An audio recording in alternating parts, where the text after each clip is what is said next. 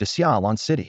Before the vast, imposing gate of instances, more than 1,000 teenagers stood at attention in the center of the square, anticipation and anxiety written across their youthful faces. They were all students of Lan City High School, and today they would undergo the weapon awakening ceremony that would decide their futures. Among the crowd, some whispered prayers for ranged weapons, others fretted about the risks of close-quarters combat, and a few forced a show of calm to hide their unease. I hope I can summon a ranged weapon. A staff would be perfect, someone murmured. Dream on. Mage awakenings are incredibly rare. You'd be lucky to get a bow or a crossbow. Exactly. If you end up with gauntlets or another melee weapon, you'll be trading blows with exotic beasts every day. So what? If you don't even have the guts to face a beast, what right do you have to call yourself a weapon bearer? While the debate raged, everyone looked up.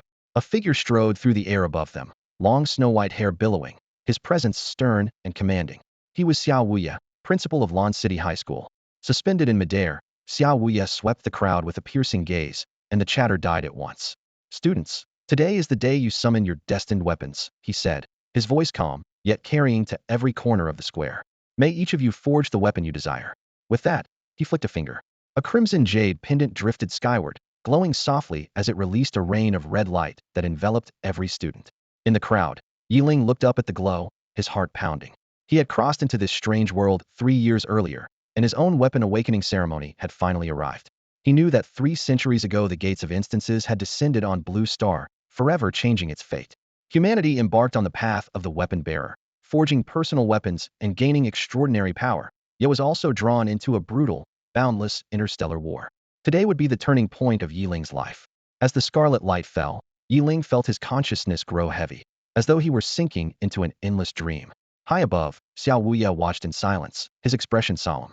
Every student below stood motionless with eyes closed, and above each head a hazy weapon was gradually taking shape. Soon, one boy opened his eyes only to find everyone else still asleep, confusion spreading across his face. Zhang Fan, your destined weapon is a long blade, rated D, Xiao Wuya announced. Zhang Fan's face fell. Disappointment washed over him, and he lowered his head without a word. One after another, dozens more awoke, most with drank weapons. Their frustration was plain to see, and a flicker of worry crossed Xiao Wuya's eyes as well. Drank weapons offered little room for growth. On the battlefield, their bearers were little more than cannon fodder. Time passed. After half an hour, C, B, and even a rank weapons began to appear, and the principal's eyes finally brightened with hope. Zhang Feng, your destined weapon is the Scarlet Flame Warblade, rated A+. The crowd stirred, but Zhang Feng showed no joy. Instead, he cast a complicated look at the 2 students still asleep, jealousy and resentment burning in his gaze. Only 2 remained unconscious, Su Ying and Yeling. Watching them, Xiao Wuya felt a surge of excitement. These 2 consistently topped their class. Could they both awaken at S rank?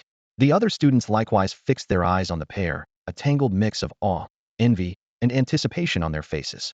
At that moment, the phantom above Su Ying suddenly solidified. A delicate dagger, dark purple from hilt to tip and studded with star-like specks of light, appeared. Xiao Wuya's pupils contracted. His voice carried a rare tremor. Su Ying, your destined weapon is the God-chosen Night Dagger, rated S. The square erupted in an uproar. A God-chosen weapon. I heard that even among strength weapons, a God-chosen is extremely rare. Yeling's ceremony isn't over yet. Could his rating be even higher than Su Ying's? All eyes shifted to Yeling, still lost in his trance. Even Su Ying, holding her new weapon, looked over curiously. Above Yeling's head, the image of a staff was forming, blinking in and out as though it held unfathomable power. At last, Yeling opened his eyes. Confusion and anticipation flickered within them as he looked up. Xiao Wuya focused on the nebulous shape, and his expression turned oddly complex. After a brief pause, he announced, Yeling, the weapon you have awakened is the novice staff. Outside the dungeon gate, every gaze fixed on the top of Yeling's head, and time seemed to freeze. Suspended in midair, Xiao Wuya had been hovering steadily, but the moment he saw the pale blue lettering, his heart clenched, and he almost tumbled out of the sky. Yeling, your manifested life weapon Isa beginner's staff. Rank E class. He forced himself to stay calm, yet still announced the result word for word. A class on full tier lower than the drank long blades forged by the earliest awakened students. The instant his voice fell, the air around them paused for 3 heartbeats, then exploded in noise. Seriously? What just happened? Yeling took the longest to condense his weapon and still ended up with E class. Tell me I'm seeing things. A beginner's staff? Could that even scratch a beast? He's done 4 how's he supposed to grind mobs? Huh. I knew he couldn't have it all. The uproar shoved Yeling into the center of attention. At the same time, he opened his eyes, his mind ringing. E class. Beginner staff? Are you kidding me? As the luminous staff slowly merged into his chest, a translucent status panel unfolded before his eyes. Name: Yeling. Level: LV00100. Life Weapon: Beginner's Staff Limited Infinite Growth Edition. Rank: E-Class. Traits: Spell Exemption Lv1. Choose any Tier 1 skill and cast it infinitely with no cost or cooldown. Skill Amplification Lv1. After the same skill hits 100 times, it gains 1 upgrade. HP: 150. MP: 60. Stamina: 9. Strength: 9. Agility: 9. Spirit: 9. Skills: none. Infinite Growth Limited Edition. Yeling's heartbeat thundered. Pick any Tier 1 skill and spam it forever, getting stronger the more I use it. In a flash, he realized this was no trash weapon. It was an outright game breaker. At the dungeon gate, Yeling looked up again and felt dozens of gazes pinning him in place. So words already out, huh? Sympathy, pity, ridicule, indifference all mixed together, yet he remained unmoved. Too bad they have no idea what infinite growth really means. Confidence flickered in his eyes. Seeing no hint of the collapse they expected, many onlookers were left disappointed. What, that's it? I wanted to watch him sulk. He'll learn how brutal it is once we're inside. Damn it. Why does he always look so composed? Once we're in there, I'm definitely giving him trouble. Annoyance colored more than a few faces as they stared at Yeling. High above the training field, Xiao Wuya noted Yeling's composure with quiet approval. Even with nothing but an A-tier weapon to his name, the boy stayed perfectly calm. A shame, Xiao Wuya thought. Shaking his head, a tier was still a tier, and even he couldn't change that. When Yeling came to, every student's lifebound weapon had already taken shape. Confirming as much, Xiao Wuya raised his voice. Since you've all forged your weapons, the gate to the instance now opens. He pointed into the distance. A towering gate nearly 100 meters tall rose from the plain, its doors ajar and pulsing with a tide of multicolored light. Beyond it lies the instance world, denseless and obscure, Xiao Wuya said, his tone cold and steady. Your first landing will likely be in Blue Star's beginner zone.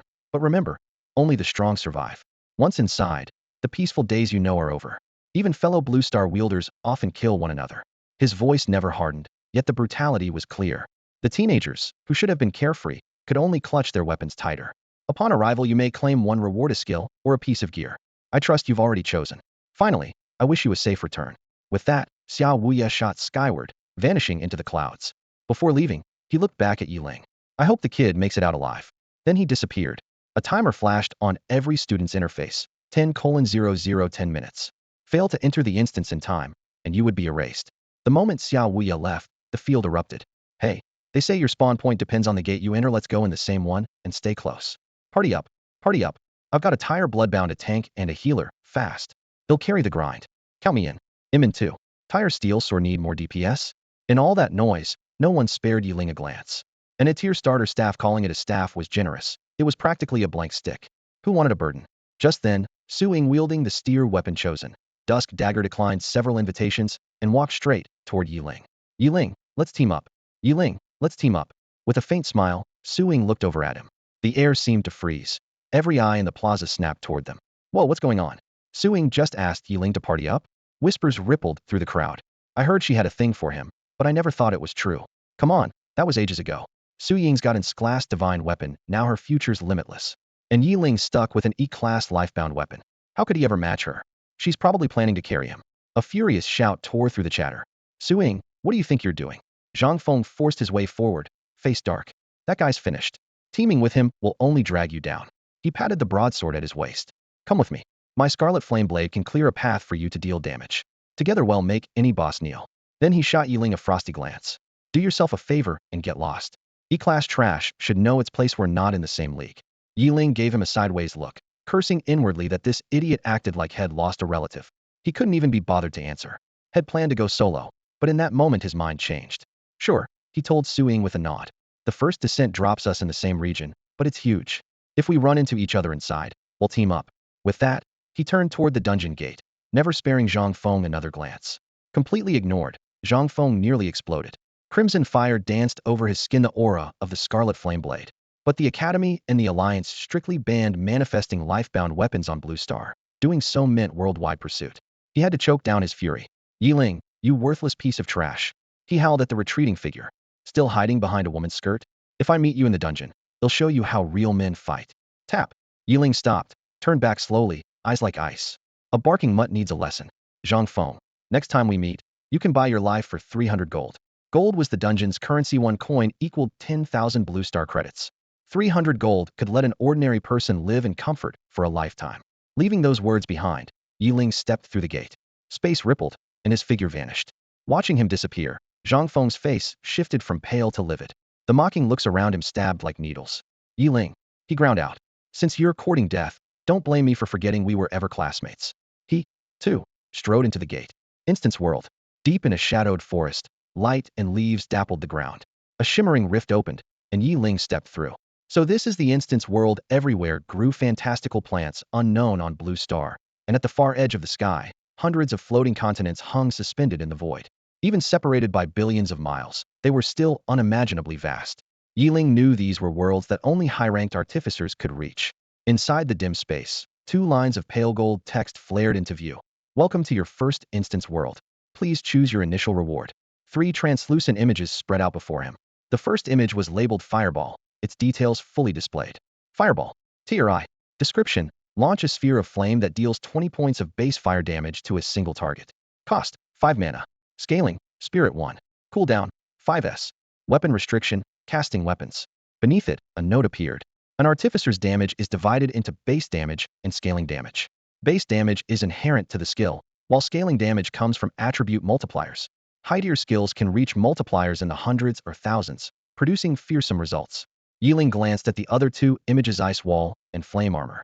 One was a defensive spell, the other defensive gear. Freshly arrived, he needed offense first to survive the early stage, and fire had always been his specialty. Decision made. He tapped Fireball without hesitation. You have learned the skill Fireball. Fireball is a tier skill. Bind it to your novice staff? Confirm, Yeling replied. An attribute panel unfolded in front of him. Name, Yeling.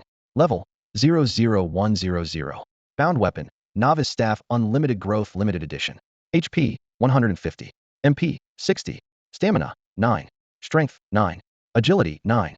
Spirit, 9. Skills. Fireball. TRI. Description. Launch a sphere of flame that deals 20 points of base fire damage to a single target. Cost. 0 mana. Scaling. Spirit 1. Cooldown. 0s. A fireball with 0 mana cost and 0 cooldown, Yeling whispered, elated. Whoosh. A dark blur burst from the forest, lunging at him. Yeling lifted an eyebrow. His right hand rose. The novice staff formed in his palm. Boom. A fireball exploded outward, striking the shadow Hedon. 30. Red damage numbers flashed. As the flames died, the creature's true form emerged. Grasswolf. Level 0. HP. 90,120. Pinned by the blast, the grasswolf landed, snarled, and leapt again. Boom. Boom. Boom. Yeling fired 3 more fireballs in a single smooth motion, never blinking. 30. 30. 30. In a heartbeat, the wolf's health bar emptied. You killed a grass wolf, gained 10 EXP. With a wail, its body shattered into motes of light, leaving a gentle glow. Yeling raised his hand. The glow flowed into him. You obtained Grass Wolf Pelt 1. This novice staff is downright broken, he laughed. Before the thrill faded, the hillside quaked. From below came a thunder of pounding feet and iron tide rolling closer. Through the foliage he saw them clearly. Thousands of grass wolves rushing toward him, a relentless wave. He drew a steady breath, leaned on his staff, and let flame dance at his fingertips. Perfect timing. Parallel world. Yeling held his staff and stared straight ahead. A mountain breeze swept past, carrying the sharp scent of bloody grass. An instant later, packs of grass wolves charged halfway up the slope, kicking thorns and dirt into the air. They're here. He focused. Cast. The staff quivered. A fireball snapped into existence and roared forward, its trail blazing. It streaked several hundred meters before exploding against a wolf's ribs. 30. 30 damage wasn't nearly enough to slow the pack, yet Yeling remained calm. Let's see what a spell-powered Gatling looks like. He leveled the staff at the wolves. 1 fireball shot out, followed by a second. Then a third. Flames gathered without pause, lining up into a searing stream. With a slight sweep of the staff, that fire line scythed across the slope, unfurling into a sky-darkening barrage. Boom, boom, boom, boom. 30, 30, 30. The fireballs, packed so tight they formed a blazing wall, slammed into the grass wolves. Sparks burst, soil flew, and red damage numbers overlapped into a crimson curtain. Before they could howl, the wolves dissolved into streaks of light under the fiery rain. You have slain a grass wolf, gained 10 EXP. You have slain a grass wolf, gained 10 EXP. You have slain a grass wolf, gained 10 EXP. The notifications piled up non-stop, the EXP counter flashing madly in Yeling's view. Suddenly, golden light shot up beneath his feet. Level up. Power surged through his body, but a new system prompt popped up. Fireball has hit 100 times. Enhancement 1 unlocked. Already 100? He was stunned. In a single exchange, he had fired 100 shots. Let's see what got buffed. The status panel unfolded. Name: Yeling. Level: Lv1 50500. Bound weapon: Beginner's Staff Limited Infinite Growth Edition. Grade: E. Trait Spell Exemption Lv1. Choose one Tier 1 skill to use with no cost and no cooldown. Trait Skill Enhancement Lv1. Every 100 hits with any skill grants 1 enhancement. HP: 180. MP: 72. Stamina: 12. Strength: 12. Agility: 12. Spirit: 12. Skill: Fireball 1. Tier 1. Description: hurls a fireball that deals 20 base fire damage to a single target. Passive critical burst. Fireball has a 10 chance to deal a random 210 critical hit. Cost: 0 MP. Scaling: Spirit 1. Cooldown: 0s. Fireball 1. And now it crits? Yeling blinked. He had expected a small damage bump, not a random multiplier on every crit. Even without a cooldown, Fireball still had a short casting motion. At best, he could throw 2 or 3 per second. If enemies swarmed, he could still be overwhelmed. Just then, Yeling looked ahead.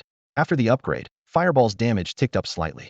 33, 33, 99, 3 numbers flashed overhead, the third a critical hit.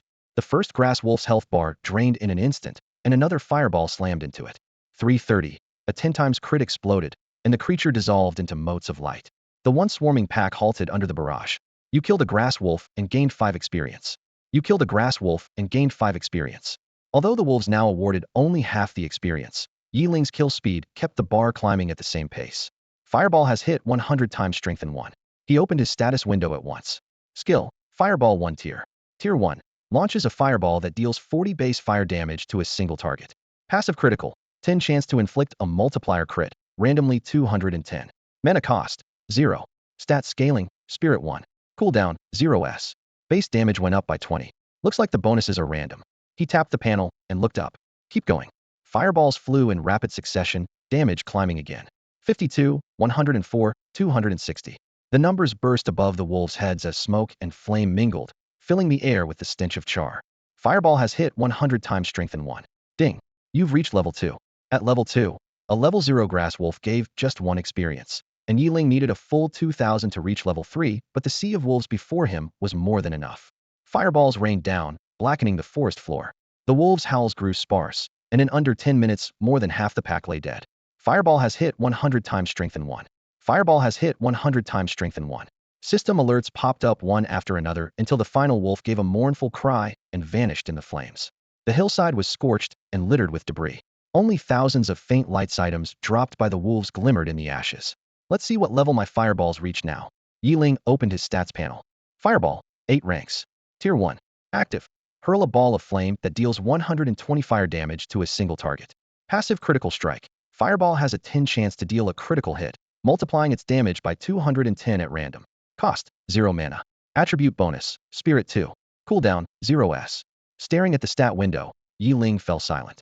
120 base damage, doubled by his spirit stat at level 2. A single fireball would hit for 148 damage, while a level 0 Grass Wolf only had 120 HP. If a critical landed, the wildest tenfold roll would spike to 1,480. A level 2 player dropping over 1,000 damage with 1 cast? Yesterday, he would have called it impossible. He swept up the floating motes on the ground. You obtained Grass Wolf Hide, 300. You obtained Grass Wolf Fong, 230. You obtained Grass Wolf Heart, 15. Running into a Grass Wolf pack on his first descent turned into a windfall. Yeling was delighted, though he knew a swarm that size would have been a death sentence for most people. A sudden howl split the distance, and the earth quivered underfoot. Following the wolf's trail, he made out a massive figure at the mountain's base. An enormous wolf reared back, roaring at the sky. A lord. Lord-tier beasts always paid handsomely, and a solo kill was worth even more. Yeling's pulse quickened. Kicking off loose stone, he charged downhill. At the foot of the mountain, hidden in a tangle of shrubs, Xiaoming, a newly descended gear-bearer, lay flat on his stomach, hardly daring to breathe. Barely 30 meters away, a wolf 7 to 8 meters tall, its fur a deep emerald, loomed over the ground. Lord, Grass Wolf King. Level: 6. HP: 4,000. A dozen slightly smaller wolf-like beasts kept guard around it. Elite, Prairie Dire Wolf. Level 5. HP: 1,200. Great. Drop in and land smack in a beast nest. Xiaoming groaned inwardly. Thankfully, not long after he arrived, the Grass Wolf horde was lured uphill by something and stampeded away. Within 10 minutes, the vast pack had vanished as if it had never existed. Just as he was about to slip off, he spotted this even scarier Lord Squad and froze. At level 0, getting noticed meant instant death. Fortunately, the Grass Wolf King and its elites had no interest in him. Their attention was fixed on the slope above. Before long, a figure came into Xiaoming's view. That silhouette, his pupils shrank. Even with thick brush and rolling slopes between them, he recognized it at a glance. Yeling, it was him. Xiaoming slapped a hand over his mouth, terrified a single gasp would give him away. The target that had put the entire wolf pack on edge was a fellow armament bearer who had arrived with him. A rookie who had only awakened in a rank weapon? Impossible. The notion of slipping away in the chaos vanished at once. He threw himself into the grass, pressed flat against the ground, and reduced his breathing to a whisper. On the mountain trail, Yeling bounded downhill, dirt and gravel spraying from under his boots. The gray-green outline ahead sharpened. The Grassland Wolf King, a Lord-class beast. Flanking it were more than a dozen elite prairie dire wolves glowing with green light. A grin tugged at Yiling's lips, elation surging in his chest. A Lord plus Elites jackpot. Elites and Lords dropped far better loot and XP than ordinary beasts. They were walking treasure chests. Roar, roar. The tall grass flattened as every wolf locked onto Yeling, their low growls shaking loose the dust. 3 of the largest dire wolves lunged like arrows, paws pounding the earth. Before they could close in, flames blazed in Yiling's palm. Boom. A volley of fireballs erupted, over a dozen crimson spheres detonating almost point blank. 148. 296. 148. 1,480. A tenfold critical flashed across the damage readout, one wolf losing more than 1,000 points in an instant, its health bar wiped clean. The other 2 vanished in the chain of explosions. You have slain elite prairie dire wolf, gained 500 XP. You have slain elite prairie dire wolf, gained 500 XP. You have slain elite prairie dire wolf, gained 500 XP. A total of 1,500 experience poured in, filling Yiling's stalled XP bar to the brim. He was now inches from leveling up. What the hell is that damage? Xiaoming nearly forgot to breathe, trembling in his hiding place. Fireball. Was that really just fireball? He glanced down at the brank weapon in his hand, the blazing orban, then at his starter perk, dual fireball, which let him cast 2 fireballs at once for twice the mana. He had thought it was overpowered, now it felt like a joke. Was the weapon trash, or was the perk trash? How could the gap between people be this enormous? The remaining dire wolves never got the chance to surround him. Yeling raised his hand again, fireballs thundering out like artillery. Moments later, the scorched ground held only the solitary Grassland Wolf King, its gray-blue eyes glazed with bewilderment. Man and wolf faced off, eyes locked. Roar. A flicker of almost human panic flashed in the Wolf King's gaze. It threw back its head and howled, whipping up a cloud of dust. The next moment, the once fearsome Grassland Wolf King pivoted, dug in its claws, and bolted into the distance. Moments ago, the Grass Wolf King had been snarling with the air of a doomed martyr. Now it was bolting with its tail between its legs, and Yeling almost cracked a rib holding back his laughter. His head was still spinning, but his body moved on instinct as he whipped his staff forward. Blistering fireballs erupted in a rapid string, streaking after the fleeing beast with blazing tails. Even on the brink of death, the Grass Wolf King's feral instincts held. It zigzagged desperately, trying to escape the lethal flames. Most weapon masters would have fumbled in the chaos, but Yeling never played by the book. In perfect sync with his thoughts, the fireballs angled slightly, sealing every path of retreat. A heartbeat later, more than a dozen massive spheres of fire came crashing down, completely engulfing the Grass Wolf King. 148. 296. 148. 1,480. 1,480. Glaring red damage numbers danced through the smoke. The poor beast never even managed to stand. Its 4,000 HP vanished in an instant, the flames reducing it to charcoal. You have slain the Grass Wolf King, gaining 1,500 experience points. The system prompt flashed by, but Yeling scarcely noticed, his heart thundering. He reached into the rolling cluster of light. You obtained Wolf King Bracelet 1. You obtained Wolf King Boots 1. You obtained Wolf King Staff 1. You obtained Mystic Realm Scroll 1. What? Whoa. He had known that soloing a Lord-class monster could be lucrative, yet the actual loot still made Yeling suck in a sharp breath. Wolf King Bracelet. Tier Bronze. Stamina 3, Strength 5. Wolf King Boots. Tier Bronze. Stamina 2, Agility 4. Wolf King Staff. Tier Bronze. Spirit 7.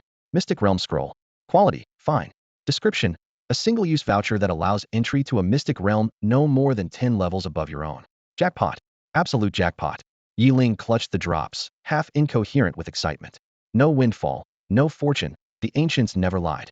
In the dungeon world, experience and materials were the usual haul, skills were scarce, and equipment was pure luck.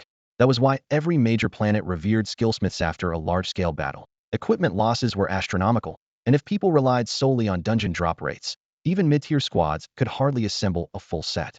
Drops might be few, yet each one here was a treasure. Take the Wolf King bracelet. A bronze accessory forged by a skillsmith would cap at 5 total stats, but this piece offered a clean 8. Still, what thrilled Yeling most was that Mystic Realm scroll. A legendary item, and he had snagged one on his very first run. At this point he suspected his character sheet hid an invisible luck stat and it had to be maxed.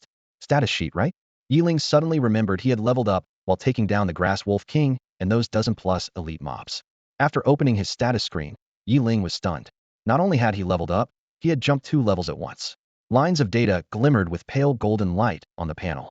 Name: Yeling. Level: LV467008000. Bound weapon: Novice Staff Unlimited Growth, Limited Edition. Rank E. Trait Spell Exemption Lv1. Choose a Tier 1 skill and cast it without cost or cooldown. Trait Skill Amplification Lv1. Every 100 hits with a skill grants that skill 1 enhancement. HP: 260. MP: 105. Stamina: 20. Strength: 20. Agility: 20. Spirit: 20. Skill Fireball 8 Tier 1.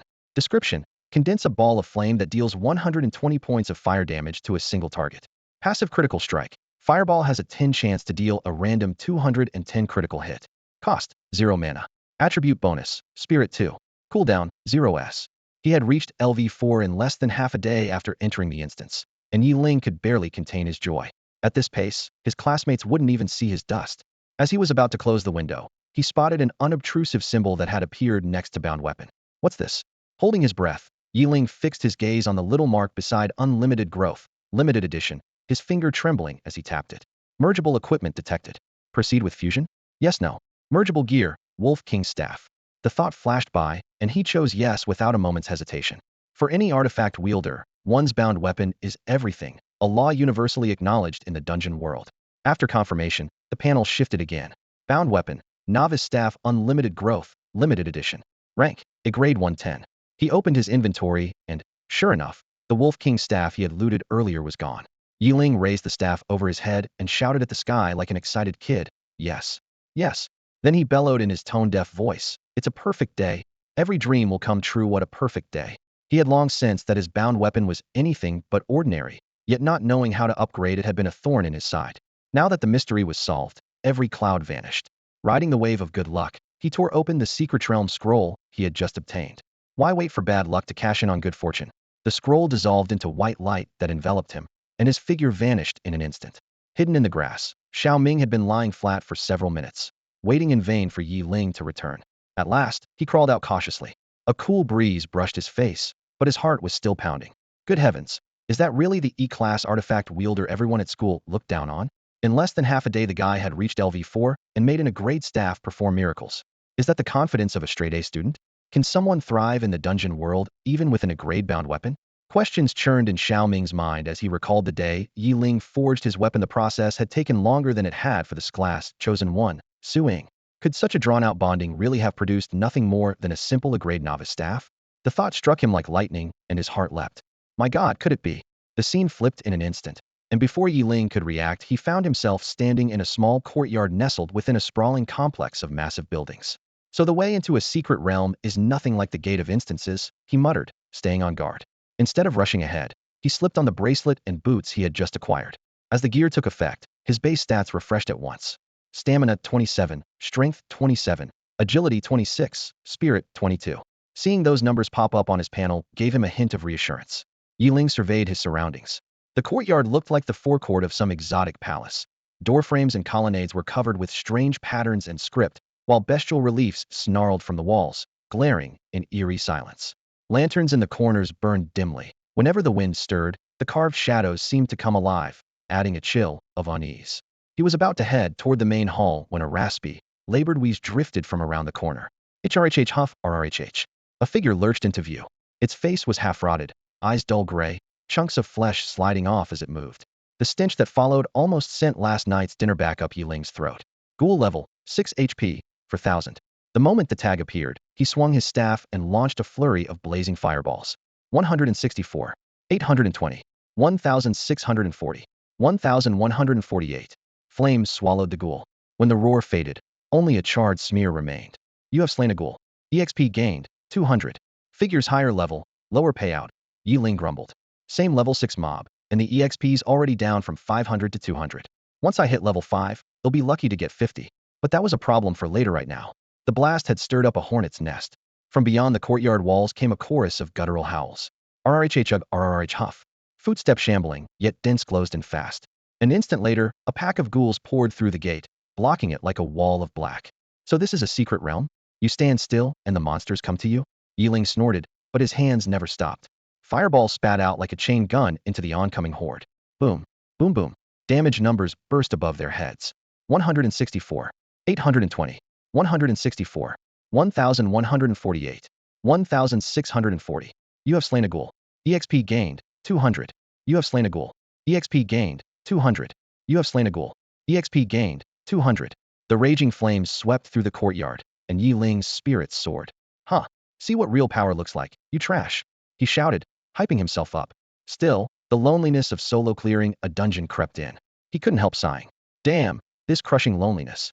If anyone from Lawn City High saw how smug he looked right now, they'd probably rush in just to drag him down with them. Lonely, are you? You could always hand that scroll to someone else. What a textbook humblebrag. Someone needs to smack him.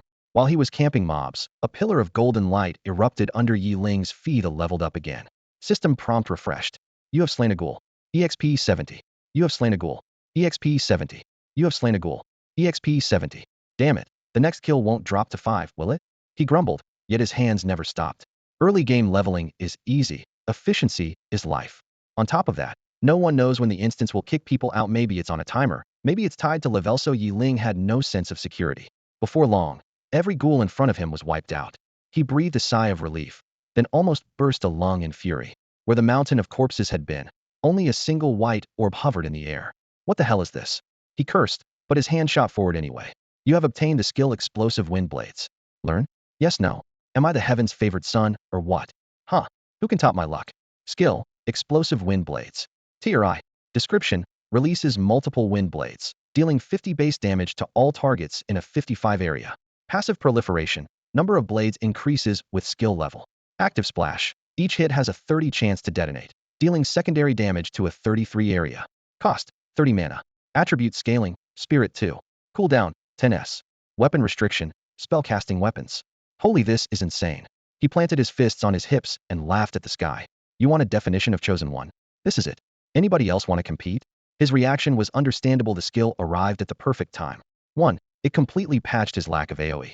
Fireball was single target with 0 splash, and Scorching Sparks only offered a side effect. 2. The damage literally doubled, giving him the firepower to keep grinding. No hesitation. Yeling hit learn, and his personal panel updated. Name, Yeling. Level, 5 1,720,000 EXP. Bonded weapon, Novice Staff Limited Infinite Growth Edition. Grade, E110. Trait Spell Exemption Lv1. Select one Tier 1 skill to use with no cost and no cooldown. Trait Skill Amplification Lv1. For every 100 hits, the skill gains 1 upgrade. HP, 320. Mana, 130. Stamina, 28.5. Strength, 28.5. Agility, 28.4. Spirit, 28. Skill 1, Fireball 8. Skill 2, Explosive Wind Blades. TRI. Description, releases multiple wind blades, dealing 50 base damage to all targets in a 55 area. Passive proliferation, blade count increases with level. Active splash, 30 chance to detonate on hit, dealing secondary damage in a 33 area. Cost, 0 mana. Attribute scaling, Spirit 2. Cooldown, 0s. Staring at his refreshed stats, Yeling felt a surge of swagger. At last it was time for him to go on a killing spree and sweep this entire realm clean. Feeling like a completely new person, Yeling swaggered deeper into the secret realm. He had no idea how long he would be allowed to stay, and only one thought filled his mind. Level up as fast as possible and waste not a single second. If this dungeon really paid out by the minute, dawdling would be the same as cutting off his own paycheck. At first, the rows upon rows of palaces piqued his curiosity, but after wandering around he realized they were nothing more than empty buildings. In this world, the only way to get anything was by killing beasts and monsters for their drops. Since the system had ruled out lucky scavenger events, an ocean of vacant houses held 0 appeal. You have slain a ghoul. Gained 70 experience. You have slain a ghoul. Gained 70 experience. You have slain a ghoul. Gained 70 experience. Whenever a lone ghoul crossed his path, Yeling finished it off with a single strike. His experience bar crept upward, though nowhere near the rocket-like jumps of the early game. Where did all the monsters go? Are they playing hide and seek with me? He muttered, weaving through palace corridors. Rounding a corner, he abruptly froze. Holy hell, what is that? Elite Ghoul. Level 9. HP. 12,000. The open plaza ahead was crammed with elite ghouls, a black-gray undead army, at least 30,000 strong. Glancing at the dense ring of halls around the square, Yeling guessed he must be near the heart of the Imperial compound. Roergerk.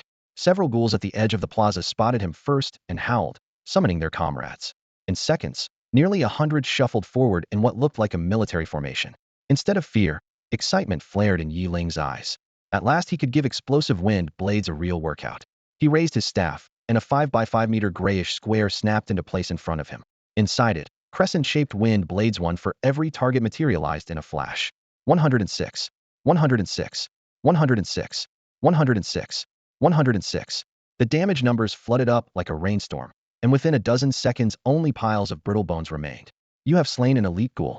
Gained 800 experience. You have slain an elite ghoul. Gained 800 experience. You have slain an elite ghoul. Gained 800 experience. The cleanup was so efficient it even stunned him. The hand gripping his staff trembled ever so slightly. Explosive Windblade was brand new to him. At level 0, its damage was clearly weaker than Fireball and should never have crippled an elite ghoul. Confused, Yeling raised his staff and aimed at another group of undead. Only 3 ghouls were caught inside the spell's range. 106, 106 damage numbers flashed into view, yet the 3 targets didn't drop. They staggered toward Yeling even faster. He casually hurled a few fireballs and finished them off, then cast the spell again into a denser pack. The scene that followed left him speechless. 106,106,106,106 damage numbers erupted above the horde, far more tightly packed than before. Within a few breaths, every ghoul that had been struck crumbled into dust. Sensing Head stumbled onto something, Yeling opened his status window and studied the description of Explosive Windblade. Active Splash. After hitting a target, each Windblade has a 30% chance to detonate instantly, dealing a second hit to everything in a 3-3 area around the target. Was that 30% roll applied to every single blade? If so, imagine the spell hitting 10 enemies. On top of the initial damage, roughly 3 blades would detonate again, adding another strike.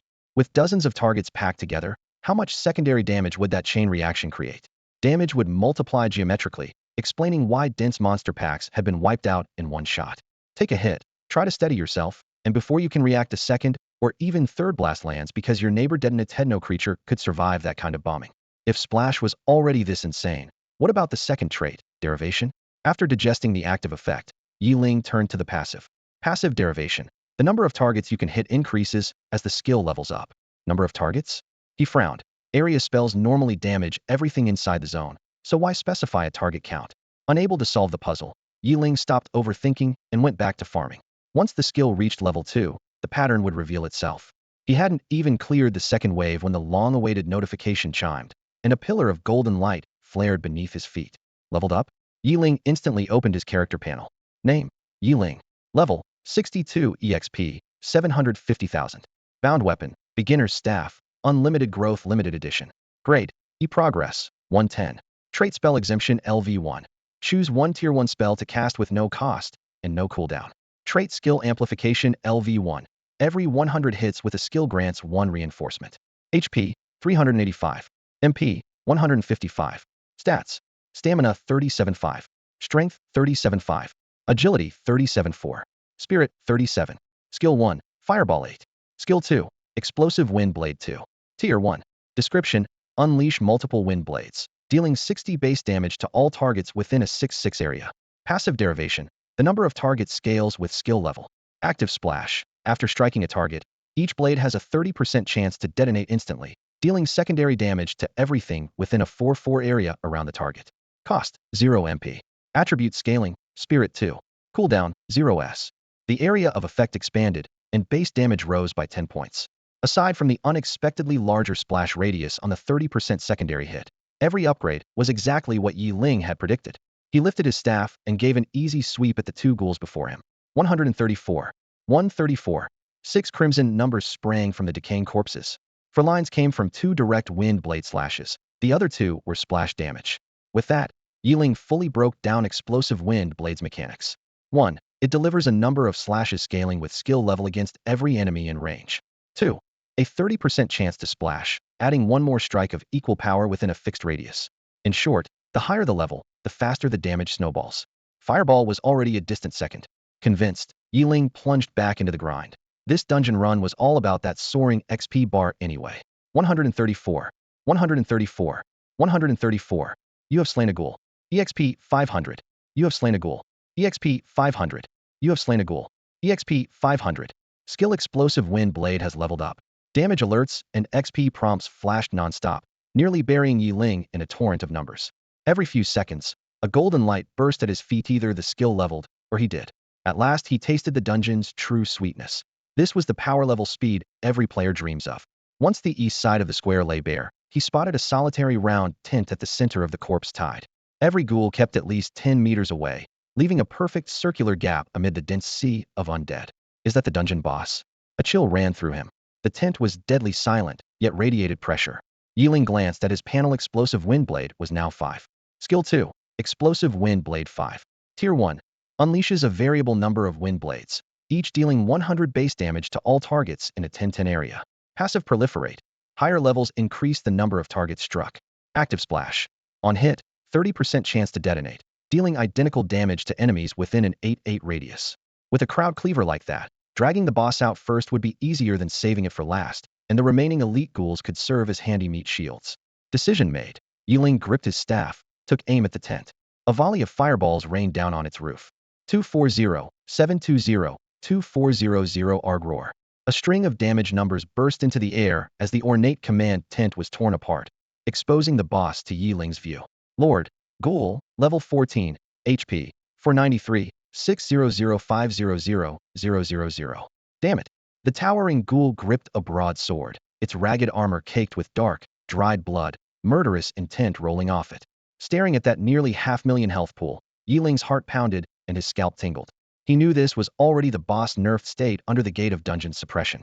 The Secret Realm scroll clearly stated, a single-use ticket to enter a realm no more than 10 levels above your own. Inside, monster levels matched the challengers. Yeling could only enter a level 14 realm, so the Lord was capped at 14. Lift that restriction and it could easily have been a level 15 or even level 20 nightmare.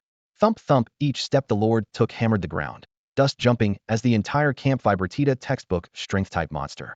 Yeling silently thanked his gamble for luring it out early. Had he cleared the elite ghouls first and then faced the Lord alone, that would have been a true nightmare. Melee brutes hit like trucks, pack massive health, and boast sky-high defenses. Even solid fireball damage would take ages to chew through 500,000 HP. With the elites still alive, the fight looked very different. Yeling darted sideways, pulling the Lord into the densest knot of its own minions and giving them no chance to escape. Shesh layers of explosive wind blades fanned out, an invisible meat grinder locking the boss in place. 265,265,265,265 dense damage numbers poured upward like an inverted waterfall above the ghoul's head. Elites vanished in swaths. Yeling hurled a chain of fireballs, then kept moving, ensuring the Lord stayed buried in its kin. System prompts chimed non-stop, but he blocked them out, eyes fixed on that ludicrous health bar. 435, 200,500, 000, 374, 200,500, 000, 281, 300,500, 000, 151, 700,500, 000. Without the visible shrinkage, he would have sworn he was about to keel over. While silently marveling at his luck, his first top-tier boss as a rookie turned out to be a melee bruiser. The Lord's HP dipped under 50,000. By then, only a handful of elite ghouls remained. Suddenly, the long-kited Lord roared, brandishing its sword. The dark red blade screamed through the air and smashed into the ground with a deafening crash. Shit! Yeling cursed instinctively. The moment he heard the roar, Yeling's heart slammed against his ribs and every hair on his body bristled. He gave himself no time to think, spun around, and dove toward a boulder twice his height. With a clean forward flip, he landed behind it just as a savage wind tore across the ruins. Grit lashed his bare skin like razor blades, the pain so dense it felt as if thousands of knives were cutting him at once. The air turned scorching and heavy, as though the pressure had been cranked up tenfold, squeezing his chest to a thin slit. Darkness swallowed his vision. Wind and the rush of his own blood filled his ears, and he was certain he would die here.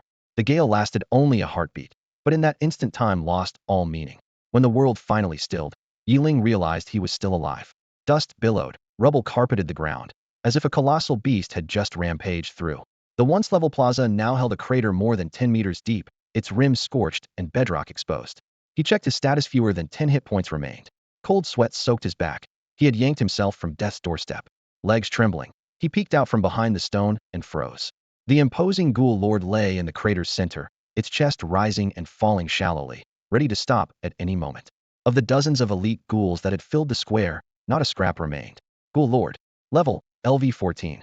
HP, 100500000. Thought later, act now. Instinct raised his staff, and a chain of fireballs streaked downward, tails burning crimson. 476. You have slain the Ghoul Lord. Experience gained, 120,000. The kill notification popped up before a second damage number could even appear. 120,000 experience points.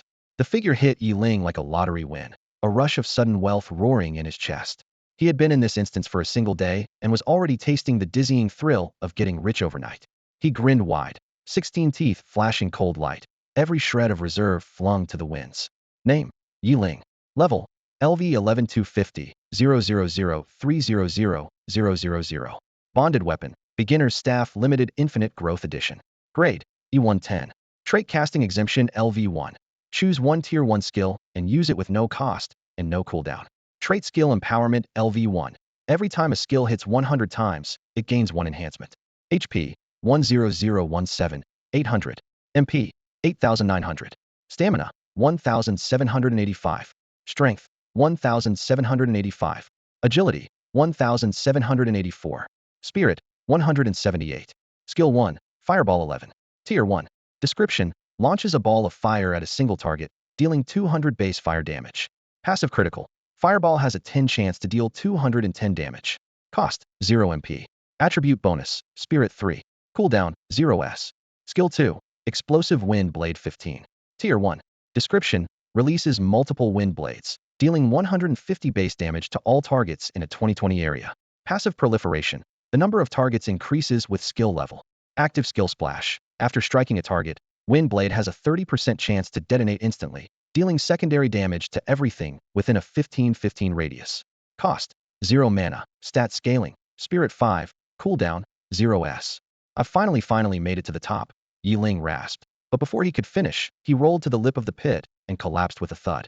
He had been grinding monsters for a full 24 hours, squeezing every last drop of stamina out of his body, and the Ghoul Lord's dying counterattack had wiped nearly all of his 10th plus health. The moment the tension left his nerves, his body gave out, and he blacked out on the spot. Fortunately, this secret realm was still the safest place in the entire instance, so even flat on his back, no one could touch him. While Yeling slept, a narrow canyon in the beginner zone was packed with weapon masters from launching high. Hundreds of students stood around in dejection. The swagger they'd shown during the awakening ceremony was nowhere to be found, and the air was heavy with silence. Zhang Feng, once so loud and cocky, now sat on a boulder with vacant eyes, looking like a rooster that had lost all its feathers.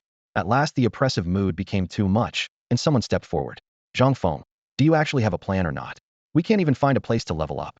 The speaker was Xiao Ming, his tone edged with pressure. Zhang Feng turned to meet the first accusing stare, a shadow flickering in his eyes before he forced a bright smile. Relax, everyone. They'll figure something out and run those bastards from Qinghe High off our turf.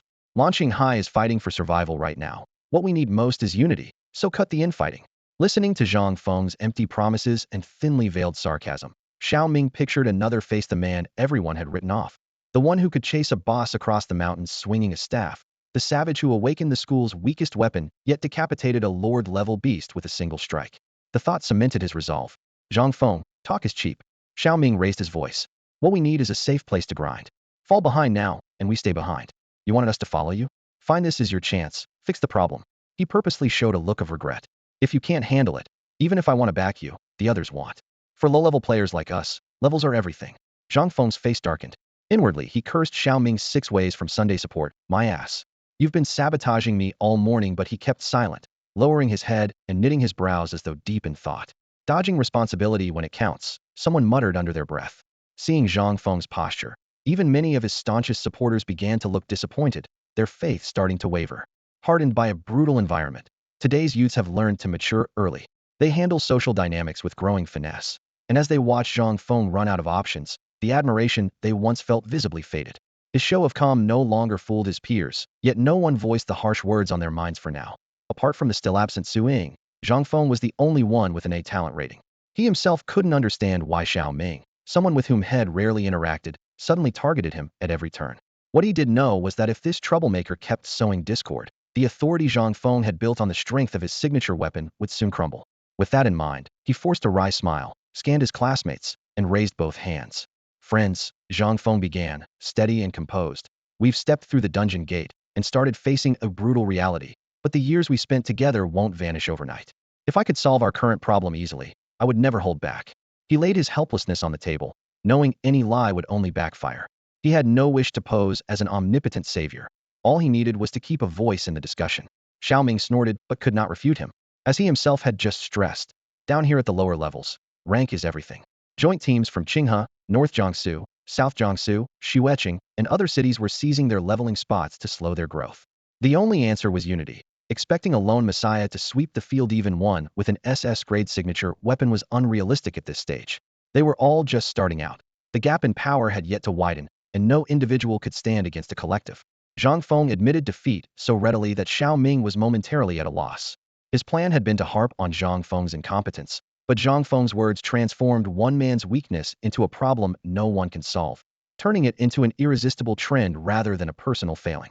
Unwilling to let him off the hook, Xiao Ming pressed on. If even our hero Zhang has no answer, what gives you the right to keep talking and expect us to follow you? We're all classmates, why should we take orders from you? A spark flared inside Zhang Feng, but his expression stayed sincere. He answered in a low voice, I've never assumed anyone must follow me. I stepped forward only because I want to do my part to solve our shared problem, and that means leading the charge when no one else will. And I'm not asking everyone to listen to me. We all share the same goal. I just happen to be the one charging ahead, so it looks as if I'm leading, when in truth we're running side by side. The moment he finished, it felt as though the air had been ripped open. Zhang Feng, once notorious at school for his pettiness and swagger, now stood before the dungeon gate with a rare calm and maturity that even the always self-assured Xiao Ming hadn't expected. Xiao Ming's stunned expression reflected in Zhang Feng's eyes, and the corner of Zhang Feng's mouth lifted almost imperceptibly. Idiot, did you really think you could throw your weight around here the way you do at school? On Blue Star, life-bound weapons are banned. The worst a cocky student faces is a reprimand. The dungeon world is different. If a weapon handler even one tier above you takes offense, he can erase you on the spot. Life and death are decided in an instant, and pride is the most foolish luxury. Survival at every moment, that's the first priority. Talk is cheap. Leveling up is what matters, Xiao Ming snorted, folding his arms. Zhang Feng, if you don't have a real plan, we should wait for Suing. She hasn't scraped life-bound weapon, those guys might give her some respect and hold back. You're only A. That's still not enough. At his words, the surrounding classmates turned, their eyes filled with hesitation and hope. Xiao Ming wasn't wrong, there's only one rank between A and S, yet the gap is a chasm. An A is still an A, while an S is simply S. Even so, Zhang Feng refused to flinch. He knew solo play was suicide in the dungeon. The Stardomain main tournament was near, and with battlefields of hundreds of thousands, individual power meant little unless you reached godhood. I agree with Xiao Ming, Zhang Feng said evenly. But there's one problem, does anyone know where Suing is? Xiao Ming, do you? Xiao Ming fell silent and looked away. A flicker of triumph crossed Zhang Feng's eyes. Suing had refused to team up with him, which stung, but he knew her well. Apart from Yeling, she kept her distance from everyone. And in Zhang Feng's mind, Yeling was already out of the race. With Su Ying's personality, she was probably holed up somewhere quiet, grinding levels like mad. By Zhang Feng's reckoning, nothing could stop him from seizing leadership of Lanqing High. As for why the cities of Qinghe were targeting Lanqing, he assumed it was just a dispute over resources or pride. No one would truly risk their life. So he felt secure negotiating on Lanqing's behalf. He had forgotten the old saying, man proposes, heaven disposes. Who do you think you are, barging in here to negotiate with us? Zhang Feng had barely explained his purpose when Jiang Wanru of Qinghe High lifted her pale chin and curled her lips like a queen amused by a clown. Take a good look at yourself, will you? A lowborn bumpkin trying to play mind games with us? With a flick of her hair, her voice dripped ice. Everyone standing here is an elite groomed by a major clan. Her jab exposed Zhang Feng's intentions, and the young heirs from various schools burst into laughter, as if they'd stumbled on some novel toy. Someone wanted to boost his reputation at their expense? Snickers and knowing looks ricocheted through the crowd. Do you even know who we are, or is your ignorance giving you courage? Zhao Monli of Snow City High found it all delightful. Her laugh was crisp. Raising a hand encased in an alloy prosthetic, she traced a lazy circle in the air, as though calling roll. Kings Jiangs and Wangs. Northern Jiangsu's Fengs and Zhangs. Southern Jiangsu's Dus and Lis. Her thumb pointed to her chest, brows arched in triumph. And me, the young lady of the Zhao clan from Snow City. She gestured aside. That's my Manthma family's eldest son. Over there is the Jin family's delegate. A metal fingertip poked Zhang Feng's chest. And you, who do you belong to? Her tone was less venomous than Jiang Wanru's, yet every bit as ruthless. Conversation demands equal footing.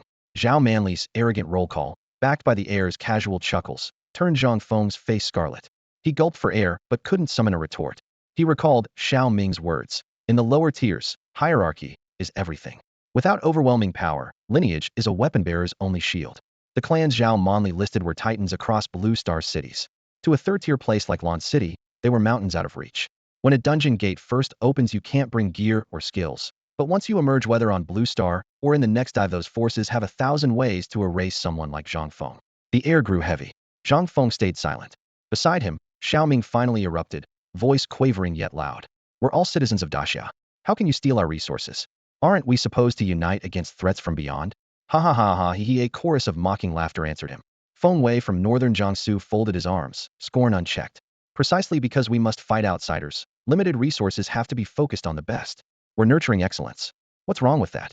You people, Xiao Ming flushed, speechless before such brazen sophistry. When power is unequal, reason counts for nothing. Just because something makes sense to you doesn't mean it makes sense to everyone else, and other people's logic may clash with your own values. Communication only carries weight when it's backed by strength. Jiang Wanru lifted her hand impatiently, swept her arm through the air, and tapped a slender finger toward the valley below. From this moment on, the eastern half of Wolf Valley, along with the silent plains beyond it, belongs to us. Anyone from Lanching stay out. Not one step closer, understood? The moment her words fell, nearly 1,000 artifact users from Lanching High felt a collective chill. Wolf Valley and the Silent Plains had always been the best leveling spots for rookies, and the western edge of the valley bordered the Dark Mountains, where every beast was at least tier 2. If Jiang Wanru's group decided to go all out, they could deny even the remaining half of Wolf Valley. But half a valley couldn't possibly hold so many newcomers. Relying solely on dungeon gates to refresh meant nobody could predict how long they'd be trapped inside an instance. Until they reached level 15, they couldn't leave of their own accord. Every extra day spent there meant greater danger. At that moment, the green recruits who had just stepped outside the school gates teetered on the brink of despair. As several elite schools pushed the launching students to a dead end, a clear voice suddenly rose from the back of the crowd. Since when did the dungeon world become your private property? Who do you think you are? Everyone spun around at once, instantly recognizing the speaker. Hands clasped behind his back, Yeling strolled forward with an easy grace, yet the aura he carried made it hard for anyone to meet his gaze. He made his way toward the center of the crowd. A short time earlier, Yeling had collapsed in a secret realm and had no idea how long had slept. When he opened his eyes, he was still lying in that unfamiliar forest. Looks like this place doesn't kick you out when the timer hits 0, he muttered, then tried issuing a mental command. Exit secret realm. The scenery warped at once, and he found himself back at the foot of the same mountain where had started. Before he could regain his bearings, a pleasant system chime rang in his mind. You cleared the low-tier secret realm with an extraordinary rating. Hidden reward unlocked. 3 pitch-black cards stacked themselves in front of his eyes, and a caption appeared. Choose one of 3 random draws. So the hidden reward is decided by blind luck? Yeling blinked, baffled, but leaned in for a closer look. The shadowy pattern on the first card hinted at armor and weapons, the second outlined the shape of a book, the third resembled a pile of coins. Gear? A skill? Gold. He rubbed his stiff cheeks, his fingertip hovering in midair. Damn it. Am I supposed to guess my way through this? Secret realms had only been mentioned in passing during class, and the teachers never shared any real details. After all, realm scrolls usually dropped in high-level instances, and no one expected a rookie like Yeling to crank out mid-tier damage in a starter zone. Now, standing alone in the silent dungeon lobby, he made a silent vow. The moment he cleared this run, he would hit the campus library and devour every scrap of information he could find. After a moment's hesitation, he tapped the faded scroll icon floating in the holographic display. The instant his fingertip made contact, a torrent of rainbow light erupted like a volcano, bright enough to sting his eyes. A heartbeat later, the system chimed. You have acquired the skill. Hymn of Life. Yeling's eyes snapped open. Ignoring the glare, he focused on the reward panel. Hymn of Life. Grade, unique. Description, a life-saving divine art bestowed by the goddess of life upon her favored followers. Passive 1. Converts 1 of damage dealt into health for the caster. Passive 2/30 chance to gain double experience when landing a kill. Cost, 100 mana. Cooldown, 0 seconds. Holy, he barely kept the shout in. The goddess of life really knew how to spoil her believers. 1% lifesteal that scaled with damage meant the harder he hit, the longer he lasted. For an AO efficacist mage, this was practically an endless auto-heal potion. The higher his level, the stronger the skill, and his survivability would soar. Even crazier, a 30 chance to double experience turned leveling into a rocket launch. He was so pumped he could hardly think straight. Single target, AoE, and now a lifesaver to boot. He felt like the brightest star in the sky. Then his gaze landed on the word unique under grade, and his brow furrowed. Unique?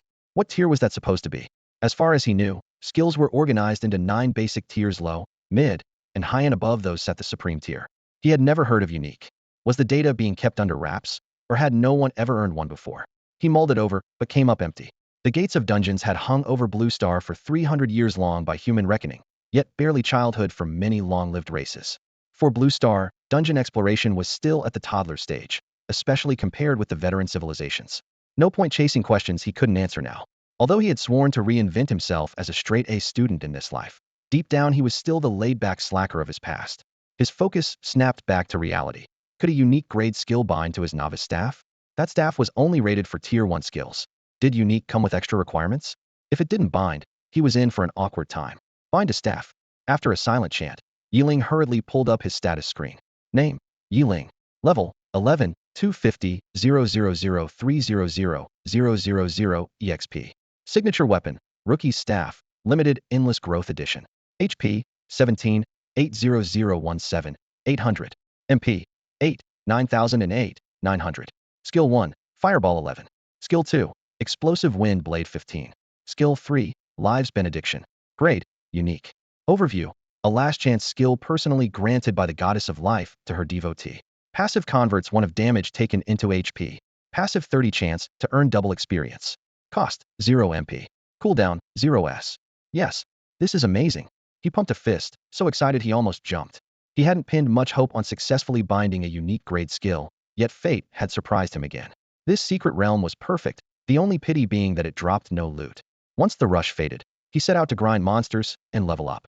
He had taken only 2 steps when he remembered that hitting level 10 unlocked the regional chat channel. With that in mind, he switched back to the interface and opened the chat window. Messages raced across the screen, filling it in seconds. Haha, I bet Qinghe and Xueqinghai are bullying Lanqinghai again right now. If I weren't so far away, I'd love to watch that spectacle. Big talker above. I know Qinghe and Xueqing, but where the heck is Lanqing? Lanqing's in Jiangnan too. Same as Qinghe and Xueqing. It's just a 3rd-tier city. 2 first-tier cities ganging up on a 3rd-tier one? What unforgivable crime did Lanqing commit? Clearly you're out of the loop. It's not just Qinghe and Xueqing. Subei and Sunan are in on it too. Exactly. When it comes to stirring up trouble, I'd call Lanqing the strongest in Daxia. Even Modu has to settle for 2nd place. Can some expert explain the bad blood here? The chat window was as noisy as an open-air market, yet Yiling's gaze gradually turned cold. He had no reason to doubt their claims. The awakening ceremony wasn't a once-a-year nationwide event. People came of age at different times, and you couldn't expect someone who turned 18 in January to wait until December to enter the dungeon world. Big cities ran the ceremony every month. Even a 3rd-tier city like Lanchang did it every 6 months. The result was simple. The beginner zones were full of huge level gaps, often 10 levels or more. Although the authorities had officially banned players from killing one another inside the dungeons, people still pushed the limits, especially in a place the government couldn't fully police. Most stopped short of outright murder because of the consequences, but bullying the weak was still commonplace. Officials usually turned a blind eye, as long as things didn't get too out of hand or threaten those gifted newcomers with limitless potential. As for the beef between Qinghe, Xueqing, and Lanqing, it was nothing more than a petty clash of egos. In Yiling's eyes, the whole thing was just a mess of trivial nonsense. To foster the growth of artifact wielders within Daxia, the authorities simply copied the Dungeon Gate model, launching regular nationwide tournaments that came with eye-watering rewards. The country was carved into 5 zones: Northwest, Northeast, Central Plains, Jiangdong, and Jiangnan, and the scramble for resources soon turned white-hot. The rivalry between Jiangdong and Jiangnan, both in the south, was the fiercest, with clashes almost every year. Lan City sat right on the border of those 2 zones, switching its administrative and economic allegiance every few decades. In peaceful times, that only meant paperwork shuffling back and forth, but once the dungeon gates appeared, even the slightest upheaval could cost lives. 50 years ago, the city's mayor suddenly went rogue, vowing to pull Lan City out of Jiangnan and into Jiangdong. The uproar nearly sparked private duels among artifact wielders. Since that failed bid, a deep rift has divided Lan City from the rest of Jiangnan. He frowned and typed in the public chat channel. Does anyone know where the 2 sides are clashing right now? Whoa, another gawker. People love a spectaclinodes immune. The channel lit up with teasing comments, but no real answer appeared. At last, Yeling fired back. Cut the nonsense. I'm a Lan City high schooler. If you know the spot, tell me. If not, shut up. Thanks. Chat fell silent for a beat, then erupted again. Look at that, caught ourselves a local. Listen, bro, just go grind your levels. The fight's about to break out. and the safest place is far away. Yeah, keep your strength up. Don't end up swinging a blade for Lawn City. From what I've heard, it's happening in Wolf Valley. Still, man, stay clear. Coordinates at last. Yet Yeling brushed off every warning. Thanks, brothers. Even if a million block my path, they'll still go. A real man won't be scared by a little dust-up. Now, what's that rumbling ahead? Just let me charge in and wipe them out, every last one. The playful, half-nonsensical line slipped from Yeling's lips as he slapped the chat panel shut. With a light push off his toes, he became a blur racing toward Wolf Valley. Over 3 years, he hadn't grown close to most classmates. Yet he still had a few friends, especially the girl who had set aside her reserve and always treated him kindly. The thought that she might be inside this instance made his heart tighten.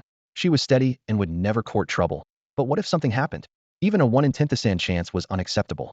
Sprinting at full tilt, he caught up with the main group from Lawn City High on the valley's outskirts. Right then, Jiang Wanru's arrogant announcement rang out. Before she even finished, Yeling, face dark, shot back. You think you own this instance? Who do you think you are? To his surprise, the once aloof Jiang Wanru didn't explode. The privileged airs around her merely fixed Yeling with icy stares, flawless composure intact. She even lifted a hand to calm them and asked mildly, "And you are?" Clearly sounding him out. Yeling sighed inwardly. That level of self-control put her streets ahead of the recently improved Zhangfeng. Are all heirs of the great clans this terrifying? When their resources are truly used, the elites they mold aren't something ordinary people can match. Seeing that, he found the exchange pointless. He waved a hand. Enough with the empty talk and little probing games. Then he pointed toward the far end of Wolf Valley, where the dark mountains reared. Strength rules this world. The round ends when the Wolf King is dead. Whoever kills it first makes the decisions. So how about it? Dare to bet? The moment the words left his mouth, both sides went rigid. They were halfway up a slope in Wolf Valley. Between them and the Wolf King's lair, ordinary and elite wolves packed the ground easily, several hundred. Worse, wolves hunted in packs. Rouse one, and the whole valley answered. Once alerted, every wolf save the king and its guards would swarm. That was why no one had thanked Jiang Wanru when she graciously left the eastern side for them earlier. Forget these rookies, even level-capped veterans would need 200 people working together to clear it. Large-scale farming here had virtually zero safety margin. On Blue Star, probably only the Desiam military would dare attempt it. Before Jiang Wanru could reply, Zhang Feng behind Yeling burst out. Yeling, who said you could? A wave of disgust welled up inside Yeling. He turned and fixed Zhang Feng with an icy stare. I'm not here on your behalf, he said evenly. Open your mouth again, and he'll twist your head off. His tone was flat, his face calm, his body still, yet those frost-rimmed eyes locked on Zhang Feng and sent a shiver racing down the latter's spine. Jealousy and resentment churned in Zhang Feng's chest. How could a man everyone called useless still act so cocky? He was ready to sneer and strike back when his gaze drifted to Jiang Wanru and her companions. A thought clicked. Let them get rid of Yeling. Why dirty his own hands? Across the way, Xiaoming had been staring at Yeling ever since he arrived, eyes shining like a die-hard fan. God Yi, I'm with you 100%. He blurted. Do whatever you want. To me, you're not just the best in our school, no, the whole Jiangnan region. Yeling had been deciding which piece of Zhang Feng to carve off first, but the sudden gush of flattery shattered his chilly aura. He cleared his throat awkwardly. Thanks. We're all classmates here, I'm just doing my part. Xiaoming's smoldering gaze made Yiling's skin crawl. Does this guy have some weird kink? He wondered. Shaking off the thought, he turned back to Jiang Wanru, his tone playful. So, gorgeous, made up your mind yet? Keep stalling, and he'll have to go home to feed the baby. Jiang Wanru studied him up and down, even more uncertain now. Was he truly capable, or just missing a screw? Testing him, she asked, which one of us do you plan to challenge?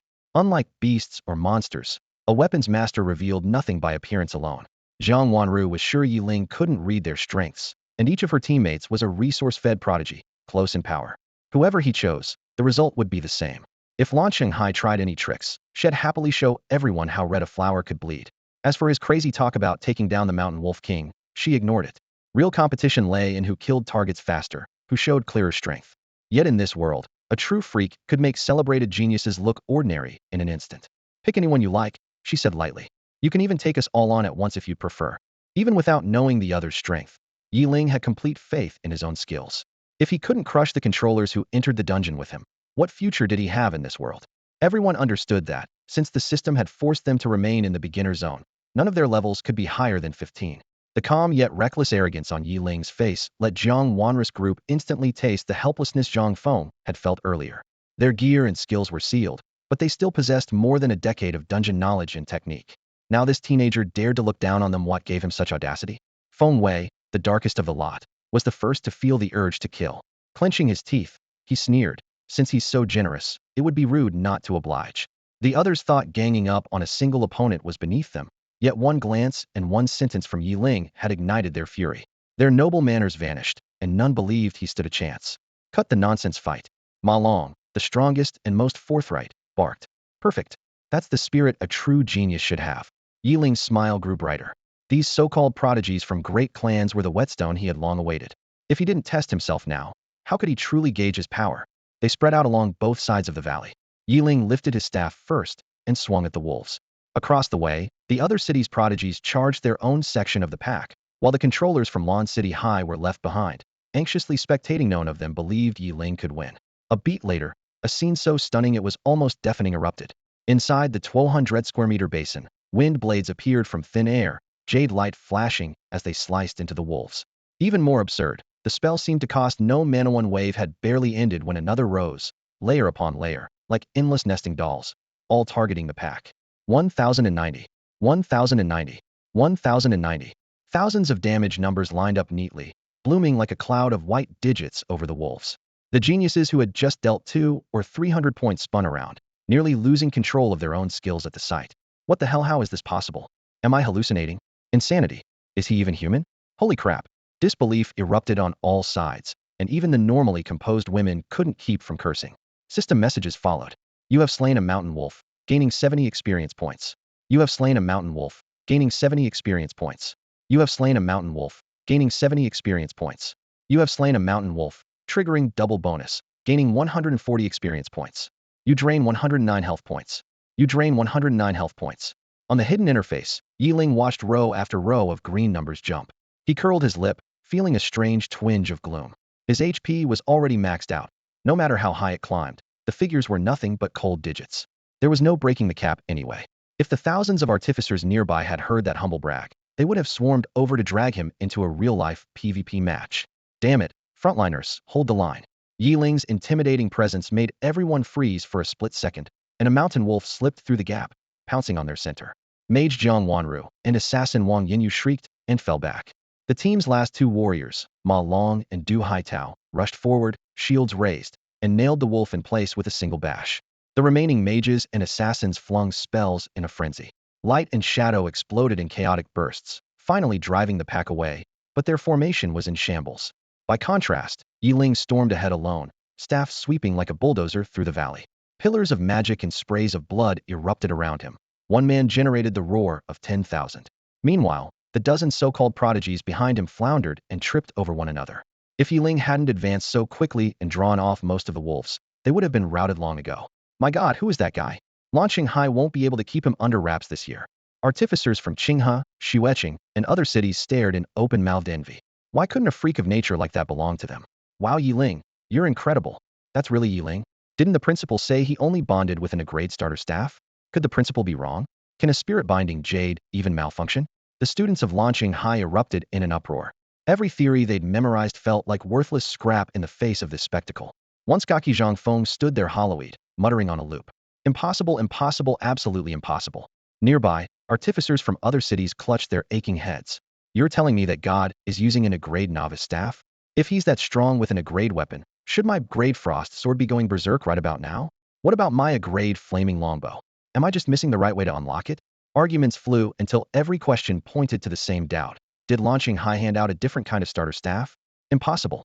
The whole school had seen it with their own eyes. Right, no doubt about it. Did Yeling stumble into some kind of lucky break? A chorus of skepticism swept through the crowd. Once dismissed as dead weight, Yeling had just undergone a dazzling transformation, shooting sky high, as if he now moved in a different dimension. Lucky break? Do you even know where we are? Someone growled, jealousy twisting his features and drowning his reason. This is the starter zone. What damn miracle could possibly be hiding here? Even the artifact wielders from the outer city, who were only spectators, shot him contemptuous looks. Someone was fighting for his life up ahead, and he chose to trample that effort with words? The facts were plain. For centuries, every skill and piece of gear that could spawn in the starter zone had been dug up and cataloged, and the complete guides were posted on the guild bulletin board. If a miracle really existed, it would have been looted 100 years ago. All that remained were monsters on a timer and fixed-rate skill drops. Nothing unexpected ever grew here anymore. Yet they could never imagine a player who stood above fate and common sense, the type commonly known as a cheat. 1,090. 1,090. Skill bursting wind blade leveled up. 1,100. 1100. Skill Bursting Wind Blade leveled up again. 1110. 1110. He had been only a few tens of thousands of experience points short of a level. After clearing every mountain wolf in front of him, a ring of golden light burst at his feet. Prompt. Congratulations, you have leveled up. Not far away, the Mountain Wolf King and a pack of elite wolves tightened their formation, eyes fixed on him. While he had a moment, Yeling glanced at his status screen. Name: Yeling. Level: Lv1 2700 050 0000. HP: 232 002 3200. MP: 1160. Stamina: 2325. Strength: 2325. Agility: 2324. Spirit: 232. Skill 1, Fireball 11. Skill 2, Bursting Wind Blade 18. Tier: First Tier. Description: releases a wind blade that deals 230 base damage to all targets in a 2323 area. Passive: Proliferate. Target count increases with level. Active Splash: 30 chance on hit to explode instantly, dealing secondary damage to a 2121 area. Skill 3, Hymn of Life. Every base stat had pushed past the 200 mark, and Bursting Wind Blade was one step from level 20. Yeling quietly decided this wager had paid off big time. He looked back. That so-called genius party was still surrounded by a tide of wolves, barely hanging on. Yeling showed no intention of kill-stealing the boss. Instead, he strode straight toward the Mountain Wolf King, guarded by dozens of elite wolves. Mountain Wolf King. Level: Lv15. HP: 200000. Elite Mountain Wolf. Level: Lv12. HP: 30,000. A level 15 boss with less health than the level 14 lord inside the secret realm? In that instant, Yeling was even more certain blundering into that secret realm earlier had been pure luck. At his current level, if he went back in, he might face a ghoul lord with close to 1,000,000 HP and sky-high stats, with most of his own skills suppressed. After all, Yeling had only been level 4 when he opened the place. How could the dungeon gate have guessed that such a monster as Yeling even existed in this world? While Yeling was getting ready to steamroll the final boss, Jiang Wanru and the others were trapped in a ring of mountain wolves, forced to watch in helpless frustration. The sheer difference in power almost shattered these former prodigies on the spot. Focus on the wolves first. What need to stay alive? Zhao Monli warned, her voice low and steady. Always the sharpest in their circle, she could read her companion's anger and resentment at a glance. Yet she understood the world's iron rule better than anyone. The weak are prey, and strength decides everything. Pride is just a decoration that comes with power. At her reminder, they pushed aside their distracting thoughts and threw themselves into the fight. Their families had spent decades grooming them, not so they could die in a fit of reckless bravado. Reading the situation, knowing when to advance or retreat, those were the qualities true elites were supposed to possess. While the so-called genius squad was locked in a grim struggle with the wolf pack, Yeling was already hammering away at the Mountain Wolf King. His experience with the Guardian-type boss the Ghoul Lord made this encounter feel routine. Moving with effortless precision, he kept the Wolf King and its elite minions pinned inside his casting range. 1390. 1390. You have slain an elite mountain wolf. EXP 200. You have slain an elite mountain wolf. Double EXP triggered. 400. When the last elite wolf fell, Yeling switched his stance, unleashed a barrage of fireballs the size of braziers, and buried the lone wolf king beneath an fiery hailstorm. 896. 896. 1696. 4480. 8960. 1,000 pairs of eyes were glued to the battlefield. Just as the genius squad finally brought down their final wolf, the Wolf King crashed to the ground at Yeling's feet. You have slain the Mountain Wolf King. Double EXP triggered. 20,000. The crimson 8,960 faded slowly in the air, leaving only the rustle of wind through the leaves. If they had still been able to console themselves earlier by claiming Yeling's damage was just a skill difference, that excuse now rang hollow. He had turned a single target fireball into a Gatling-style area attack, and the near 10th Zanpoint explosion left everyone speechless. Now that's a real master. Xiao Ming, who had witnessed Yeling's power once before, was the first to recover. An instant later, the crowd erupted. Master? More like a monster. Are we even in the same dungeon? Is he the dungeon's secret love child? We're doomed. Just wiped the whole run already. It's all fake. Every bit of Ithahanon of this is real. Great, that one's lost his mind. Zhang Feng, who took it the hardest, burst into tears. Eyes vacant, he shook his head over and over, teetering on the edge of a complete breakdown. Yeling glanced at the floating orbs of light but felt little joy. Even with the double bonus, it was only 20,000 experience. Wild mobs still couldn't compare to a proper dungeon. What a pity. Yeling swept the cluster of glowing orbs into his backpack with a single motion. Light flickered across his palm as the system flooded his view with loot notifications. Wolf Fangs 152.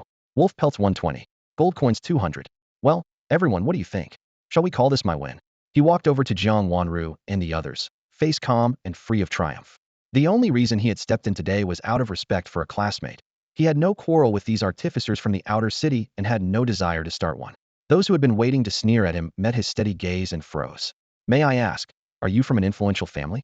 Zhao Manli's curiosity got the better of her. Yeling carried himself without the slightest trace of a commoner's restraint that looked every inch a young scion, and she had to ask. Yeling shrugged. Sorry to disappoint you. I grew up in a state orphanage. It's just me, myself, and I.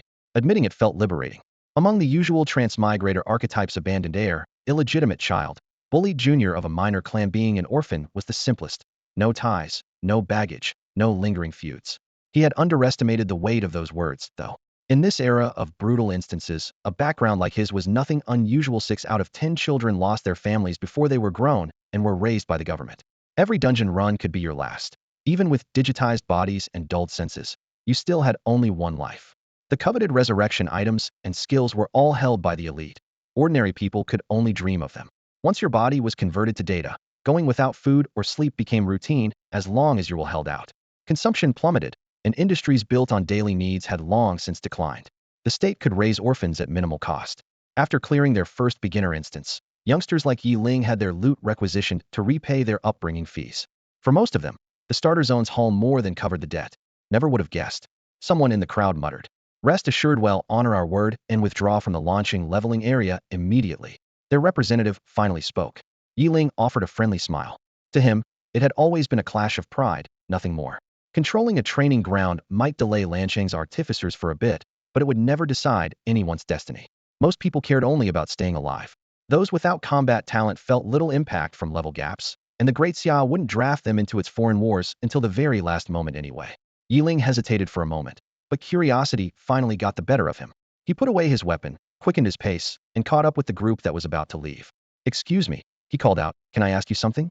The students stopped at once. Youthful, confident faces turned back toward him, their school uniforms ruffling in the breeze, dust motes drifting in the sun. The sharp-eyed girl with the neat short hair, Zhao Manli, was the first to speak, a faint smile on her lips. Yi, you're wondering why we're targeting launching, aren't you? Yeling nodded and asked directly, I don't see what you gain from it. If this is about some decades-old feud caused by a politician, why not settle it with him instead? Launching is still part of Jiangnan. Fixating on it goes against the district's overall interests. If the cost is high and the reward low, why keep doing it? Are you planning to trap everyone in the beginner zone forever? Zhao Manli folded her arms, a trace of admiration in her eyes. Sharp as ever, Yi. Seizing the beginner zone is just standard procedure for us. Yeling frowned slightly. Zhao Manli lifted her hand and pointed to the sky. Against the deep blue, a massive, jagged landmass floated among the clouds, streams of light sliding across its surface. Her voice was as cool and distant as that high sky.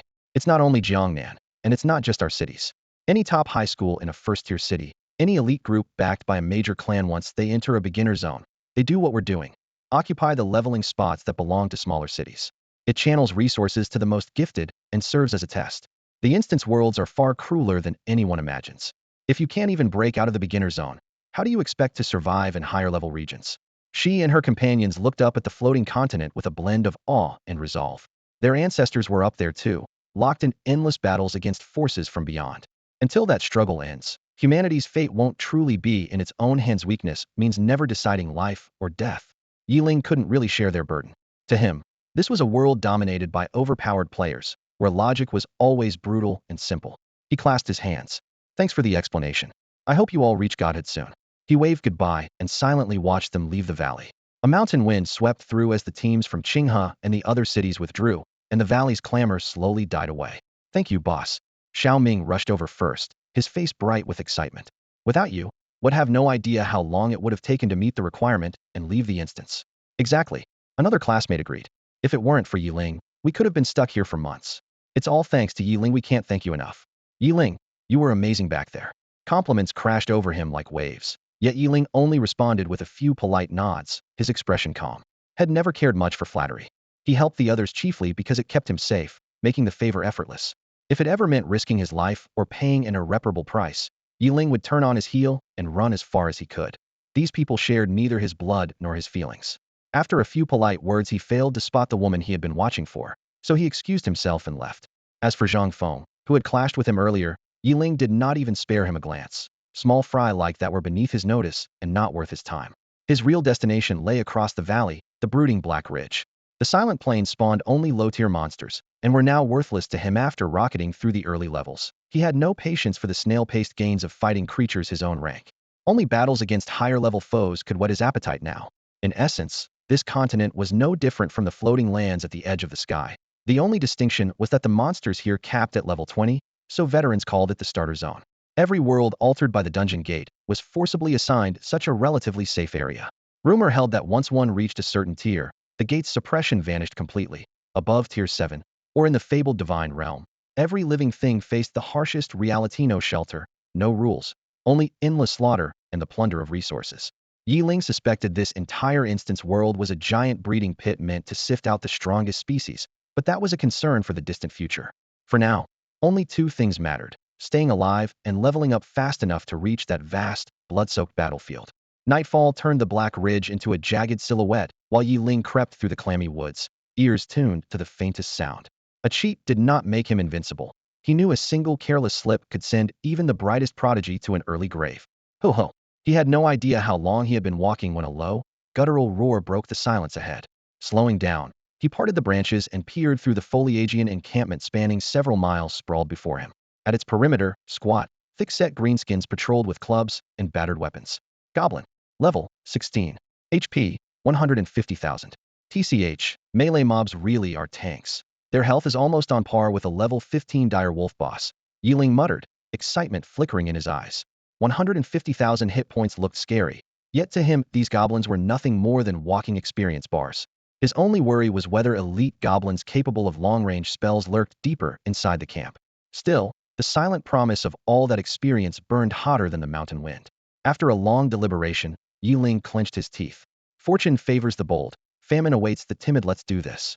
After making up his mind, Yeling didn't rush in. Instead, he ducked behind a large tree and unleashed a spell with a flourish of his staff. Blades of wind shrieked through the air, forming an invisible web that sliced into the center of the patrol. 1390, 1390, 1,390 strings of crimson numbers hovered over the goblins' heads like drifting clouds. He had seen this sight countless times, yet whenever those dense damage indicators filled his view, a surge of accomplishment still washed over him. A woohuff, blindsided. The patrolling goblins froze in confusion, scanning every direction but failing to spot Yeling. His spell had a tiny cooldown. He could cast 3 times a second, needing only 15 casts 5 short seconds to wipe the entire group. By the time they realized what was happening, they were still trapped inside the spell's radius. The whole patrol collapsed with a collective wail, leaving nothing but corpses on the ground. System messages flashed continuously. You have slain a goblin, EXP 1000. You have slain a goblin, EXP 1000. Critical bonus. You have slain a goblin, EXP 2000. Yes, farming above my level is the only way to level up fast. Yeling grinned at the flood of notifications. He shuddered at the memory of those pitiful 70 XP kills and the humiliating 1-point dribbles from lower-level mobs. Now he needed a full 500,000 points to reach level 13. If he stuck to the old routine, he'd be stuck in the starter zone forever. With the patrol wiped out, Yeling stayed behind the tree. He didn't even bother to pick up the glowing loot orbs. His eyes were locked on the camp. He was standing just outside the main gate. Beyond it lay a small courtyard, only slightly larger than the radius of his spell. Until he had a clearer picture of what hid inside. This spot was the perfect grinding post. Within a few breaths, heavy footsteps echoed through the camp. A horde of goblins burst out, brandishing crude clubs, hundreds of them, a solid wall of green. Yeling didn't hesitate. He waited until they crowded the gate, then swung his staff again. 1390, 1390, the crimson numbers flooded the screen once more. Arg Rorawu. The wind blades tore through the goblins, and their reaction mirrored that of the patrol, frantic, directionless, unable to locate their attacker, and with no thought of retreat. Their sheer stubbornness baffled Yeling. What gave these guys the confidence to set up camp here? Numbers? Raw damage? He couldn't figure it out, but his casting never slowed. Everything he could see lay within range, and the advantages of a spellcaster were on full display. Wave after wave of goblins dropped, yet those in the rear kept shoving forward to take their place. You have slain a goblin. 1,000 experience awarded. You have slain a goblin. 1,000 experience awarded. You have slain a goblin. Double reward triggered 2,000 experience awarded. You have slain a goblin. 1,000 experience awarded. In less than a minute, Yeling's experience bar rocketed upward as though someone had pumped it full of jet fuel, hurtling past the halfway mark in the blink of an eye. The sight of that tangible progress nearly made him gasp with pleasure. Suddenly, a thunderous roar split the air. The goblins crowded in the small plaza raised their crude clubs in unison and hurled them toward the forest opposite the camp. The whistling volley fused into a single howl, blotting out the sunlight that filtered through the trees. Yeling's scalp tingled. Every hair standing on end under a barrage like this, even him of life, might not save him. Bang! A club smashed into the trunk of the tree just in front of him. The impact made the whole tree jerk as if it had been kneed, leaves cascading like a snowstorm. Yeling's arm shook on the skill key. So these seemingly harmless grunts still had that kind of trump card? The scene hammered home his creed once more. If he could sneak and kite, he would never charge Hedon. A life is only given once. Caution is everything. His thoughts raced while his hands kept moving. 1,390. You have slain a goblin. 1,000 experience awarded. Stripped of their throwing weapons, the goblins became sitting ducks, collapsing in pools of blood one after another until their oily green corpses carpeted the plaza. Crackle! A bolt of lightning exploded among the trees nearby, and Yeling almost lost control. Gritting his teeth, he steadied his skill and swept his wide-open eyes across the shadows, finally taking a hunter's turn at finding the hidden threat. Crackle, crackle, every other breath another thunderclap burst, arcs of electricity leaping close enough to singe the underbrush. Yet Yeling still couldn't pinpoint the caster. His heart pounded like a war drum. Then he spotted a single figure among the goblins who were still being struck, a breathing shape, clutching a weapon. Goblin Elder. Level 18. Health 280,000, 350,000. Even without seeing its skill panel, that massive 350,000 hit point pool told Yeling everything he needed to know. The lightning was coming from this creature. He clenched his back teeth and locked the center of explosive wind blade onto the Goblin Elder. This was a duel of endurance and stealth. Who would drop first, or who would reveal themselves? He had only two direct damage abilities at the moment: Explosive Wind Blade and Fireball. Fireball's blazing trajectory was the same as mailing his coordinates to the enemy. If he had to whittle an enemy down from cover, he would take his time with Wind Blade. There was no chance he would risk firing off a fireball. Time stretched to the limits of his nerves. It felt like centuries passed before the last goblin sank to the ground, leaving only the Goblin Elder's ragged breathing in the plaza. Yet Yeling still refused to swap skills. Lightning crackled around Yeling, while razor-sharp gusts flashed through the air. The two long-range casters were locked in a tug-of war, light against shadow, thunder against wind, until the battlefield stank of scorched ozone. At last, a wind blade as thick as a bowl struck home. You have slain the Goblin Elder. Experience gained 5,000. The system notification appeared squarely in his field of vision. The moment the Goblin Elder collapsed, Yeling finally sucked in a lungful of air. Outwardly, he looked as steady as a mountain. Yet he knew that if a single lightning bolt had landed on his head, he would have had no chance to run, let alone survive the hit. The danger of this fight sent cold sweat trickling down his back. There might be things in the world faster than lightning, but his escape speed definitely wasn't one of them. White loot orbs blanketed the clearing, promising a rich haul. Even so, Yeling kept himself hidden behind a tree, melding into the shadows of the forest. Who knew if another Goblin Elder, equally skilled at ranged spells, might pop out of the camp? Minutes dragged biting of them. Then more yet, he still didn't dare stand. He couldn't stay flat on his belly forever, waiting to outlast an enemy that might not exist. Frowning, he suddenly had an idea. He raised his staff and swept the camp with carpet-bombing wind blades. The skill cost no mana, and canvassing the entire area would only take a bit of time. If anything was hiding, the damage numbers would give it away. Unless it was an enemy, he couldn't hurt at all. Gale force winds howled, emerald edges slicing over tents, campfires, and wooden palisades. If inanimate objects showed damage, the camp would already be shredded to dust. Satisfied that no further threats remained, Yeling finally rose and crunched over the gravel toward the camp's center. The moment his foot brushed an orb, it burst, and the spoils poured straight into his inventory. You obtained Wooden Club 73. You obtained Tattered Burlap 157. You obtained Goblin Fong 105. You obtained Cloth Boots 34. The numbers were staggering, yet not a single piece counted as decent gear. Yeling swept everything into his backpack and stared at the still empty equipment slots, feeling more than a little disappointed. Curiosity prodded him deeper into the camp. In theory, the novice incubation zone shouldn't spawn a ranged Goblin Elder at all, especially on the fringe of a high-level map like the Dark Mountains. The anomaly bothered him enough that he had to investigate. At the far end of the camp stood a lone green tent, half buried under vines and moss. Yeling stayed cautious, holding his breath while he listened. Hearing nothing, he lifted the flap. The interior was Spartan in the extreme. A heap of dead leaves lay in one corner, no bed, not even a stool. Yet at the very center loomed a shrine. The idol's face was twisted and feral, tusks jutting outward. One hand gripped a thick wooden club, the other raised a staff high. The squat, muscular figure was an unmistakable emblem of the goblin race. In front of the shrine rested a single roll of yellowed cloth. Huh. Startled, Yeling snatched up the scrap of cloth. You've obtained the skill, Thunder Wrath. Learn it. A skill. Yeling's eyes went wide, excitement surging through his chest. Moments ago had been disappointed that the Goblin Elder hadn't dropped the skill. Its lightning attack had looked insanely powerful. Yet here one was, appearing in the strangest way imaginable. Normally, skill scrolls drop right off a monster. At most you'd find one in a dungeon or secret realm. This was just an ordinary goblin camp, making the discovery bizarre enough. Even weirder, the whole tent felt wrong, as if a pair of cold eyes were watching from the dark. Learn. Hesitation would only let the chance slip away. Yeling decided on the spot. Thunder Wrath. Tier 1. Description: release overwhelming thunder, dealing spirit 10 damage to a target. Active stagger, guarantees at least 1 second of stun on hit. Passive critical, 20 chance to erase half of the target's total HP. Passive splash, all enemies within a 1010 area take identical damage. Passive instant cast, no wind up. Cost, 5000 mana. Cooldown, 1 hour. Weapon restriction, caster. Holy, this is broken. Yeling nearly bit his tongue. Of all the skills had learned, none matched this for raw lethality. 4 extra effects, each designed to kill. Control the field with stagger, slash half the target's health, wipe surrounding mobs, and do it all instantly. Perfect for ambushes or frontal assaults alike.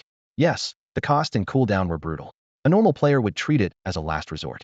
But Yeling could nullify both, turning this so-called trump card into a sidearm he could fire at will.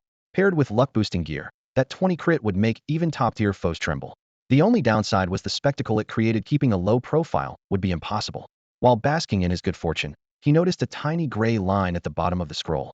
Note: this skill is an advanced form of Lightning Bolt. Lightning Bolt? An advanced form?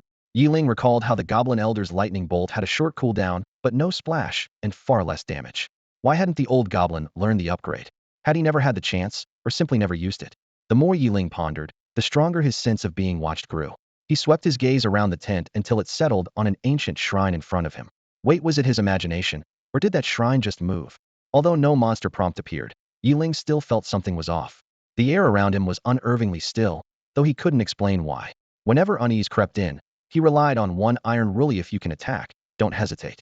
He raised his staff and immediately cast his highest damage spell, Fireball. Boom, boom, boom. Explosions lit up the shrine ahead, heat waves kicking up clouds of dust. When the smoke cleared, there was neither a system notice nor so much as a burn mark on the shrine, and that sense of wrongness only deepened. Still pretending? He narrowed his eyes, flicked his wrist, and hurled his newly learned Thunder Wrath. Crackle. 17,500,000. Holy! A long string of zeros shot out, and his jaw nearly hit the ground. His heart raced, but his hands kept moving. Crackle, crackle, crackle. The ultimate others had to wait on cooldown was cabbage in his hands, tossed one after another. Thunder Wrath was instant cast, firing as fast as he could think. Yeling focused, wringing every bit of speed from himself. A thick pillar of lightning crashed down, engulfing the shrine. The target held tens of millions of HP. Grinding it down would drain his mana dry. He had to gamble in luck on a critical hit. Blinding lightning turned the entire tent white. 2,320. 2,320. 17,500,000. Luck was on his side. The stun pinned the target, another crit flashed, and the familiar system prompt followed. You have slain the avatar of the lesser god Amakfu. Double drop chance triggered. Gained 20 million EXP. Sweet mother of. His knees buckled and he landed hard, looking ridiculous yet shouting in triumph. The system wasn't finished. World announcement. Human Blue Star artifact wielder Yeling has achieved the monumental feat of slaying a god in the beginner zone. All celebrate his glory. Blue Star Fortune 10. World announcement. Human Blue Star artifact wielder Yeling has achieved the monumental feat of slaying a god in the beginner zone. All celebrate his glory. Blue Star Fortune 10. World announcement. Human Blue Star artifact wielder Yeling has achieved the monumental feat of slaying a god in the beginner zone. All celebrate his glory. Blue Star Fortune 10. Instantly, the entire instance world fell silent. Players of every race stared, dumbstruck, at the scrolling notice. Many thought they'd misheard. Slay a god in the beginner zone. Who's blowing smoke? Even if a god just stands there, 8th or 9th tier experts can't necessarily break its defense. The 3 back-to-back world announcements left every relic wielder across all races no choice but to accept the shocking reality. Damn you, Yeling. Damn you, humans. He'll be back for you. As the notice faded, a furious roar burst inside the minds of the high-tier wielders, its rage and frustration making their eardrums buzz. Before they could recover, sly, needling laughter drifted in like whispered mockery, prickling their hearts like pins. Hee hee. I was wondering who could be so unlucky. Turns out it's that green-skinned Amakov. Haha, the guy's hideous enough already. And now a rookie chopped off his avatar? What an embarrassment to the gods. Serves him right. Of all the followers he could choose, he went for brain-dead goblins. If he's not ashamed, who should be? Indeed, today's news is simply delicious. The ridicule went on for a while, leaving the high-tier wielders covered in goosebumps. Only after those divine voices finally dissipated did they regain their wits, and by then they understood. A group of gods had just taunted their peer, Amakov, whose unlucky avatar had been slain by Yeling back in the novice zone. How on earth did he pull it off? Yeah, even a god on its last breath shouldn't lose a single hit point to an ordinary player, right? Maybe he used some special item? Have you leveled so long you've lost your brain? What artifact could possibly exist in the novice zone? The chatter rose and fell, until everyone reached the same conclusion. From now on, any encounter with a human from Blue Star had to be treated with extreme caution.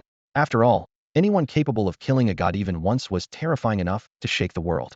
National Fate 10. Blue Star had just struck the jackpot.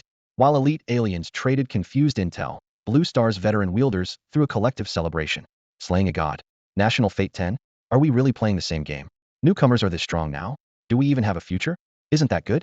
If the rookies are strong, life gets easier for us.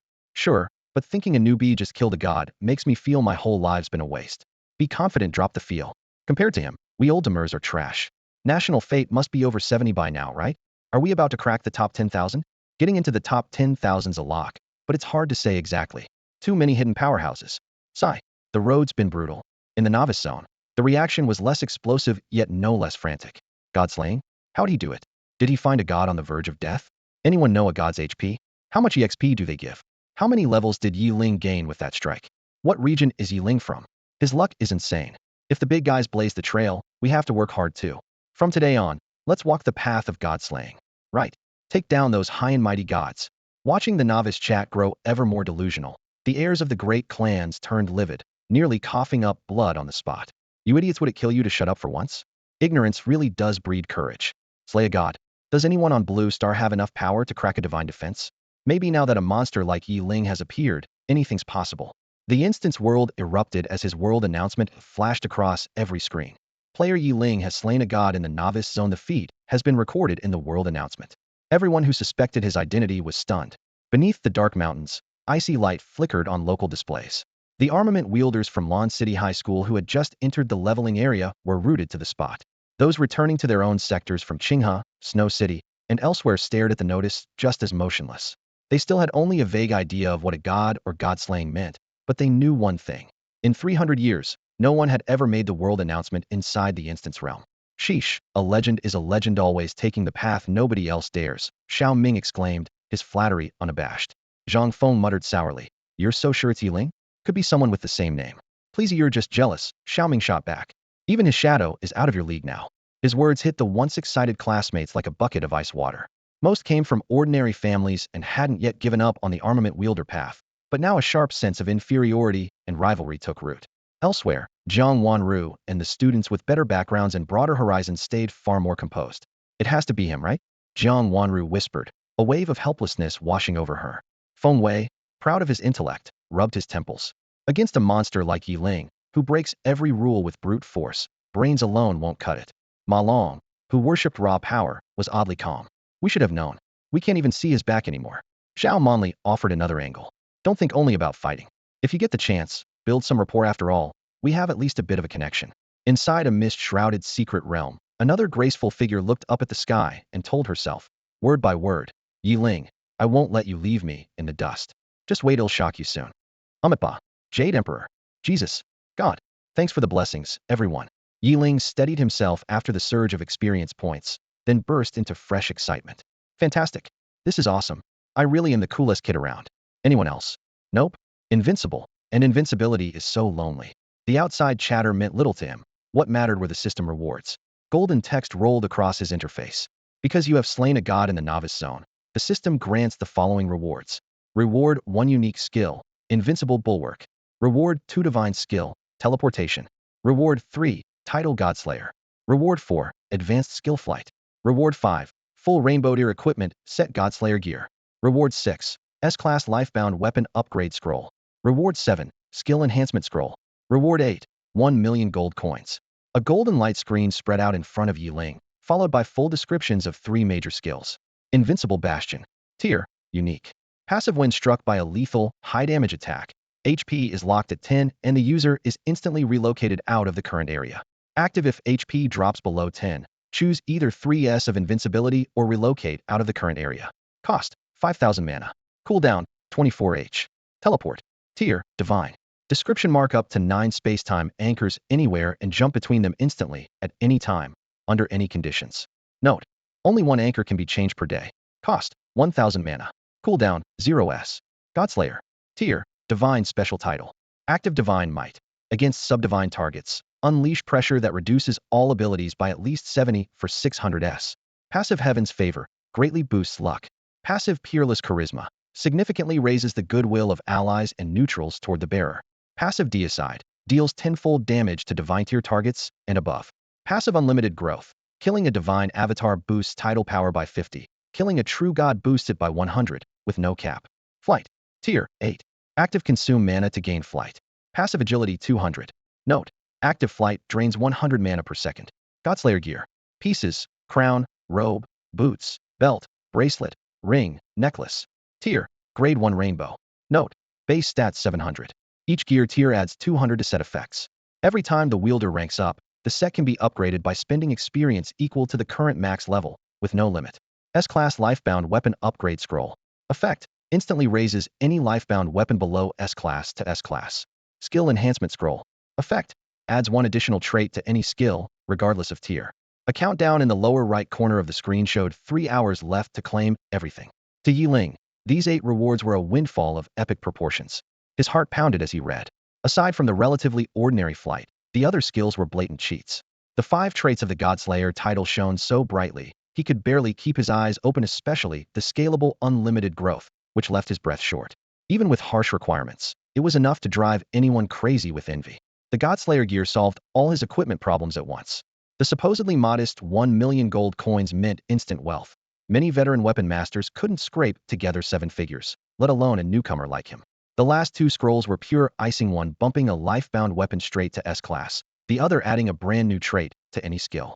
Though the description was brief, countless possibilities flashed through Yeling's mind. He knew the added trait would perfectly match whichever skill he chose. In short, these rewards would let Yeling shed his old limits and soar. Now it all came down to how best to use those scrolls and squeeze out every bit of value. Yet the moment Yeling brought up his status window, the smug grin on his face froze solid. The entire skill section, normally the heart of his build, was grayed out. His trump card, Thunderclap Overdrive, sat there unusable. Grayment locked. In theory, his bonded weapon should reset every cooldown to 0, so there was no reason that slot ought to be dimmed. A knot formed in Yeling's throat as he focused on the details, and the longer he read, the deeper his frown grew. Thunderclap Overdrive. Tier, divine. Summary: concentrates a cataclysmic bolt, dealing mental 10 damage to the target. Active stun, guarantees at least 1 second of immobility on hit. Passive rupture, 20 chance to erase half of the target's total HP. Passive splash, deals equal damage in a 10-10 area around the impact point. Passive instant cast, no windup, releases immediately. Cost: 5,000 mana. Cooldown: 1h. Weapon requirement: caster class.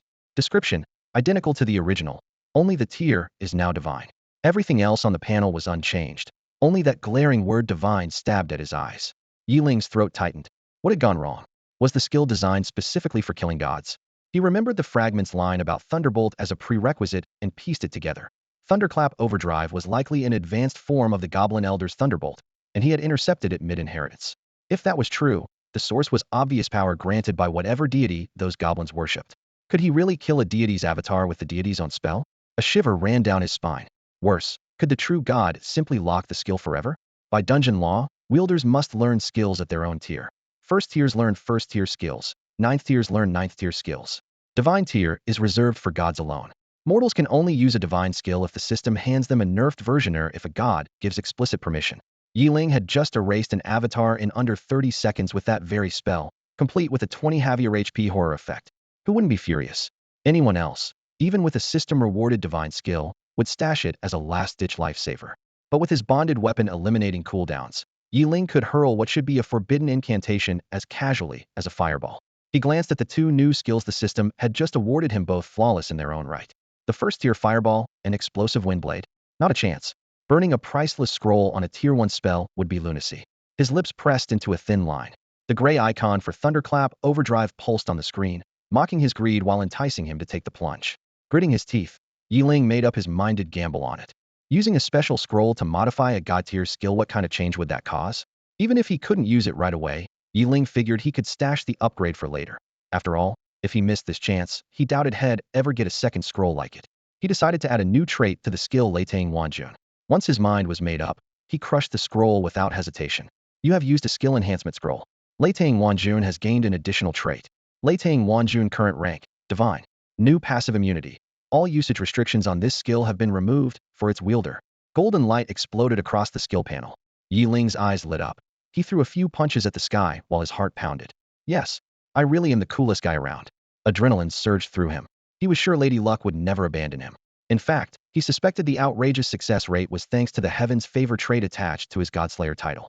Heaven's Favor. One favored by heaven and earth enjoys heightened fortune. Heightened. This is practically wish fulfillment. Yeling smirked, convinced he had hit the jackpot. Riding the momentum, he pulled out another scroll, the Steer Natal Weapon Upgrade Scroll. He already knew the normal way to raise a natal staff. Fuse it with staffs of the same tier, one level at a time. But his current staff was far too weak, and he had no idea how many weapons each upgrade needed. Now he had a shortcut. How could he resist? Even if the scroll was wasted, so be it. Besides, he couldn't think of anyone else who needed it. The only girl close to him, the lovely Ling, already wielded and Steer Natal Weapon 1 in the rare God-chosen category. That God-chosen grade was essentially the reserve pool for divine weapons. Only a God-chosen natal weapon could attempt the leap to divine. He activated the scroll, and it dissolved into light that merged with his staff. You have used an Steer Natal Weapon Upgrade Scroll. Your Natal Weapon Beginner's staff has been promoted to S-tier God-chosen Godslayer staff. The expected surprise arrived. His weapon had jumped straight into the God-chosen bracket, and Yeling couldn't help grumbling. So I'm stuck with the Godslayer label forever, huh? Might as well call it the Godslayer staff. Saves me the trouble of naming it. His tone was mock annoyed, but he was ecstatic. Now every piece of gear he wore carried the Godslayer prefix, and that looked downright impressive. He lifted his gaze to the floating continents on the horizon, equal parts nervous and excited. He knew his journey in the beginner's zone was over. The next chapter lay in uncharted territory. The only reason he could still linger here was that he hadn't used any skills, yet the instance world was giving him the chance to step into the higher plane on his own terms. If he stubbornly stayed and made a move, the moment he cast any skill, the system would forcibly eject him through the gate of instances. That mechanism was both a safeguard for new blood and an ironclad rule for long-term growth. Such as the gate of instances protection for newcomers, and the rule that sustains progress for the future. After mastering every skill and equipping the Godslayer set, Yeling's status panel was completely reborn. A silver-white screen blossomed in midair, and rows of data streamed out in threads of gold. Name: Yeling. Title: Godslayer. Level: Lv1 86 8,400,000 8,400,000. Signature weapon: Divine Choice Godslayer Staff Unlimited Growth, Limited Edition. Grade S. Special effects. 1. Spell exemption: cast any divine rank or lower spell without cost or cooldown. 2. Skill enhancement: each time a skill lands 100 hits, it gains 1 upgrade. 3. Fusion: merge 2 skills of the same type into a brand new skill while retaining all traits. 4. Auto lockfix on a target and spamcast without interruption. 5. Debuff: purge automatically removes all control effects within 3 seconds. 6. Meridian refinement: continuous mana flow tempers the body. HP: 784,000. MP: 39,200. Stamina: 1,12700. Strength: 1,12700. Agility: 1,12700. Spirit: 1,12700. Equipment: Godslayer set: crown, robe, boots, belt, bracelet, ring, necklace. Tier: first tier rainbow. Notes: base attributes 700. Each tier upgrade adds an extra 200 set bonus. Weapon wielders can spend the same amount of XP at each tier break to keep enhancing the gear without limit. Moments later, 5 dazzling skill runes emerged. Skill 1. Fireball 11 tiers Tier 1. Description: conjures a flame to deal 200 base fire damage to a single target. Passive critical: 10 chance to inflict 210 random critical damage. Attribute bonus: Spirit 3. Skill 2. Explosive wind blades 20 tiers Tier 1. Description: hurls wind blades to deal 270 base damage within a 25-25 area. Passive proliferation: number of blades increases with level. Active burst: on hit, 30 chance to detonate instantly, covering a 23-23 area again. Attribute bonus: Spirit 5. Skill 3. Hymn of Life no tier. Description: passive converts 1 of incoming damage into healing. Passive 30 chance to earn double experience. Skill 4, Thunderclap, Divine Rank. Description: instantly summons devastating lightning, dealing spirit 10 damage to the target. Active Paralyze, 100 chance to immobilize the target for at least 1 second. Passive Critical, 20 chance to erase 50 of the target's total HP. Passive Splash, deals equal damage in a 10-10 radius around the target. Passive Instant Cast, 0 Wind-Up. Skill 5, Invincible Bastion Unique. Passive upon receiving a fatal blow, locks HP at 10 and instantly relocates the user out of the area. Active when HP falls below 10. Choose 3 seconds of invulnerability or immediate relocation. As the data settled, golden light flashed in Yeling's eyes, and even the air seemed to tremble. His metamorphosis was complete. Skill 6 Blink. Rank, Divine. Description: you may mark up to 9 spacetime anchors anywhere and shift between them instantly, no matter the situation. Note: you can replace only 1 anchor per day. Skill 7 Flight. Rank, Tier 8 Active. Active effect: spend mana to gain the power of flight. Passive effect: Agility 200. A translucent light screen hovered in front of Yeling, streams of symbols scrolling across it, coldly reminding him of his polarized gifts, either God tier or first tier. Even with trump cards that made high-rank operators wary, he was still a rookie, and the scant skills listed on his panel exposed that fact. Compared with the veterans, his toolkit was pitifully thin. He murmured a command, inscribed his first spacetime anchor inside the camp, and then spoke to the system. System, enter the second-tier zone. Expectation mingled with unease as a blinding white light descended and swallowed him whole. The novice area was now behind him. Bracelet with 5, ring with 4 spirit both are top third-tier pieces. Buying hides from 4th-tier exotic beasts. Good quality, money's no issue, talk to me if you're interested. Hey, brother, come have a seat. Even if we don't trade, we can still be friends. The ladies here are gorgeous. When the light faded, Yeling was standing in a massive plaza several kilometers wide. Heavy bluestone slabs paved the ground, and rows of stalls arced along the perimeter while all kinds of operators hawked their wares at full volume. Amid the din, he caught a few strange code phrases that made him frown. His teachers had warned him about scenes like this. Low-level freelancers either too weak or too freedom-loving lacked the backing of clans or guilds. Unable to afford pricey storefronts in the main city, they could only set up shop in open-air markets like this one. Behind the bustle lay a hardship few would admit. Yeling knew he could change nothing. Wherever intelligent beings gathered, hierarchy was inevitable. Equality and justice were ideals at best. As long as people differed in ability and effort, their payoffs would differ too, and classes would ossify. Absolute fairness could even hurt the high-value creators who pushed society forward. People like him. Kid, fresh out of school? Check out my gear. Staying alive comes first. No gear? How about potions? 20% cheaper than the stores, same effect, guaranteed. The vendors' cries rose wave after wave, but Yeling stayed calm, weaving past shabby tablecloths on his way to the exit. Goods here were cheap, yet their quality was dubious. Most low-tier crafters just wanted quick cash. Any truly fine product would already be in a shop, exchanged for raw materials through supplier contracts. Unless a life skills specialist had given up entirely, no one farmed their own materials to level an auxiliary skill.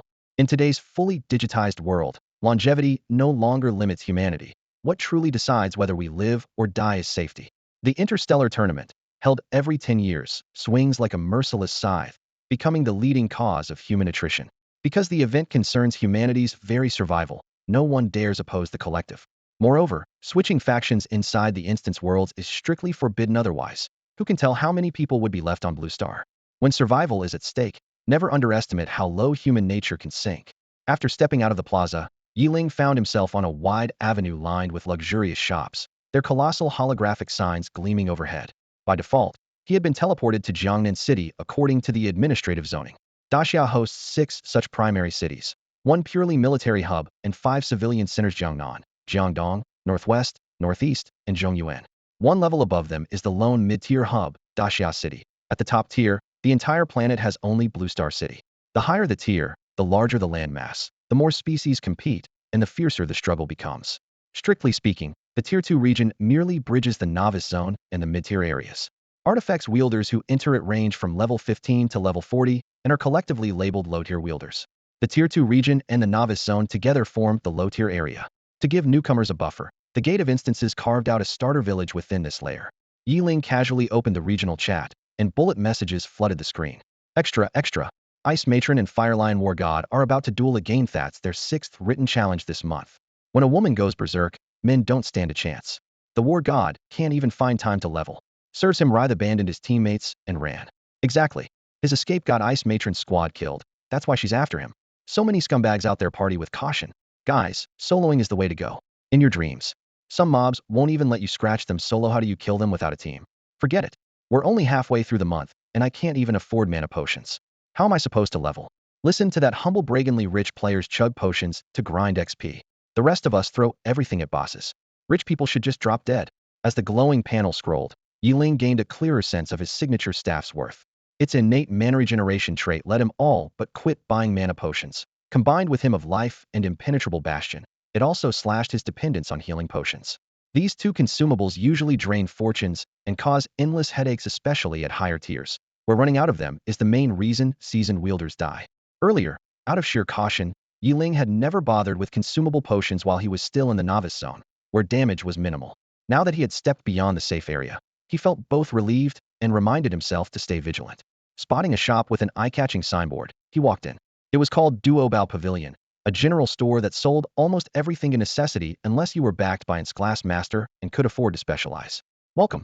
No sooner had his foot crossed the threshold than 2 rows of graceful maids bowed in unison, greeting him in soft voices.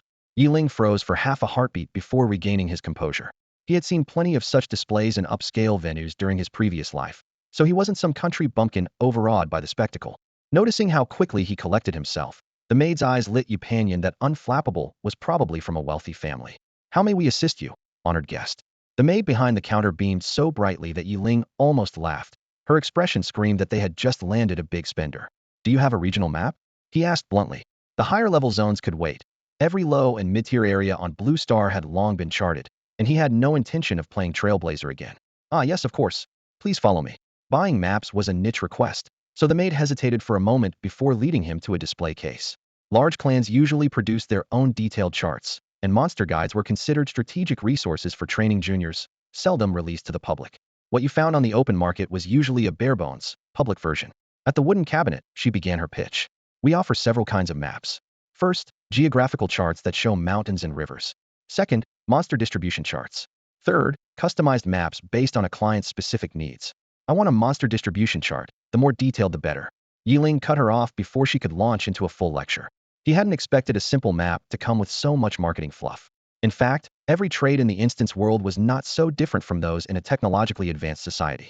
Inside the game, people like to imagine that a single enhancement stone could upgrade gear, a handful of herbs could produce a divine elixir, or someone could master dozens of professions at once. Pure fantasy.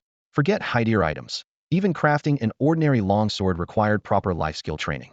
Although knowledge could be learned from skill books, professional barriers in the instance world were strictly enforced.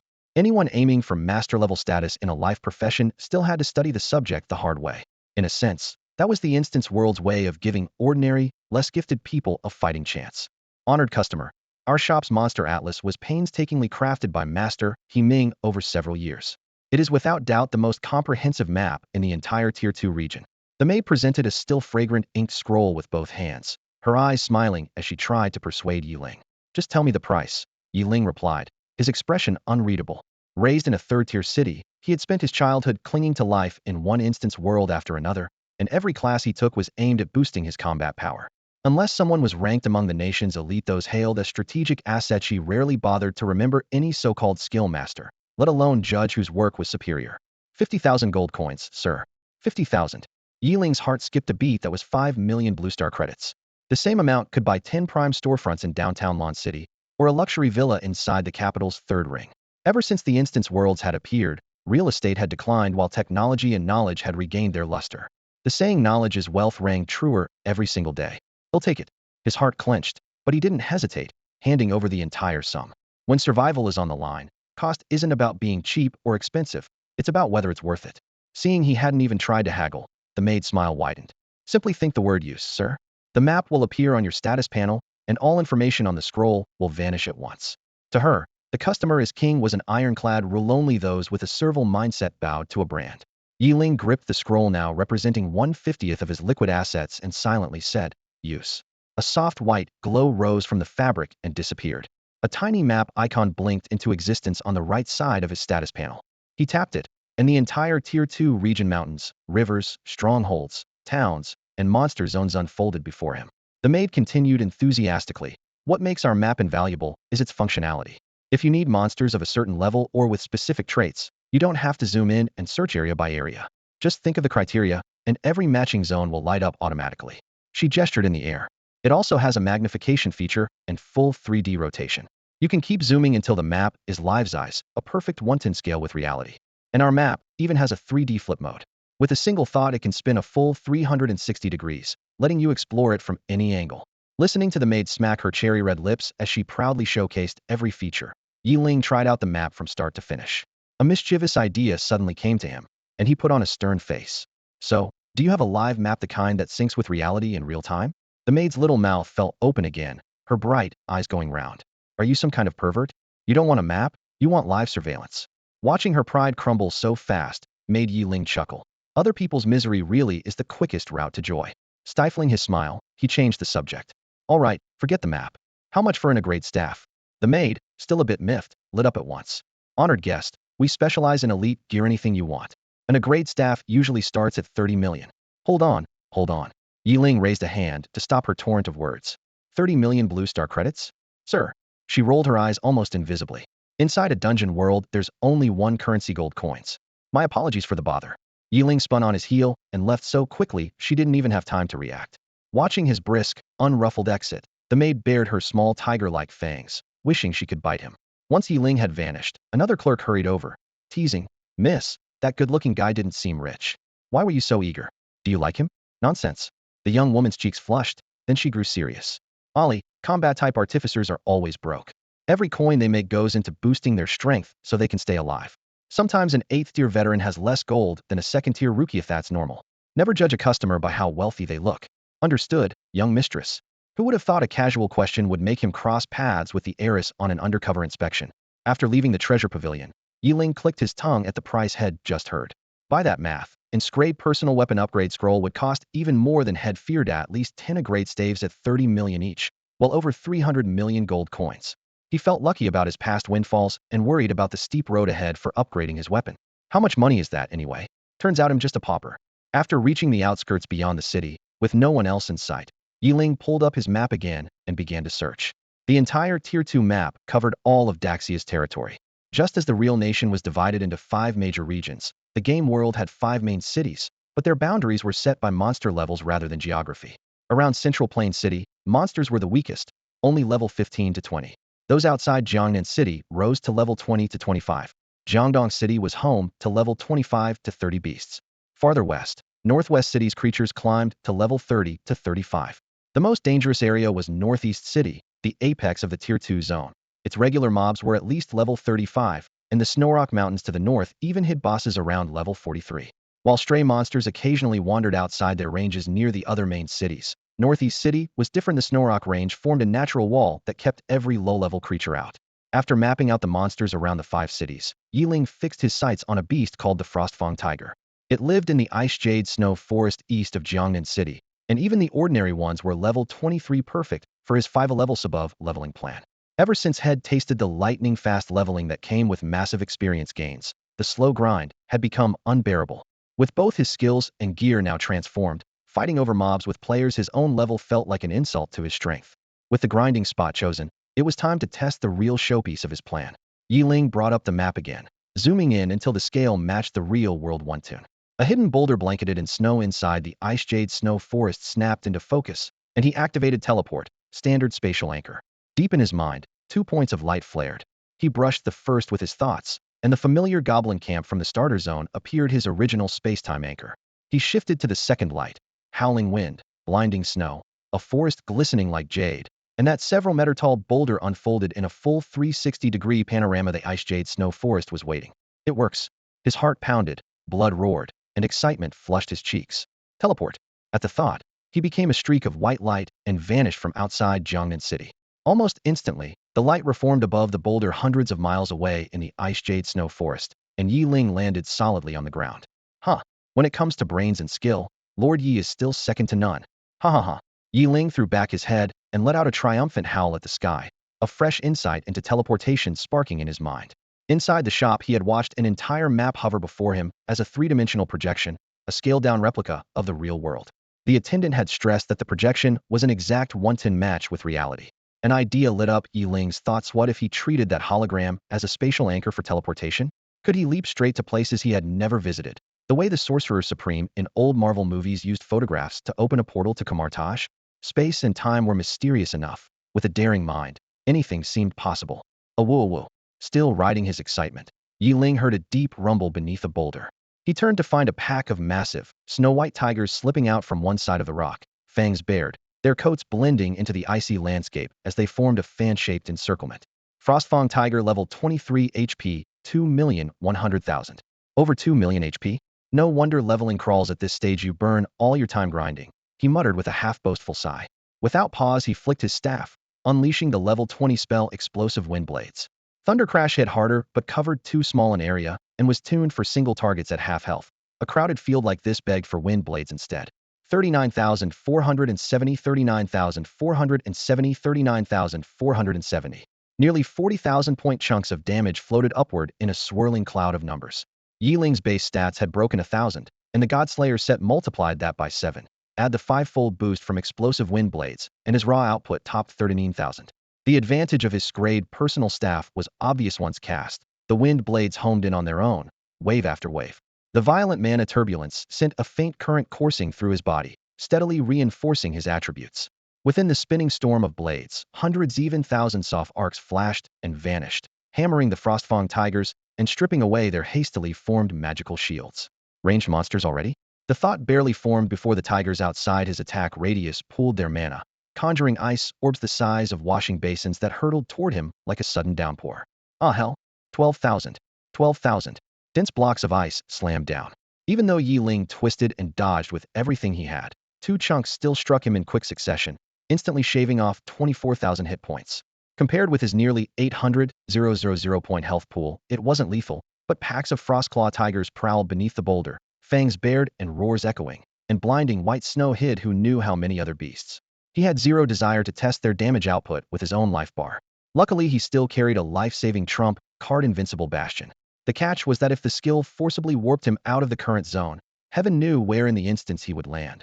This world contained gods that walked in the flesh.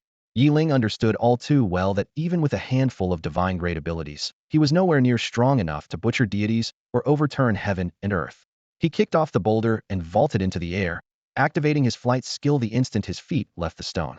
The atmosphere thickened like an invisible ocean, yet despite this being his first time airborne, his movements were smooth and instinctive. Once again, he marveled at the system's brilliance. Hovering in midair, he kept shifting his position, using short, precise bursts of movement to shake off the Frostclaw Tiger's target lock. You siphoned 3,974 HP. You siphoned 3,974 HP.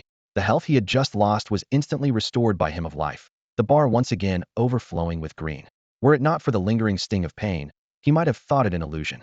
Yep, mowing down crowds is still what I do best. The brief scare sharpened his grasp of his own skills, but he remained cautious. The way of the coward was maxed out. He weaved through the sky in a zigzag, flinging one explosive wind blade after another and reaping Frostclaw Tigers by the pack. You killed a Frostclaw Tiger and gained 70,000 experience. You killed a Frostclaw Tiger and gained 70,000 experience. You killed a Frostclaw Tiger and triggered double reward, gaining 140,000 experience.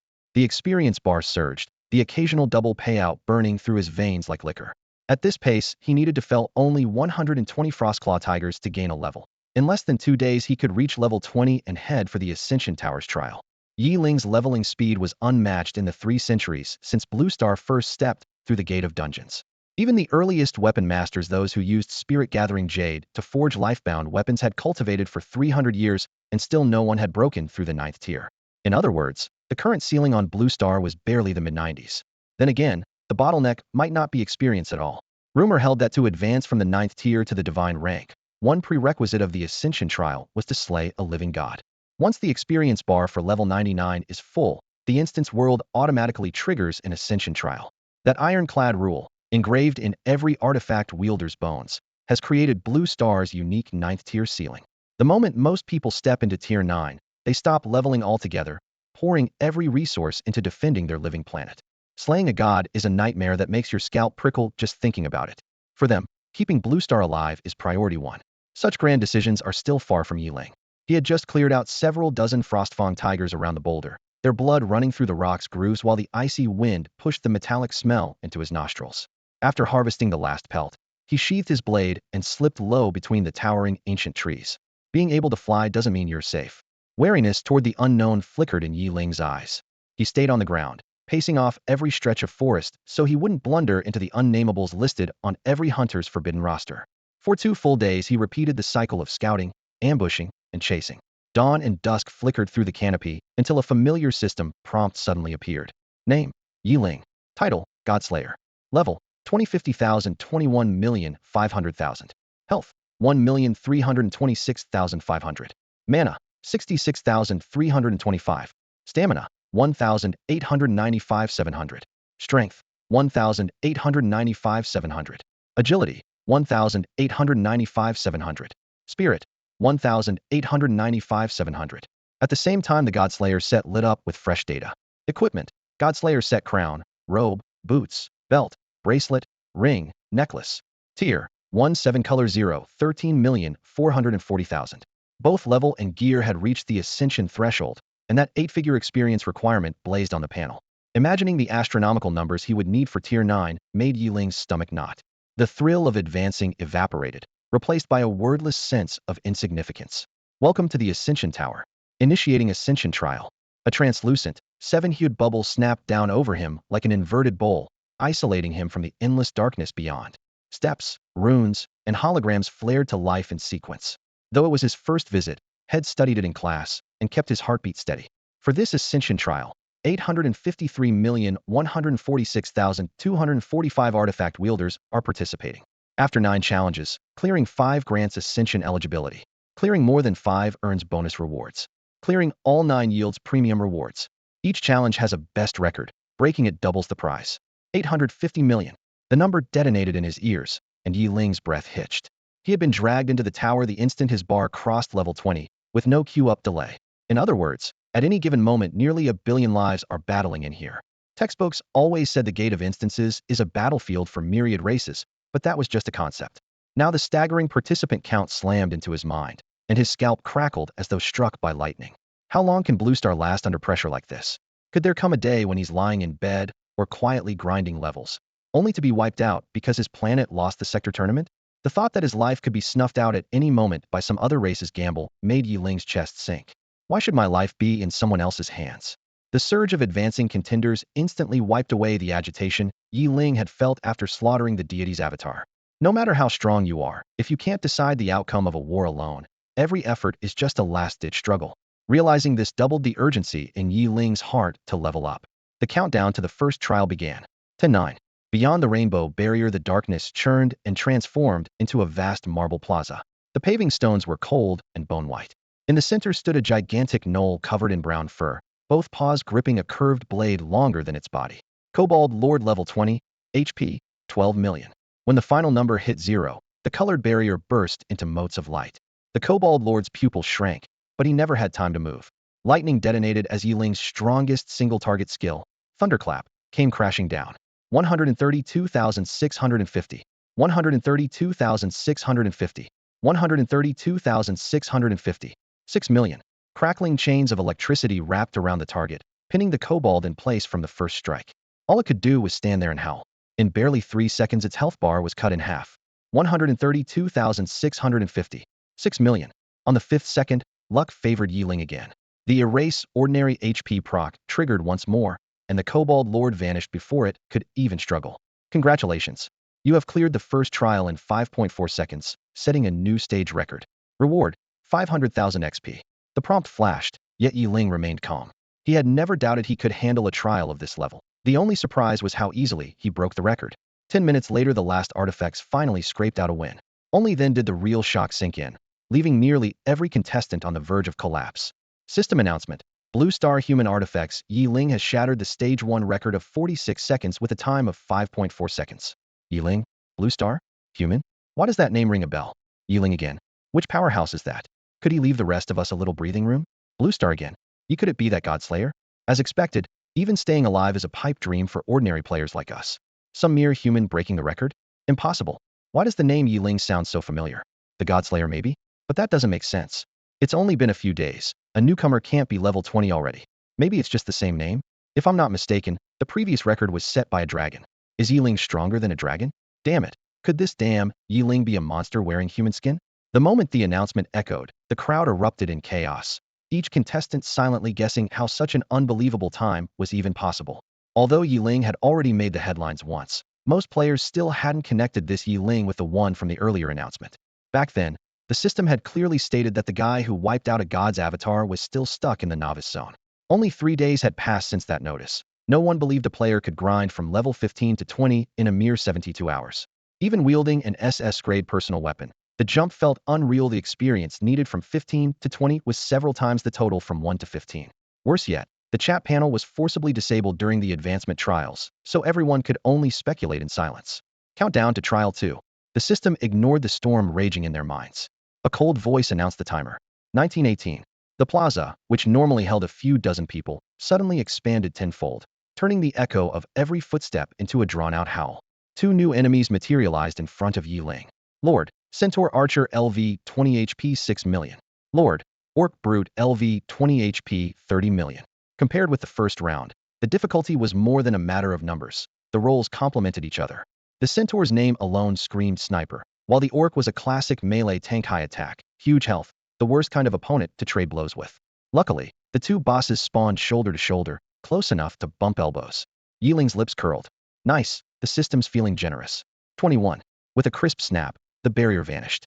Lightning erupted almost in the same instant. The shield shattered. Crackle, crackle. 132,650. 132,650. 132,650. 15 million. A raging sea of thunder flooded the handful of meters between them, leaving no room to escape. Half of the Orc's 30 million HP evaporated at once, and the Centaur Archer, with only 6 million, had no time to scream before it charred to a husk. A second 15 million floated up, and the gigantic Orc crashed to its knees. System prompts whipped across the screen like chained lightning. Congratulations. You cleared Trial 2 in 4.5 seconds, breaking the previous record of 58 seconds. EXP reward, 1,200,000. Not bad. Not bad at all. Yeling glanced at his panel. The experience needed to upgrade his Godslayer set was already a tenth full after just 2 rounds. He was numb to the whole record-breaking thing. The system only ever handed out experience, nothing else. What thrilled him were those climbing numbers. Given the system's usual sadism, later stages would scale exponentially. At this rate, by stage 9 the set upgrade requirement would be a non-issue. The fight had ended too fast, so he stayed where he was, waiting for the follow-up message. More than 20 minutes ticked by before the plaza's emptiness was finally broken by a belated announcement. Blue Star human artifact wielder Yeling has cleared stage 2 in 4.5 seconds, shattering the previous record of 58 seconds. Pandemonium erupted. This can't be real, no way. Is there a legacy stronger than a demon's? Am a pureblood holy dragon, and a human beats me? Damn it, this has to be that Godslayer. Am done, just wiped the server already. How do more monsters equal less time? What kind of freak is this guy? Even though some of the artifact wielders had braced themselves, the moment the system announcement rang out, the entire Ascension Tower exploded in uproar. The clans that prided themselves on superior bloodlines and awakened high-tier legacies found it especially hard to swallow. 4.5 seconds. The previous record had been 58 seconds, and Yeling's time wasn't even a fraction of that. Rage was one thing, but the trial was far from over. Lord Class Ghoul, level 20, HP 30 million. Lord Class Winged Nether Tiger, level 20, HP 6 million. Lord Class Sylvan Elf, level 20, HP 12 million. A tank mage healer setup? Yeling muttered as he read the glowing names. It was the first time he had faced humanoid opponents who looked normal, and his eyes lingered on the elf whose beauty could daze anyone. But clearing the stage came first. Fortunately, the 3 lords were still within 10 units of each other. The divine skill Thunder Wrath crashed down again, its savage arcs of lightning leaving no room for retaliation. In just a few breaths, the field in front of Yeling was wiped clean. Congratulations. You have passed the 3rd trial in 4.6 seconds, set a new stage 3 record, and earned 7 million experience points. Great, great, keep it coming. 7 million EXP appeared, and Yeling clenched his fists, eager to dive straight into stage 4. This time, however, the wait dragged on. Nearly an hour passed before the next system notice finally arrived. Blue Star human artifact wielder Yeling has cleared stage 2 in 4.6 seconds, breaking the previous 175-second record. This announcement is hereby made. Huh, he's only 0.1 seconds slower this time. Am not broken yet, he can still hang on. Oh, it's Yeling again. System, please, give someone else a turn, I'm sick of hearing his name. Yeling, Yeling, still Yeling.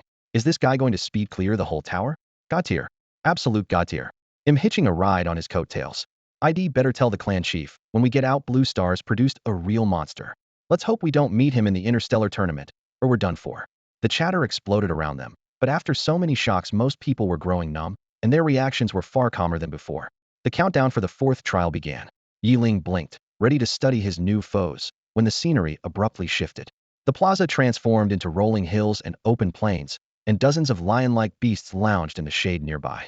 A translucent panel floated before him, dense with flashing red dots. Clear condition: eliminate all monsters. What surprised Yeling was that before the countdown even started, the system flashed one more line of text. After a quick glance, Yeling fixed his eyes on the lion ahead. Flame Lion, level 20, HP 5,000,000, neither a boss nor an elite. Its health was as ordinary as it got. What was the system trying to prove? The question flashed through his mind, but his hands never slowed. The lions were too spread out for Thunderstorm, so he switched to his level 25 explosive Windblade. 79,960, 79,960, 79,960. Each strike fell just shy of 80,000 damage, the red numbers merging above the pride into a crimson sea. Yeling unleashed the opener, and the follow-up attacks ran on autopilot 5 hits per second, hammering down like a monsoon. Seconds later, the ground was spotless. Not a scrap of lion remained. This tower is stingier than ever, won't even drop materials, he grumbled. A flick of his foot sent him skyward, streaking toward the nearest red dot. Boss, Skeleton General, level 20, HP 15 million. Unlike the pack-minded lions, the second wave was a lone, undead boss. Another solo job. Yeling fired off Thunderstorm without hesitation. 7,500,132,650. The opening hit erased half its health, leaving him oddly conflicted. 3 seconds later, the Skeleton General collapsed into bone dust. Yeling didn't linger. He surged upward again, hunting the next target. This was only stage 4, yet it was already the slowest round so far. Ahead lay a dense green forest, canopies interlocking so tightly the ground vanished from view. He hovered for a long while and still spotted no monsters. Were it not for the red blips on his translucent map and the system's silence, he might have thought the stage was over.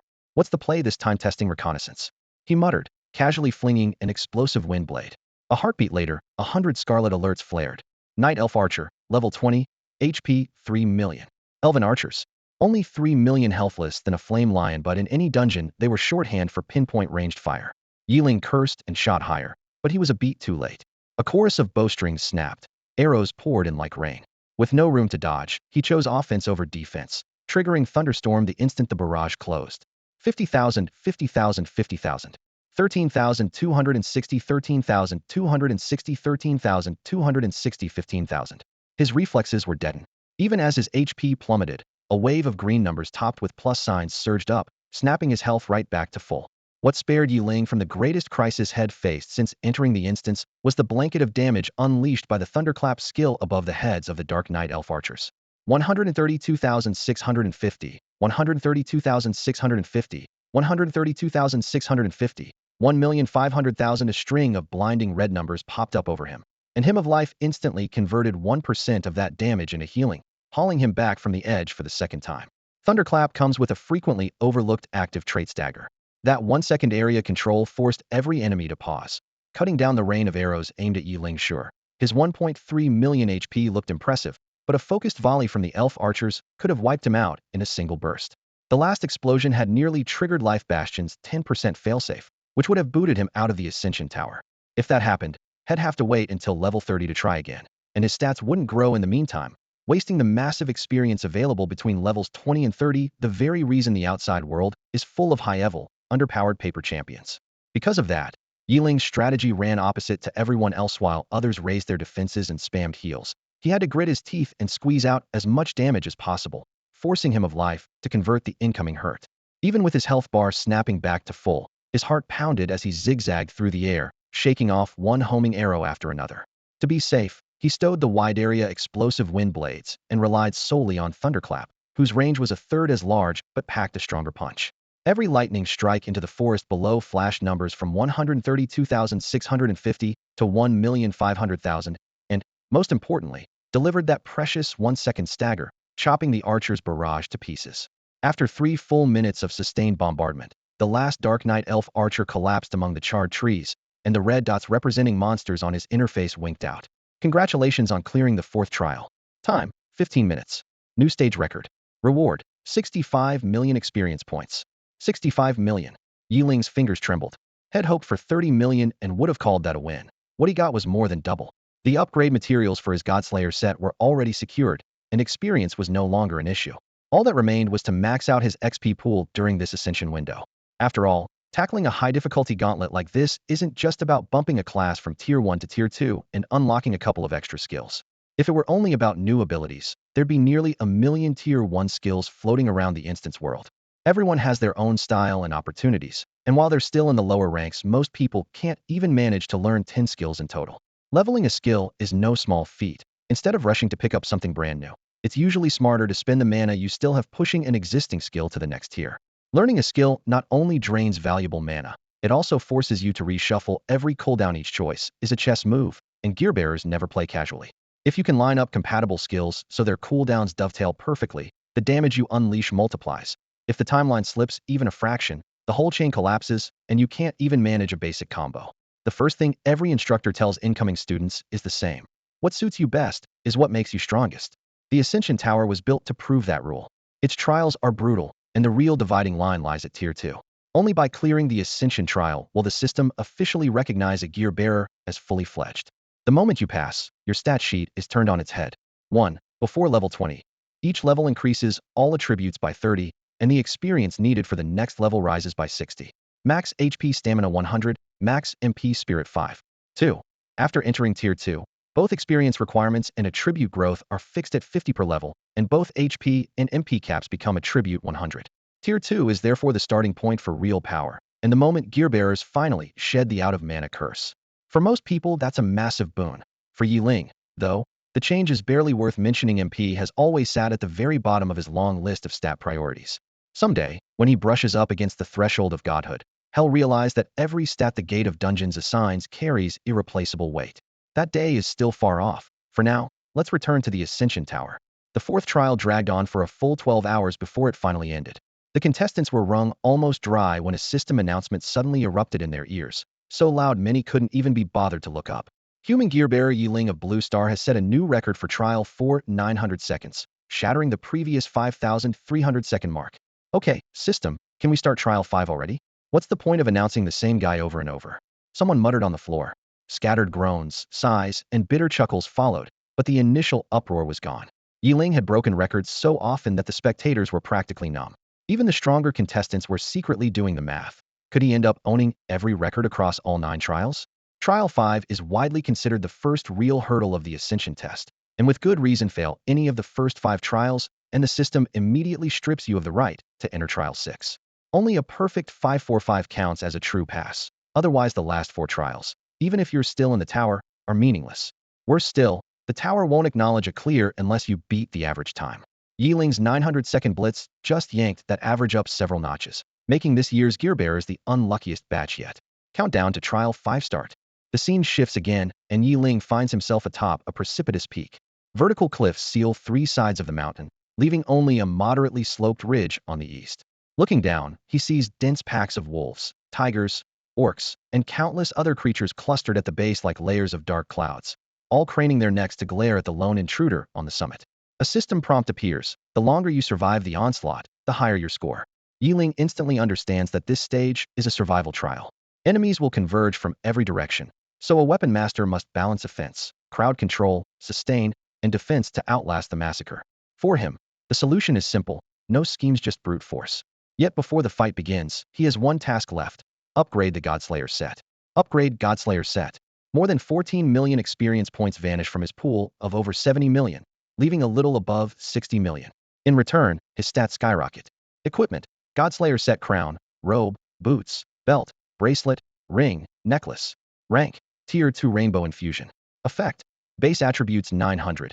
Each additional tier grants another 200 to the set bonus. Note: every time the wielder levels up, an equal amount of experience can be spent to upgrade the gear again, with no cap. The original 7-fold boost climbs to 9-fold, and Yeling feels every fiber of muscle swell, while mana roars through him like a flood. Simultaneously, the system's countdown ticks away 3, 2, 1. Because the monsters are dispersed yet not widespread enough for an area-wide spell, he discards Thunderstrike and chooses Explosive Wind Blades.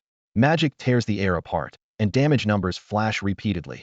105,670, 105,670, 105,670. The staff's passive bonus, coupled with the gear upgrade, hikes his damage from 80 plus thousand to 105,000. Crescent blades sweep across the slope, churning up black-red mist as hundreds of wolves, tigers, and orcs stumble back, piling into a wall of flesh. After a brief assessment, Yeling pinpoints his weakness. He lacks a truly decisive crowd control skill. The suppression built into explosive wind blades is too mild for high HP monsters. A swamp or ice-type snare would be ideal, but spell tomes are rare and unpredictable. Fortunately, his bonded staff's autolock trait lets him unleash 6 wind blades per second without pause. Against creatures averaging only a few million HP, he can clear everything within a 30 by 30 meter area in 3 to 4 seconds. Shwa, shwa shwa. Woo-wahoo, the shrill hiss of blades slicing the air blends with the bestial roars at the mountain's peak, forming a scene entirely its own. At first, Yeling stood calmly on the hillside, scything down monsters in great swathes.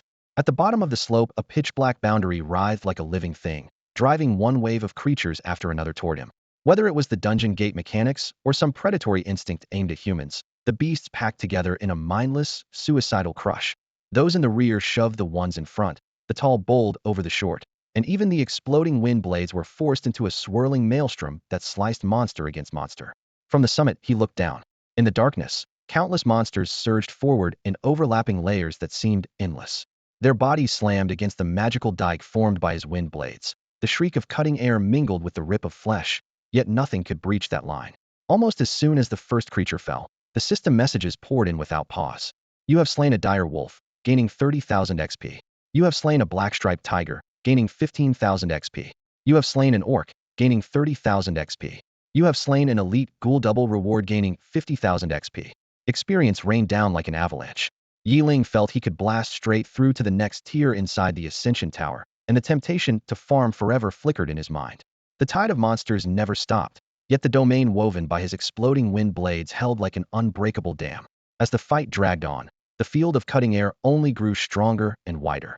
Skill exploding wind blade leveled up. You have slain a centaur archer, gaining 120,000 XP. You have slain a nine-tailed red fox, gaining 20,000 XP. Skill exploding wind blade leveled up. Each upgrade came faster than the last, and the arc of wind blades fanned out until the entire hillside rang with the sound of shearing air. Severed limbs whirled through the dark, blackened gore seeped over the rocks, as though someone had splashed the peak with thick ink and spreading blood. Fortunately, everything in this instance was data. Corpses would depawn after a set time, or the sight alone could break an ordinary mind. Before the timer hit 0, piles of bodies had already formed a grisly mound at Yeling's feet. Standing atop a boulder, he appeared to tread on a sea of corpses, a demon king in hell. There was no sun in the Ascension Tower, so he could not tell how long he had fought. He only knew that he had unleashed his wind blades tens of thousands of times. With each new wave, the monsters' levels climbed 20, 21, 22, 23, rising nearly 1 level every half hour. Their growing health matched his wind blades' escalating power so perfectly that he never once needed to use his trump card flight skill. Only when every muscle had gone stiff and he held his staff raised for one last swing did he notice it. The monsters at the foot of the slope were finally thinning out. At last, the obsidian barrier on the horizon stopped spewing monsters, and Yeling finally let out a breath of relief. His stamina was still holding up, but after keeping his nerves wound so tight for so long, his mind had begun to go numb. As the final creature was sliced into quarters by a single wind blade, a long-absent system chime rang in his ears. Congratulations! You have survived Trial 5, becoming the first challenger to clear it and setting a new record. Total reward, 4,200,000,000 experience points. System-wide broadcast. Blue Star Human Artifacts. Yeling has completely cleared Trial 5, the first in history. 4.2 billion. Yeling sucked in a sharp breath. Had heard that a first ascent was the Gate of Dungeon's way of handing out perks, but he had never imagined anything on this scale. Since entering the Ascension Tower, every creature had been worth at least 10 times its usual experience. Back home, dropping a level 20 mini-boss for 1,000 XP was already a windfall. No wonder had happily hunted monsters 5 levels higher. Every risk had just paid for itself. The world channel exploded. Is this guy even human? Maybe a dragon masquerading as one. Clear the stage? Screw that, I must be hallucinating. Even if the mobs stood still, I'd die of exhaustion first. Epic. Yeged just put Blue Star on the map. Right, let's see if the other races still dare to look down on us. Billions of prodigies were online, yet Yeling's feat cast a shadow over them all. With Trial 5 officially beaten, no matter what freakish talent erupted next, it would be nearly impossible to knock his record off its perch. Yeling collapsed onto a boulder with a thud, gasping for air as golden sparks danced before his eyes. Head barely moved a step during the fight, but to keep the battlefield under control his mind had been drawn as tight as a garrote. Now he felt utterly drained. Pain washed over him, and he flipped open his status panel, letting the absurd numbers in his skill list provide a little psychological comfort. Name: Yeling. Skill: Explosive Wind Blade 143 tiers. Tier 1 description: releases a barrage of wind blades, dealing 3,670 base damage to all targets within a 148 area. Passive Proliferate: number of targets increases with skill level. Active Shatter: on hit, wind blades have a 30 chance to detonate, dealing secondary damage to all targets within a 143 radius. Attribute Scaling: Spirit 20. At level 143, Explosive Wind Blade already packed 3,670 points of base damage. The only downside was how slowly Spirit scaled it, only doubled the multiplier every 10 levels. The latest monster wave had sent Explosive Wind Blade's level through the roof. The experience bar rocketed upward, and Yeling was still savoring the thrill of the upgrade when the system, as if realizing things had gotten out of hand, went silent for a full 30 minutes before its icy prompt reappeared. Countdown to the 6th trial. 10. Yeling shot to his feet and tightened his grip on his staff. Leveling up felt great, but if the next stage forced him into the same powerless grind, he wasn't sure he could clear the tower. When the countdown hit 0, his vision warped. A dull gray sky pressed overhead, and he found himself in a decaying castle. The gardens were long dead, blue-gray leaves rustled in the wind. A twisting corridor wrapped around the courtyard where 3 two-story wooden houses crowded a central stone keep, and intersecting flagstone paths wound off into the shadows. A frosty overlay floated past. Locate the true form of vampire Prince Count Della and eliminate him. The bleak sky, the ruined scene, and the word vampire made Yeling's knees wobble. Were they tossing him straight into the Count's backyard? Some scripted story? Roleplay? He had no clue what trick the Ascension Tower was pulling this time. Just as the countdown ended, hurried footsteps drew near. A petite, curvy Western woman stumbled around the corner. Chasing her was a burly brown-haired man in ragged burlap, limping on an injured leg. The man rasped, "Sir Hero, don't believe that witch. She's a slave to the vampire." The woman shrieked, "Honorable Hero, he's the servant. I was kidnapped to be fed upon." Both flung themselves in front of Yeling, scrambling to gain his trust. Yeling glanced at them without expression and raised his staff. Crack! A bolt of searing lightning tore through the air, and neither figure finished a sentence before they crumbled into ash. "The system told me to kill the vampire. Never said I couldn't clean up everything else," Yeling muttered. "If it moves, I remove its same result." He ran through his logic again. Trials differed by race, but a scenario this insulting to one's intelligence, what were the designers thinking? Anyone still alive in a place like this couldn't be innocent, and if by chance they were, a one-shot death was probably merciful. Decision made, he stopped holding back. Whoosh! A string of fireballs roared toward the 3 wooden houses. Boom crackle. A deafening blast of fireballs shook the castle. Scalding shockwaves tore through the corridors, devouring murals and tapestries in an instant. Yet the 3-story annex in the center, hewn from a single block of blue-gray stone, remained untouched. Flames threw a faint, almost blood-hungry smile across Yeling's profile. Arson and murder came to him as easily as slicing vegetables at home. "Damn you, you bastard." Watching most of his estate go up in flames, Count Della finally snapped.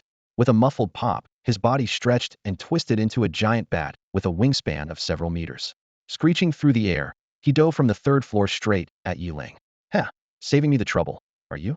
Yeling smirked and flicked a finger. Crack! Crack! Fire and lightning intertwined, and a pillar of silver-blue energy slammed down. 175,500. 175,500. 6,750,000. Stun effect triggered. Half of Della's health vanished before he could roar. He crashed into the dirt like a crippled mutt, head burying itself halfway into the ground. Yarg. A waterfall of lightning answered him. 175,500. 175,500. 175,500. 6,750,000. From first appearance to charred remains, it was over in a blink. 13 million health points meant nothing. The Earl never even got a proper introduction. "Congratulations. You cleared stage 6 and 16s, set a new record, and earned 300,000 experience." The experience bar that had been dropping by the billions in the previous stage now filled by only 300,000. Yeling's face froze. Had known the gravy train would end, but this was brutal. After so many system prompts, the artifact wielders still inside the Ascension Tower treated them like background noise. New record? Fresh rewards? Nobody even had the strength to sigh. They simply kept pressing on. To them, Yeling had long since stopped being human. Who but the Godslayer could make the tower broadcast announcement after announcement? If he could dismember a divine avatar, what was one more leaderboard entry? Thanks to the immunity buff, everyone's clearance speed jumped. Half an hour flew by, and Stage 6 was history. Countdown to Stage 7 begins. Announcement: Blue Star human artifact wielder Yeling has set a new record for Stage 9.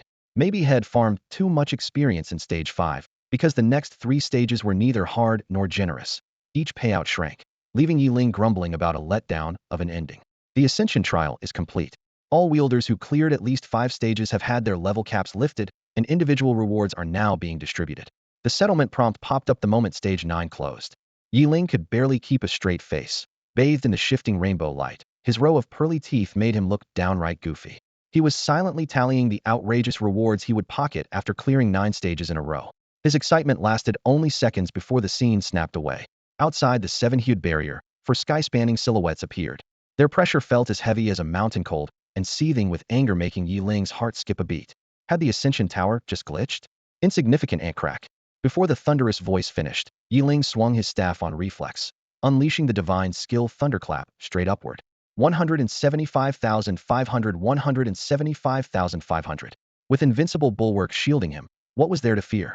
Blinding arcs of lightning flooded the void. The savage thunder slammed into the 4 projections, and their lofty postures collapsed instantly. They shook like sufferers of Parkinson's. Impudent you insect, stop.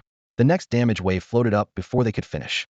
450 trillion, 760 trillion, 1 quadrillion, 520 trillion, 980 trillion, 175,500, 175,500. Enormous digits cascaded in a waterfall of zeros, and the 4 deities finally panicked. Stop, how dare you, blasphemer, you'll die. The stun effect left them unable to string together a full sentence. Terror and rage shredded their voices. Yeling snorted. My title is Godslayer, what wouldn't I dare? 175,500. 450 trillion, 760 trillion, 1 quadrillion, 520 trillion, 980 trillion. The numbers kept rolling, and Yeling's eyes practically glowed green with envy. If only those health bars were mine. System messages flashed.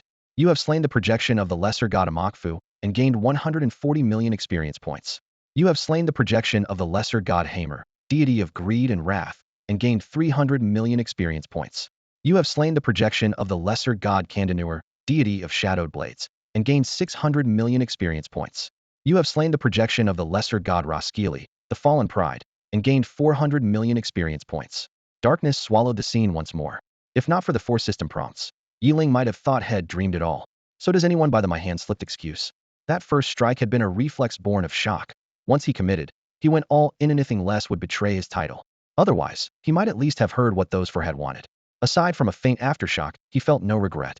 They had barged in uninvited. Was he supposed to greet them with a smile? Perhaps the gods were too humiliated to speak, because no fresh outrage followed. Instead, the dungeon interface rubbed salt in their wounds by issuing a world announcement. World announcement. Human Yeling of Blue Star, while only a first-rank relic wielder, has single-handedly slain the projections of 4 deities, accomplishing an unprecedented feat. Celebrate this triumph. World announcement. Human Yeling of Blue Star, while only a first-rank relic wielder, has single-handedly slain the projections of 4 deities, accomplishing an unprecedented feat. Celebrate this triumph. World announcement.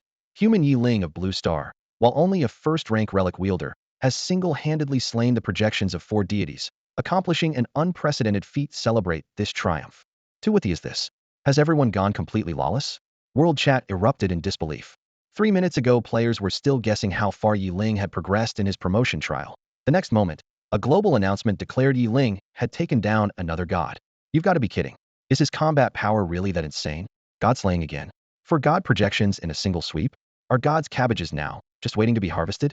The chat exploded like cold water splashing into hot oil.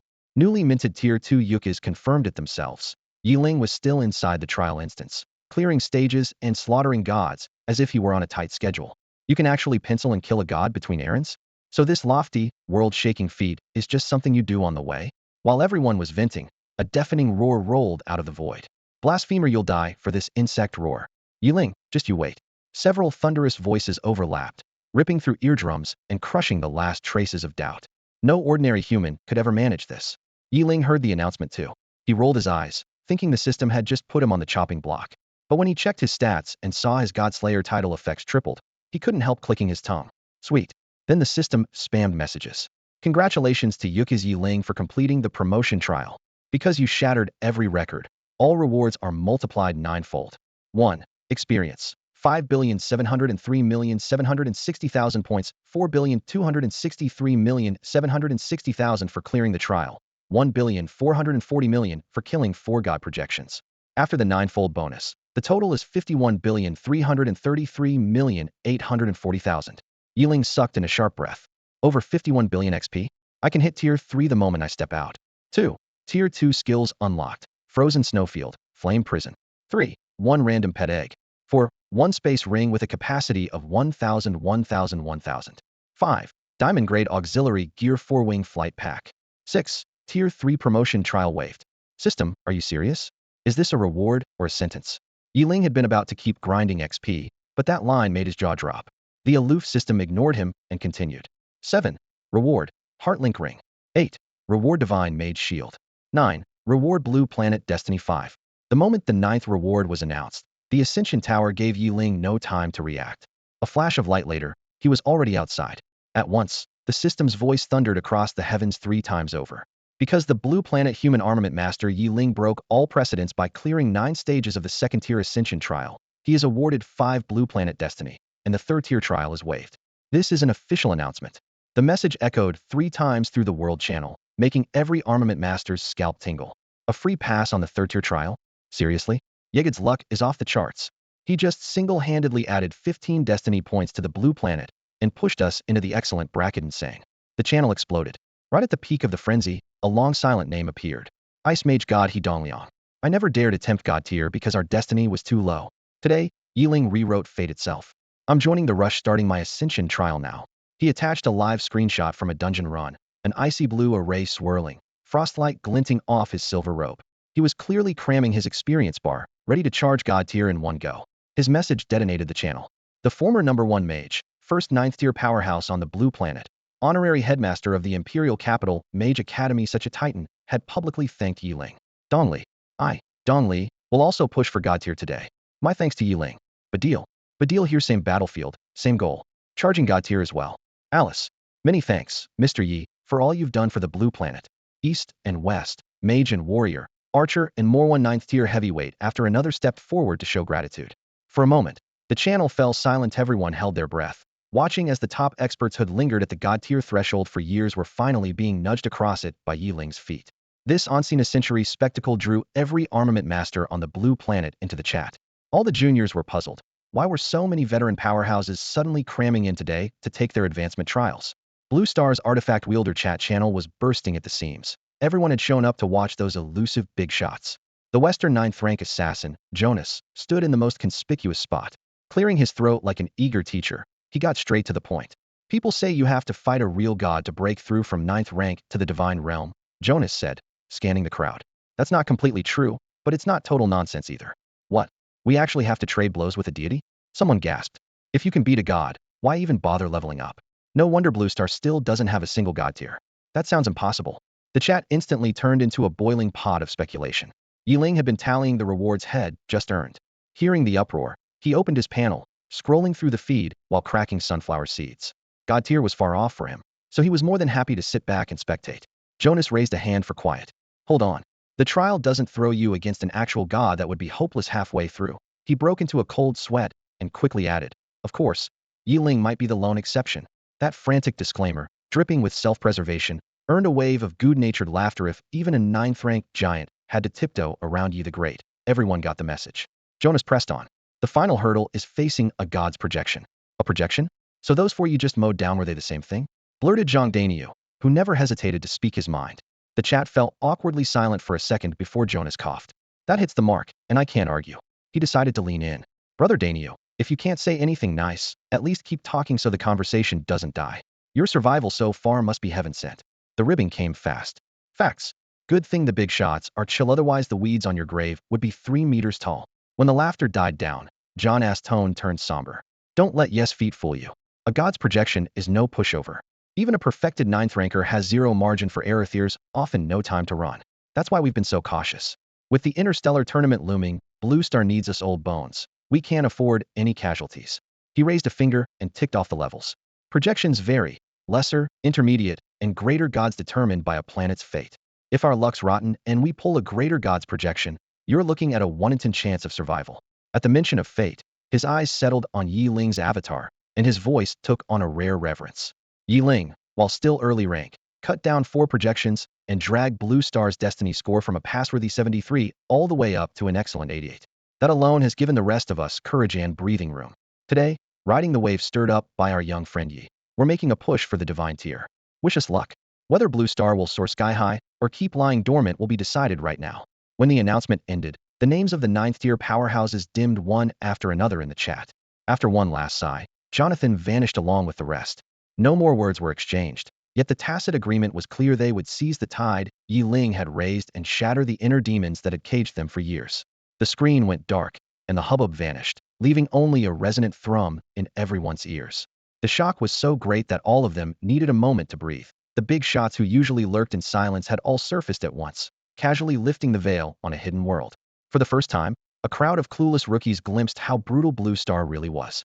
In their own channels, the lower-tier juniors argued fiercely, listing humanity's long, hard struggle for survival and counting Yeling's dazzling feats, all achieved in less than a month. Yeling closed the chat panel and exited the Ascension Tower. The spinning vertigo vanished, solid ground steadied under his feet, and he found himself inside the safe zone of a main city. A broad energy shield arched overhead, sealing off the clamor outside. Every building shared the same clean lines, light patterns rippled along the walls, and the system had wiped all signage of location data. Yeling scanned the area but found no clues. The map window that popped up went completely blank. Kick me out again, huh? He rubbed his brow in resignation and opened the regional chat. This was the most basic public channel, yet it was also every artificer's first choice for sizing up the surroundings and gathering intel. A flood of recruitment posts scrolled past. Longxiang Guild urgently needs newcomers below level 43. Priority packages for a grade course and above. The Culinary Association calls on all artificers with cooking skills to band together. Our motto: even a life skill is not bottom tier. Iron Shield Equipment Association seeks inlay masters, tier 3 and above. Base salary plus commission, 1 month of vacation per year, 8th-hour shifts, absolutely number 007, absolutely number 996. Pop-up ads piled on, and for a split second, Yeling felt as though had slipped back to some long-gone BBS forum. The flashy hiring slogans from the Equipment Association made him scoff. Only a fool would trust the great benefits touted by capitalists. Before you sign, they'll praise you to the skies. Once you leave a fingerprint, they'll bleed you dry. After sorting through the chatter, he confirmed his location, Jiangnan Main City in the Tier 3 zone. From this rank on, an artificer officially shed the rookie label and faced real competition for resources and the looming threat of war. Figures flickered beyond the shield apprentices gathering materials, craftsmen testing new gear, armed convoys escorting supplies. Everyone moved with hurried, weighted steps. Yeling pushed aside his scattered thoughts and decided to take stock of what had gained from the latest climb. No one dared start a fight inside the safe zone. Nowhere could be more secure. The prize that thrilled him most was a softly glowing, pale gold skill crystal magic barrier, a divine grade skill. The words divine grade alone shone brightly enough, but to him, they meant a fresh supply of confidence and a whole new lease on life. A structural diagram unfolded in his mind: multiple folded shields, elemental phase buffers, reverse rune feedback. Every glyph whispered of endless possibilities. With this skill, Yeling's decidedly unconventional path as a mage was about to take an even sharper turn. Spellcasters usually stick to one rule: stay out of harm's way and hurl spells from a safe distance. They either hide behind tanks or kite their targets, because their paper-thin bodies can't take a hit. Yeling, however, shattered that tradition the moment he walked onto the field. With his 2 life-saving skills, Invincible Bastion and Hymn of Vitality, he already fought like a frontline bruiser, never backing off unless the next blow was certain death, charging straight ahead while his HP bar bled dry. Now, with Arcane Bulwark glowing on his panel, he finally saw what it meant for a mage to trade blows face-to-face. Arcane Bulwark. Tier: Divine. Description: surrounds the caster with a shield that absorbs damage equal to mental stat 300. Passive: reflects damage equal to 50 strength when hit and regenerates 30 of its capacity every second. Cost: 100,000 mana. Cooldown: 300s. Damn, that's not a shield, it's a walking fortress. Even Yeling, who'd seen his share of absurd numbers, couldn't help blurting out when he read the sky-high durability and obscene regen. The rare damage reflection bonus was the cherry on top. A single divine rank skill and 5+ trillion XP almost spun in circles from pure joy. A memory flashed through his mind. The close-quarters mystics from an American comic, the Camartage adepts who smacked enemies with staves and slammed magic shields into their faces. had once admired them from afar. Now he was treading the same bizarre, overpowered path. Beyond the EXP and the god-tier skill, 2 second-tier spells and a strangely shaped ring also caught his eye. Frozen Tundra. Tier 2. Description: deals 150 base damage to all targets in a 10-10 area. Passive Frostbind. 30 chance to encase a target in ice, dealing 120 base damage over time. Scaling: Mental 5. Cost: 200 mana. Cooldown: 10s. The crowd control potential of Frostbind made Yeling relax. His control chain was finally complete. Flaming Prison. Tier 2. Description: conjures a 10-10 fiery cage, dealing 150 base damage and rooting targets. Active Scorch. Continuously burns the target for 150 damage per second at the cost of extra mana. Active Detonate. Explodes the cage, inflicting an additional 450 base damage. Scaling: Mental 5. Cost: 200 mana. Cooldown: 10s. With Frozen Tundra in hand, he felt less excited about this fire-based crowd control spell. More skills aren't always better. The right ones patch the gaps. Still, the Tower of Ascension had rewarded him exactly what he needed, and Yeling couldn't be happier. This made Yeling wonder yet again if the status screen hid an invisible luck stat. If such a bar existed, he was sure his own value would be almost maxed out. While he was still complaining that the Tier 2 flame cage was nothing but dead weight, a crimson prompt popped up at the center of his interface-compatible skills detected. Fuse now? Fusion? Yeling arched a brow and tapped for more details.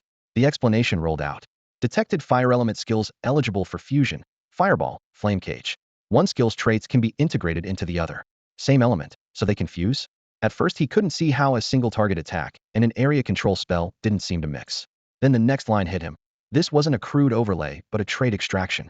Shock followed. Back at the academy, the instructors had stressed that only Tier 1 and Tier 2 spells carried damage multipliers or stat bonuses. Later in the dungeon worlds, Yeling learned that divine grade skills also had such perks, but those were cheat-level exceptions. Other than a rookie blessed with insane luck like him, who could keep stumbling on divine grade drops. Remember, his first divine skill had come from the Newbie Zone's random Goblin Elder Divine Legacy event. For anyone else, that Goblin Nest alone would have meant an instant game over. And now his bound staff actually carried a fusion function that could siphon traits between spells. Even someone as seasoned as Yeling had to suck in a cold breath. Fuse. He hit confirm without hesitation. The panel refreshed. Choose the primary skill to keep. 1 Fireball, 2 Flame Cage. 2. Fireball had done good work for him, but after seeing how wide divine grade skills could spread, had realized only low-tier spells split single target from AoE. Higher tiers, especially divine, only cared about range. A second prompt appeared. Select traits to extract from Fireball. 1 base damage, 2 trait critical strike, 3 stat scaling stackable. Yeling checked 2 and 3 without a moment's pause. Bzzz. Gold crimson light burst from the staff's socket, flowing like liquid flame along its engravings into the skill menu. Fusion complete. The new data scrolled on screen. Flame Cage, 8 Tier 2. Description: creates a fiery cage over an 18-meter area, instantly dealing 230 base damage to all trapped targets. Passive Critical Strike. 10 chance to trigger a damage multiplier, randomly 510. Active Incinerate. Continually drains mana, adding 150 damage per second to trapped targets. Active Detonate. Explodes the cage, dealing an additional 450 base damage. Stat Scaling, Spirit 7. Mana cost, 500. Cooldown, 30 seconds. Finally, Yeling saw that Fireball had vanished from his skill list, replaced by the new Flame Cage. The staff hadn't consumed any experience. Either the upgraded Flame Cage remained at level 15. After savoring the power of his life-bound staff once more, Yeling turned his gaze to the strange ring called Heartlink. He unfolded the status panel, and its information sprang into view. Heartlink. Tier: Diamond. Description: allows you to copy any single trait from a skill or piece of equipment and keep it permanently. Note: you may actively replace the copied trait once per day. Yeling froze for a moment. The wording was blunt, yet its effect rivaled that of divine gear. It might look like an ordinary ring, but in essence it was an extra trait slot. If he copied the critical trait from Thunderous Wrath, the chance of cleaving away half a god's health would soar from 20 to 40%. It was practically a free exploit. The name Heartlink stirred an unexpected loneliness within him. A familiar woman's silhouette flashed through his mind. After a brief silence, he sighed softly and brushed the ring's engravings. Copy the Godslayer Tidal Heaven's favor trait. The panel updated at once. Heartlink. Tier: Diamond. Description: allows you to copy any single trait from a skill or piece of equipment and keep it permanently. Current trait: Passive Heaven's Favor. Effect: 1 blessed by heaven and earth. Luck increases dramatically. Note: you may actively replace the copied trait once per day. Boosting a chance from 20 to 40% was still only a chance. Even at 90%, A streak of bad luck could keep it from triggering 10 times in a row. People drowning in good fortune often landed the effect on their very first attempt. People like Yeling. That once ignored rookie had become a godslayer feared even by deities thanks to his sky-high luck. Without heaven's favor, he would never have acquired a chain of divine skills and a growth-type life-bound weapon. Yeling knew exactly what mattered most. Content. He slid the ring onto the ring finger of his right hand, convinced his luck would climb even higher. In this instance world, there were no fixed equipment slots and no restrictions on what you could wear. You could stack dozens of rings on both hands, and no one would care. Satisfied with the ring, he shifted his attention to the next reward: 4-wing flight gear. 4-wing flight gear. Tier: Diamond, Support. Description: Flight speed 10, agility 5. The description looked straightforward, yet it hit a catch. Flight speed 10 did not grant the power of flight. It merely multiplied any existing flight speed by 10. If you could not fly at all, you were out of luck and could only enjoy the agility 5 boost. You can't even fly yet you're already hoping for a bonus? Don't forget these wings are auxiliary gear, not an actual skill. Support, support, support. Countless pieces of support gear exist in the real world. Even at God tier, they're little more than junk for most people, but once they find the right user they become priceless, unlocking every ounce of their potential. Yeling had just shifted his eyes away from the wing's stats when a new prompt appeared on the panel. Similar traits detected in both skill and equipment. Proceed with fusion? Weight skills can merge with gear? He snapped his head up, voice cracking with surprise. The idea shattered everything he thought he knew. Sensing his confusion, the panel added, fusion cares only about traits, not about the vessel. That single line hit harder than the previous prompt. Yeling tried his luck. Can you answer my questions? The panel said nothing. Hey, can you hear me? Is there a hidden luck stat? What's my actual luck? Silence was the only reply.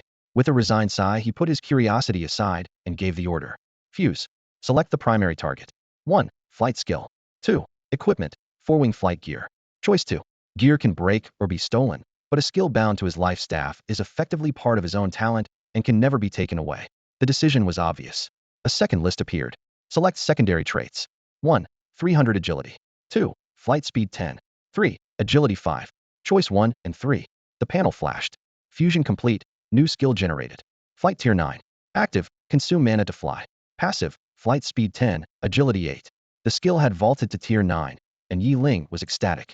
It made sense. Flight was already rare, and with speed multiplied 10-fold and agility 8-fold, a 9th tier rating was fully deserved. The surprises kept coming. Another prompt appeared. Spatial equipment detected. Fuse with backpack? Fuse. He immediately realized the system meant the spatial ring head found earlier, while the counterpart was the panel's built-in backpack. When someone is bathed in the light of a spirit-gathering jade and awakens their life weapon, their body is completely digitized and class-bound. After that conversion, the system grants a default backpack with 300 slots, each capable of stacking identical items without limit. For most artifact wielders, a 300-slot inventory is plenty. Even Yeling, an obsessive grinder who's been mowing down monsters non-stop, hasn't filled more than 200 slots. But what suffices now won't hold up later. Once you climb the ranks, every item you carry is rare and pricey, and while there are only a few of them, each one matters. Crafting a single high-tier weapon, for instance, can demand 80 to 100 exotic materials, many of which take ages to track down. When that time comes, even 100 extra slots let you store just one of each ingredient hardly enough. That's why anything that expands your inventory is a windfall beyond price. A decent capacity scroll can cost more than a diamond-grade weapon. Yeling, however, had just found a shortcut. Track down any storage-type gear and keep fusing it into his inventory to stack the space. It beat scouring the market for rare expansion items after all. A ring with a timby-timbatimeter pocket dimension only runs a few thousand gold. He put the idea into action at once. Without hesitation, he tossed a spatial ring onto the fusion panel. The system didn't even ask for confirmation. The ring vanished, and his inventory skyrocketed to 1,300 slots, a total game changer. After double-checking every skill and piece of equipment to make sure Head missed nothing, he finally focused on the one item that had been puzzling him from the start. A pet egg. The instance world was nothing like the online games Yeling had played before, especially where pets were concerned. There was no dedicated pet slot, and mounts weren't a thing. As far as he knew, there were only 2 ways to keep a creature around. First, the beast Tamara hybrid of trainer and zookeeper cowled raise animals, but had 0 combat power. Keeping a beast from rebelling off the battlefield was challenge enough, never mind fighting alongside it. Second, the summoner, whose companions weren't real creatures but entities from other dimensions. Once the fight ended or a summon near death, it vanished back to its realm. They never stayed with you, so loyalty or life and death bonds were moot. So when the system suddenly handed him a pet egg, Yeling was thoroughly bewildered. Did these instances hide an undiscovered pet system? And if the egg couldn't hatch, Why give it to him at all? There wasn't even a description. Was he supposed to fry it for breakfast?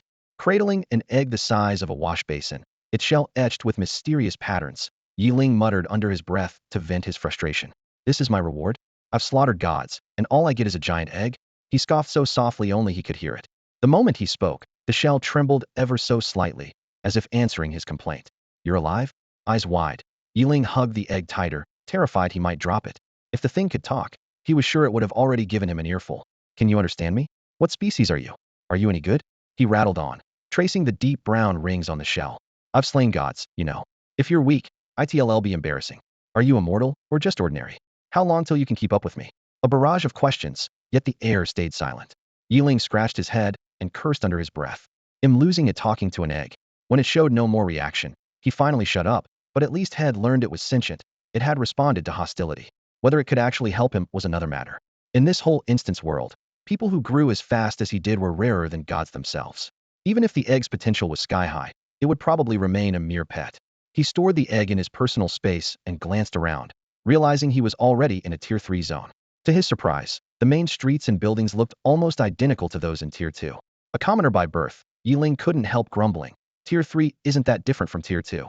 He had no idea that every territory controlled by Blue Star, whether east or west, from the novice grounds to Tier 9, used the same master blueprint for its capital cities.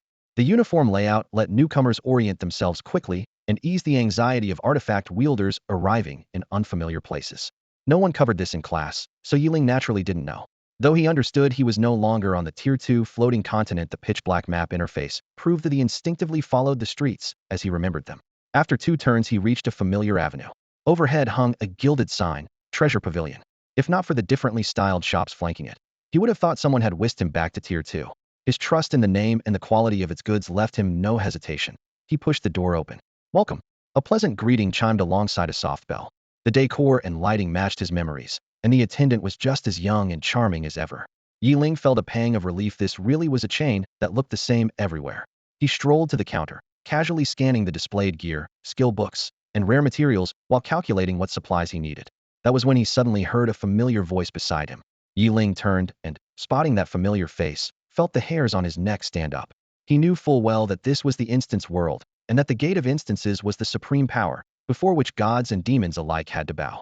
Even so, for a split second, he had the absurd impression had stumbled into a haunt of spirits. What's wrong?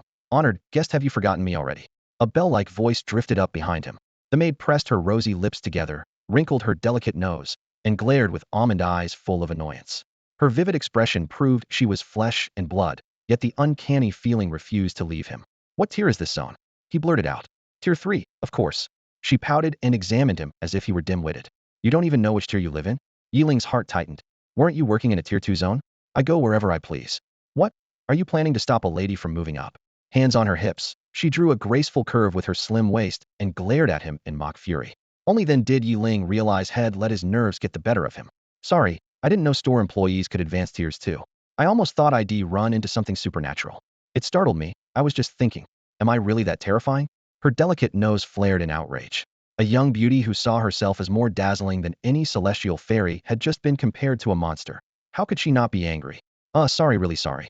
Yeling offered an embarrassed grin and added, it's not entirely my fault though. All your shops look identical, same decor, same layout. Who could tell one from another?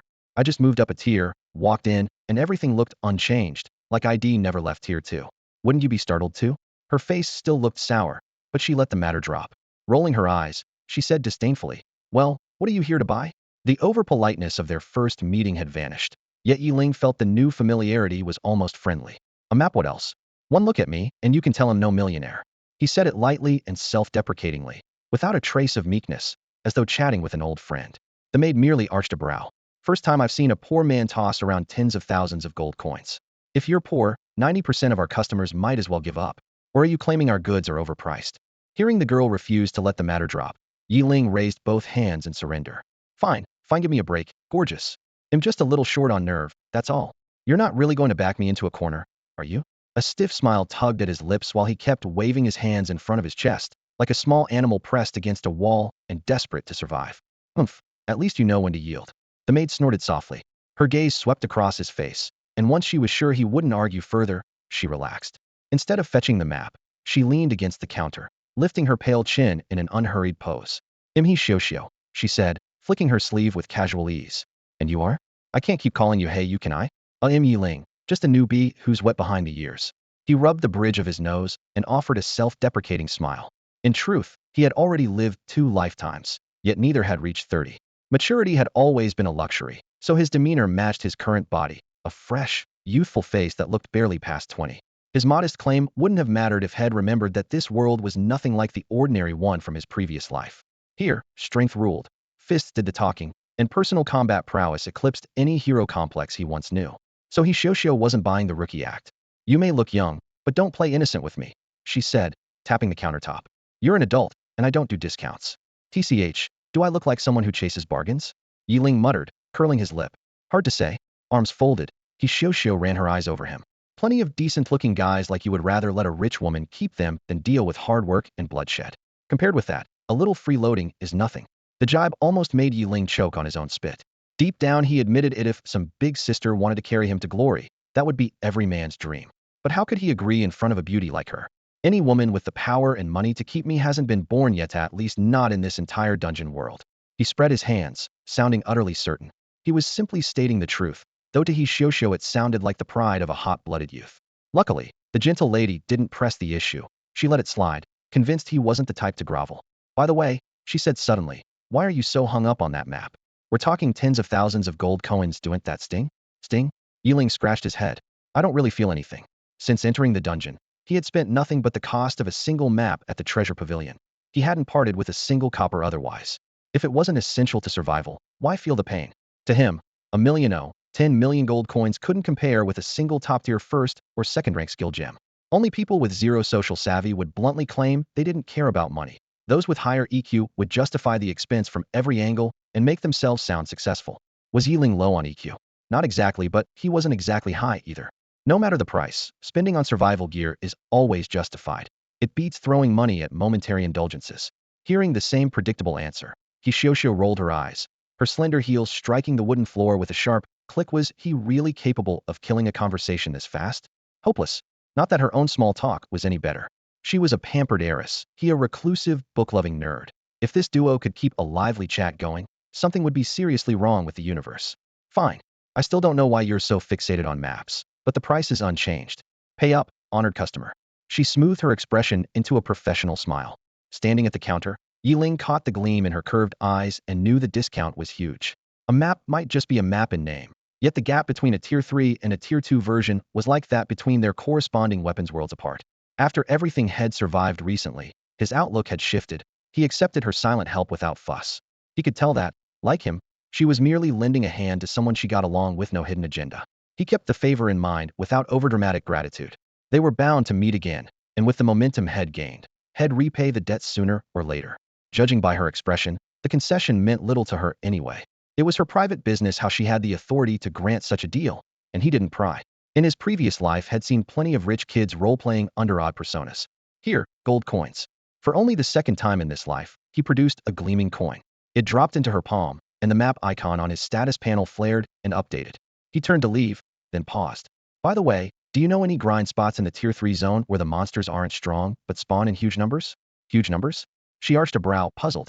Even weak creatures could become a nightmare once they crossed a threshold. Quantity could morph into deadly quality without overwhelming firepower.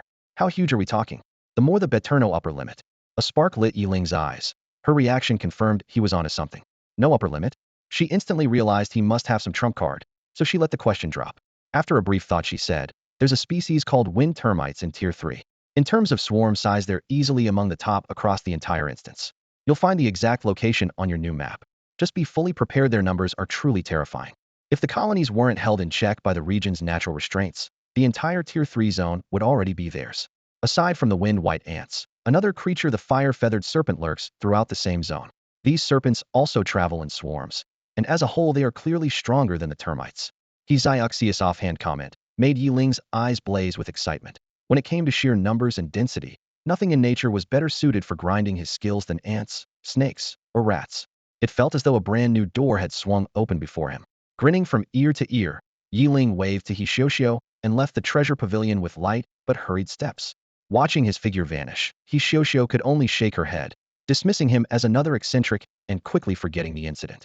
She had no idea her casual words had just created a future monster. Before entering the Ascension Tower, Yeling had never even thought about power leveling his abilities. To him, skills were simply tools for killing monsters. Keep fighting, and they would level up on their own. The beast tied on the tower's 5th floor changed everything. His skills were fundamentally different. For most artificers, there is no extra way to enhance a skill. Once it reaches a high tier, they simply swap it for something stronger. To Yeling, however, there is no essential gap between a Tier 1 and a Tier 9 ability. Level a Tier 1 skill to 1,000 and Tier 9 users can only eat his dust. Moreover, he can fuse skill traits. Having broken free of level constraints, what he truly seeks is the perfect combination of power and traits. If he can assemble the ultimate set of traits and add the boost from his natal staff, any ability in his hands can become divine. But a new question looms. Can a divine grade skill still be amplified by the staff, or is that tier already the ceiling of the instance world system? Since mastering Thunderclap, he had cast it hundreds, perhaps thousands, of times, yet his stat sheet refused to show any progress. That eerie stagnation puzzled him most. Still, divine grade lay far ahead. He had no time to dwell on it now. Level up, and level up again. For a long stretch, both his personal level and his skill levels would be top priority. Yet before diving headfirst into a monster-killing frenzy, he had one critical task: return to Blue Star through the dungeon gate and repay Grand Xia with the spoils of his novice period. Leaving aside the 15 years lived by his predecessor, Yiling's own food, clothing, and shelter over the past 3 years had all come from Grand Xia. The support was hardly luxurious, but a life saved is a debt owed. More importantly, the foster care system sustaining humanity depends on it. Of thousands of orphans reach adulthood each year only because Blue Star raises them free of charge. Countless artificers graduate from novice zones and sell resources back to Blue Star at near cost, keeping the system alive century after century. At last, it's my turn, isn't it? In a fleeting haze, the awakening ritual still felt as if it had taken place only yesterday. That day, the sky split open, a pillar of light tore through the heavens, and rolling thunder mingled with the crowd's startled cries, painting a scene worthy of an epic. The gulf between triumph and failure, the shifting hearts of the onlookers, and every fleeting expression were seared into Yiling's memory. Yet now, those moments slipped past like water, leaving no trace. Zhang Feng's constant opposition, the coveted glass life-bound weapon, even the uncertain career path once dangled before him could no longer stir his emotion. She had stepped into an entirely new world. Since surviving the Ascension Tower's baptism, he would next stand against lofty deities and the unknown fate of humanity on Blue Star. Opening his status panel, he found a dazzling string of numbers that left any peer in the dust. 1. Title, Godslayer. Oppression or a duration, 900 long enough to decide most enemies' lives. Passive Deicide. Burst damage multiplied 30-fold. Another divine projection would last no more than 2 seconds before him. 2. Primary skill, Rending Wind Blades, Lv, 143. Area of effect, 148. Base damage, 480. Spirit scaling, 16. 30 chance to trigger a secondary strike within the same area. Even a mid-tier relic bearer's health would crumple like paper. 3. Support skill, Hymn of Life. Life drain increased to 2 of damage dealt. Paired with his swollen health pool, it made close quarters combat pure despair for any foe. A waterfall of zeros cascaded across the screen, sending his pulse racing. Name, Yeling. Level, 422. Experience, 20,774,100,015 750 million. Health, 563,400,000. Mana, 563,400,000. Stamina, 626,900. Strength, 626,900. Agility, 626,900. Spirit, 626,900. Skill 4, Thunderclap Divine. Unleashes lightning that deals spirit 50 damage. Active Stun, guarantees a 3-second stagger on hit. Passive Critical, 20 chance to erase half the target's maximum health. Passive Splash, identical damage within a 50-50 area around the target. Passive Instant, cast with no wind-up. Passive Immunity, removes all restrictions normally imposed on relic bearers. Skill 8, Archmage's Aegis Divine. Grants a shield that absorbs spirit 300 damage. Reflection, each hit returns strength 50 damage to the attacker. Regeneration, restores itself at 30 per second. Although his divine tier skills didn't gain new levels the way lesser abilities did, their stats skyrocketed as Yeling advanced. Power, range, and duration all climbed in unison. He understood that the skills weren't being remade. Their sealed strength was simply peeling away, bit by bit. The system let him learn and cast divine skills without prerequisites, yet their true effects were still chained to the caster's level. The same technique unleashed by a second-tier artifacts and a third-tier artifacts would shake the battlefield in utterly different ways. Only by stepping into the divine realm could one reveal a divine skill's full brilliance. His ability to fire them off so often was owed entirely to the cheat-like aid of his lifebound weapon. Any ordinary artifacts would be drained dry by a single cast. With that thought, a swirl of emotions crossed his mind, and he tapped the glowing panel in the void. Exit the instance. A white pillar of light descended, lifting him gently upward. An instant later, the familiar teaching building of launching high came into view. An autumn breeze swept the field, and the flag snapped crisply in the wind. Is that Yeling? Yeling is really the god-tier player? Judging by that power, it has to be him. Shouts quickly formed a ring around him. Before he could speak, Principal Xiao Wuye strode over. Yeling, you're the one who earned the title Godslayer, aren't you? Xiao Wuye was nothing if not sharp. Clues the Spirit Jade scanner missed plus the timing, location, and eyewitness accounts had all converged on this teenager. Under the stunned, reverent gazes of the principal and his classmates, Yeling nodded calmly. If there's no second Godslayer, then yes, it's me. Good. Haha, excellent, magnificent. Xiao Wuye threw back his head in laughter, his voice echoing across the field. The brightest name on Blue Star, the Godslayer, was a student from his own school. That alone could bring an educator to tears. Raising top-tier fighters was their greatest triumph, and Yeling was no mere pillory, was a future leader and guardian of humanity. Mind telling me what level you are now? 42. Inside an instance you might need to disengage first, but on Blue Star artifacts were the safest group alive. Unless killed outright, they could open a rift and flee at any moment. Blue Star's laws also banned domestic combat. No one wanted a real-world ambush, so violators faced the swift, merciless hunt of every artifacts. How long do you plan to rest before heading back in? The principal asked. You've got the wrong idea, sir. Yeling smiled. I'm only out to sell some starter resources. Once that's done, I have to go right back. There's still a lot waiting for me in the instance.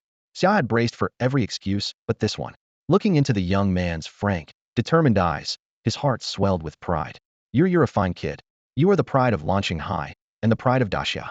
Although most people thought it was no big deal just selling low-grade materials at cost, Xiao Wuye saw the gesture as a beam of light that showcased Yeling's humility and gratitude. Yeling was far from an ordinary student. He had earned the title Godslayer during the novice phase, and his spoils certainly could not be summed up by the words low-grade materials. When the instance gate opened, Yeling alone contributed almost 40% of Blue Star's fortune points, giving countless top-tier artificers a glimpse of a path through the fog ahead. To the old man who had devoted his life to launching high school, Yeling had become the brightest accomplishment of his teaching career. Go on then. Power matters, but staying healthy and protecting yourself mattered just as much. Xiao Wuye began, then stopped. Say too much, and he would load Yeling with extra weight. Say too little, and the prodigy might slip from a moment's carelessness. Yeling understood. He flashed a confident grin. Relax, principal. No one on this world can hold me back, and no god has been born yet who can, either. Arrogant as it sounded, the remark jolted Xiao Wuye. This was the Godslayer who had already cut down more than one divine projection. If he couldn't guarantee his own safety, who could? Once the principal's worries eased, Yeling glanced around and asked the question that had been nagging him. By the way, principal, how's Suing? I didn't see her in the instance. Xiao Wuye blinked and then nodded in understanding. Because of her life-bound weapon's special nature, Su-Ing was chosen by a benevolent, lawful deity and sent into a separate trial realm. Don't worry. Whatever the outcome, her safety is assured. That deity belongs to the camp of benevolent order and is very close to us. Yeling finally relaxed. In divine terms, gods fell into 3 alignments: evil, neutral, and benevolent order, though the gods themselves called evil chaos order. To them, a living planet like Blue Star was a mere plaything, its billions of inhabitants almost negligible. Their divine kingdoms measured populations by race, and each race numbered in the trillions. Benevolent gods, however, held affection for all life and especially favored individuals with unique gifts or innate traits. They often bestowed inheritances to help such beings grow quickly. After all, gods, too, were locked in endless conflict and war. Even wars between deities are far more brutal. Once the blades are drawn, there are only 2 outcomes. Either one side wins a sweeping victory and grows exponentially stronger, or it is wiped out, erased in the primordial chaos. The stakes are nothing less than the safety of an entire god kingdom. When a winner emerges, the victor plunders the loser's divine core without hesitation, shoving that searing flame of divinity into their own domain to expand their territory and raise their rank. So when Yeling heard that Su-Ing had stumbled upon an opportunity and might inherit a god's legacy, 2 completely different images flashed through his mind. One was the petite girl who usually spoke in a soft whisper. The other was a future assassin who would swing a blade and behead the enemy leader without blinking. He simply couldn't reconcile the 2. If the other students at Launching High ever heard him call Suing gentle, they would laugh him off the campus. Wasn't Ice Queen supposed to be her nickname? Bring in Zhang Feng, her greatest victim, and not a single person in the school except Yeling would dare put gentle and her name in the same sentence. Still, knowing she was safe let Yeling finally relax. As soon as he ended the holocall with Principal Xiao Wuya, he couldn't wait to set off. Principal, I'm heading to the reclamation center. After I process my loot, I'll dive straight into the instance, so I probably won't come back just to say goodbye. Yeling had always shown Xiao Wuya the respect he deserved. In a school that mixed ordinary kids with the offspring of weapon wielders, keeping the peace was anything but easy. Xiao valued talent, too, and his tone was unusually plain. Make sure you stay alive. Remember, only the living have a future. Anyone below 8th rank is still a trainee. On the Starfield stage, they don't even count as combat power. Understood, sir. You can count on me. Yeling bowed formally toward the hologram and ended the call. Goodbye. Goodbye. The projection winked out. Without wasting time on small talk with his classmates, Yeling headed straight for the official reclamation center in Launching. Every city ran a facility like this, buying dungeon materials in bulk, breaking them down on an assembly line, refining and sorting them, and finally funneling everything into the strategic reserve for the Interstellar War. 300 years ago, the opening of the dungeon gates completely reshaped Blue Star's civilization, leaving no room for nation-state rivalries. Humanity had been forced to twist together into a single rope, its entire administration and military answerable to the Supreme Alliance. East and West still kept their own cultures and lifestyles, but within the war machine, there was no second voice. After 3 centuries of integration, Blue Star had truly become a community of shared interests. Any rhetoric that promoted racial division was slammed by mainstream society. On the Starfield front where countless species clashed, you never knew whether the soldier charging beside you was white, yellow, or black. When people are stacking their bodies to form a defensive line, individual strength is almost meaningless. Only trust and unity can win a sliver of hope. Today happened to be Awakening Day, the one time each year, and a long queue stretched outside the center. Yeling didn't pull any rank. He obediently joined the end of the line and waited for his number to be called. Yet he was still a campus celebrity. The moment he appeared, a classmate recognized him. Yeling. Looking at the young man who had just called his name, Yeling felt resigned but showed no outrage. It was perfectly normal for someone to recognize him after all. Even before the dungeon world appeared with such fanfare, Yeling had been Launching High's acknowledged heartthrob and top student. Hello, he said politely, though he couldn't summon a single memory of the boy in front of him. The kid was probably another student from Launching High. The crowd exploded. Is that Yeling? I thought he was just cool and distant before, but he's even better looking today. If Yeling chose me, I could skip decades of hard work. Dream on. Even Su Ying, the campus belle, got rejected by him. Who do you think you are? Shut up. Can't a girl fantasize? Yeling's appearance turned the orderly line into chaos. Quiet, everyone. Maintain order. Staff members rushed over. After understanding the situation, one of them jogged up to Yeling with excitement and respect. Mr. Yi, please use the special lane. Yeling hesitated. I'd rather not receive special treatment. If I cut the line, it won't look good. On Blue Star, he never thought of himself as above anyone else. If you stay here, keeping order will be even harder, the staffer urged. Seeing the crowd grow more restless, Yeling nodded and accepted the arrangement. Inside the warehouse, more than a dozen teleport circles etched with runes glowed faintly on the floor. Mr. Yi, please sort your materials and place them in the corresponding areas, the staffer said, leading him forward. Once the items were set inside and the array activated, the supplies would be sent straight to headquarters. A routine Yeling knew by heart. He swept his gaze over the room and frowned. A mere dozen circles would never hold his loot. They'll place them in one category at a time, he warned. I brought quite a lot. The staffer caught on instantly. As the strongest newcomer in the entire dungeon world, Yeling's haul would dwarf anyone else's. He smiled. Whatever suits you. A dozen staffers took their positions, ready to receive. Let's start with hides, Yeling said, and gave a casual wave of his hand. Boom. A mountain dropped out of thin air, occupying most of the warehouse. Layer upon layer of iridescent beast pelts buried the teleport circles so completely that not even their edges were visible. Every staff member turned to stone. Good grief, what kind of god-level operation is this? A staff member stared at the furry mound before him, the glint of second and third tier hides peeking through, and let out a curse. Veterans who had worked the recycling station for 2 or 3 decades crowded around. On a normal day, they handled nothing rarer than first-tier materials. Yet the oil slick hill before them, taller than a grown man, was made entirely of second and third-tier pelts. It was the first time in their lives they had seen anything like it. Had they known Yeling only missed 4th-tier beasts in the Ascension Tower, they might have fainted at the thought of yet another pile of mid-tier hides. So what are we supposed to do now? A few employees traded looks, their eyes filled with helpless frustration. Classification was supposed to mean sorting by beast species, but Yeling had dumped everything by body part hides, claws, tusks forming 4 or 5 separate hills. The workers were speechless, yet they couldn't help admiring his skill. Never had they seen anyone strip monsters so cleanly, or in such terrifying numbers. A line of students was still waiting outside. The team leader sent every one of them away, called in extra hands, emptied the warehouse, and focused solely on Yiling's delivery. Even so, it took more than 10 hours to finish the tally. Mr. Yi, your haul totals 13,250,000 gold coins at the official rate, the clerk reported, his voice trembling. Would you like it all in cash, or would you care to browse the bureau's equipment first? They had counted the goods themselves, yet when that figure lit up on the terminal, everyone's scalp tingled. Most of them had never seen even the loose change of 3 million, let alone 13. Yeling only stretched lazily, as though the sum were spare change. No need for the trouble. Send it straight to Lon City High School's account. I grew up an orphan without Daxia's resources, and the school's support ID never have come this far. Consider it my way of giving back to the nation and my alma mater. Are you sure? The clerk's jaw hung open wide enough to swallow an egg, but no protest emerged. That's settled. Yeling cut him off. A flash of white light, and he was gone. For a heartbeat the room was silent. Then it erupted. So that's what a legend looks like. I'm jealous if only I'd been born a few decades later. With a golden thigh like that to cling to, why would I still be busting my back here? A genius really does treat money like dirt. The team leader slapped the table. All right, enough chatter. Mr. Yi is no ordinary man. And since he cares so deeply for the nation, we can't let that spirit go unnoticed.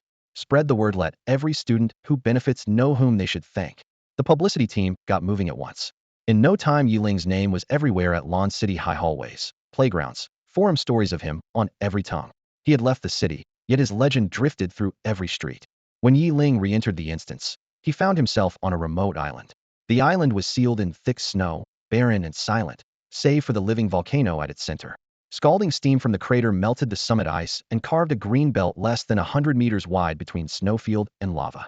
The warmth of the volcano propped up a fragile spring, and within that narrow strip the thumb-sized wind white ants bred and thrived.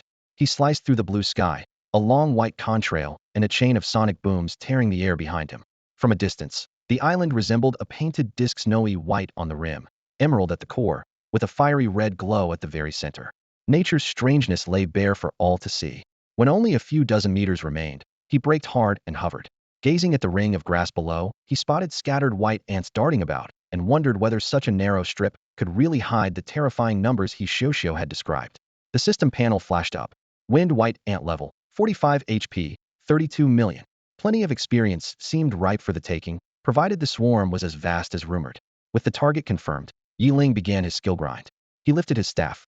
Flames converged, and a gigantic cage of fire materialized, slamming onto the greenery.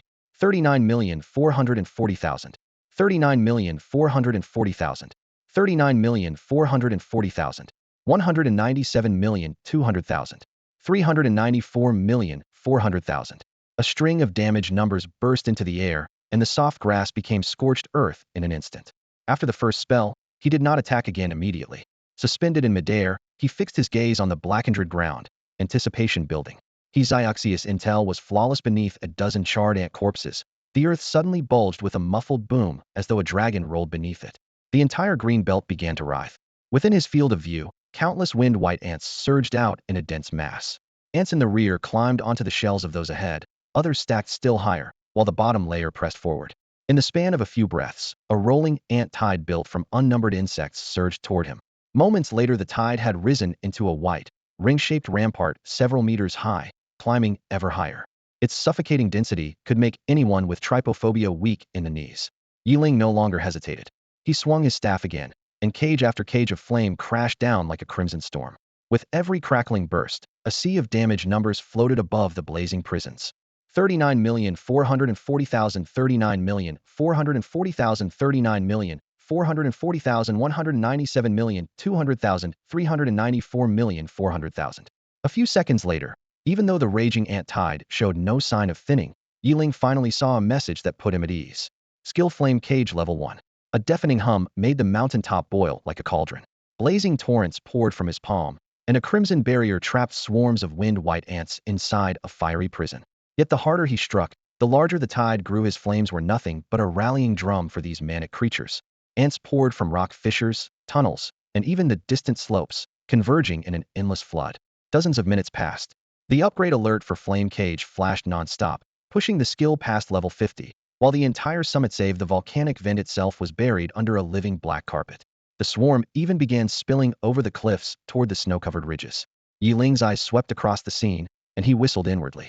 Had these things hollowed out the whole island? Amazed as he was, he also felt lucky.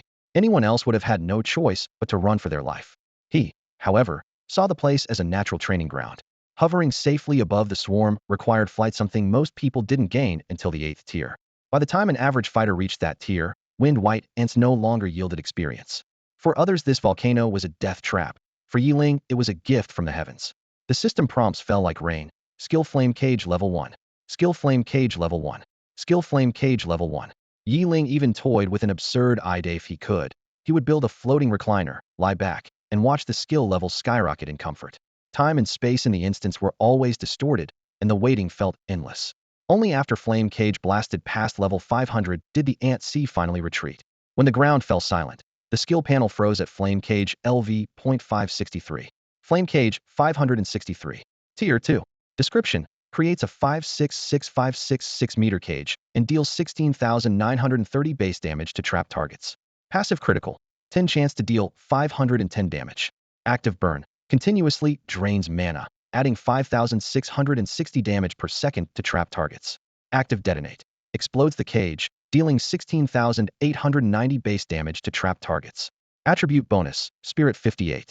With that bonus alone, Yeling's current spirit pushed the total damage to 326,772,000. A max roll critical would exceed 3 billion, enough to one-shot an average 7th tier weapon master. After grinding for half a day, Head raised the skill to a level he could finally accept. Looking down, he saw the island lying in deathly silence and sighed. This perfect leveling spot was now spent. Fortunately, Hishosho had pointed out 2 other prime zones. The thought reignited the fire in his eyes. In the next instant, he triggered his flight skill, turned into a white streak, and vanished beyond the horizon. Ever since he mastered high-speed flight, Yeling traveled that way unless the situation was absolutely urgent. The once god-tier teleport had slipped to 2nd place in his heart. Whenever he wrapped himself in a shimmering shield and flashed across the sky like a shooting star, he felt a secret thrill. This had to be the coolest possible entrance. No wonder Superman drew such a massive following. Flight is hardwired into every man's idea of romance. By contrast, Doctor Strange and his portal tricks never stood a chance. Half an hour later, Yeling skimmed over the last stretch of open water, and the target rainforest came into view. Unlike the wind termite queen that lived alone on a tiny island, firefeather serpents thrive in this lush jungle, sharing a complete food chain with the local wildlife. Hovering beside a colossal tree whose canopy spanned dozens of meters, Yeling drew a sharp breath. Snakes carpeted the branches, their scales flashing crimson and black among the leaves. Some were barely a foot long, others stretched several meters, coiling on treetops or dangling from limbs. Hissing came from every direction. It was nothing short of a serpent paradise. Firefeather serpent level, 48 HP, 75 million. Seeing the stats, Yeling nearly dropped his staff in delight. A single wind termite had been worth only 200 XP. Even after wiping out the entire nest, Head scraped together a measly billion, barely budging his progress bar. But these firefeather serpents were 6 levels above him. With cross-level bonuses starting at 24,000 XP per kill, today could finally be his payday as long as there were enough snakes. Enough thinking time to work. He swung his staff, and a jade-green wind burst exploded in midair. 9,015,800. 9,015,800. 9,015,800. Unlike Flame Cage, whose damage spiked only on crits, Windburst dealt an unervingly steady blow. Identical red numbers rolled across the treetop like a tide, almost blanketing the leaves themselves. In under 2 seconds, the serpents were cut to pieces and thudded to the forest floor. You killed a firefeather serpent and gained 24,000 XP. You killed a firefeather serpent and gained 24,000 XP. You killed a firefeather serpent and gained 24,000 XP. The damage numbers looked ordinary, but the notifications made Yeling's pulse race. Wind burst hit 5 times a second, 1 level every 20 seconds, 3 levels a minute. At that pace, the spell could catch up to Flame Cage in just a couple of hours. Of course, that was only in theory. While he was busy celebrating, the damage numbers suddenly stopped. A closer look showed that every last firefeather serpent on the massive tree was gone, and he hadn't left so much as a hatchling behind. Apparently, having a ton of experience isn't always a good thing. The forest formed an unbroken wall of green, towering canopies crowding every inch of his sight. Yeling could only sprint and leap from one thick trunk to the next. Each fire-feathered serpent had to be hunted down one by one. Every target on every tree, cleared by his own hands, far more exhausting than farming wind termites back in the day. Back then he just tossed an opening skill, floated leisurely in midair for hours, and watched the experience roll in. Now, his once automatic leveling had been downgraded to semi-automatic, with stamina as the only currency he could burn. Still, to round out his build and keep a few cards up his sleeve, he gritted his teeth and pushed on. Just as he used a branch to flip through the air and lunge toward another massive tree, a system prompt flashed in front of him. One private message. Huh. Landing in a crouch, Yeling blinked. Since switching to the Weapon Master class, no one had ever messaged him first. He opened the PM and heard Xiaoxia's voice. Hey, Yeling, was the wind termite thing you're doing? Go check the chat. Completely baffled, he pulled up the regional chat window. Chaos filled the feed. Dude, you won't believe this. I went to Termite Island to snag some venom ingredients, and the whole place is trashed. There isn't a single termite left. Late to the party, pal. I saw it while passing through on a quest. What are you two smoking? Wind termites wiped out? Want me to spray yellow urine on you to wake you up? Seems wiped for real. My friend near the island says the place is eerily quiet. Confirmed intel. Wind termites in the Tier 3 zone are extinct. They're wild, not instance mobs, so no more termite swarms for a long while. Calling that swarm a spectacle is straight evil. Quit derailing. Who pulled this off? Caught a glimpse a few hours ago, looked like someone flying. Swept the whole island in just a few hours. Flying? That's at least Tier 7. But Tier 7 and above can't even attack in low-tier zones. Not convinced they're that high. At that point, Yeling realized his farming spree had stirred up a hornet's nest among weapon masters in Zone 3. Clearing an entire island in a few hours would keep them talking for days. Yeah, it was me, he replied to Xiaoxia. Nothing to hide. Whoa Yeling, you're a hidden boss. She exploded. You're not that Yeling, are you?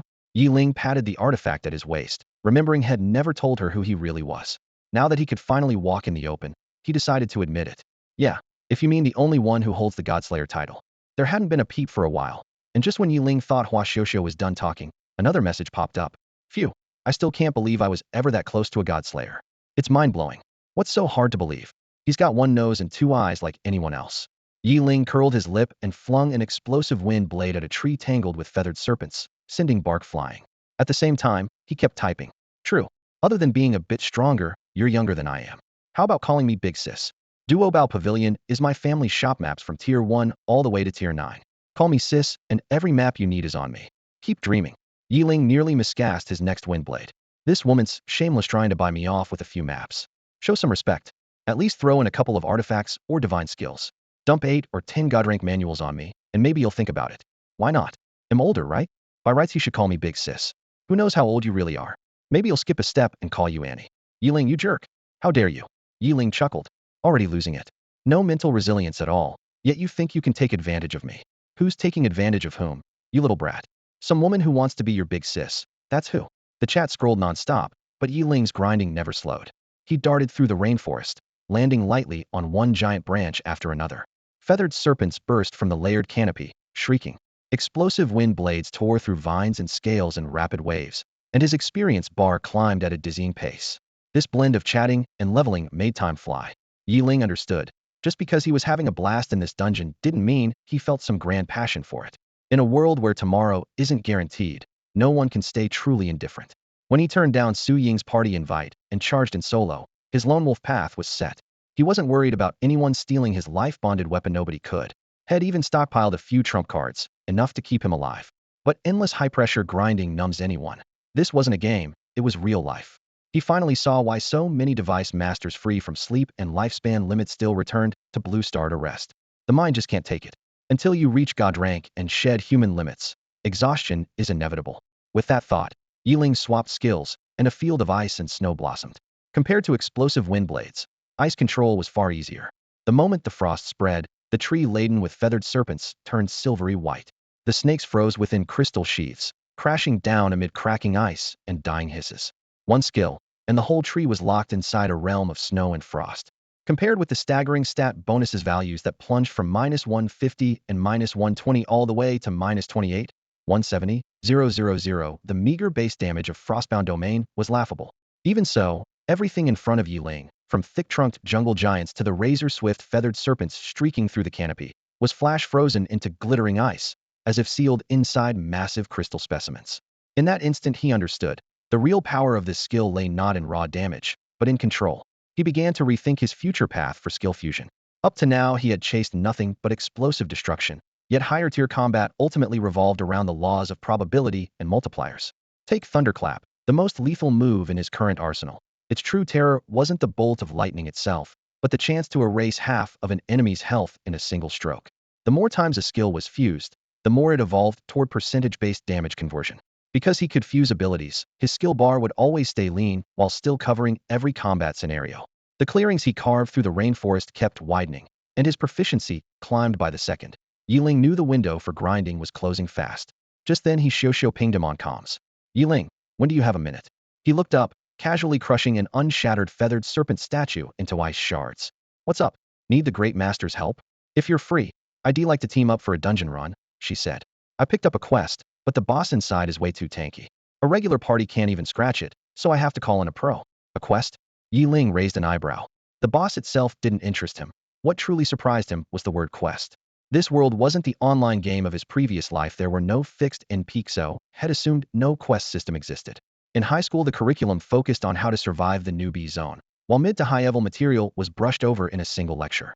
3 years later, he still hadn't scratched the surface of the dungeon worlds. If humanity on Blue Star hadn't been so underpowered, the Upper Alliance would have stretched the school system to 8 or 10 years, letting everyone master the dungeon realms before awakening their natal weapons. On the other end of the line, he Shosho giggled. Wow, I didn't expect you to be such a newbie. Harsh, Yeling muttered, rolling his eyes. Truth was, 90% of people were newbies in the dungeon worlds. Every scrap of intel cost a fortune in manpower and resources. Unless you were from a major clan like Shosho, where could an average person even look for it? It wasn't that veterans tried to keep secrets. Ordinary weapon wielders were too busy leveling and learning skills to chase classified information.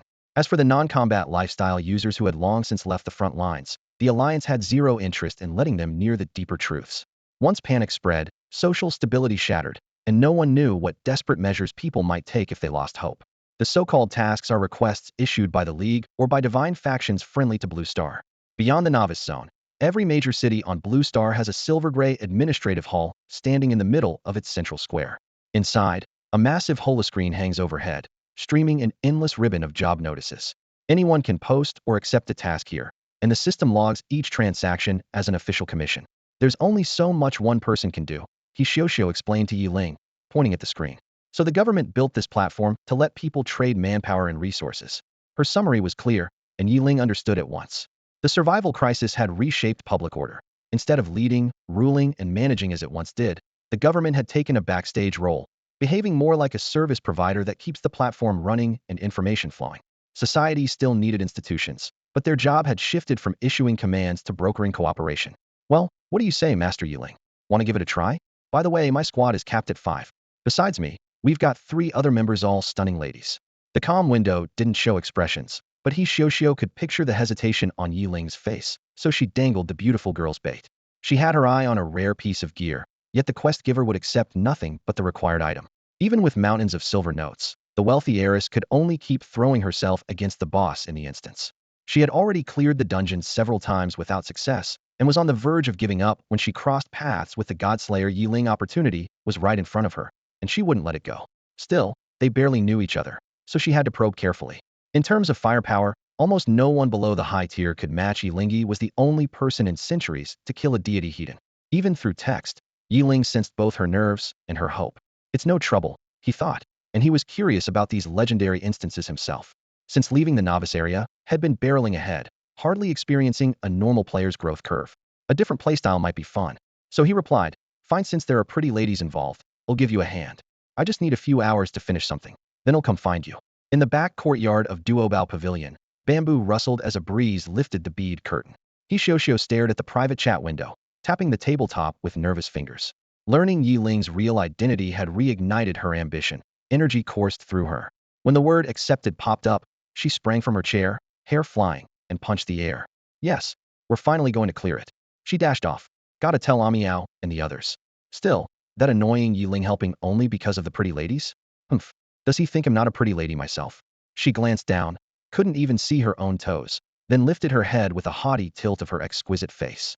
Poised and self-assured, she stood straight, her graceful figure and delicate features easily ranking among the best of her peers. Yet the man before her, Yeling, paid her no mind at all, not even sparing a proper look. While she bustled about sorting supplies, she secretly pouted, irritation simmering with nowhere to vent. Far away on another battlefield, Yeling was reaching the end of his grind. Waves of beasts that won by sheer numbers seemed custom-made as experience fodder just for him. Unfortunately, the subterranean rodent creatures were too scattered to form a true tide. Had they clustered together, his skills might have shot straight to the maximum level. He glanced at his refreshed status panel, a surge of satisfaction rising in his chest. 2 core skills and their detailed stats gleamed before him. Exploding Wind Blades 513. Tier 1. Unleashes multiple wind blades, dealing 5,180 base damage to all targets within a 518,518 area. Passive Proliferate. As the level increases, the number of targets the blades can lock onto rises accordingly. Active Shatter. On hit, each blade has a 30 chance to detonate instantly, dealing secondary damage to enemies in a 513,513 radius. Attribute Bonus, Spirit 60. Frozen Tundra 490. Tier 2. Deals 5,100 base damage to all targets within a 500,500 area. Passive Icebound. 30 chance to trap the target in ice, inflicting an additional 5,000 base damage over time. Attribute Bonus, Spirit 51. With bonuses this outrageous, the words base damage were almost meaningless. Stroking his chin, Yeling entertained a wild idea. What if he learned every skill with a stackable multiplier, and then fused them all? Could he turn himself into a walking, cataclysm-level weapon? He recalled the fusion interface. Only discard and retain appeared nothing like an advanced merge similar traits option. Given the system's habit of ignoring common sense, he wasn't confident, but trying wouldn't kill him. At worst, he'd waste a little time. Having found what looked like a shortcut, he stopped fretting over the maddeningly long experience bar. After wiping out the wind-white ants and feathered serpents, the experience pool had grown by just 3 billion, less than a tenth of what he needed. It was enough to make anyone despair. He gazed up at the sky, thinking, if only a few more divine projections would appear. Let me butcher a couple of gods, and the experience would pour in. If any of those cautious old monsters afraid to advance past the 9th tier heard that, they'd curse him out. Most people avoided gods like the plague, yet he practically wanted them to line up for slaughter. No wonder he had earned the title Godslayer. Inventory checked and mental energy depleted, Yeling had no desire to savor the freedom of flight. He activated a teleport beacon head planted outside the capital's walls. A soft hum of space, and the next moment he landed firmly beyond the main gate. Striding inside, he headed straight for the treasure pavilion, never reneged on a promise. As for the Suntupan dungeon, his expectations were low.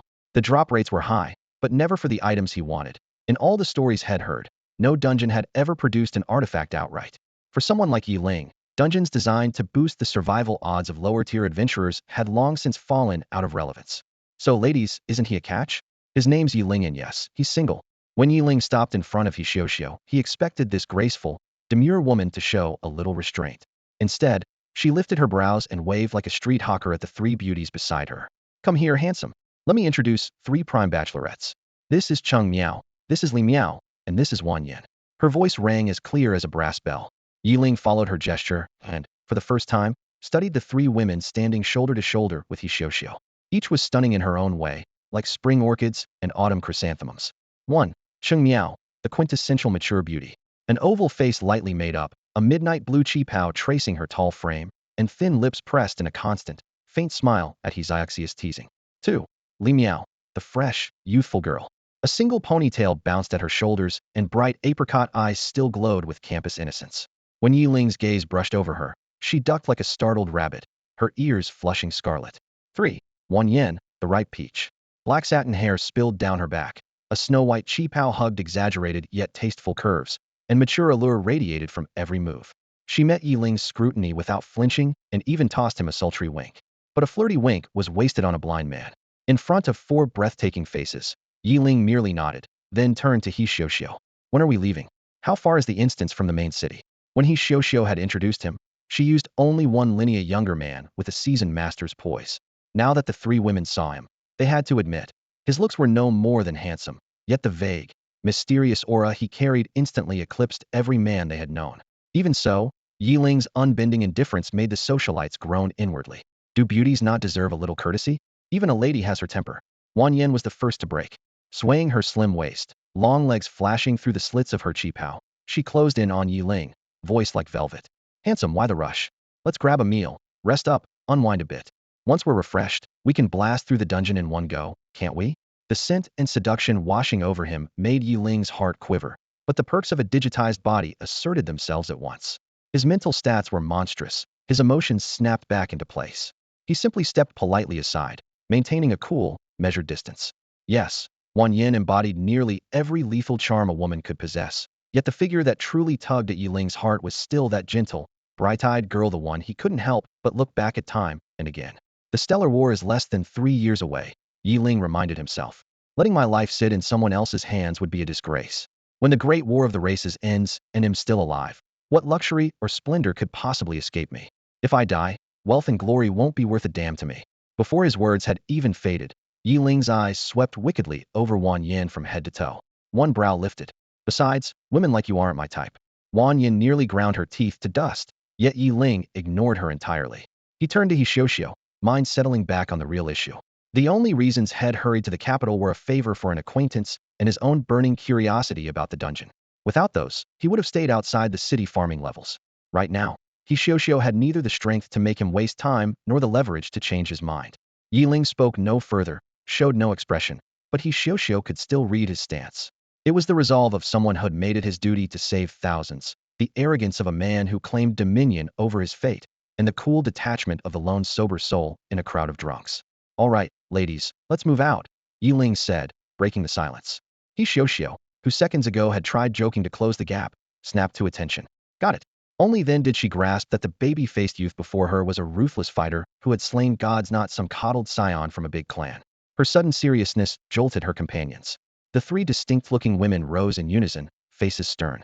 Having grown up with Hishioshio, they knew her too well. If one look could put her on combat footing, the man behind it was no ordinary prodigy or spoiled rich kid. The dungeon's over 16,000 kilometers from the capital. We'll need a flying skiff about a day, maybe a little more. A whole day even on a skiff? Yeling rubbed his temples. Only now did he feel how rashly Head run back, curiosity about the dungeon having hijacked his common sense. Mind giving me exact coordinates? Foot of the Hungduan Mountains, dead center of the Black Forest, Hishioshio replied. Yeling opened his world map and tapped the Hungduan range. His gaze shifted to the broad plains at its base, the grazing grounds of the Black Demon Bulls. Entry, Black Demon Bull, level 49. Sky-high defense. Strength and agility off the charts. Capable of lightning-fast charges and of spewing blistering flames for ranged attacks. Worst of all, they never roam alone. Herds run into the tens of thousands across the plains. Low reward, lethal risk. Most players treat the area as a no-go zone, leaving it a paradise for the bulls. To Yeling, though, it was a tailor-made training ground. After a quick calculation, he closed the map and spoke calmly to Hishioshio. Since it's that far, you'd better get going.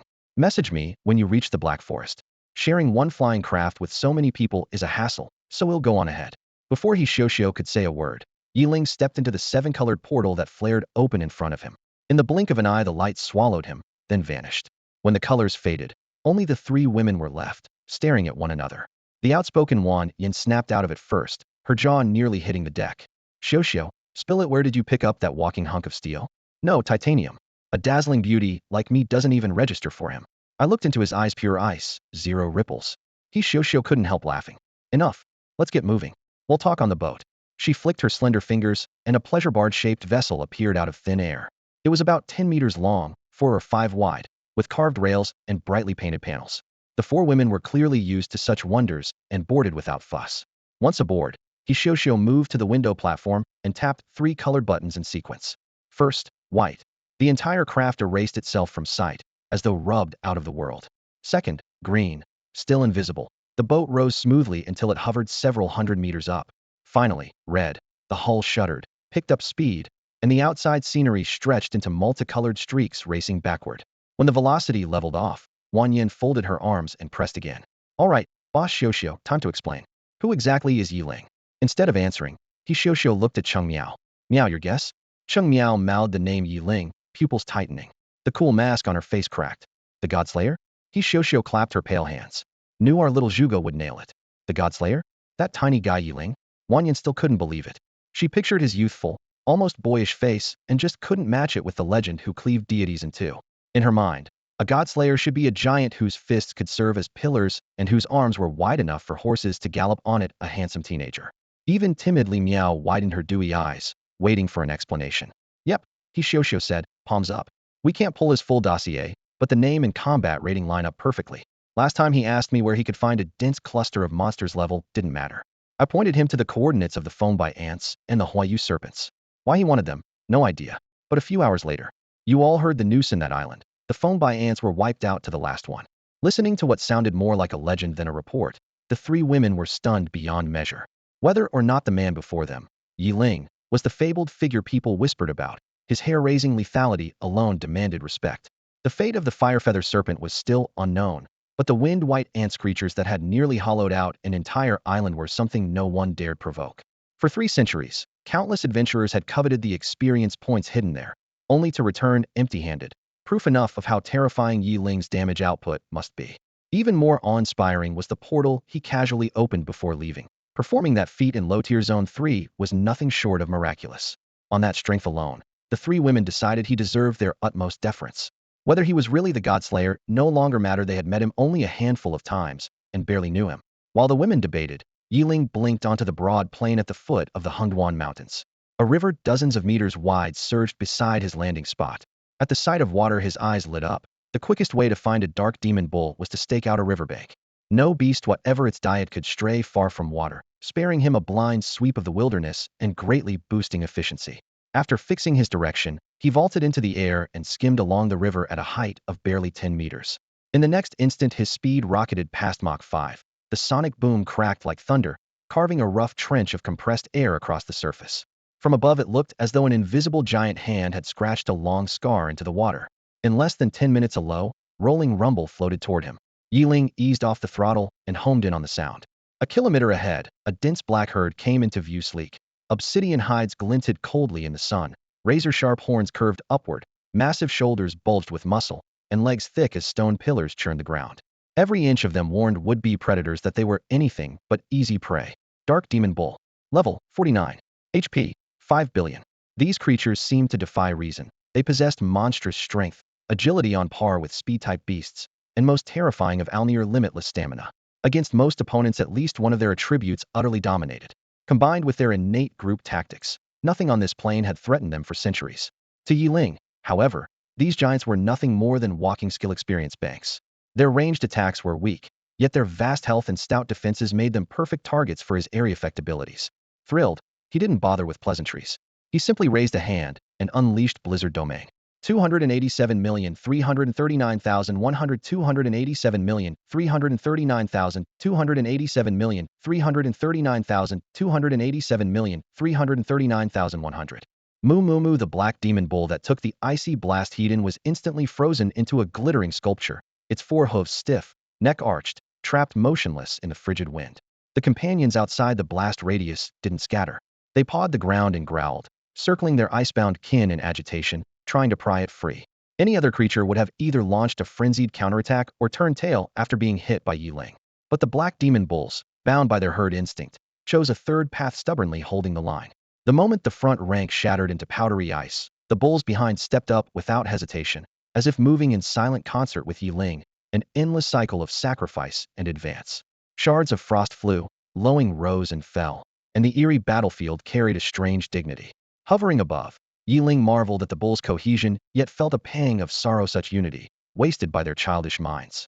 Perhaps, to a black demon bull, this was simply the natural order of inheritance and replacement. At last, the final bull exploded inside its crystal coffin, and the world fell quiet. Pale gold orbs floated above the riverbank. Yeling raised a hand, and they streaked toward him as notifications flashed across the system panel. You obtained 350 pieces of tough, black demon bull hide. You obtained 152 sharp, black demon bull horns. You obtained 187 flexible black demon bull tendons. You obtained a Tier 3 skill book, Savage Charge. You obtained a Tier 3 skill book, United Advance. You obtained 5,468 gold coins.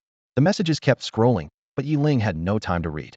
Downstream, fresh thunder of hooves rolled closer. Another herd of black demon bulls was charging along the river. He brightened, skimmed through the air to the front of the stampede, and dropped the frozen tundra once more. 287339600. 287339500. 287339500.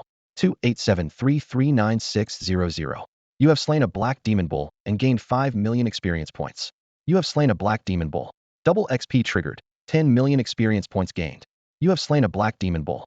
Double XP triggered. 10 million experience points gained. The long silent XP bar instantly rocketed to full, and a pillar of golden light burst from beneath Yeling's feet. Level up. He had only planned to grind skill proficiency, but leveling was just as urgent. At last it had happened. What a relief. However, when his eyes moved to the stats panel and the colossal XP requirement for level 44 appeared, the joy that had just risen in his chest evaporated on the spot. Name: Yeling. Level: LV433, 500, 00023, 700, 000. HP: 845,100,000. MP: 845,100,000. Stamina: 939,900. Strength: 939,900. Agility: 939,900. Spirit: 939,900.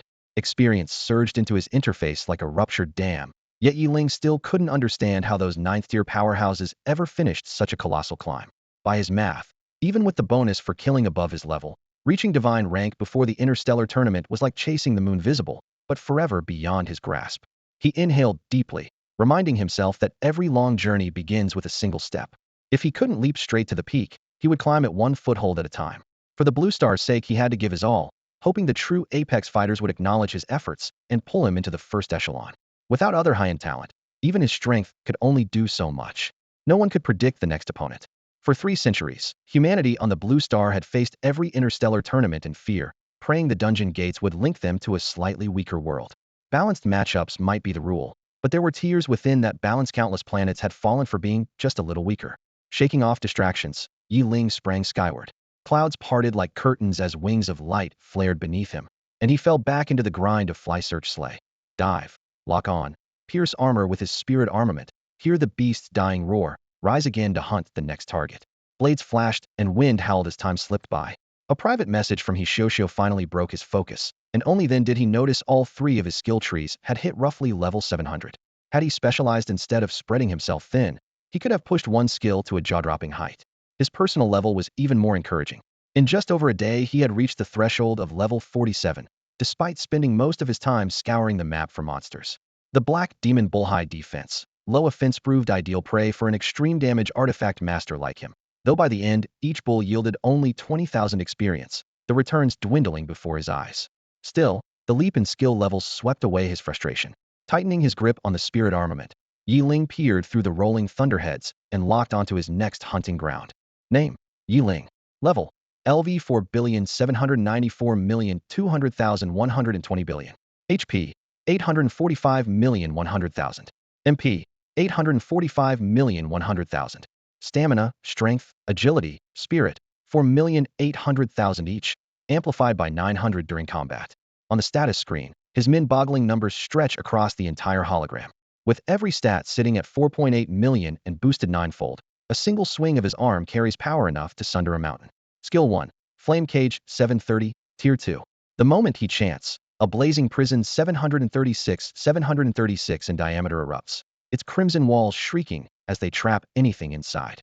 Base damage, 25,140. Passive, critical. Each hit has a 10 chance to deal 510 damage, turning the flames into a meteor shower. Active, burn while he channels mana. The cage deals an extra 7,360 burn damage per second, fire crackling against exposed skin. Active, detonate at his command. The prison self-destructs, dealing another 25,140 points of impact damage. Scaling, Spirit 79. The roar of gold red fire resonates with his enormous spirit stat, warping the battlefield with searing heat. Skill 2. Explosive Wind Blades 750, Tier 1. A flick of his finger unleashes a storm of wind blades, covering a 755 cone like spinning saws. Base damage, 7,550. Passive, proliferation. Higher skill levels conjure more blades, forging an ever deadlier vortex. Active, splash. On impact, each blade has a 30 chance to burst, reapplying equal damage to a 750 radius amid echoing sonic booms. Scaling, Spirit 80. Backed by his vast spirit pool, every blade seems alive, ripping through the air with a paper-tearing shriek. Skill 9. Frozen Expanse 720, Tier 2. In an instant the temperature plummets, spreading a 730 field of absolute zero beneath his feet as snow squalls churn and frost creeps outward. Base damage, 7,500. Passive, Icebind 30 chance to lock targets in solid ice, inflicting an additional 7,200 damage inside the frozen coffin. Scaling, Spirit 78. The bitter chill, magnified by his towering spirit, turns every flake of snow into a razor of cold. From searing flame to rending wind to bone-deep frost, Yeling's stats read like a walking encyclopedia of elemental mayhem. Each glowing digit warns would-be foes. Before you reach him, you must survive the relentless storm powered by 845 million HP and MP. What startled Yeling most was that his skills had already soared past level 700, yet the numbers kept climbing. It looked like the grind was far from over. Hey, big shot, we've reached the Black Forest. Where are you? Xiaoxia's private message popped up. On my way, Yeling replied, opened the map, and tapped the Black Forest coordinates. The instant his fingertip landed, his figure blinked out of sight. A heartbeat later, he was hovering above the forest canopy, its interlocked branches rolling beneath him like a black tide. The breeze carried the sharp rustle of treetops brushing together. In the distance, a pleasure barge-styled airship sliced through the sky, and 3 girls stood on its deck. Whoa, is that a cute guy? He's actually flying. Xiao, are you sure he's only tier 3? Their surprise tumbled out in quick succession as they clutched Xiaoxia's arm, eyes wide with disbelief. The tier is definitely right, Xiao muttered. Remember the world announcement back then? It hasn't been long enough for the next advancement trial. And with his power, there's no way he'd rank up quietly. As for why he can fly, she rolled her eyes. Ladies, I've only met him twice. How would I know everything? Come on, that's the Godslayer we're talking about. Yeling studied the approaching vessel. Its ornate curves and upturned eaves were spotless, and spirit crystal runes glimmered under the hull, leaving pale light in their wake luxury far beyond the reach of ordinary players. If not for his outrageous luck, he'd still be grinding at the bottom instead of rubbing shoulders with these prodigies. Pushing the thought aside, he slowed and drifted toward the ship. How far are we from the dungeon? He called out. There, see it? Xiao pointed to the forest's heart. Following her hand, Yeling spotted a temple ruin spanning several miles, half swallowed by trees. Gold tiles and crimson walls had long since crumbled, leaving broken arches and shattered bricks. Yet at its center, a white stone altar remained intact, etched with black arcane lines that pulsed with a frosty glow. Fallen pillars and fractured walls were covered with bas-reliefs, deities bearing torches, holy sigils coiling around them. An odd sense of familiarity flickered through Yeling's mind. Come on, form the party and let's go, go. I'm clearing this place today. Xiao clapped her hands, snapping him from his thoughts. Yeling chuckled, chalked the feeling up to coincidence, and turned away. Religious architecture tended to look alike. If nothing seemed off, there was no need to overthink it. Once the 5-man party was ready, Xiao, as leader, pulled out several magic stones and slotted them into the altar's recesses. Sparks hissed, runes flared, and the ground-level array ignited one segment after another.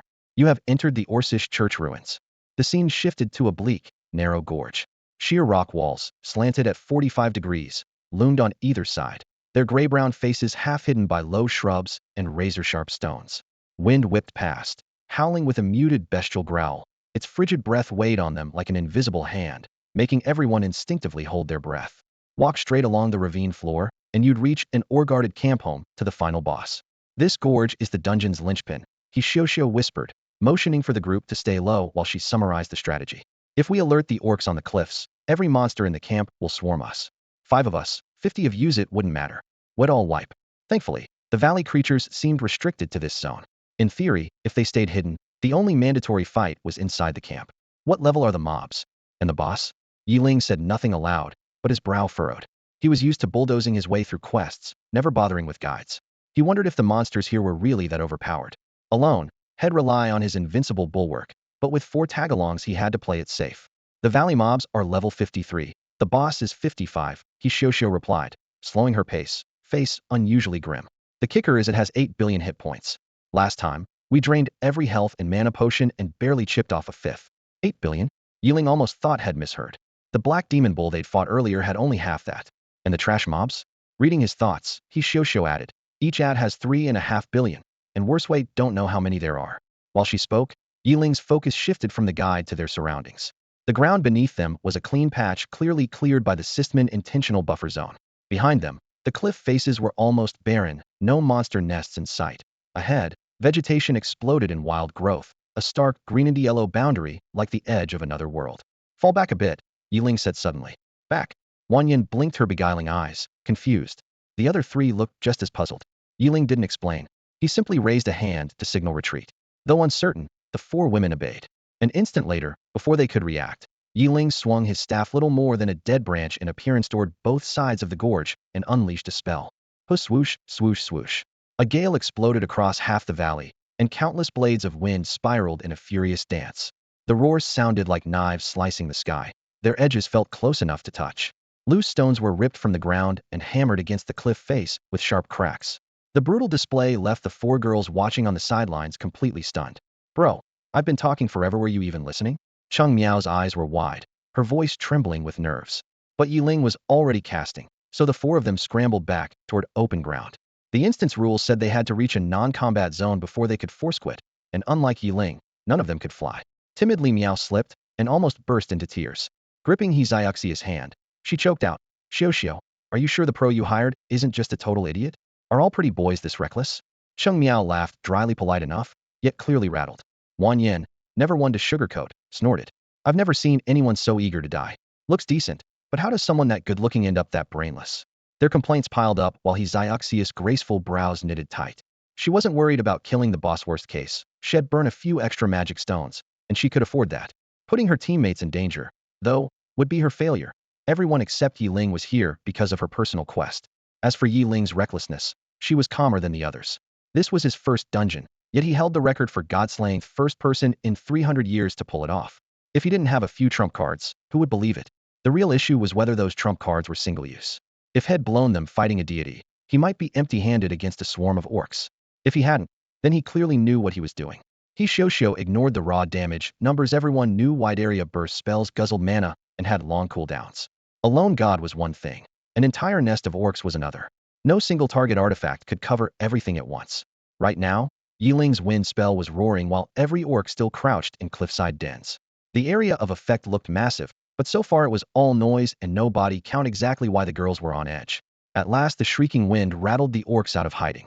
Heavy footsteps thudded as hulking brutes clambered from their cave, skin a greasy green, tusks jutting, spiked clubs in hand, and murder in their eyes. A strange sense of familiarity tugged at Yeling, but he had no time to ponder it. With every monster exposed, Yeling tightened his grip on his staff. Runes flared in his palm, and a spell circle bloomed overhead, spinning with violent air currents. In the next instant, blades of wind burst from the void. Each razor-sharp gust screamed through the air, carving straight toward the mass of orcs with unstoppable force. Swish, swish, swish, bang, bang. Blades of wind sliced into the orcs, spraying blood in every direction and racking up countless hits. 3,456,007,553 456,007,553 456,007,550. Terrifying red numbers flooded the screen like a waterfall, and within seconds the four girls' thoughts were scattered to the wind. SSIS, what is that? Am I hallucinating? To guess, so I'm seeing stars too. Everything's double. Dear heavens, this is insane. He Xiao stared blankly at Yeling's back. Razor winds howled overhead, shredding the orcs until flesh and bone rained down. To her, reality itself felt as if it had been ripped apart. So this is what a godslayer looks like. No one had ever fought a real deity, yet with one skill Yeling unleashed over 100 hits, each topping 3 billion damage. The spectacle was so unreal the girls started to question their very existence. Cheng Miao's eyes glazed over. Are we even living in the same world anymore? Minutes later, only the wind and mangled corpses remained. Orc bodies lay twisted on the road and tangled in tree branches. If not for the metallic stench in their noses, the party might have believed it was all a dream. System messages flashed. You have slain an orc and gained 1,300,000 experience points. You have slain an orc and gained 2,600,000 experience points. You have obtained Wooden Club 314. You have obtained Orc Tusk 277. In this dungeon, experience is split by damage dealt. Since the four girls never landed a blow, they earned nothing. Glancing at the mountain of useless loot in his log, Yeling silently scoffed, then turned to them. All right, that's settled. Next stop, the camp across the valley. Flexing his wrist, he spoke as if it were nothing. Totally focused on damage earlier, had missed all their private chatter, unaware of the legend they'd just woven around him. Oh, sure, whatever you say. We'll follow you. He Xiao jolted back to reality, her voice shaky. She didn't even notice the suggestive tone, and the other three were too dazed to tease her. Yeling quipped, let's move. Keep your distance and watch yourselves. If things get weird, I'm ditching you and running. With that, he led the way out of the gorge. He hadn't come to let the girls act as bait. From the moment they entered, had planned to shoulder the whole run and let them relax. Yet ever since stepping inside, a sixth sense kept warning him. Something in this dungeon demanded his utmost caution. After they left the valley, a ramshackle camp came into view. The broken palisade leaned at odd angles, low huts lashed together with thatch creaked in the wind, and squat stone walls, riddled with cracks, looked ready to collapse at a touch. On the straw-littered clearing, countless orcs paced with battered weapons, their ragged breathing and heavy footsteps merging into a dull cacophony. Yeling frowned inwardly at the squalor. These were paupers, plain and simple. Given how miserable these creatures looked, and knowing how stingy humanoid drops always were, he doubted the trip would be worth the effort. So he skipped asking the four girls for their opinion. With a light push off his toes, he plunged straight into the camp. 3456007550345607550 shattering wind blades tore through the air, each razor gust twisting back for a second strike, numbers exploding above the orcs' heads. Anything caught in the vortex died in a single heartbeat. Even the boss Hishoshio had Minchinita monster boasting 5 billion H-plast only seconds under the onslaught. The fight looked absurdly easy, yet a chill crawled up Yeling's spine. This dungeon couldn't possibly be that simple. Whatever came, he would meet it heat-in. With a trove of trump cards at his disposal, surprise never frightened him. Even saddled with for possible liabilities, he felt sure he could get them out alive unless an army of gods showed up. A woo roar the sudden assault threw the orc camp into chaos. The creatures sprinted like headless flies, eyes blood-red as they searched the ruins for an enemy they could not find. Yeling's skill range was obscene. One sweep of wind blades reduced a quarter of the camp to rubble. To the four girls, the carnage happened in the blink of an eye. Every foe simply vanished. That's it. Hishoshio gasped, staring at the empty grounds. The other three were just as stunned. Yeling, however, was grim. He waved them back with a sharp motion. Move. If you want to live, get back to the valley now, go. Shaken though they were, their instincts kicked in. Before his words had fully left his mouth, they were sprinting downhill, never once glancing back. The moment they stopped and turned, the sky above the instance darkened. Clouds rolled in as if kneaded by a giant hand. Muffled thunder rumbled and jagged lightning tore across the heavens, blinding flashes leaping from cloud to cloud. With the dead weight gone, Yeling felt an unexpected calm. He raised his eyes to the gathering storm, knowing at a glance that whatever came next lay far beyond the dungeon's original design. Although he hated to admit it, Yeling was almost certain that everything unfolding before him was happening because he had shown up. Crack. Boom. Lightning split the dim void, and two towering silhouettes, roughly his size, yet several times bulkier, landed to his left and right. Their bodies were pitch black and muscular, clad only in fur kilts. Each carried a club as thick as a barrel, tusks curling upward from savage faces, and eyes that glowed like sun and moon suspended in the arcs of electricity. The shadows started, insect god. Yeling cut them off with a laugh. Huh. And here I was wondering who it could be. Turns out to be the goblin's deity. Right? You're that lesser god Amasamething? The two divine avatars immediately spread out, clearly aware of the airy effect onslaught of his thunderous wrath, and trying to neutralize it with distance. You will die? Shut the hell up.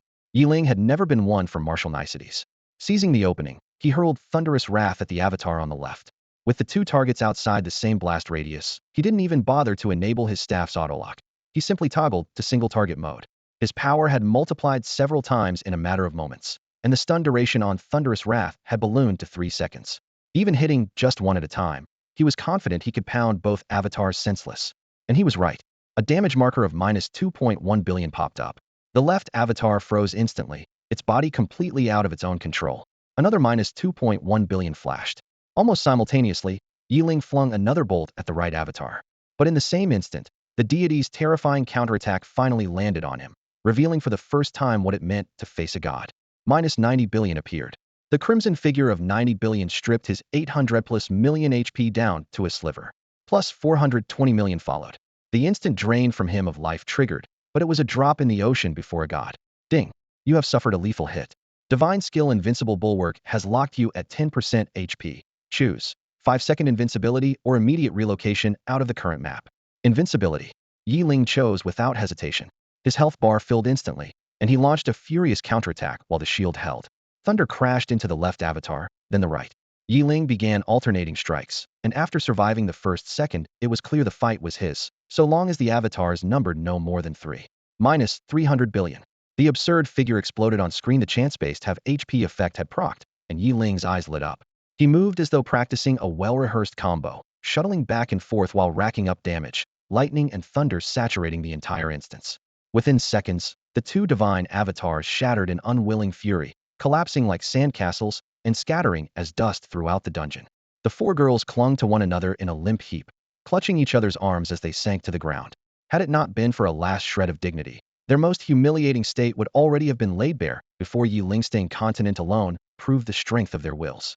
After all, not everyone could be as thick-skinned as Yeling, staring down a deity's avatar without so much as flinching. You have slain a divine avatar and gained 120 billion experience. Double reward triggered. You have gained an additional 240 billion experience. 2 system messages flashed before his eyes, and a total of 360 billion experience points poured in at once. Yeling looked at the dark old characters and grinned.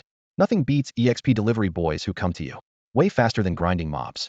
The girls, however, could not bring themselves to smile. SS guess Xiao. Is that a god? Baby-faced Li Miao's teeth chattered as she looked at Xiao, whose face was just as pale. The spectacle was overwhelming. Damage and health numbers in the hundreds of billions flickered in midair, almost blinding them. Never in their lives had they seen figures of such astronomical magnitude. How can one person tank nearly 1 trillion damage? Is his body made of iron? Even iron isn't that tough. And that skill pinning the avatar in place while he keeps swinging, how is his mana still full? What about cooldowns? Questions detonated in their minds. They felt like preschoolers suddenly dumped into an astrophysics lecture, unable to grasp the logic of this high-level showdown. Suddenly, lines of scrolling golden text flooded the sky. World announcement. Blue Star weapon bearer Yeling has achieved a monumental feat, slaying 2 avatars of the lesser god Amakov. Celebrate, one and all. World announcement. Blue Star weapon bearer Yeling has achieved a monumental feat, slaying 2 avatars of the lesser god Amakov. Celebrate, one and all. World announcement. Blue Star weapon bearer Yeling has achieved a monumental feat, slaying 2 avatars of the lesser god Amakov. Celebrate, one and all. Oh, Amakov again. Poor fool. Curse that damned insect. Blasphemers will be punished. Yeling must die. As the announcements ended, roars, jeers, and gasps thundered straight into their souls. Compared with last time, far more deities raised their voices. While a few gods still maintained a facade of restraint, the myriad weapon bearers in the world chat were on the verge of collective meltdown. My great-grandmother's spirit must be watching. I never thought I'd see anything like this. Is Lord Yi really that savage? Damn, no wonder Yeling of Blue Star is known as the Godslayer. In just a short time, he has already destroyed 7 divine avatars. Inside the instance worlds, people call him the buzzcut Godslayer, is either killing a god or on his way to kill one. What on earth did the lesser god Amakov do to provoke Yeling again and again? 7 avatars have fallen, and Amakov contributed 3 of them. Maybe someone is finally about to break the chains of fate. Many now hail Yeling as a new hero, the brightest light of all races. Compared with those loudmouth fools who only strut on the battlefield of 10,000 races, he is on a whole different level. That battlefield is just an appetizer, while the real challenge is standing against the gods themselves. The world chat exploded with messages from every race. The Treants are willing to become close allies of Blue Star. When the Interstellar tournament begins, our giants will make him show his true colors. We dragons aren't impressed either. He only beat a lesser god's avatar. Whether it was challenge or admiration, Yeling became the focus of the entire channel. Many self-proclaimed prodigies trash-talked in front of their screens. The Gate of Instances opens only once every 10 years and matches people at random. So actually meeting Yeling is unlikely. Throwing around tough words costs nothing, and it's not as if Yeling can crawl through the chat panel to punch them. Then, something unexpected happened. The dragon race? Amakov, will remember you. Humph, how dare a bunch of reptiles disdain a god? Right after Amakov, the gods of contempt, arrogance, brutality, and several others appeared, their words displayed in the same special font used for system announcements, every period radiating condescension. In that instant, the entire chat fell silent. Gods had spoken before, but only in high-level channels among themselves, or by directly interfering with reality through divine realms. Never had they stooped to this kind of dimensional downward glance. Ordinary people could rarely sense the pressure of that dimensional gap, yet this time everyone felt it with crystal clarity. After all, gods are higher dimensional beings, while the average person in the real world exists on a completely different level. Their interactions with mortals had always been superficial at best. Ordinary mortals have almost no chance of ever meeting a god. Even devout believers who burn incense and yearn for the divine realm catch only the occasional, fragmented oracle unless their fanaticism borders on madness. For millennia, the races reshaped by the Gate of Dungeons had never seen anything like today. Battalions of deities taking turns to descend in the world chat, their voices booming with such force that the very air seemed to buzz. High-tier beings with clearance to overhear hidden channels soon noticed an alarming pattern in the gods' brief war-tinted ramblings. Every deity openly backing Amakov belonged to the war gods faction. Had the famously neutral Amakov really thrown in with the forces of war? A faint, melancholy sigh drifted through the ether as an unnamed god hinted that the balance of power in the divine realm had already shifted. That half-spoken warning chilled countless exalted beings if even heaven is reshuffling its deck. What hope is there for the lower planes? As deity after deity traded threats across the void, the dragon patriarch's face darkened like the sea before a storm. His glare landed on the young troublemaker of his own bloodline. and he wished had strangled the brat back in the cradle. Pinned by that almost fiery stare, the dragon prodigy blanched and fought back tears. Had those gods lost their minds? The one who provoked them was clearly Yeling, the freshly crowned godslayer who had just erased 7 divine avatars. All had done was echo a couple of comments in the chat, yet now a swarm of gods was threatening heavenly punishment on the entire dragon clan. Someone else had slain the gods. The spectators were being handed the blame. The dragon elders felt the sky collapsing. One after another they dampened their auras to the limit, wishing they could shrink their massive bodies into dust. The world chat went deathly silent. From the far side of the star sea to the molten caverns below, no race dared utter a word. Everyone feared a single careless line would draw those unstable deities' wrath onto their homeworlds. Even the dragons, who have long held a top 3 spot in the myriad race rankings, are mere insects before a god. As for the smaller races, they didn't even dare breathe. Quietly, they all wondered which unlucky fool would be the first to break the silence. Then, in that ice-cold chat window, a line appeared that stabbed straight at the heavens. No reward this time? Are divine avatars getting cheaper? Or is the Gate of Dungeons just being stingy? The message was unsigned, but its author was obvious. Who else but Yeling, the man whose 7-god kill streak had rocked the multiverse, would say such a thing? At that moment, Yeling stood amid the ruins of a blue star city, divine blood still dripping from his blade, paying zero attention to the chat. He opened his interface, saw an empty rewards column, and muttered his complaint. To his surprise, the world channel fell utterly silent, as if every trace of oxygen had been sucked away. His casual grumble instantly became the focus of every living being. Weird. Nobody around? Is there some big event? If so, someone ping me, Yeling muttered, tapping the comm unit on his earlobe, wondering if the channel had frozen. While he was still clueless, a notification lit up. Someone had finally replied. Yeling of Blue Star? The tone, however, sounded anything but friendly. Although the words themselves weren't obscene, the tone alone made everyone uneasy. After killing 2 divine avatars and earning only a pitiful bit of experience, Yeling was itching for a target to vent his frustration on. He glared into the void and shouted, "Which god are you? Why are you bothering me?" A crushing pressure swept across the sky as an unfamiliar, arrogant voice boomed. Yeling, you insignificant ant, how dare you disrespect a god? I am a mocaf. One day, I will tear you limb from limb. Wait, Yeling cut him off, raising an eyebrow. Who did you say you were again? Already on the verge of exploding, a mocaf was driven even madder by Yeling's dismissive tone and by being referred to with a term fit for livestock. The deity hurled more threats, only for Yeling to toss out another lazy question. And you are? A god could not endure such repeated contempt. Amokaf's voice shook the heavens. Blasphemers become enemies of every god. From this moment on, you will find no refuge in all of creation. Yeling still looked puzzled and spread his hands. Sorry, I really don't remember you. Some poor fool gathered 7 divine avatars for me, but I only took out 5 myself. Which of those 5 were you? Treating a god like a lunatic made every onlooker suck in a sharp breath. Killing an avatar was one thing. Humiliating a deity face-to-face was another. Yet Yeling seemed to have no concept of fear. Until now, people had labeled Yeling a godslayer or someone with a terrifying trump card. They were just realizing he had both the power and the audacity to match the legend. Hishioshio and the 3 other women sat nearby, still rattled, yet glued to the screen, convinced Yeling must be missing a screw. Amokaf's fury peaked, then froze into icy calm. His voice dropped to a glacial growl. I am a mocaf, the beast god. Oh, so it's you? Yeling nodded in sudden understanding, then curled his lip. Those 2 projections were yours. All they dropped was experience? 1-star review. If not for sheer survival instinct, the spectators would have been flooding the chat. I've seen people court death, but never with such flair. A mocaf could hold back no longer. A sinister oath rolled from the void. Insect, just wait. One day, I will make you suffer beyond imagination.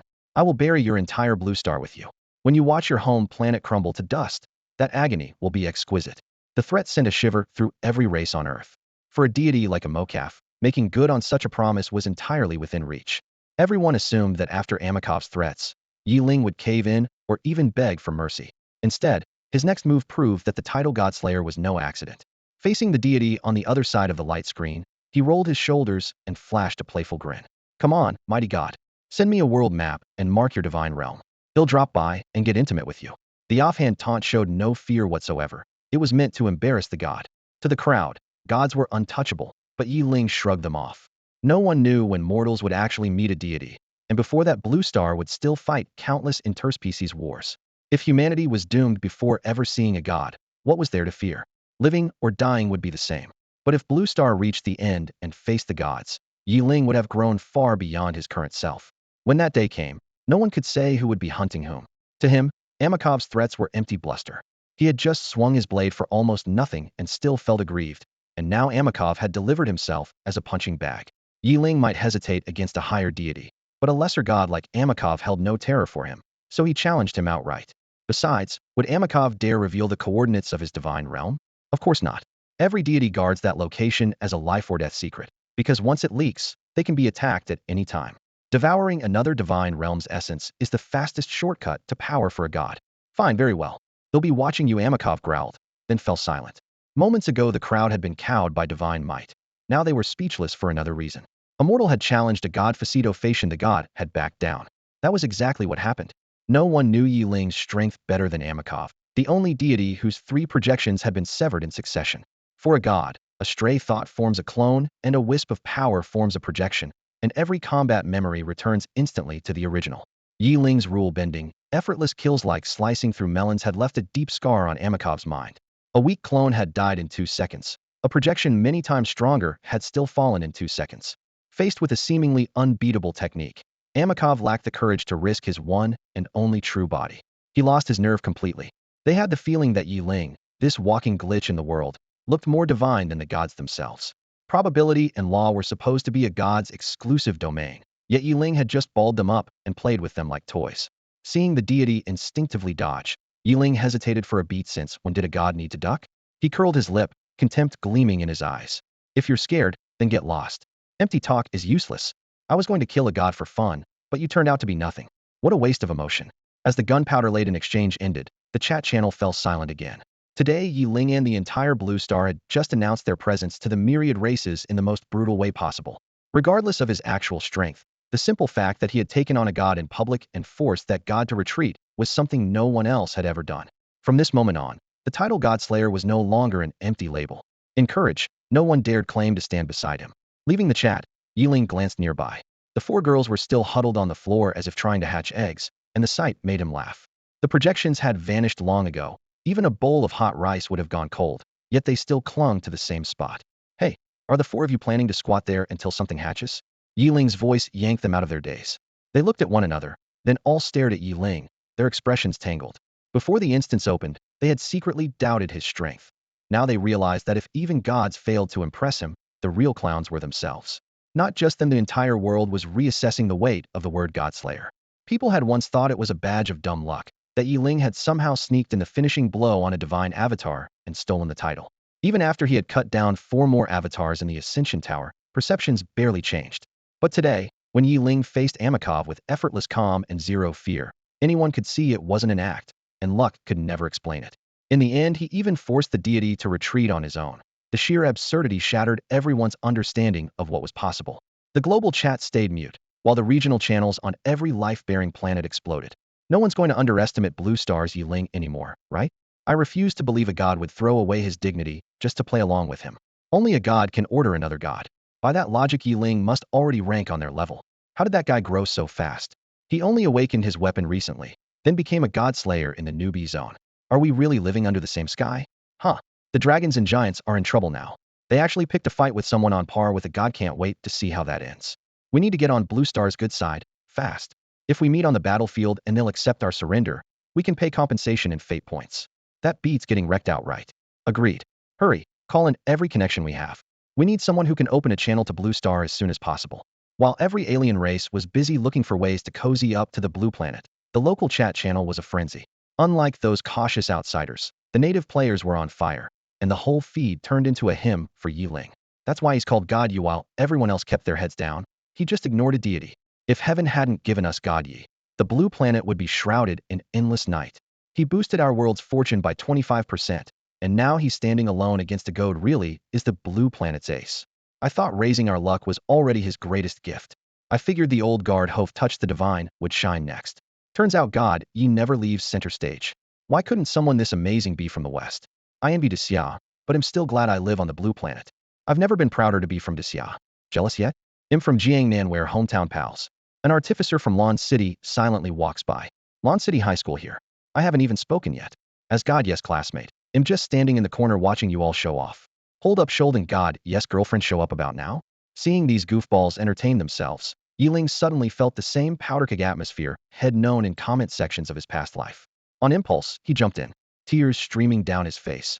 God Yi looks to the sky and sighs, being single hurts. Same here. Whoa, who said that? Could it be?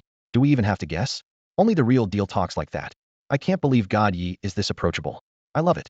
I'm 20, talented, wealthy, tall, and pretty, please. God Yi, notice me. Look this way, God Yi. I just turned 18, and I'm as gorgeous as a flower. God Yi, I like you. In an instant, the feed morphed into a massive matchmaking fair. Countless young heiresses and gifted heroines couldn't hold back, slipping into the crowd to confess. Even the 4 girls standing right in front of Yeling Hishouxiu and the others were blushing, breathing fast, dodging his gaze, yet stealing glances at his reaction. Not one of them escaped this group confession. As the dating show atmosphere thickened on the screen, black lines practically hung from Yiling's forehead. Even the fiercest MMO can't withstand an onslaught of fangirls, he grumbled. He simply closed the chat panel and turned back to his teammates. Everyone, the dungeon's cleared. Our cooperation ends here for today. Already? Blurted Li Miao, the most straightforward of the bunch. Her baby-faced cheeks flushed scarlet, and she all but buried her face in her own generous chest. Yiling's exasperation reached a new high. We agreed to clear the dungeon together, nothing more. Now that the run is done, do they plan on sticking to me forever? Yeling, a hard-headed bachelor twice over, couldn't fathom a girl's hidden motives. He only wondered whether they wanted to keep leeching his firepower. He glanced at the 4 women and said coolly, "What? Are you still planning to block my way?" The steel in his voice made Rua Xiuxiu, who prided herself on ladylike grace, feel her heart jump. She cursed inwardly. A man this clueless deserves to stay single. We wouldn't dare stop you, Master Yi, she replied with a strained smile. It just caught Xiao Miao off guard, that's all. Oh, the single, flat response sounded like he was dismissing a system prompt. It was colder than the wind, and the smiles on the 4 faces froze. What an infuriating jerk, Xiuxiu muttered. Wan Yin raised a brow. Seriously? For beautiful women, and we still ruin your mood? Her voice betrayed her resentment. Outside, any one of them would command a crowd's full attention. Never had a man brush them off so lightly. Yeling didn't care how bruised their egos were. Leveling came first. Women only slowed the grind. Even Su Ying, his childhood friend, had gotten nothing more than a casual where to next, before he pushed her aside in his thoughts.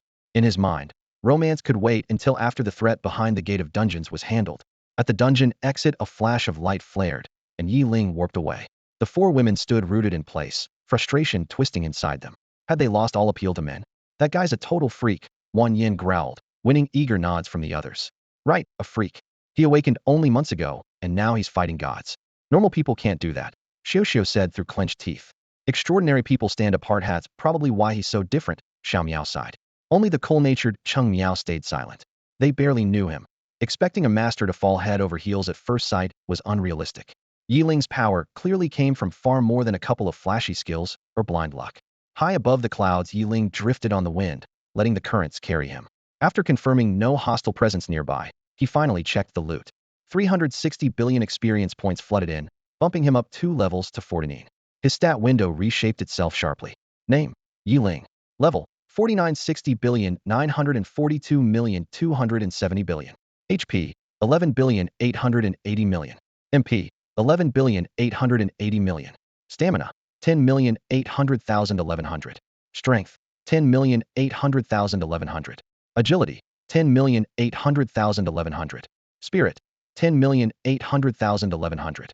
Even with more than 11 billion HP, Yeling felt no safety. Inside the dungeon, Amikov's projection had casually unleashed 900 billion damage in a single strike, wouldn't even qualify as a one-shot target. The level up brought no joy, only urgency. He had glimpsed a higher plane of power and was desperate to reach it. Yet when his eyes fell on the long string of zeros required for the next level, his head buzzed. Even Yeling, slow to notice such things, finally suspected that something might be off with his status panel. A person's stat sheet is as precious as life itself. No one would ever show it to an outsider. Because of that, Yeling has never been able to tell how his numbers stack up against anyone else's. Judging only from the damage and attack speed he had seen in the last dungeon, however, he was almost certain of one thing. Even before he stepped into Tier 2, he had already eclipsed the 4 women who were now Tier 3. Power is relative. The stronger you become, the heavier the price. Yeling refused to believe that someone like Xiuxiu, who trained with a 3 days on, 2 days off attitude, could reach Tier 3 barely past 20. If he needed that much experience, there was no way they could have climbed so high.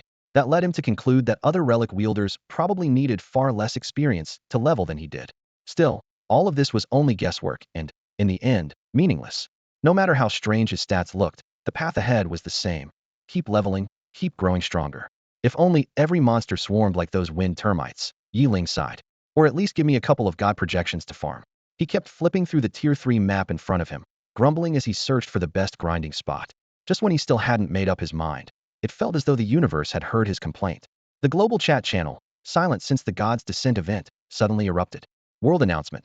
The last inhabited planet, Karma, has completed the mandatory 100-year dungeon conversion cycle. Instance world update incoming. New content, battlefield simulation. World announcement. The last inhabited planet, Karma, has completed the mandatory 100-year dungeon conversion cycle. Instance world update incoming. New content, battlefield simulation. World announcement. The last inhabited planet, Karma, has completed the mandatory 100-year dungeon conversion cycle. Instance world update incoming. New content, battlefield simulation. The triple notice detonated like a bomb, drawing every race's attention to this brand new battlefield simulation. The system briefing appeared next. 1. Battlefield simulation will recreate historic interspecies battlefields to help rookie relic wielders adapt to the tempo of the Star Domain tournament. 2. Only relic wielders below level 140 may join. 3. Taking part in an Atacand defense match within battlefield simulation is now one of the prerequisites for advancing beyond Tier 3. The moment the new rules dropped, the entire instance world burst into an uproar. In plain terms, the simulation dialed down the difficulty of the real Star Domain tournament so lower-tier wielders could taste actual warfare ahead of time. The bigger problem was this. From now on, anyone hoping to move past Tier 3 had to complete an Atacand defense scenario in the simulation. Fail the test, and you were stuck at Tier 3 forever. The full penalty details weren't out yet, but the inability to level again was already a certainty. Life had been oppressive enough for the myriad races. Now panic spread like wildfire, especially among the weaker species, who suddenly saw nothing but darkness on the road ahead. Under crushing pressure, they even forgot their fear of the gods and let loose a torrent of curses in the world chat. This dungeon gate really isn't giving us a way out. The long-eared rabbit clan jumped in first, their twitching ears flooding the channel. Our combat power is already weak. We've been grinding levels non-stop, and now we're being dragged into a siege battle to experience the cruelty of war. The more they spoke, the more hopeless they sounded. Come on, when has war ever been just an experience? If you don't throw piles of lives into it, can you even call it war? The kids don't get it, but anyone who fought in the Myriad Races tournament knows fewer than 1 in 10 make it back. Even if the officials dial down the difficulty, plenty of people won't survive. With the long-eared rabbits taking the lead, the Firefox clan quickly followed. To hell with all that talk of experience. You're forcing us to stare death in the face. Has the dungeon lost its mind? First those so-called great beings, now this heartless dungeon gate. We small races are stuck in the power struggles of giants exhausting. Just let it all collapse already. More weak races raised their voices. The Firefoxes pleaded, we're a gentle people. Is any mighty race or lofty being willing to shelter us? Well, offer loyalty and faith, unwavering. The long-furred rabbit clan echoed, same here. Everything they said goes for us too. The lark clan chimed in as well. Us too, same terms, same plea. The new rules sparked collective wails across countless fragile worlds. Many were ready to sacrifice their entire future for the slimmest chance at survival. In this realm ruled by the dungeon gate, love, freedom, and dignity all took a back seat. Only the will to live remained. Yet amid the fear, there were shouts of joy. Races with great potential but long growth cycles were ecstatic. The Mammoth clan no longer has to wait decades to mature. We can test our strength right away. Exactly. Without passing through hellfire, how can you forge a golden body? The Stonefolk will finally shine. You dare brag about mere 9th tier potential? The Fire Phoenix clan is the real apex. Fight! Fight! Fight! The barbarians roared from the front lines. By the god of war, we'll tear every enemy apart. Except for the cautious dragon and giant clans, most powerful races posted manifestos, eager to temper their next generation in battle. Within minutes, the world chat was once again buzzing with the clamor of 10,000 races. As always, dad is still dad. Seeing one formidable clan after another pop up on screen, Yeling, who knew little about the details of the last myriad races war, felt his blood surge. Imagining the powerful opponents he'd soon face, he almost trembled with excitement. Had been stuck at his current level for too long and had prayed for just such an opportunity.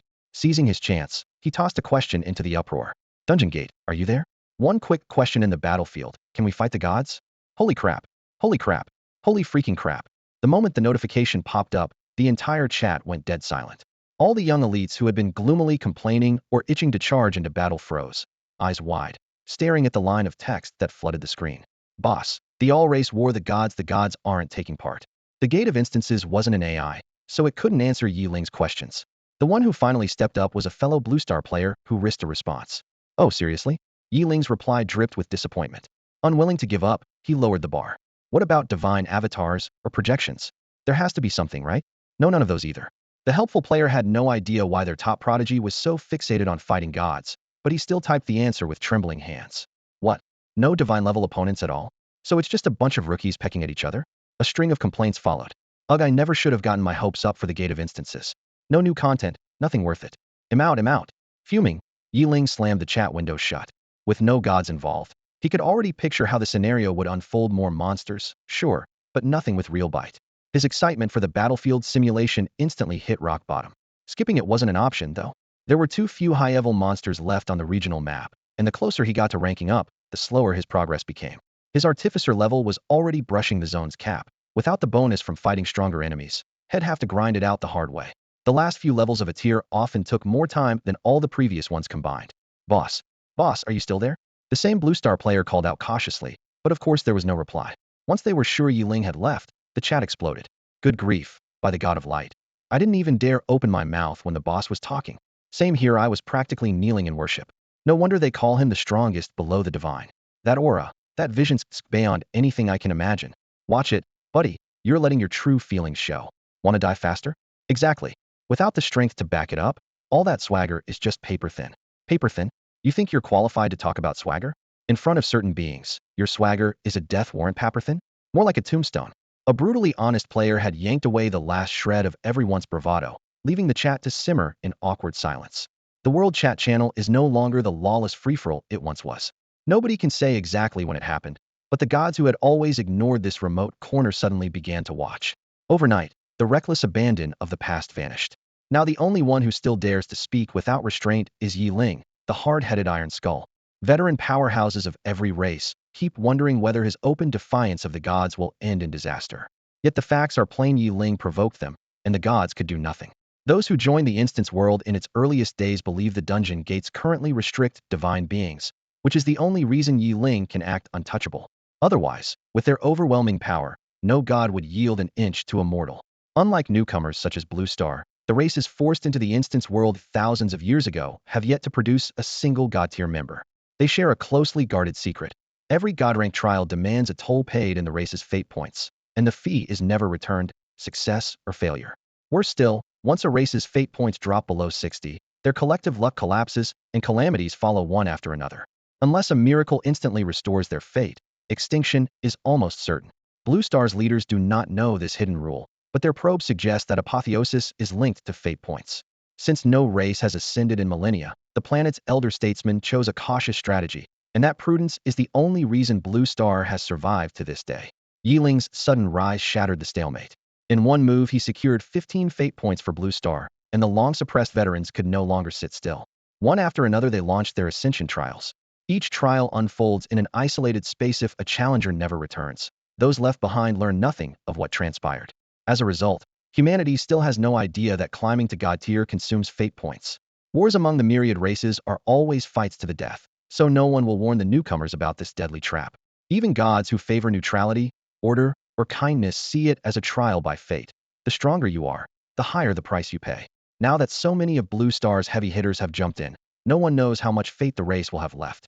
For this reason, gods and apex beings alike are watching quietly from the sidelines. Anyone who has survived for millennia is a seasoned fox. Yeling may look reckless, but the 15 fate points he earned for himself, along with Blue Star's remaining pool, have every deity and race calculating their next move. It is clear that humanity on Blue Star is about to face a choice that will decide its destiny. Survival or extinction. This is the trial before them. Jagged peaks stretch like an endless dragon across the horizon, its head and tail lost to sight between earth and sky. Towering trees rise from the ravines, their trunks broader than city gates, and their interlocking crowns plunging the gulches into shadow. At the range's heart, a trumpet-shaped canyon cleaved as if by a giant axe cuts straight through the mountains, and in its depths sprawls a magnificent city built into the rock itself. The ramparts soar dozens of stories high, stacked tier upon tier like steps to the clouds. From above, the entire fortress resembles a colossal, layered cake. Only after counting level upon level does one reach an open plaza that stretches for miles. There are no gardens or statues, only gleaming weapons, oil-soaked boulders for catapults, and ranks of reserves standing at attention. This is a fortress of war. If you need a place to rest, be prepared to huddle in the chill shadow of the walls. Veterans of the Myriad tribe battleground lean on the parapets, their eyes sweeping the canyon's vast breadth before turning to the sheer walls rising behind them. Their furrowed brows find no comfort. Defense is forever the passive side. The higher the walls, the more ferocious the assault to come. Newcomers, meanwhile, are ablaze with youthful fervor, their eyes practically sparking. Huh, at last, the battlefield I've dreamed of, Zhang Erniu shouts. From today on, I'm aiming higher than ever. No wonder this is an instance world, no way a fortress this massive could exist in reality, someone marvels. I, Kalu of the Amos family, will spread our glory to every corner of this land. Years of hardship have honed my blade. Today it finally tastes the air. At long last we walk the road our forebears paved, raising humanity's banner high. To them, this arena of blood and fire is merely a stage for fame. Death is an afterthought. The veterans don't bother warning them everyone has crashed headlong through this same age, and a single glimpse of real blood teaches faster than 1,000 lectures. Heh, the fledglings have spirit, a mid-tier cultivator chuckles. Let's see how long it lasts before they wet their trousers. Another laughs wryly. Look at their vigor. Then look at yous already stooped and gray. I can't imagine how the high-rank seniors endured. This instance world is a crucible. Only the iron-willed survive to the end. Perhaps it's best the rookies taste brutality early. The sooner they grasp reality, the better their odds of staying alive. All one can do now is pray that more of them make it through. Maturity always demands a price, and on this battlefield that price is life itself. In a war spanning an entire planet, a human life is nothing but a number. Welcome to the war simulation, Siege Defense. Countdown begins, 30 minutes remaining. The metallic system voice had barely faded when the regional feed lit up again. 1. Mid-rank armament users, take your positions and hold the first 3 walls. 2. Low-rank rookies, fall back to the upper tiers. 3. Logistics, sort all gear, weapons, and potions into storage and keep the supply lines open. 4. High-rank elites, report to command at once and reinforce your assigned sectors. As soon as the orders dropped, Alliance officers flooded the chat. Level 1 combat order in effect. Disobey, and you no exceptions. Yet on the lowest wall, a cluster of recruits in brand new armor refused to comply. Why should we retreat? We're here to fight. Yeah, you can't deprive us of our chance to serve humanity. Backed by powerful families, they shouted themselves hoarse. The coming danger mattered less than the thrill of being in the spotlight. But the battlefield doesn't care who your parents are. Enforcement officers strode over, broad iron swords and gleaming silver spears in hand, and swung without a word. Get your asses up there. Orders are law out here. Spare me the talk of rights and duties. Disobey and you're dead. How dare you? I'm from the U's family. Bastards. You're ignoring Alliance law. The flat of a sword thudded against armor. A spear but swept their knees, and the rookies tumbled up the ramp in a scramble, still yelling to save face. Fight back? Even a third grader knows the rules. Raise a hand to an enforcement officer, and you become humanity's enemy, dead on the spot. On the first 3 walls, veteran midrankers treated the farce like free entertainment. Huh, that kid's quick. Mike only tagged him 3 times. The Eastern lad can take a beating too. Old Lou clubbed him half a dozen times, and he's not even blushing. Brings back memories. Watching newbies is like seeing ourselves. You're one to talk. Mary, you were bawling for your mom. Screw you. Wang Hai crying beats the time you fell off the wall. Good one, gorgeous Mary, give it to him. Yeah, old Wang doesn't know how to treat a lady. Their banter eased the tension, but wind still whipped their cloaks outside the walls. In moments they would be gambling with their lives. Final 10 seconds. 9. Everyone ready. 5. For all humanity. Fight to the death. Never surrender. Fight, fight, fight. When the final countdown began, the command officer barked an order in the chat, and the mid-rank artificers who had been laughing moments before instantly shed their carefree expressions. Solemnity, focus, and resolve slid over their faces like armor. As one, they turned toward the wall, gazes sweeping past the battlements to the endless plain beyond. Each of them raised their soul-bound weapon, spirals of aura churning in their palms, ready to unleash at a moment's notice. In the embrasures, enchanted spears gleamed with a chilling light, and the massive arcane cannons atop the wall were fully charged, awaiting the command to fire. The raw sense of impending slaughter smothered the once boisterous recruits, a silent, tragic pall spreading across the stonework and swallowing the entire fortress. The oath to fight to the death echoed along the parapets, piercing every soul and branding itself upon their minds. The fortress climbed the mountainside in terraced layers, giving the artificers on any level a commanding view of the land below. On the horizon, a jagged black line suddenly appeared, surging through the canyon like a breached flood wall. War was finally upon them. At that moment, a teleport array at the fortress summit flared, and Yeling materialized in the midst of the tension. Unbeknownst to him, his outstanding performance had inadvertently set a massive trap for Blue Star. The surge of merit he had earned lured countless top-tier warriors to attempt advancement trials, leaving the Alliance without its elite strength for a brief but critical window. Even if he had understood the repercussions, There was little he could have done. His power was not yet great enough for a single word to decide the fate of an entire race.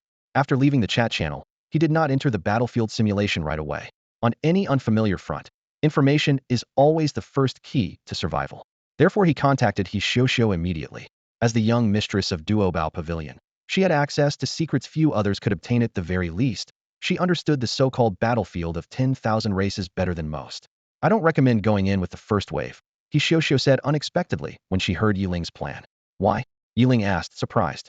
He had already shown her he could duel a god's projection. Could the battlefield of 10,000 races truly be so lethal that even he might not survive? She lowered her voice.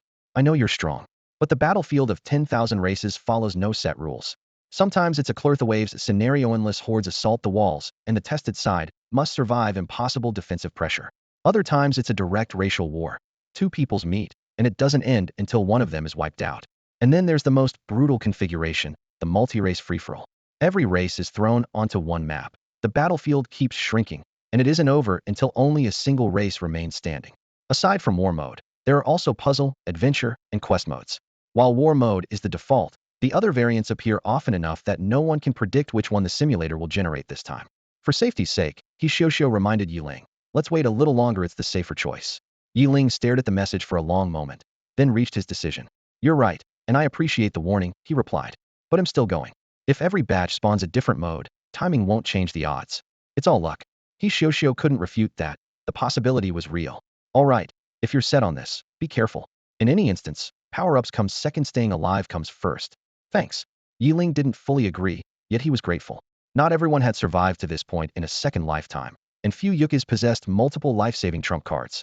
Forget the myriad races battlefield are reckoned, he had a 50-50 chance even against a deity, provided they couldn't negate his invincible bulwark. As the full-scale battle loomed, Yeling slipped into the fortress. Everyone's attention was locked on the horizon, the widening black line, and the occasional projections of Yukiziso. No one noticed his arrival. Though Yeling's name was known throughout the entire instance world, few had seen his face, so his presence caused no stir, at least for now. He stepped to the edge of the uppermost plaza. Layer upon layer of ramparts stretched beneath his feet. The vast square and its dense fortifications felt like the backdrop of a massive online game. Since the world had been datafied, it hardly differed from the MMOs of his previous life. Sometimes he wondered if he had fallen into one. His gaze swept over the sea of Yukis below, millions strong, and his scalp tingled. He was here to harvest experience points, not simply witness the carnage. But the more allies on the field, the thinner his share of rewards. A serious problem. He had no expectation of special treatment on a battlefield this size. Brow furrowed, he calculated at lightning speed. The black tide was already devouring half the plain. There was no time left. Suddenly, he hardened his resolve. He vaulted skyward, blowing open a sonic boom overhead. Turning into a streak of light, he hurtled toward the roiling black wave. He was going to take on the entire field alone. With each passing second, the tide swept closer, and the sharper-eyed artifactors finally understood the so-called black wave. It was an army pieced together from countless monsters. At the very front lumbered grotesque brutes, limbs thick as boulders and talons flashing icy light. Behind them, tusked orcs the size of bears advanced step by step, dragging rough wooden clubs. Farther down the line, skeletal mages' bones exposed and swathed in dark sorcery brandished splintered staves. Overhead, raptors wheeled and screamed, their shadows skimming across the ground, while even higher wyverns beat gray-black wings, stirring the air into shrill gusts. Creatures that would normally tear one another apart now merged like floodwaters into a single river, rumbling across the plain as they pressed toward the fortress. Every artifactor tensed, ready to unleash the first salvo. Then, with a shriek that split the air, a lone figure vaulted from the fortress' highest parapet and hurtled straight toward the black wave. Am I seeing things? What the hell is that? Crazy. Is he trying to get himself killed? Just because he can fly, he thinks he's special? They've got flyers too. Looks like a rookie. Since when can greenhorns fly? Some second-gen hotshot? The recruits who should have been burning with fighting spirit forgot everything and stared, slack-jawed, at the sky. In the command bunker, the Alliance commander sprang to his feet, eyes bulging. Who is that? Who dares disobey orders and disrupt the formation? When this is over, I want a full investigation. Find out where he's from. See him rot in a cell for life. Unlike the noisy rookies at the back, the veterans in the front ranks stayed composed, though surprise flickered in their eyes. Another self-styled hero, one muttered. Hope he lasts more than a minute. No chance, another replied, shaking his head. Their air cover's too strong. He's fast, but has no room to maneuver. They'll swarm him. If he still had support from the fortress, maybe. Charging alone. Pure arrogance unless he's a god. Holy, what kind of god is that? The veteran's curse cut off as disbelief froze on his face. The wind lashed Yeling's cheeks like a steel whip, but he never raised a magic shield. He liked to think he'd fight even a true deity heathen, yet the beast tide rolling to the horizon still pricked at his nerves. He let the sting of the cold air sharpen his focus and scatter every stray thought. Pushing his speed to the limit, he tore the airflow behind him into wisps of white vapor. In the span of a few heartbeats, he was already at the very edge of the horde. Fire Rock Beast, level 55, HP 60 million. Draconid Wyvern, level 62, HP 300 million. Orc, level 73, HP 180 million. Skeleton Mage, level 90, HP 540 million. Everywhere he looked, beasts and monsters of every conceivable shape surged forward, their stats flooding Yeling's interface in an instant. He stopped abruptly in mid-flight, hovering while he drew a deep breath and offered himself a final word of encouragement. The monsters had already closed to striking distance. Raising one hand, he conjured a prismatic barrier that formed an egg-shaped shell around him. At the same moment, he dropped a space-time anchor, a delicate silver-white array glowing beneath his feet. The divine aura of his Godslayer title flared to the maximum. A mountain-like pressure swept over half the plane. The charging horde froze, and suspended dust hung motionless in the air. Yeling leveled his staff. Skill 2. Explosive Wind Blades 750 tiers. Tier 1 description. Releases multiple wind blades, dealing 7,550 base damage to all targets within a 755,755 area. Passive Proliferate. The number of targets increases with level. Active Shatter. On hit, each blade has a 30% chance to detonate, inflicting secondary damage within 750,750. Attribute bonus, Spirit 80. He chose Explosive Wind Blades over the higher multiplier Fire Cage or Ice Domain because it could strike airborne units as well as ground targets. The other two were useless against wyverns. His staff sliced through the air, and countless razor-sharp wind blades coalesced into a tornado, swallowing several thousand square meters at once. Any creature caught inside was shredded in an instant, flesh and bone scattering like chaff. The pale green vortex darkened to a ghastly black-red as blood mist erupted. 950, 400, 7, 559.50, 400, 7, 559.50, 400, 7, 550. Billions of damage numbers rolled within the storm, merging into a blinding sea of data. From the distant ramparts they saw Yeling, wrapped in his prismatic shield, standing alone in the sky. The vast cyclone of blades before him had literally split the endless beast tide in two. Any creature that entered the zone lasted less than a heartbeat before bursting into mist and drifting away on the wind. At the heart of the cyclone, overlapping strings of 10 billion point damage formed an ocean of shimmering figures, leaving every artificer in the fortress frozen like stone. Isis that a god. The commander's lips trembled, his gaze locked on the distant figure, all earlier bluster forgotten. Veterans and rookies alike were struck speechless. Who was that guy? The old soldiers who had questioned Yeling's tactics nearly dropped their staves. Was that really a human? The spectacle was so overwhelming that they momentarily forgot this was only a battlefield simulation reserved for humanity. No outside force could possibly intrude. For most wielders, massive damage numbers are manageable, but a zero cooldown barrage, that's another story. No wonder people thought a god had descended. Common sense says the stronger the skill, the longer the cooldown, yet Yeling shattered that law in live combat. Absurd damage, near bottomless mana, and battlefield control that covered everything in sight. Any one of those would make jaws drop, and he had them all at once. Even among the top players in the entire instance, no one had ever seen anything like it. Arak screech cracker roar. One agonized cry after another echoed as monsters collapsed in droves. You slew Wyvern and gained 3 million XP. You slew Skeleton Mage, double reward triggered, gained 15 million XP. You slew Magma Beast, double reward triggered, gained 500,000 XP. The flood of notifications filled his screen, and Yeling's spirit soared. This was the level-up pace the great Yi deserved. He gazed at the once terrifying monsters with something close to fondness. Their howls became a rhythmic symphony, and the blood-soaked front line looked like paradise. Razor-sharp wind blades tore through the air, shrill enough to pierce eardrums. They converged into a tornado nearly a kilometer wide, rooted in the heart of the black beast tide, spinning before Yeling like an enormous cleaver.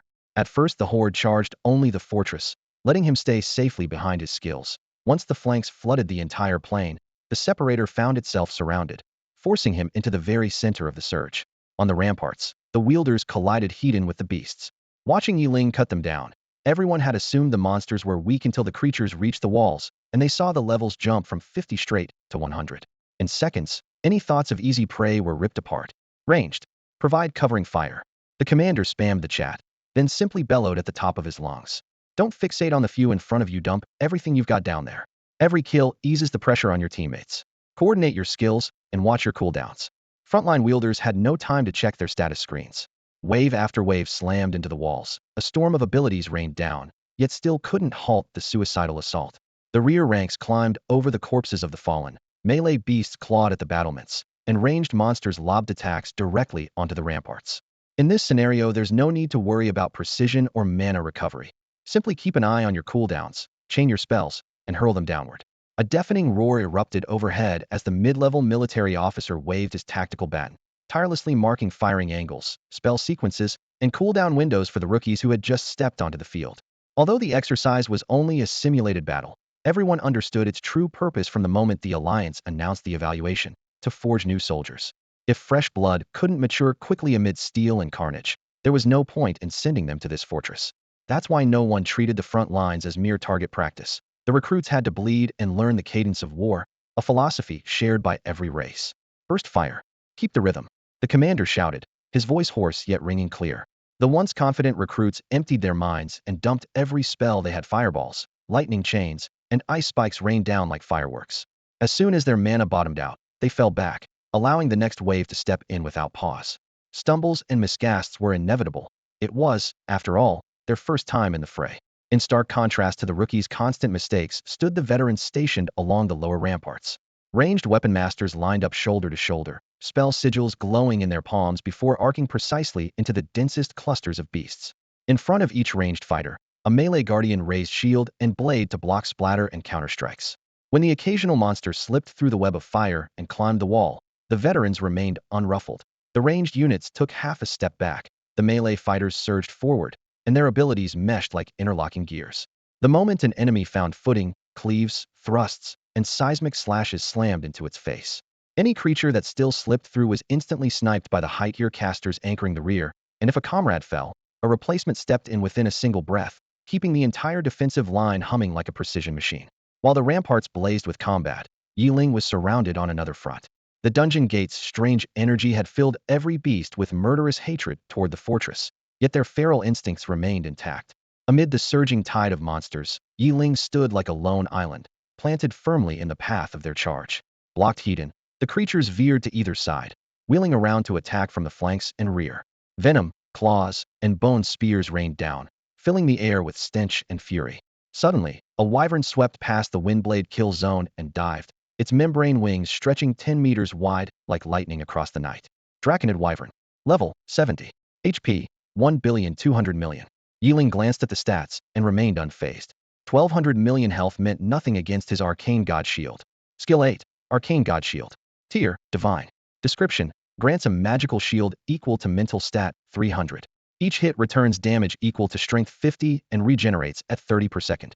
True to form, the moment the wyvern slammed its fanged maw into the shield, the prismatic barrier didn't so much as ripple. The beast disintegrated into ash, vanishing as though it had never existed. The pterosaur's dive felt like the trigger for a whole chain reaction. From the sky, winged beasts, mountain hawks, and fire phoenixes swooped down. On the ground, mages hurled fireballs and archers loosed arrows in sheets of blazing rain. Every strike locked onto Yeling, and in a heartbeat it looked as if 1,000 blades would pierce him. Yet the moment each killing blow neared, raging air currents shredded it to mist. Wave after wave of monsters poured forward, flinging their lives away just to grind down his mana. Though they posed almost no real threat to his health, the endless onslaught still tried his patience clearly.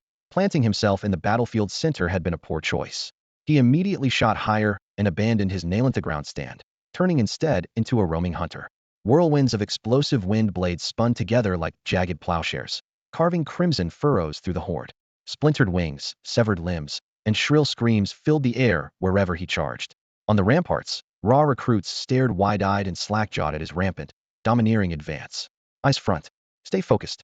You want to die daydreaming? The commander roared over the wind.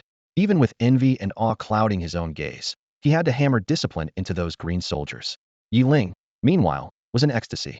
Golden light kept bursting around him, each flash accompanied by the chime of yet another level gained. Apart from divine blessings, he had never seen experience pour in so fast.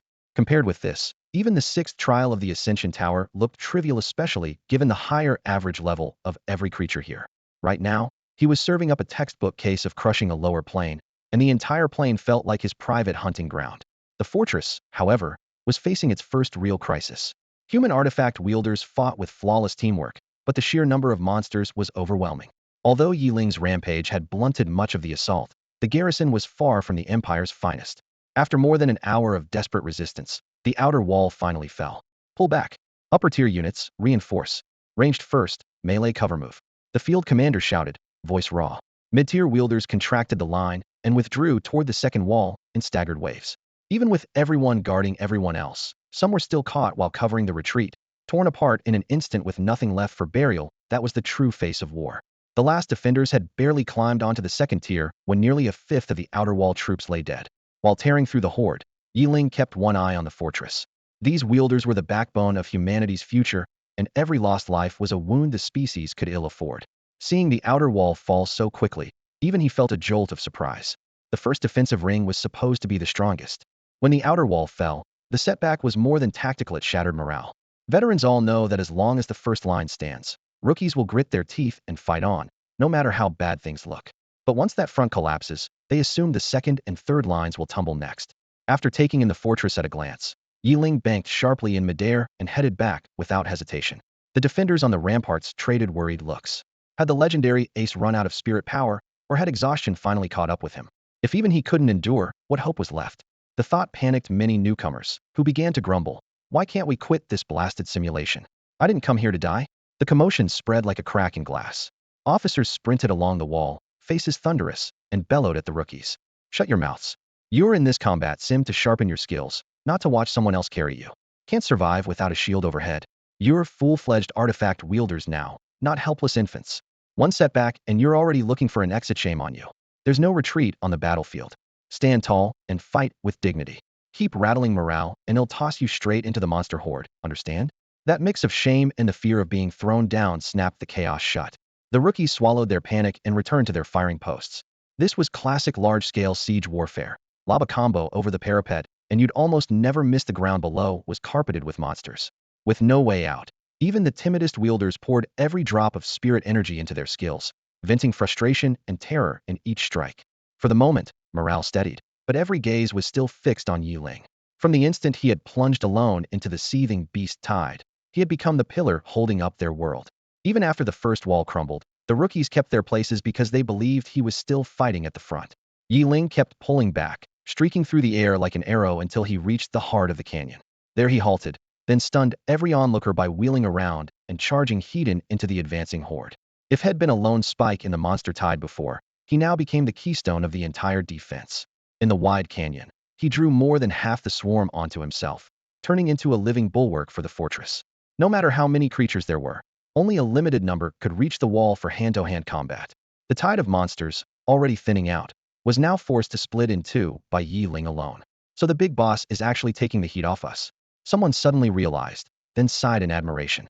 That kind of power is just unreal. I wonder what level he's reached by now. Quit worrying about that. Another soldier roared. Since he's pulled back to shield our hides, are we just going to stand around? Put your backs into it and kill these beasts. Let him see we've got hero's blood too. What's the worst that could happen? Death. Who cares? A young defender howled. 18 years later, he'll still be a man. Get to it. Think of Lao Wang next door used to be the star of the academy. You want him to see us lose our edge? Kill. Fired up by Yeling's example, the rookies swung their weapons and unleashed skill after skill, easing the strain on the veterans. Yeling had pushed deep into the gorge, still several kilometers from the fortress. The greenhorns couldn't see that far, but every mid-tier veteran and high-tier powerhouse in the rear could sense the terrifying aura ahead. Countless blades of wind spun so fast they blurred from sight, like the agitator of a washing machine or the razors of an industrial shredder, merging into a massive storm. Any creature that stepped into it was minced into a red mist. From afar, it looked as if a gigantic blender had appeared between heaven and earth, whipping the monster's flesh and blood into a scalding scarlet smoothie. Is that Razor Edge Tempest? Someone gasped, then shook his head. No Razor Edge Tempest was never this extreme. The commander and his adjutant stared wide-eyed at the unbelievable spectacle at the mouth of the canyon. Thanks to Yeling's support, the pressure on the fortress dropped by more than half. After a brutal fight, the human defenders even retook the first wall. Clang! Chung Laosan chopped down a snow wolf, panting for breath, but refusing to rest. He glanced at the pitch-black horizon and cursed. When are these bastards going to run out? We've been hacking forever, and they're not getting any fewer. Then his gaze drifted to Yeling, and he muttered in awe. Good grief, how deep is that guy's mana pool? He's been channeling nonstop. It's like a bottomless abyss. With Yeling absorbing most of the assault, only a handful of ground beasts made it up to the parapet. The high-tier champions holding the rear now had just one job: clear the flying monsters. They weren't Yeling, of course, just standing there. The backlash from their shields was enough to one-shot anything that got too close. Yeling's selfless efforts made every wielder, young or old, regard him with heartfelt reverence. Do you think that man is actually Yishin? Who can say? Either way, from today on, he's my idol. Before the words had faded, the corridor of death outside the wall woven from the staff's light suddenly narrowed. A lookout stamped his feet in panic. Hey, what's happening? The corridor's getting thinner. Clear those monsters faster, another wave is almost at the walls. Someone muttered uneasily. Don't tell me even the boss is running out of steam? The garrison commander brandished his broadsword and roared. You bastards still have time to gossip? Dig deep and hit them hard. The clash of blades and the roar of voices shook the battlements. No sooner had the defenders felt the pressure ease than a new tide of beasts surged like a black wave. Steel flashed, arrows whistled, spells blazed. After a brutal struggle, they cut down most of the creatures outside the wall, and the assault dropped off again. What on earth is going on? Staring at the monsters that still milled below but stayed within manageable numbers, many soldiers looked baffled. Wiping blood from his face, an old veteran spelled it out. All right, shut up. He's letting the rookies grow. Every time a wave hits, the numbers stay just inside their limit, so no one stands idle. Everything is in Yeling's hands. Thanks to the staff's built-in homing spell, Yeling didn't need to chase targets. He spent his spare moments tuning the monsters. When he wanted more pressure, he narrowed the light corridor and lengthened its depth. When he saw the troops flagging, he widened the barrier and sealed the gaps. By tightening and easing the rhythm, he kept the entire line under steady strain without ever letting it collapse. After several rounds, even the newcomers understood his intent. Is that man really Yi Shun, going to such lengths to train the next generation? He's incredible. Yeah, with power like his, he could think only of himself, yet he still fights for all of humanity. We're lucky to have him. Among the crowd, a woman in a pale yellow catsuit, her face veiled by gauze, listened to the praise and lifted her eyes toward the floating figure at the canyon mouth. Beneath the veil, she murmured, if it really is you, that would be wonderful. She reversed her grip on a dark violet dagger, knuckles whitening as its cold edge glinted. In the next instant, she swept her arm in a clean arc, slicing an oncoming Huanha into midair. Compared with other melee wielders, her movements were precise and economical. Every strike hit a vital point, and in moments a heap of corpses gathered at her feet. The fearless aura of this heroine commanded a hush around her. A few men who had been working up the courage to chat her up instinctively backed away. At last someone recognized her and whispered in astonishment, wait, aren't you Su Xiaohua? Campus Beauty. How long has it been since anyone called me that? The sudden use of a nickname buried deep in her memory made Su Ying's mind drift for a moment. Hey, Miss Campus Beauty, I knew it was you. A round-faced, slightly plump girl jogged out of the crowd, a charcoal black longbow dangling from one hand, breathless yet beaming with delight. Although Su Ying now wore full battle gear and a sheer veil over her face, her disguise was useless against a classmate who used to share every meal with her. You're Meng Yuyu? Su Ying's almond eyes widened. She almost thought her eyes were playing tricks on her. At launching high, Meng Yuyu was memorable not only for her poetic name, but for her endless bouts of melancholy. If rain threatened, she felt sad. When the wind blew, she felt sad. When the sun came out, she still felt sad. Other people's arguments made her cry, and their laughter made her cry as well. Were human tear ducts infinite? Every student believed her tears alone could flood all of Jiangnan district. Yet in barely half a year, this water-type DPS had turned into a competent gear wielder. Meng Yuyu laughed and slung the longbow across her shoulder. What's wrong, Miss Campus Beauty? Too famous to recognize old friends now? I can't believe my luck, I'm the first one in this battle simulation to bump into you and into Godyi. The whole school's going to be green with envy. Godyi? You mean who exactly? Su Ying lifted an eyebrow. She had just finished a trial when her sect kicked her straight into this simulated battlefield.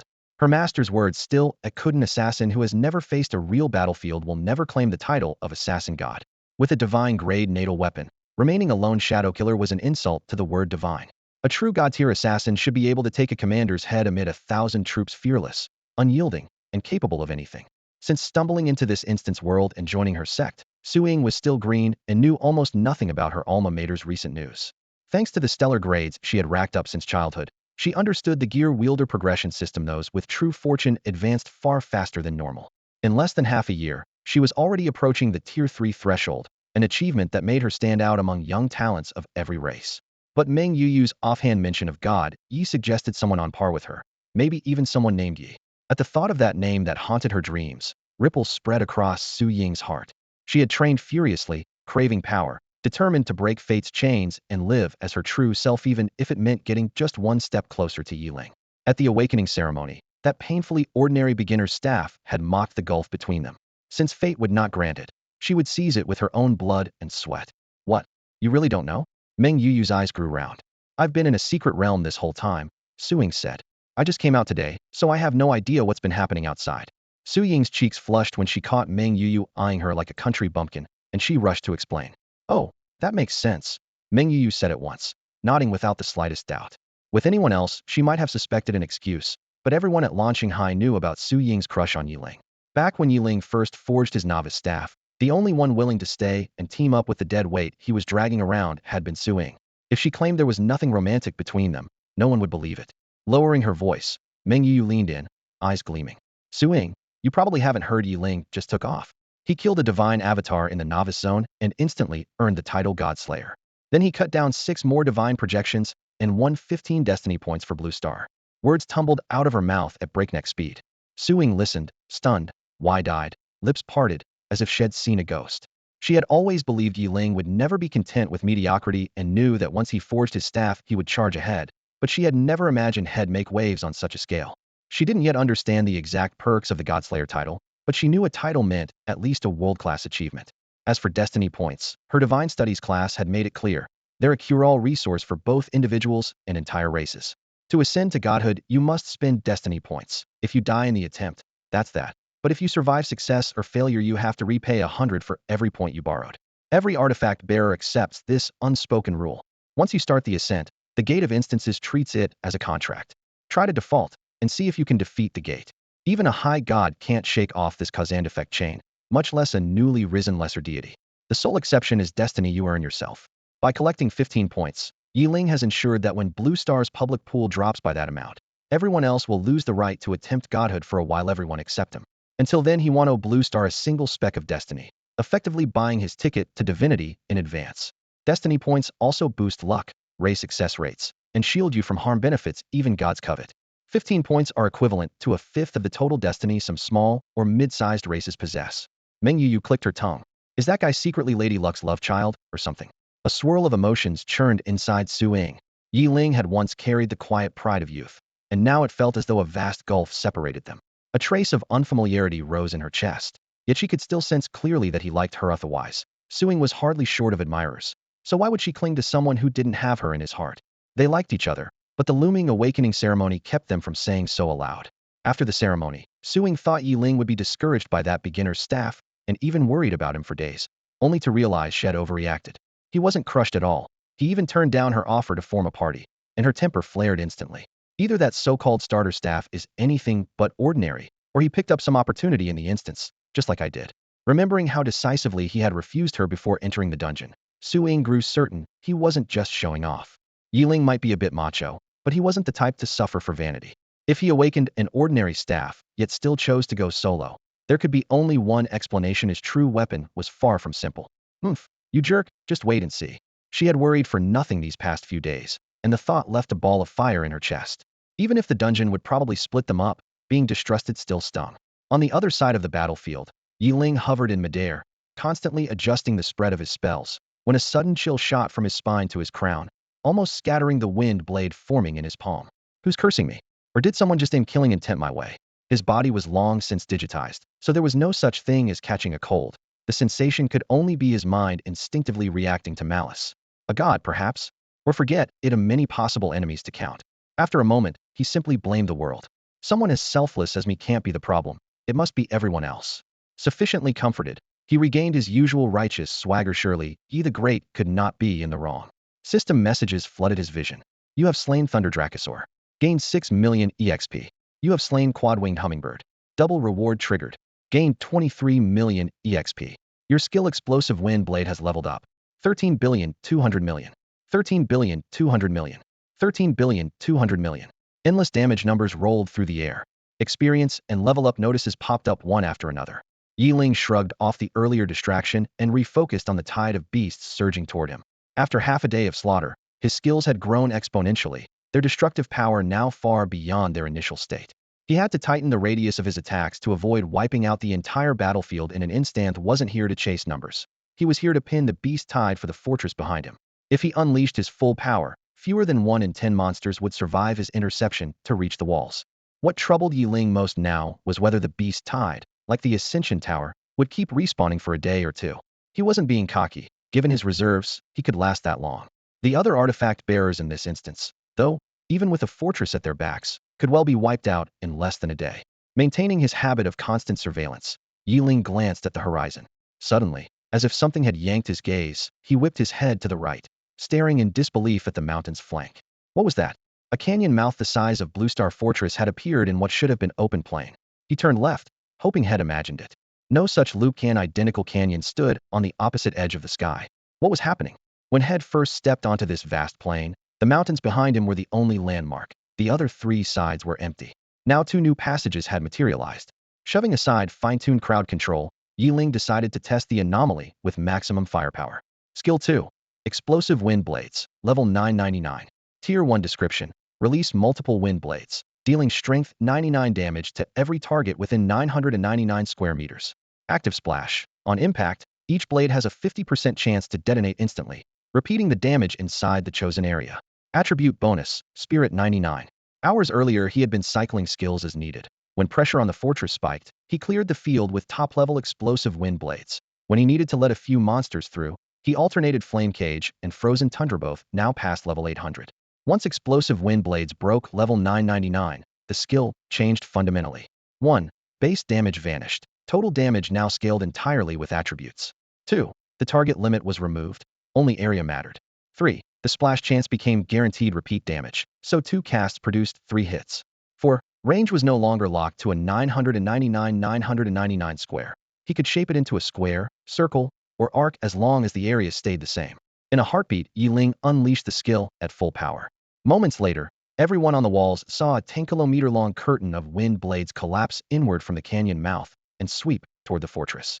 Monsters in its path were diced to dust and scattered like ash. Holy, did the boss really have that up his sleeve? This has to be a miracle. Cries of awe rippled along the ramparts as the defenders stared, stunned. High above, a streak of light sliced through the smoke, and Yeling landed in front of the Supreme Commander. General, I'm off to confirm something important. You'll have to hold the line on your own for a while.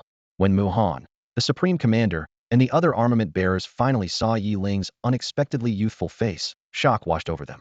It was the first time they had truly taken in his features. They had speculated about his age and background, but none of their guesses had placed him this young. That face alone suggested ties to several powerful, shadowy clans, yet Yeling ignored their silent conjecture. He offered a concise outline of his battle plan, then turned toward the raging tide of beasts outside the fortress. The armament bearers on the ramparts were about to witness a scene destined for the chronicles. Before the new wave could crash against the walls, Yeling raised his staff. With a bass-deep hum like muffled thunder, a curtain of wind blades as wide as the canyon and tall as the sky materialized beyond the battlements. Its edges crackled with blinding silver arcs, and the entire wall surged outward at near-light speed. Anything it touched, armored devil bulls, rift-toothed spider wolves, even higher-tier aberrations, was sliced into red mist before it could scream. The mist evaporated in the searing updraft, leaving not a shred of corpse behind. Because this was only a combat simulation, the system suppressed any loot drops. Otherwise, by the rules, a path of glowing white motes would have stretched beneath their feet. Even without that spectacle, the windblade curtain carved an endless vacuum corridor through the horde, splitting the monstrous flood clean in two. The giant fortress, large enough to house tens of millions of armament bearers, fell silent as a tomb.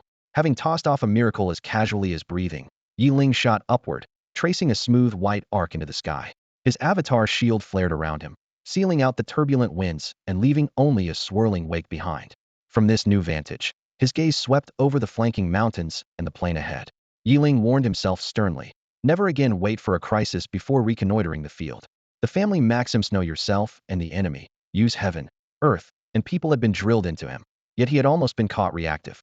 The lesson had to stick. The higher he rose, the more of the world unfolded beneath him. Then, without warning, he slammed into an invisible barrier and was forced to halt. Only then did he glimpse the simulation in its entirety. A circular gray membrane, like a colossal bell, capped the world. Beneath that dome ran an unbroken ring of mountains. Inside the ring, gorge after identical gorge held fortress after identical fortress, each as grand as his own. They encircled an open plain, and at the very center yawned a bottomless black pit. From that pit, Monsters swarmed upward in packed ranks, spreading outward in every direction. Numb with astonishment, Yeling noticed that the entire domain was slowly contracting. Even the monster-spewing abyss at the center was shrinking, bit by bit. Yeling couldn't pin down the exact countdown, but after half an hour of watching the way the sky and earth were contracting, he got a rough answer.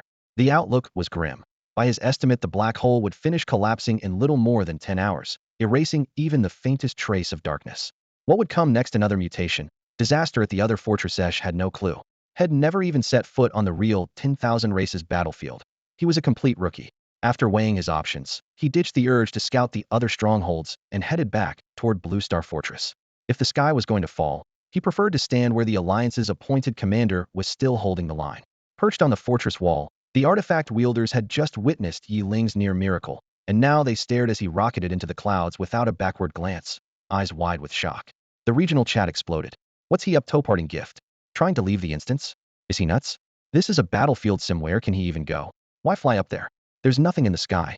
Wait, is the boss about to drop a planetary devastation and wipe the mobs? Questions scrolled past like a bullet screen. Commander Muhan fixed his gaze on the monitor, dark lines forming on his forehead. He couldn't decipher Yeling's move either, but after what had seen, he refused to believe the man would cut and run. Right then a fresh beast tide surged out of the canyon, the roar shaking the air. Newbies at the trench's edge kept gossiping, forgetting they were still on a battlefield. Do you want to die? Then jump down there alone and stop dragging your comrades with you. Muhan's roar snapped the voice channel silent. After the commander's tongue lashing, everyone came to their senses, swung their weapons around, and refocused on the monsters flooding the gorge. Years of endless defense are a perfect recipe for numbness. The Alliance had even lowered the legal marriage age to 18, figuring people with families stay sharper, while loners drift first in the slog of an attrition war. When the tide crashed against the first line again, curiosity about Yeling took a back seat. To their surprise, they managed to hold their ground without his support. The sharper fighters noticed two things. Yeling's earlier miracles seemed to have weakened the beasts, and constant combat had genuinely improved their own skills. With the horizon still black with enemies, no one was naive enough to think the numbers had really thinned. Even so, Yeling's flashy stunt had tightened their nerves, and their concentrated fire hit harder than ever. They finally pinned the beast tide in front of the first wall and kept the line from breaking again. After circling back over the fortress, Yeling ignored the oncoming beasts and dropped straight down in front of Muhan. The moment he landed, he smoothed his cloak and let his eyes rest on the other man. General, how should I address you? The commander before him looked no more than 30, standing ramrod straight with a steady gaze, clearly a veteran of countless battles. Yeling felt a flicker of curiosity. In an instance world, any new variable was a gamble that usually ended in death. Those who ventured in first did so with a suicide squad's resolve. Yet judging from the soldiers' mix of awe and calm, Muhan was no makeshift rookie, but a seasoned elite forged in 100 campaigns. Seeing someone of his caliber personally leading a vanguard was highly unusual.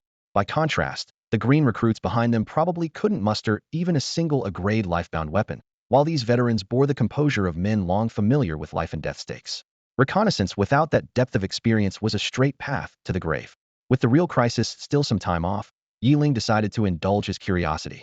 Muhan, the general replied, tapping a fist to his chest in a crisp salute. And your surname is Yi, correct? Only then did Yeling notice the sweat on Muhan's face and the soot left by gunfire. Muhan, for his part, was studying him as well, a face so young it was almost unsettling, marked only by a few wisps of stubble. Without those, one might suspect a high-tier powerhouse was hiding behind a boyish mask. Since Blue Star's digitization, appearances had nearly frozen. Those who truly looked old were usually the earliest entrance-top experts who had survived to the present. Most weapon masters therefore retained a youthful look. Power like Yeling's, however, was nearly impossible to reach without a century or two of accumulation, and no prodigy of such magnitude came to mind. That left one answer: the Godslayer who had erupted onto the scene 6 months ago. Realizing his identity had been uncovered, Yeling paused, impressed by Muhan's deduction and by his surname. In the Great Xiao region, the Mu family was legendary. Since digitization began, this military lineage had produced strategist after strategist, some dying at the front, others earning historic victories against alien races. The name Mu had become synonymous with war gods. I am Yeling, General Mu. Your family's fame precedes you. I have long held it in the highest regard. Muhan returned the salute, his tone unassuming. You flatter me. Any honor I have comes from my forebears. Compared with the Godslayer, I merely stand in borrowed light. Facing the man who had felled 7 divine projections in half a year, he found little personal achievement worth boasting about beyond his family name. In terms of personal ability and contribution to humanity, no one on Blue Star could compare with Yeling. It had taken humankind 300 years of bitter struggle to raise the world's fortune from 45 to 63. Yeling, almost single-handedly, had added 15 points in just 6 months, only 3 short of what all humanity had achieved in 3 centuries. Calling him a prodigy seemed inadequate. Miracle was closer to the mark. Muhan still remembered the global announcement that day. His own ancestor, a battle-hardened general of several centuries, had been so shocked his jaw nearly hit the floor. That reaction alone spoke volumes about the magnitude of Yiling's feat. "All right, General Mu, let's get straight to the point," Yeling said, pulling his gaze back and glancing between the distant beast tide and the fortress. "I just went up to scout. I've got 2 pieces of news, one good and one bad. Which do you want first?" Meeting those bright, curious eyes, Muhan paused for half a second, then raised a hand with a wry smile. "If even you're frowning, the bad news must be serious. I'd better hear the good news first." "Huh." Yeling nearly twisted his waist in surprise. The iron-blooded general has a sense of humor. Inwardly, he admired Muhan's composure. Yeling could stay calm on the strength of his power. Muhan relied on sheer willpower. "The good news is that the beast tide is weakening. At this rate, it should be over today." Muhan nodded, surveying the still surging monsters at the mountain's foot. "True, they've lost the desperation they had at first. While that good news is still fresh, let's talk about the bad," Muhan said, drawing a long breath. "I'm guessing a second wave of enemies is on its way." Yeling blinked. Impressive, he thought, a soldier's instincts. "This mountain range forms a ring. We're on the outer rim. The core is the source of the tide, and there are other fortresses like ours all around." He traced a shrinking arc in the air. "The entire domain, including the source, is contracting. When the tide ends completely, the fortresses will start colliding. What the instance will demand next, no one knows." The fleeting sense of relief vanished. Muhan frowned. "Another raise of the poison pod elimination? Will they cull us by numbers, or impose a time limit this time?" "You've seen something similar before, General? Could you fill me in?" Yeling asked. He had shared this information, hoping Muhan could help piece it together. The military held far more intelligence than any academy, and much of it wasn't fit for young students' ears. He hadn't expected Muhan to know even more about the inside story. A flicker of lingering unease crossed Muhan's eyes before he finally began to speak. He recalled that the battlefield of myriad races had once adopted a dual trial format in 2 variants. The first was an all-out free-for-all. Every race was hurled onto the same field and fought until the remaining headcount barely met the Gate of Instance's minimum requirement. The second was a point-based tournament in which every clash earned or lost points, and the final standings were tallied only after the last bout ended. Both formats had their own advantages and pitfalls. Free-for-all: defeat any opponent who crosses your path, and every encounter ends decisively. Life or death settled on the spot. Point match: the field offers no breathing room because no one knows their live ranking. In the scramble for the single absolutely safe spot, contestants often fight even more viciously. As Muhan peeled back the curtain, Yeling felt a wave of bleakness he could not put into words. How many times had Blue Star's humans clawed their way out of certain death just to survive this long? They were among the last to step through the Gate of Instances, far behind races that had cultivated the battlefield for centuries. Yeling himself might be thriving, his name echoing through every instance, but on the racial level hardly anyone gave Blue Star a second look. If the trial turned into a free-for-all or a point match, Blue Star's collective power could be crushed in seconds. Should the entire race be wiped out, no individual brilliance would matter unless Yeling possessed some artifact that exempted him from the purge. Without high-tier clansmen to anchor them, they couldn't even qualify to vie for godhood. Ascending required a racial fortune score of 60 or more, and reaching that number alone was pure fantasy. That thought left Yeling with only one conclusion. This instance world was downright perverse. He looked up and roared. "Which sick bastard built this Gate of Instances? It's garbage, utterly twisted." "Whoa, man, you've got a death wish." Someone nearby gasped. "Did you forget there are gods in this world?" Muhan opened his mouth, but stayed silent. Yeling had already let it fly. What was the point in stopping him? Besides, the word God didn't seem to scare this man at all. The last time the global chat went live, Yeling had publicly slapped down a god's projection. The story had spread through every race. By now, god projections don't work on Yeling was practically an open secret. Several lesser gods had even yanked their avatars out of instances and secret realms, terrified of crossing paths with the so-called Godslayer, each projection costing precious divine will. In more than 60 years, Muhan had encountered countless powerhouses, yet none as outrageously arrogant as Yeling, and he had to admit, the man had earned every right to be.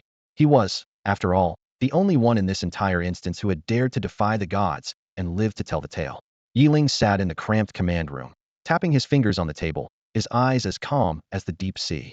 Across from him, Muhan kept his shoulders stiff. Knew this man had the strength to spar with deities, while he did not.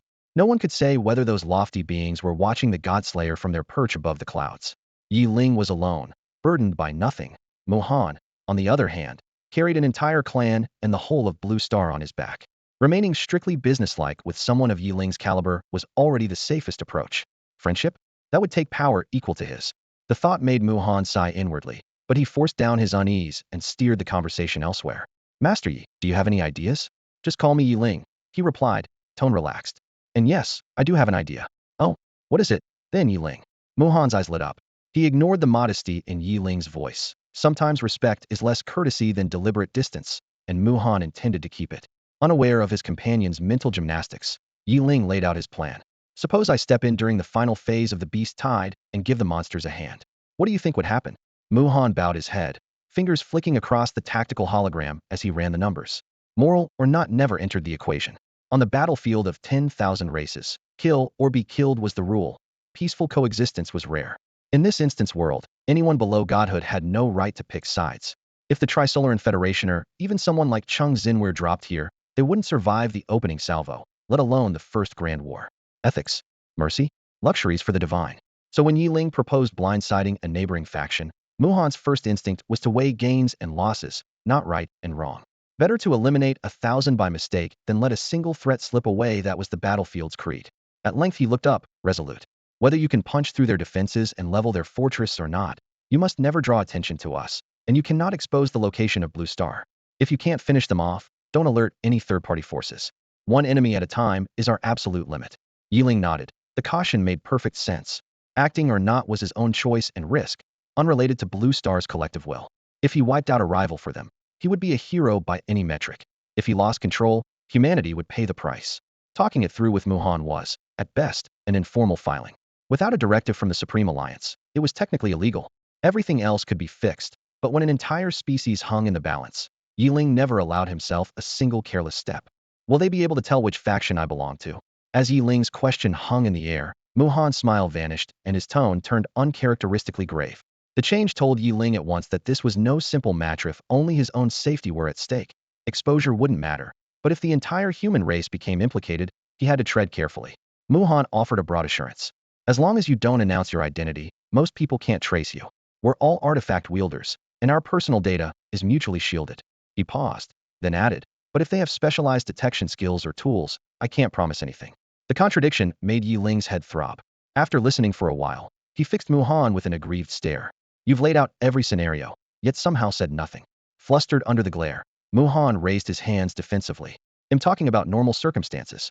Detection skills and items are ridiculously rare. 1 in 10,000. 1 in 10,000? Yeling rolled the phrase on his tongue, then glanced at the vast battle raging atop the fortress wall. Blades and spell-light clashed. War cries shook the air, and nearly 10 million combatants were locked in combat. He did a quick calculation and quipped, by that probability, there must be 700 or 800 people out there who can see right through me. Muhan could only laugh awkwardly. In truth, he carried an artifact that could peek into Yeling's background, but fearing misunderstanding, he had never dared to use it. Powerhouses were hypersensitive to prying, and as a representative of the Alliance, he wanted no unnecessary trouble. Yeling also realized he had no way to hide his information and had never even heard where such skills could be learned. He shook his head and put the problem aside. Once his strength grew, these details would sort themselves out. And even if someone could read his data, so what? I'm going to head out and see if I can pick up some easy kills. He patted Muhan on the shoulder. Just hold the fortress. It'd be embarrassing if I raid the enemy and our own base gets taken. Relax, I've got this. Satisfied with Muhan's answer, Yeling said no more. After confirming the defensive line was stable, he rose into the sky, streaking away in a flash of light. He was never humanity's babysitter. As long as Blue Star faced no threat of extinction, the trials meant for humanity would stay humanity's to bear. 100 meters above the right-side fortress, gale winds roared past his ears. Yeling hovered in midair and scanned the ground. The layout mirrored Blue Star's citadel-thick walls, dense fire points, segmented trenches. The only difference was the entire garrison was made up of dog-headed humanoids. Frontline fighters swung heavy melee weapons in brutal close quarters, while rear ranks unleashed alternating waves of spells, bolts, and cannon fire. Their coordination was seamless, their firepower fierce, and their first defensive line held firm. In overall strength, they even surpassed Blue Star's human forces. The scene was so intense Yeling briefly wondered if the monsters were fighting each other. Ugly bunch, he muttered. What species are Thacobolts?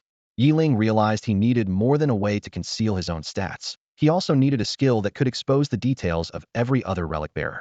While he was wondering where to find both abilities, the fortress below erupted in noise. What is that, a monster? No, monsters don't carry magic shield. Shivers levitating with that shimmering barrier has to be a high-level fighter from another race. But this battlefield is supposed to lock out advanced players, and the guy is flying's definitely no rookie. His name's Yeling? Could he be the Godslayer from Blue Star? Well, discovery was only a matter of time. Yeling had prepared for it, but hearing someone shout his name in public still made his heart sink. So much for that unreliable moo. Since the disguise was blown, he raised his staff and slashed it toward the fortress lines. 267,937,560,000. 267,937,560,000. 267,937,560,000. A string of hopeless damage numbers floated up, clearing huge gaps in the kobold defenses. Mindless beasts didn't care who opened the breach. They simply swarmed through it. What the hell is he doing? Insolent scum. Are you declaring war on the Wofu? He's butchering his own allies. Everyone, charge kill him. Angry shouts clashed across the walls as Yeling dragged his pillar of light along the ramparts, carving a highway for the monsters. The Wofu formation crumbled so fast their commander froze. Some relic bearers scrambled to plug the beast tide. Others spun ballistae and spell arrays on Yeling instead. Boom! Countless magic bolts and elemental storms merged into a waterfall and crashed down. They broke on Yeling's archmage's shield with only a faint ripple. An instant later, billions of reflected damage numbers burst over every attacker's head, flashing white light that ripped a fresh hole in the Wofu ranks. How are we supposed to fight this? The commander was stunned. They couldn't block the beasts without exposing themselves to Yeling, and striking Yeling meant instant death by reflect. This isn't fair. Why did the instance gate let a monster like him into a rookie map? Damn you. I curse you, humans of Blue Star. The sentence died as Yeling dropped a flaming cage. It wrapped the commander in searing fire and erased him. To Yeling, fairness was meaningless now.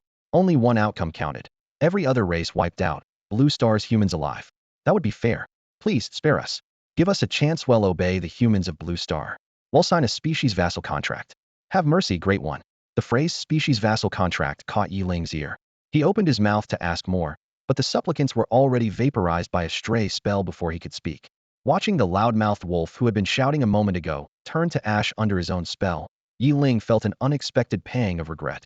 Bloody cinders still drifted in the air while he withdrew his killing intent and swept his gaze over the surviving wolf clan weapon masters. More than half were still alive.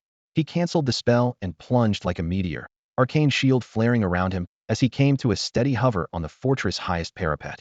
That racial vassal contract he screamed about before he died, what exactly is it? Yeling's eyes passed over every fur-covered face below. Each pair of lupin eyes was filled with terror. If he thought it could save him at the last second, it must be important. Who can explain it? Wind howled across the rooftop. Only the ragged breathing of the weapon masters broke the silence. Yeling waited, but no one spoke, and the smile on his lips turned icy. This is your last chance to stay alive. He raised his staff, mana coiling at its tip. Just as the storm was about to break, an urgent shout rose from below the wall. My lord, wait. I know. A burly wolf clansman hurried forward, sweat rolling down his muzzle. He dropped to his knees, tail flat, forehead nearly touching the stone. My lord, spare our people. We are willing to worship you, to acknowledge you as the deity of the wolf clan, to become your vassal race, and from this day on be your most devoted followers. Followers? The word instantly reminded Yeling of the web novels from his previous life stories, where every god possessed a divine realm and drew power from faith. He narrowed his eyes, wondering if this world worked the same way. He flicked his staff toward the canyon.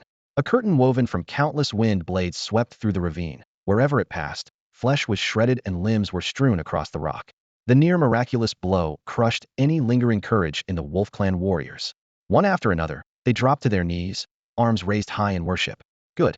The obstacles are gone. Yeling lowered his staff and looked down at the wolf kneeling in front. Now tell me, what does vassal race really mean? If your answer doesn't satisfy me, I won't mind erasing your species from this world. Remember, we're mortal enemies. The gentle tone carried a deadly chill, and every wolf felt ice crawl along his spine. They had lost millions in the beast tide, yet this godslayer threatened to bury the survivors with a single word. A butcher bold enough to slay gods would hardly hesitate to exterminate wolves. My lord, I am Abulu, and I will tell you everything. The burly wolf stammered, banging his head on the stone. A vassal race is established under the appraisal of the Gate of Instances. One side swears on its life to serve the other, and the pact is sealed. If the one we serve ascends to godhood, every vassal race automatically becomes believers within that god's divine realm. Abula drew a shaky breath and continued. My lord, ascending to godhood isn't just about reaching a high level. During the trial, you must fuse your health and mana into pure divinity. Only when that divine power meets the minimum threshold can you truly become a god. What did you just say? When this wolf tribesman named Abulu suddenly revealed the secret of ascending to godhood, Yeling's eyes lit up. Good grief, information on becoming a god. Yeling himself had always been in the dark about it, and humanity on Blue Star knew even less. How do you know the secret to ascending to godhood? His voice dropped, his gaze pinning Abulu like a nail, trying to gauge the truth. Abulu felt a chill under that stare and forced himself to answer. My lord, our wolf clan was never gifted in combat. Our strength lies in alchemy. 2,000 years ago, when our people first entered the instance worlds, we used potions to make friends with many high-level factions. Back then, the Star Domain tournament was held once a century. By trading our potions, we happened to acquire an award token from the nature elves. An award token? Yeling cut in, arching an eyebrow. He refused to gloss over any unfamiliar term. The wolf folk exchanged uneasy looks. Yeling didn't waste words. He simply raised a hand and unleashed an explosive wind blade. The roaring airwave swept out like a curtain wall, forcing back the charging beast tide. Dust swirled, flesh flew, and the battlefield fell silent in awe. The strange looks in the wolf folks' eyes instantly turned to fear and reverence. Abulus' voice shook. My lord, a knower token exempts the holder from participating in one Star Domain tournament. He spat the words out, terrified that delayed answers might bring that deadly wind down on his own people. Yeling gave a slight nod, signaling him to go on. Outwardly calm, he was inwardly astonished that such an item existed inside the Gate of Instances. Abulu hurried to explain. Once we learned knower tokens existed, our entire clan poured resources into training master alchemists, trading potions for more tokens. So although the Wolf clan has been inside the Gate of Instances for over 2 millennia, we've never truly joined a single Star Domain tournament. If the officials hadn't labeled this round a rookie trial, we would have entered only to test the waters otherwise. Hearing this, Yeling clicked his tongue in secret.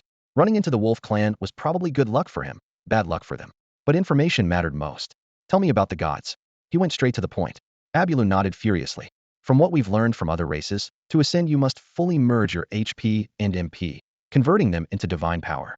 If the resulting divine power meets the minimum threshold, you advance. If it falls short, you fail, anything from rank loss to outright annihilation, depending on the deficit. As for the exact procedure, every race treats it as top secret.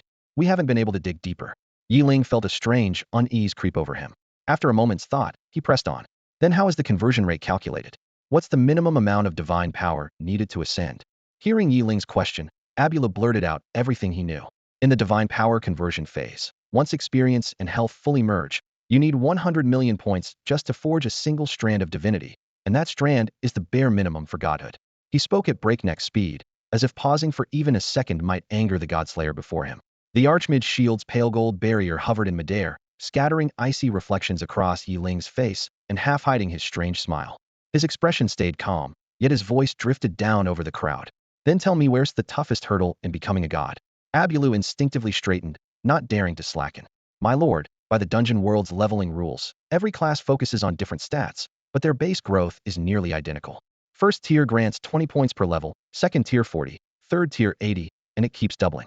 By ninth tier, level 200, an ordinary class tops out at just over 80 million total attribute points. He drew a deep breath and added, some hidden classes raise the cap a bit, but not all those points go into spirit and vitality. Altogether, 90 million points is an almost impassable gulf. The divine power conversion alone stops nearly everyone. He risked a glance at Yeling, then looked down again, unnerved by that half-veiled gaze. The high-grade races that entered the dungeon world first do have staggering HP and MP caps, but they level absurdly slowly. I've heard a dragon elder spent 100 years and still didn't gain a tenth of a level. It's disastrous. His words came faster, eager to empty every secret at once. So the races that level quickly lack attributes, and the races with attributes can't level. The Gate of Dungeons has existed for thousands of years, yet no race has ever produced a god. At this point his face froze, as though a hand had closed on his throat, and he forced out a few broken words. Of course, there's another rumor. Yeling arched a brow, his gaze stripping away any pretense. What rumor? Out with it. Crushed by that killing intent, Abulu dripped with sweat. Realizing he'd never see another sunrise if he kept stalling, he blurted, rumor says that when a genius finally meets every condition and is about to attempt the Ascension trial, certain beings erase them. What did you say? Yeling's eyes turned razor sharp. Abulus' mouth snapped shut, cold sweat sliding down the scales at his temples. He wouldn't even utter the word God, yet Yeling narrowed his eyes and sneered. Those goddamned gods again? The words hit Abulu like a thunderbolt. Godslayer had actually called the gods goddamned. What kind of walking catastrophe was this man? He nodded mechanically, hardly daring to breathe. Yeling gave a scornful laugh and waved it off. Must be the work of some shady nobodies. Any god with a shred of dignity, even a weak one, wouldn't stoop so low. After listening for so long, Yeling hadn't uncovered any deeper truth behind the gate of dungeons. Instead, his doubts only grew. After all, he was still 3rd tier, level 55 hadn't even reached the mid-ranks yet. But his stats had long since blown past the threshold for ascending to god rank, far past it. In fact, level LV 552,007 experience, 15,002,569,300,000,000. Health, 13,532,200,000. Mana, 13,532,200,000. Stamina, 123,020,000 Strength, 123,020,000 Agility, 123,020,000 Spirit, 123,020,000 Even without the bonuses from the Godslayer title, his raw panel alone pushed both health and mana past 10 billion. Yeling couldn't help wondering whether this so-called instance world was fake. What level are you now? He asked, sounding casual while posing the most forbidden question in any instance. Stats determined life and death, and no one ever pried in less. Like now, the other person's fate was already in their hands. Tier 6, level 137, Abru muttered, face burning. And your vitality and spirit? Yeling pressed. Abru glanced at his tribesmen, who were studiously pretending not to listen, then sighed. Vitality, 47,320. Spirit, 53,450. That low? The word slipped out, and Abru visibly blanched. Yeling rubbed the bridge of his nose, too proud to apologize, and shifted topics. So, how did you learn about something as sensitive as the Dwashin secret? I doubt that kind of intel is common gossip in your tribe. Sir, Abru said respectfully, head lowered. My grandfather Amoku is the Grand Elder of the Wolf Clan, and I, his eldest grandson, and the current deputy commander of the fortress. So, a well-connected heir who values his own hide makes sense. Yeling nodded. Fine. How do we sign an auxiliary race contract? I don't have one. I happen to carry a contract scroll. Abru produced an ancient parchment and offered it with both hands. You bind the scroll first, sir. Then we write our true names on it. Witnessed by the Gate of Instances, our lives will be yours to command. Confidence born of power, Yeling thought, accepting the scroll without hesitation, still half skeptical of Abru's intel. The moment he touched it, a pale gold halo spread across the parchment, and lines of text floated into view. Retainer scroll. Type, retainer scroll. Contract status, unbound. After blood is offered, the Gate of Instances will witness the pact. Anyone who writes their true name on this scroll becomes a vassal of its master, to be ruled without exception. One short line, blunt and merciless, yet it lays bare the scroll's terrifying power. Yeling had roamed the instance world for half a year. Though usually quiet and reserved, he understood one thing well. The more overpowered an item was, the briefer its description. Long, flowery explanations belonged to trash-tier gear. Skills followed the same rule: the fewer the limits, the higher the ceiling. So the moment he saw the word retainer, he acted without hesitation. He bit his fingertip and let a drop of blood fall. As the blood touched the parchment, millions of onlookers saw gold and violet light flare in their eyes. The scroll drifted from Yeling's hand and hung in midair, intricate magical sigils spreading inch by inch, writhing like living things. No official grade was printed on the scroll. Its rank depended entirely on its owner. In a Tier 1 rookie's hands, the contract was paper thin, but if a Tier 9 titan wanted to shred it, they'd need help from a god. The price was steep, yet what was any price compared to life and freedom? And now, millions of newborn wolfkin were waiting to sign their names. Abulu had hidden the scroll's details to keep an escape route for himself and his people, but when the gold-violet column of light erupted, his last hope was torn apart. His intel claimed recognition light came in 4 colors: white, red, gold, and purple, marking low, mid, high, and divine tiers. Yeling's golden-violet fusion was unheard of. Only a demigod could achieve it. No one knew much about Yeling. Months ago had been grinding in the beginner zone, and his second act of godslaying happened during the Tier 2 promotion trial. Everyone assumed he was at most Tier 4, but could a god exist within Tier 4? Abula's convictions shattered. Perhaps the instance world still hid secrets the wolfkin had never touched. The Gate of Instances had never produced a faulty scroll, therefore, their so-called common sense must be wrong. All right, your turn, Yeling said, uninterested in Abula's changing expression, assuming it was merely fear of what lay ahead. Seeing no path forward, Abulu abandoned any thought of resistance. He immediately posted a notice in the regional chat, then reached out with his mind to the scroll floating in midair. The scroll quivered, and lines of golden script flashed forth. sweeping across the entire Blue Star Fortress. At Abula's signal, nearly 8 million Wofu simultaneously released their psychic power, all touching the luminous screen. Congratulations, you have acquired 7,963,412 subordinate clan members. Congratulations, you are the first artifacts in this instance world to possess a subordinate race. Rewards will be issued after the initial battlefield simulation. The system prompt detonated in Yeling's mind. He froze, wondering if he had misheard first. No one had ever owned a subordinate race. Sensing Yeling's doubt, Abulu gave a rueful smile. My lord, a single vassal scroll costs as much as 10 class artifacts. Using one for only a handful of people is a waste, yet if too many join, the scroll's owner becomes the entire race's target. Frankly, I can't imagine anyone but you with both the strength and the luck to make millions willingly bow their heads. Besides, if only part of a race submits, the rest become the master's nightmare. He paused, then added softly, I can't think of anyone who could survive an entire race's pursuit alone. Yeling heard the unspoken message and asked with a grin, so by your logic, I shouldn't fear your whole race attacking me? Abulu was silent for a moment before countering. Tell me, my lord, would you be afraid? Yeling burst out laughing. Afraid? Even if every race in this instance world joined forces, why would I flinch? Arrogant as it sounded, no one disputed him. The miracles Yeling had wrought, combined with the divine power Head just displayed, left Abulu and the other Wofu speechless. Strength was argument enough. Abulu lowered his voice. If my grandfather were here, He'd choose exactly as I did. The instance world taught us that survival is the only goal. Yeling nodded, finally understanding Abulu's decision. He patted the Wofu's shoulder, feeling a touch more affection for these jackal headstomid. Yes, but they knew how to speak. Don't second-guess today's choice, Yeling said lightly. Soon you'll be proud of it. The Wofu will boast of being the first to follow me. When I truly rise, the latecomers won't find it so easy to win my favor. Though now a vassal, Abula couldn't help thinking his new master had a punchable mouth, yet he could only smile. All right, this side settled, Yeling chuckled. I still have business on the other side of the fortress. Since you two factions split Blue Star Fortress down the middle, I have to play mediator. Abreu watched Yeling streak across the sky and disappear, his eyes flickering with a swirl of emotions. Right or wrong, he could no longer tell. Perhaps Yeling was correct. One day the Wolf clan might truly be proud to have been the first to follow him. After all, among the countless races, he alone carried the title of Godslayer. Leaving Blue Star Fortress, Yeling swept his gaze over the thick walls and booming artillery. Satisfied the defenses were secure, he shot onward without pause. He skimmed above the canyon toward the fortress on the far side. He had no intention of clearing every monster himself. A race can't grow strong if it leans on a single individual. Without trials and hardship, the next generation never matures. Besides, once the beast tide subsided, no one knew what new challenges the dungeon gate would hurl out. If he meddled everywhere, the rescued races might not be as perceptive as the wolves. They could even turn their resentment on him. Sure enough, Yeling soon saw what true stubbornness looked like.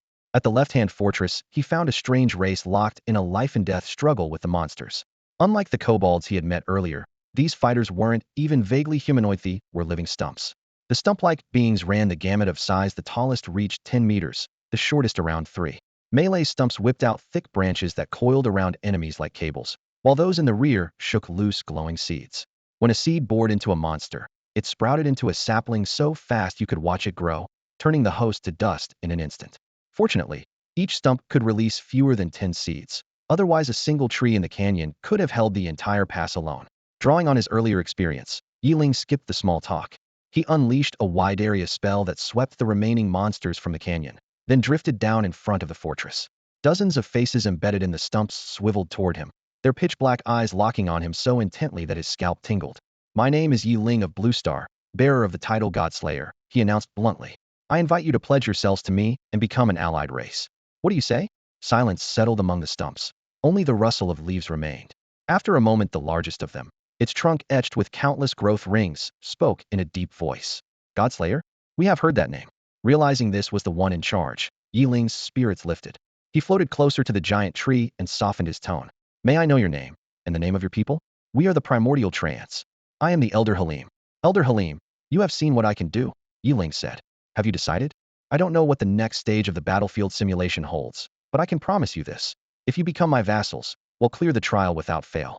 It was Yeling's first encounter with a plant-based species, and curiosity still burned in his chest. The Taichu treefolk were far from his idea of beauty, yet in an instance world, power was the only measure that counted. Despicable creature, daring to enslave the Taichu, treefolk unforgivable. While Yeling was lost in thought, A treant as tall as Howlim suddenly let out a shrill roar, like a gale whipping through the treetops. Yeling's brows knitted as his expression cooled. The Wofu clan had piqued his interest in the idea of vassal races, but he had never forgotten his primary goal: wipe out any neighboring species that might threaten humanity on Blue Star. Is that Elder Howlim's decision? He glanced at the furious treant, then shifted his eyes to Howlim. Anyone who could speak to him directly was likely of high standing. As a child of Yin and Huang, he believed every living being had a right to exist. Once someone became one of his own, he treated all races the same. Yet he had overlooked one truth: without shared values, coexistence was impossible. Godslayer, step aside. The enraged treant's voice was low and rough. The Taichu tree folk have stood here since the instance world was formed. The strength of a high-tier race is beyond the grasp of latecomers like you. Yeling laughed aloud. So I've met a pioneer. He knew now that this affair would not end peacefully. A species that had survived millennia of catastrophe would never be cowed by a mere title of Godslayer. The fact that they still held their hand was already respect enough. He smacked his lips, a trace of regret flickering across his face. Looks like the biggest fist still makes the rules. A flamboyant grin reappeared. In the very next instant, the treant beside Howlim struck first. Both arms morphed into whip-like vines that stretched out with a screech, lashing toward Yeling. Bang! The vine slammed into the iridescent archmage shield, yet not a single ripple formed. At the same time, a staggering number flashed above the treant's head: 405,966,000,000. The 4+ billion damage value vanished in a blink.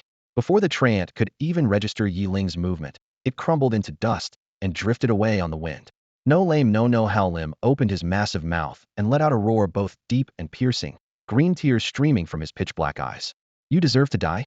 You must die, and Blue Star will vanish as well. In agony, Halim whipped around and roared at Yeling. Dozens of pearly seeds floated from his chest and drifted toward Yeling like fireflies. At the same time, the surrounding treants grew restless. Slender branches lashed through the air, or gathered more seeds and surged forward. Yeling remained where he was, eyes half closed with interest as he studied the strange creature's technique. Danger? He could hardly be bothered. If he needed a life-saving trump card on a battlefield packed with rookies, he might as well go home and sleep instead of worrying about the gods. It was clear the coarse-looking creatures were enraged because a particular treant had fallen. Perhaps that one held special status? The notion crossed Yeling's mind, then vanished. He focused on the seeds floating toward him against gravity. The crystalline seeds hovered like raindrops, seemingly slow, yet striking his arcane shield in a flash. Instead of the expected recoil, sparks erupted. The seeds were annihilated without a trace. Stranger still, the treants that launched them suffered no backlash.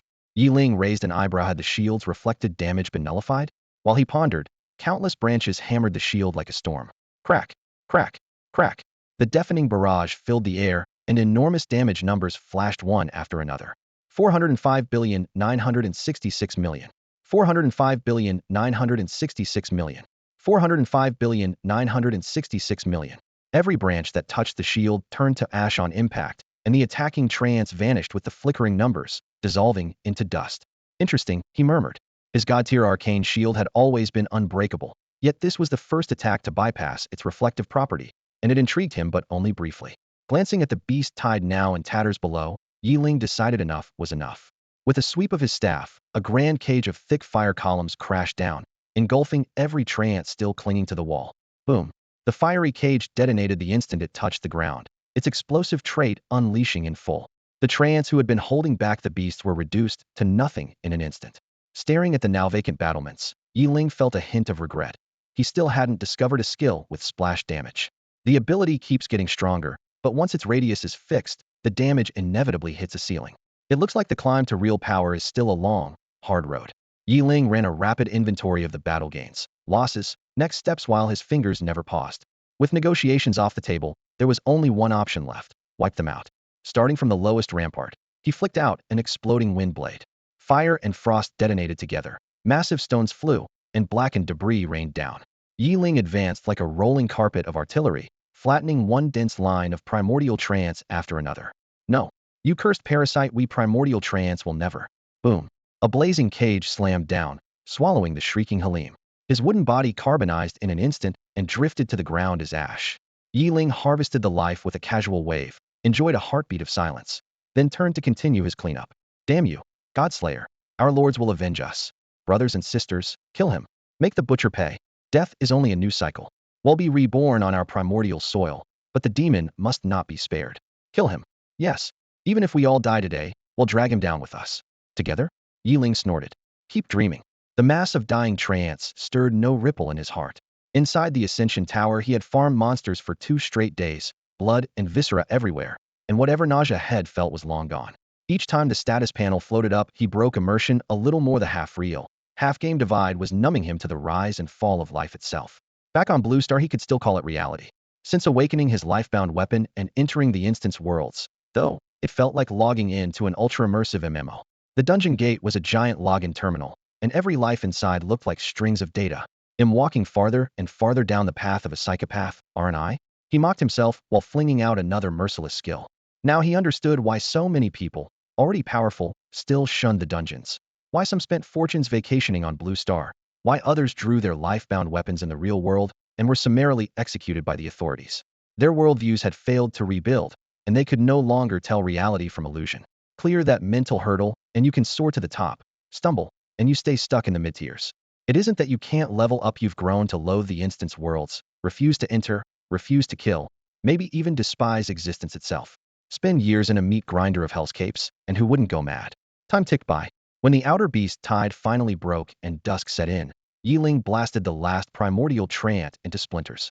When the dust settled, only scorched earth and drifting wood chips lay beneath the walls. Half a day's toil, and the haul was rich. Levelhead pushed past the bottleneck to 56. Skills Flame Cage and Frozen Domain had joined Exploding Windblade at the level 999 cap. Name: Yeling. Title: Godslayer. With a calm expression, Yeling opened his status panel. Seeing that every skill had already hit its ceiling, he figured it was time to add a few new tricks to his arsenal. Name: Yeling. Title: Godslayer. Level LV 56 135,3,853,900,000,000. Bound Weapon Chosen 1 Godslaying Staff Unlimited Growth, Limited Edition.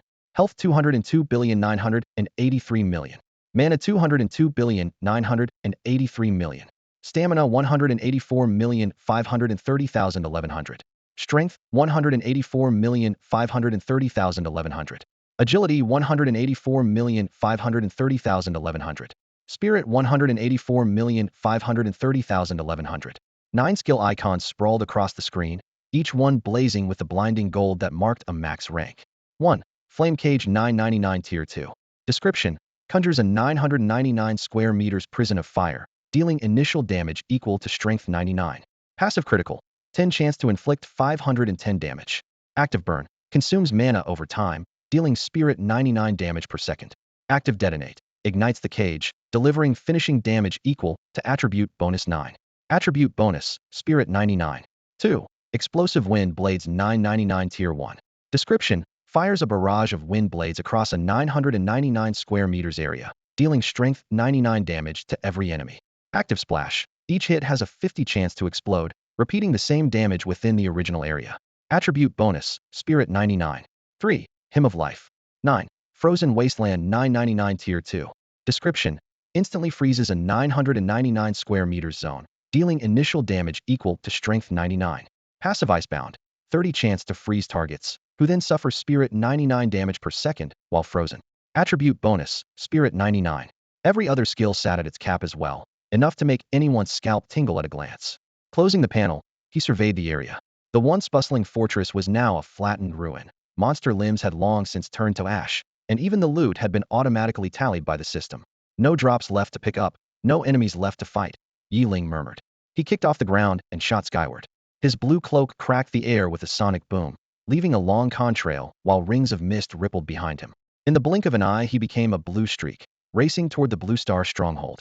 The system notifications were quiet for the moment, but he knew the second wave wouldn't give the allied races much rest. Still, it wouldn't arrive instantly. This training ground was meant for newcomers, not a pure death trap. Boom boom. Multiple sonic pops echoed overhead as Yeling halted in midair, hovering squarely above Blue Star's keep. When the fortress commander, Muhan, looked up, he saw a lone figure descending, staff trailing sparks like a mythic sentinel on patrol. Yeling landed lightly, brushing dust from his cloak. All right, he said casually, I've tidied up both fronts. The Wolfkin are now our vassals, and the primeval treant is gone. I took care of it myself. What? Muhan had still been marveling at Yeling's flight when the words hit him like a blow. His knees nearly buckled on the spot. Yeling steadied him, smiling. Easy, no need to kneel or anything. But as he caught the commander's horrified stare, Yeling began to wonder if those two factions carried a lot more weight than Head realized. What did you just say? Muhan stammered, eyes wide. The question finally made Yeling pause.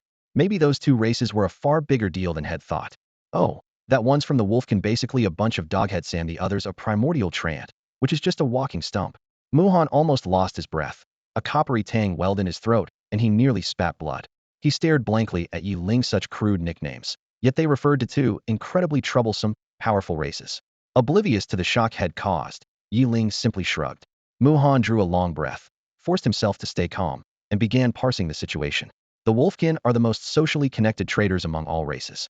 Their trade routes crisscross half the instance worlds, and about 80% of Blue Star's mid and high ear potions come through their channels. Primordial trants are a subspecies of elven trant, named after their homeland, Taichu. Their most terrifying power is Seed of Life. They condense a seed that hunts enemies on its own. Once outside the parent's sensing range, the pursuit never ends. The moment it lands, the seed sprouts and drains every drop of essence from its host. Among plant races, primordial trants are one of the few purely offensive species. This time Blue Star's enemy is stronger than ever, Muhan muttered, voice low and strained. As much as he hated to admit it, Yeling's battle record stunned him. Millions had fought, and Blue Star would need to empty its coffers to wipe out even one full race. Yet Yeling had flattened two in mere hours. It was like watching a lesser god walk the earth. The Wolfkin might avoid direct combat, but primordial trants were genuine hard targets, and Yeling had swept them all the same.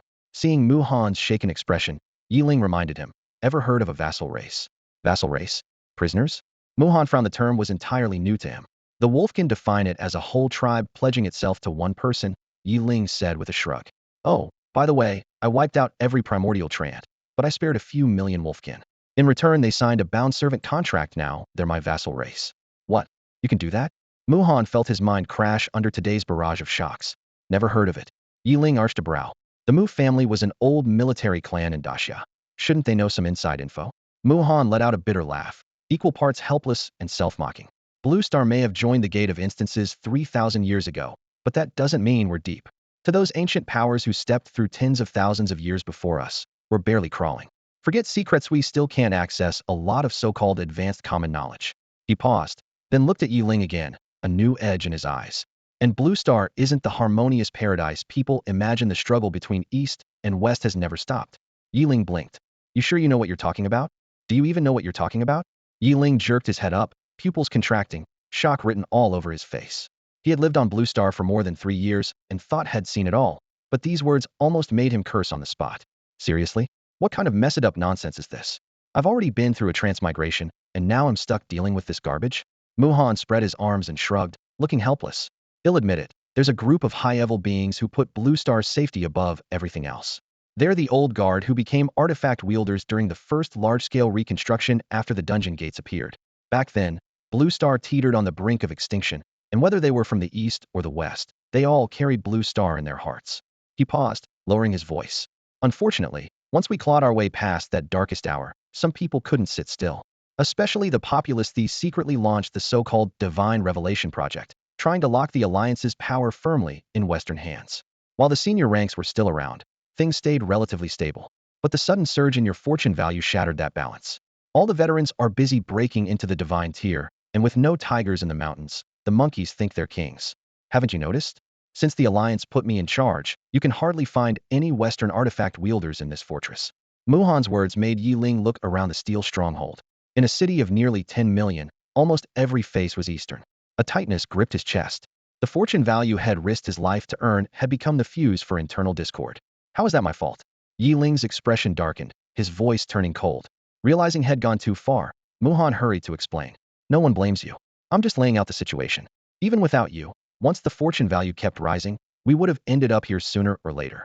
The root cause is the clash of cultures and beliefs. The reassurance did nothing for Yeling. Since arriving in this world, Head never felt he belonged. Same skin, same eyes, same language, yet it still didn't feel like home. Emotions surging, he shot back. According to you, Blue Star barely understands high-level knowledge, yet they dare claim the worst is over? You think we're safe now? Let me tell you what I've learned. The real danger in the entire dungeon realm is only just starting. A world where even the gods haven't stepped in is nowhere near its peak threat. And breaking into the divine tier burns fortune value. Those who fail, yet survive, are basically setting that fortune on fire for nothing. Muhan froze, stunned into silence. The news was simply too shocking for words. So many people had charged headlong into the god-tier trials without realizing they would burn through their fortune points, each assault more reckless than the last. Because of it, the Alliance still has huge holes in its top-level fighting force. Yeling, however, was too angry to care about their mess. Go tell the Alliance big shots east or west. I don't care, he growled, his voice rumbling like distant thunder. Blue Star needs me. I don't need Blue Star. I've repaid every ounce of what this planet ever gave me, and then some. If those useless fools dare bother me again, they'll show them whether in an instance world or right here on Blue Star just how scary it is when someone who can stare a god in the eye loses his temper. The words had barely left his mouth when the system notification rang out. Congratulations to every race that held its fortress. You've advanced to Stage 2. Next up, paired duels. Winners get double rewards. Losers forfeit everything they earned in Stage 1. Nature elves versus nine-tailed black foxes. Dragons versus magma giants. Blue Star humans versus primal treants. Wolves versus saber-toothed lynxes. The matchups begin in 30 minutes. Those cold, mechanical syllables froze the already tense air. The gate wanted the first-round victors to start tearing each other apart. Yeling just shrugged. The primal treants are gone courtesy of Meso. Blue Star's safe for now. Time to check on my vassal race. Without giving Muhan a chance to speak, he shot into the sky like heads sprouted wings. Ramparts blurred beneath him, faces streaked past, and suddenly he felt oddly bored. Just as he turned toward the wolf fortress, he jerked back, his gaze piercing the crowd on the highest wall. Is that? Yeling blinked and looked again.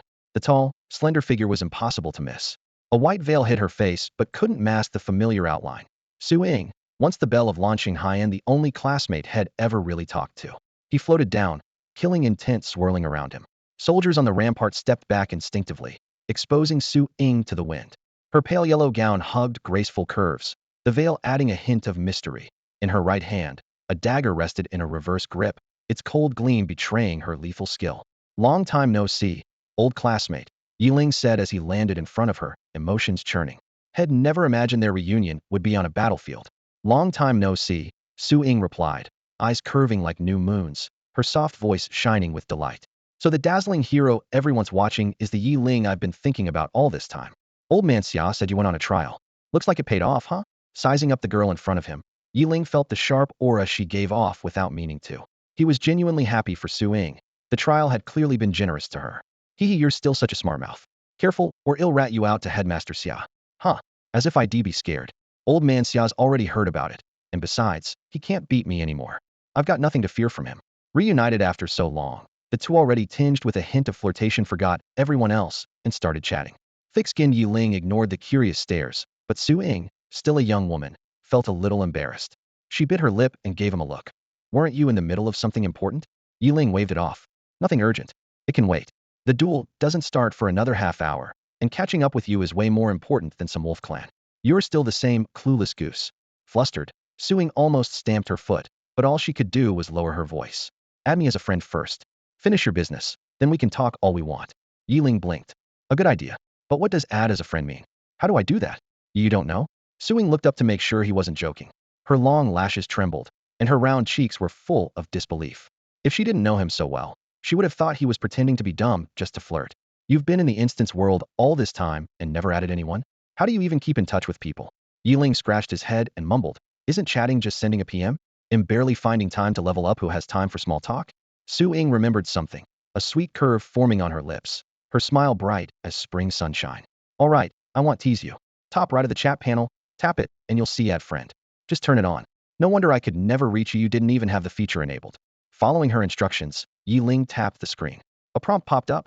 Add this player as a friend. Confirm. At last, his friends list had a single name, Su Ying. Su Ying stared at the screen, her heart a blend of sweetness and a faint ache. After all, she was Yeling's very first friend. The thought was both delightful and a little painful.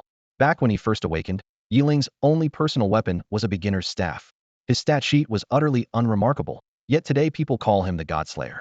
No outsider could imagine the hardship behind that title. The instance world turns reality into numbers. On the surface, everyone gets a chance, but reaching the summit demands effort most can't fathom. If the road is open to all, the only way to lead is to walk farther and suffer more. Thinking of this, Su Ying glanced at Yeling, her eyes brimming with sympathy. Life inside those dungeons must have been brutal, lonely, and dull. Yeling was busy with his interface, adding a new name to his friends list. Su Ying's words wrapped around his chest like soft silk, tightening for a heartbeat. He took a deep breath, steadied the sudden rush, then looked up with a dazzling smile. It's fine, just gets a bit boring sometimes. A man never shows weakness in front of the woman he likes. Su Ying understood that boring was a gross understatement. Those terrifying skills Head just displayed could never be earned by coasting. She quietly filed away this proof of his resilience and asked no further questions. They tapped confirm at the same time, and their names appeared on each other's list. Their eyes met, and the shared smile said everything. From now on, we fight side by side. Oh right. As if remembering something, Yeling slipped a ring called Heart Resonance from his finger. He removed its Heaven's Favor trait, copied the passive Invincible Bulwark into the slot, then offered the ring to Su Ying. Here, take this piece of gear.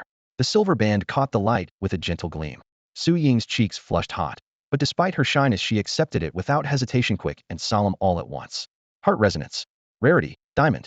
Description, copy any single trait from a skill or piece of equipment and keep it permanently. Current trait, Passive Bulwark. Effect, when struck by a lethal, high-damage attack, HP is forcibly locked at 10, and the wearer is instantly teleported out of the current area. Note, the copy trait can be replaced once per day. The moment she read the name, Su Ying could swear she heard her own heartbeat. Diamond rarity made her eyebrows rise, but the description nearly left her frozen in place. How was this even possible? Copy any single trait from a skill or piece of equipment. If it can be copied, there has to be an original source. The answer was obvious. She had witnessed god-tier skills before. Now she was certain this bulwark trait came from such an artifact. Teleporting out of a dungeon was already outrageous, but forcibly locking HP at 10%? That was hair-raising. Su Ying pressed a hand to her chest, breath unsteady. Was this the power of a god-level rule? She was no longer a rookie. Her grasp of the divine system's hidden mechanics now placed her among the world's elite. Precisely because she understood the rules so well, she was stunned. The ring's ability to ignore attack power and level while forcibly locking a target's HP was clearly a manifestation of rule power. Rules were the mightiest force under heaven, and even among them there was a hierarchy. The ring Yeling had just given her ranked near the very top. The insight hit Su Ying in an instant, leaving her both bitter and pleased. The partner who once fought beside her had already pulled far ahead. She sighed, yet accepted the semi-artifact without hesitation. The surrounding students watched in awe as Yeling handed over such a treasure as if it were nothing. Yeling arched an eyebrow and smiled. For someone as talented as me, being strong is only natural, isn't it? His arrogance felt perfectly justified. When your power is overwhelming, anything you say sounds like truth. Su Ying shot him a playful glare. The chill forged in the trial had long melted into girlish sweetness. Humph, one compliment, and you're already floating. By the way, which map are you grinding on now? Yeling understood she wanted to catch up and offered a helpless smile. I was still in Tier 3 earlier. Once I leave, who knows? He was already level 56 and planned to use the battlefield simulation to push straight into Tier 4. By his calculations, the Ascension Tower trial and the new map would arrive almost simultaneously. He had no idea how long he could remain in Tier 3. Returning was nearly impossible. The low-key brag hit Su Ying like another critical blow. She bared her little canine teeth, itching to bite him. Even as a divine system inheritor, she was only level 38 at top speed for most players, yet this jerk was closing in on 60. That must have been brutal, right? Anger aside, Su Ying cared more about the hardship he had endured. Warmed by her concern, Yeling still refused to show weakness. He shrugged. Wasn't that hard? Took down a few deities along the way and looted everything I needed. You jerk, will you die if you stop showing off? Su Ying fumed, annoyed that she had worried about him. She grumbled twice, then suddenly remembered. Right? We have another classmate here. Jolted out of her daze by Yeling's clueless remark, Su Ying suddenly remembered there was another acquaintance nearby. You, come over here. Why are you hiding back there? Yeling isn't going to eat you, she called. Her voice echoed through the ruined hall like a pebble hitting still water. Arms crossed, Yeling caught the phrase "isn't going to eat" and raised an eyebrow, eyes widening. Not going to eat her? What's that supposed to mean? Are you insulting my manly pride? Behold the great Yi. Halfway through his bluster, he glanced at his sorry state, coughed, and muttered, "Ya guess I really can't eat anyone right now." Since the apocalypse, the idea of one partner for life had been tossed aside. Marriage was an empty relic. Licenses weren't even issued anymore. The reason was blunt. In a disaster, population is strategic stock. Cling to peacetime morals, and the numbers would plummet. Those soft-headed do-gooders had been wiped out during the first Star Territory games. Wartime had no patience for that mindset. A timid voice suddenly rang out. "Hello, Great Yi." Yeling turned toward the sound and saw a girl forcing a brave smile. For a moment, he thought had seen a ghost. "You crybaby? You jerk, stop talking nonsense." Meng Yu puffed out her cheeks, but didn't quite dare blow up. Su Ying reached over and pinched Yeling's arm hard. The sting shot through him, and he flinched. Female talent like that was every man's natural enemy. Sorry, classmate." Me mouth ran faster than my brain. He said with a sheepish grin. "And quit calling me Great Yi. Just use my name, okay?" Seeing how smoothly they worked together, Meng Yu realized they were trying to spare her feelings. Su Ying was doing it deliberately. Yeling was just being Yeling, been an ice block in school, and his offhand comments could choke anyone. Fame hadn't changed him. Either Su Ying had real pull, or love really was magic. No need to apologize. I know I used to cry a lot, but I've changed. Good. You almost look like a tough girl now, Yeling observed. Mengyu didn't know whether to laugh or cry. Back then she had only been close to Su Ying. Yeling had kept his distance. He had zero interest in drowning in someone else's tears. She was ready to snap back when Su Ying's big watery eyes met hers. Yeling instantly raised both hands. All right, message received. He'll watch my mouth. Humph. Su Ying snorted, sounding more kitten than tiger. Yeling shook his head with a chuckle. I never imagined you'd change this much, Mengyu. These dungeon worlds really are a melting pot, but that's good. It ups your odds of survival. With the teasing over, he offered a sincere nod and a few words of encouragement about her new resilience. His path may have been unusual, but it was still much the same as everyone else, grinding monsters, leveling up, and staying clear of people who meant trouble, all for the sake of survival. As soon as Yeling offered a reassuring answer, the girl's face blossomed into a bright smile.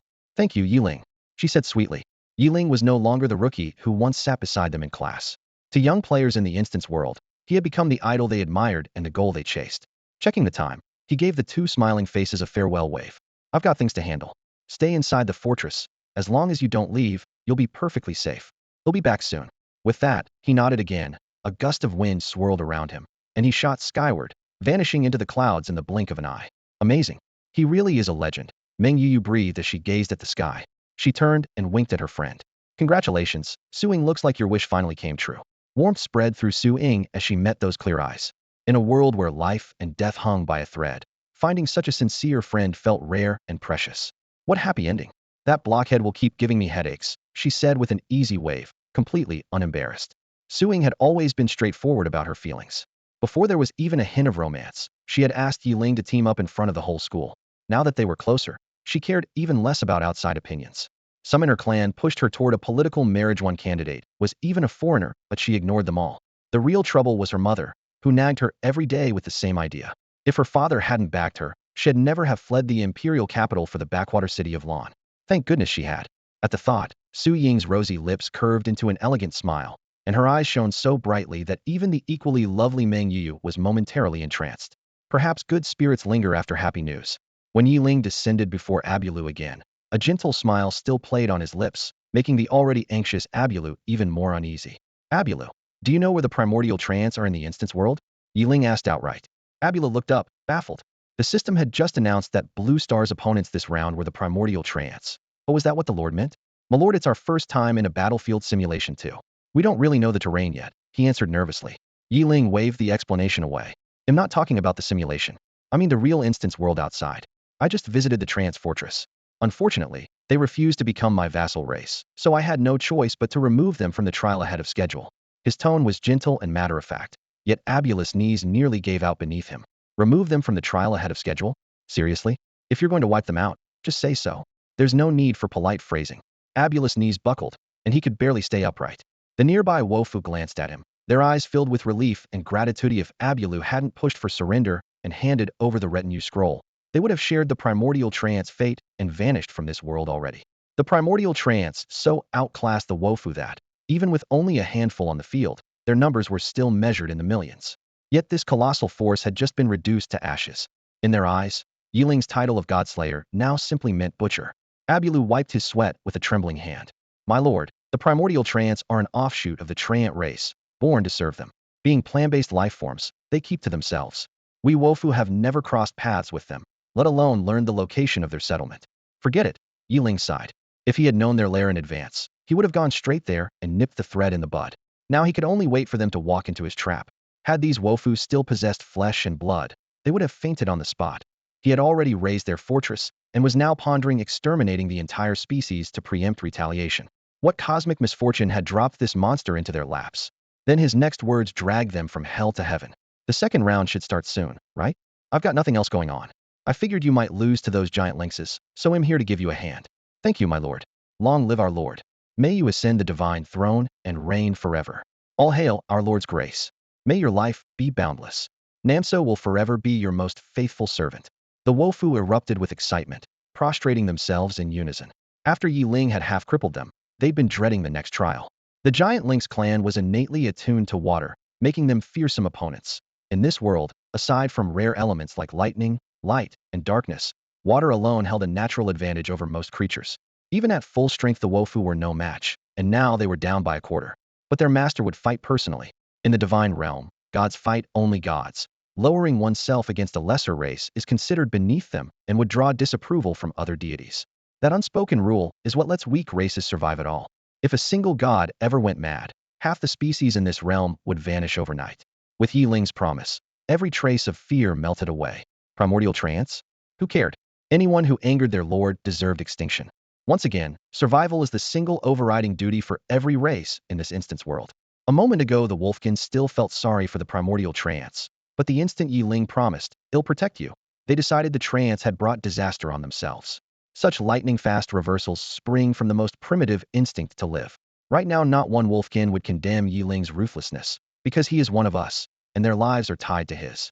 Surrounded by cheering tribesmen, the frustration Yeling had felt in front of Muhan vanished. The thrill of holding their fates in his hands and looking down on the masses made his blood race. No wonder the lofty gods love collecting worshippers. With a flick of the wrist they command, with an occasional show of mercy they reap devotion from thousands. It is intoxicating. Countdown to round 2. 10 seconds. 987. An electronic voice droned as a pillar of light as thick as a mountain swallowed the entire fortress. The world spun. A heartbeat later, Yeling and the Wolfkin stood on an endless prairie. Waves of grass rolled beneath their feet. On their half of the plain there was still open ground, but a few kilometers ahead the horizon was packed with upright lynx, black-backed, white-bellied, clawed and fanged, long-snouted and short-tailed. Each stood 2 meters tall, earning them the name Great Lynx. Nearly 10 million of them carpeted the far side of the prairie, drowning out the green. The sheer disparity almost made the opposing captain squeal with laughter. Oh ho ho, what a gift. Wolfkin, nothing but potion-mixing weaklings, haha. Even across the kilometers, the coarse voice reached Abreu's ears and turned his face purple with rage. As he fumed, the tallest lynx suddenly noticed Yeling in the ranks, and shock spread across its furry face. Impossible. Absolutely impossible. This is a race battlefield. How did you bring in outside help? Has the gate of instances malfunctioned? The lynx hadn't seen through Yeling's strength. What terrified it was the idea of an outsider. If the Wolfkin could smuggle Yeling in, another race might one day invite a dragon, clearly a breach of the gate's rules. Thump, thump, thump. The 2.5-meter lynx captain crushed the grass as he strode to within 100 meters of Yeling, black eyes locked on him in disbelief. Listen up, Wolfkin trash. Tell Lord Kaekwai, is this thing here? Is it your pet? The insult was barely out when the Wolfkin erupted, every gaze blazing with fury. You vile lynx. You're refuse in the water, a maggot in the sludge, and you dare insult our master. You mud-swilling vermin, I'll tear you limb from limb. Curse, who gave you the guts to insult my lord? It was as if he had kicked a hornet's nest. A single taunt had driven the usually timid Wofu clansmen into a fury, and now they were shouting for his head. Yeling stood at the edge of the barrier, reading the Wofu's anger with ease, proof that his status was far more than the pet outsiders imagined. Kaoki realized this as well, and his face darkened. When words failed, he chose the simplest answer. He swung a heavily muscled arm, 5 claws flashing cold in the light. So you want the hard way? Brothers, kill them. At his order, a black tide of giant lynxes surged forward. Stems snapped under their weight, their ragged breathing merging into a murderous roar that seemed to pierce the sky. Yeling merely patted Abula's shoulder. Form up. Keep everyone safe. Yes, my lord. Abula spun, traced a circle in the air, and sent a rapid command through the chat panel defensive formation. The next instant, a vast magical shield unfolded, a translucent dome that sealed every Wofu tribesman inside. Runes flickered across its surface, and the meadow beyond warped into a wavering curtain of light. As the shield solidified, Yeling rose on his staff. Kaoki looked up, startled. At the staff's tip, flowing light gathered into a razor-thin line stretching for a kilometer, an invisible wall of blades rising across the sky. What kind of skill is that? Kaoki roared. Playing it safe, he led his warriors in a water defense. Water wall now? Several towering walls of water stacked before them, glimmering like crystal ramparts. Yeling did not spare them a glance. The vast screen of wind blades swept forward, an unstoppable cleaver aimed at the lynx formation. Skimming the ground, the blade wall met the first water barrier. It burst into mist. The second, the third, every line of defense shredded like wet paper. The lynx's prized pelts and magic resistance meant nothing before those blades. Dull detonations sounded in the air as blood mist and shattered limbs were hurled skyward, then rained back down. The wind blades carved a gruesome scarlet corridor behind them. Meat, splintered bone, and severed limbs paved a path as wide as a newborn riverbed. Kaoki, still shouting a moment earlier, never issued a second command, was ripped apart before he could even scream. Through the giant shield, the woeful watched. Fear gave way to a profound sense of safety, a power of their lord surpassed imagination. The storm of blades did not stop. It wove through the Link's ranks like a ravenous serpent, an enormous eraser wiping out life in swathes. Casualty numbers flickered wildly on the system panel. 401900000000. 401900000000. 401900000000. Howls of terror rose one after another. No. Get away, monster. Spare me. Please spare me. Mother, I want to go home. I don't want to die. Help someone help me, ah. The prairie ran red. Shadows and blood mist entwined, and everywhere the wind blades passed was left empty. The giant lynxes scattered, desperate to flee, but only more ripping sounds and crimson foam followed them. While the lynx folk screamed and bolted in panic, the wolf huddled safely behind their shield watched the slaughter with shining eyes. Even though the Wofu people are not renowned for their combat skills, anyone who has advanced in rank has done so with blood on their hands. Crouched behind the massive defensive array, they watched the battlefield through a semi-transparent green barrier. There was no fear in their eyes, only awe and fervor for Yeling. Our lord is only tier 3 and already stands shoulder to shoulder with the gods. Don't forget his title, Godslayer, granted by the Gate of Dungeons itself. A minute ago those giant lynxes were boasting, and now look at them, crying for their mothers. The low muttering buzzed like a swarm of bees in the throats of millions. Were the lynx's screams any quieter, every word would have reached Yeling's ears. Back when these vassal races first accepted the Wofu, they did so grudgingly. Now, facing death, dignity and pride were long gone. Shut up, all of you. Keep it down, or you'll distract the master. Commander Abreu roared in the chat channel. Those who had begun arguing fell silent at once. Unable to keep praising Yeling's valor aloud, many weapon wielders felt stifled, yet Abreu was both their commander and Yeling's first retainer, so no one dared object. From above, a colossal serpent woven from vines and ether slid beneath the green shield, greedily devouring the countless black specks scattered below each speck, the remains of a giant lynx warrior. The gate's refresh protocol cleared the field every hour. Without it, the stench of piled flesh would have knocked an ordinary person unconscious. This time Yeling did not annihilate the enemy, as he had the primordial trance. When only 200,000 or 300,000 lynxes remained, and their morale collapsed, he halted his assault and drifted down beside Abreu. There are still a few 100,000 prisoners over there. I left them for you to practice on. He pointed at the enemy troops trembling like leaves in the wind. On battlefields this size, how did you fight before? Abreu blinked and answered honestly, my lord, every race fights more or less the same. Tanky melee weapon bearers hold the front line. Ranged units stay in back and trade firepower. Whichever side is stronger wins in one push. Yeling listened and sighed, shaking his head. In this data-driven world, training professionals had become easy, but tactics had stalled. He bent down and traced a sharp arrow in the dirt with his staff. Remember, this isn't just a heat and smash. I'm going to teach you real battlefield segmentation and penetration. As Yeling explained, he kept sketching diagram after diagram on the ground, while Abreu and the surrounding Wofu weapon users held their breath, afraid to miss a single word. I call this formation the arrowhead. Heavily armored melee fighters make up the tip and the flanks, bulldozing straight into the enemy lines while shielding the ranged artificers in the center, who strike from safety.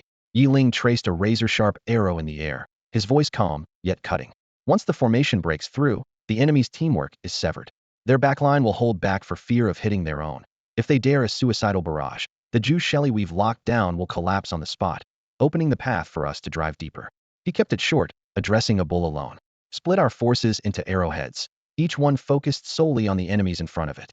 Stretch the distance, and their ranged fighters are blind, their chances to hit drop to 0. That erases the stat gap and maximizes our local numbers advantage. Fired up, a bull rallied the Wafu artificers. Yeling added nothing more, simply leading them onto the field for the cleanup. A fraction of ancient Waxia's vast tactical lore was plenty. If the Wafu clan mastered it, they would become the razor feathers on his wings. From high above, Yeling watched in steady calm. Wafu warriors, enjoying a 10-tune edge, treated the remaining Jew Shelly like living targets. Whenever a shield line trembled, Yeling dropped a pinpoint skill, nailing the breach shut. The rest of the time he hovered, coaching a bull through the chat and tossing out the occasional critique. Tens of thousands of shield-bearing Wafu soldiers packed tight, minds fixed on defense and the steady push forward.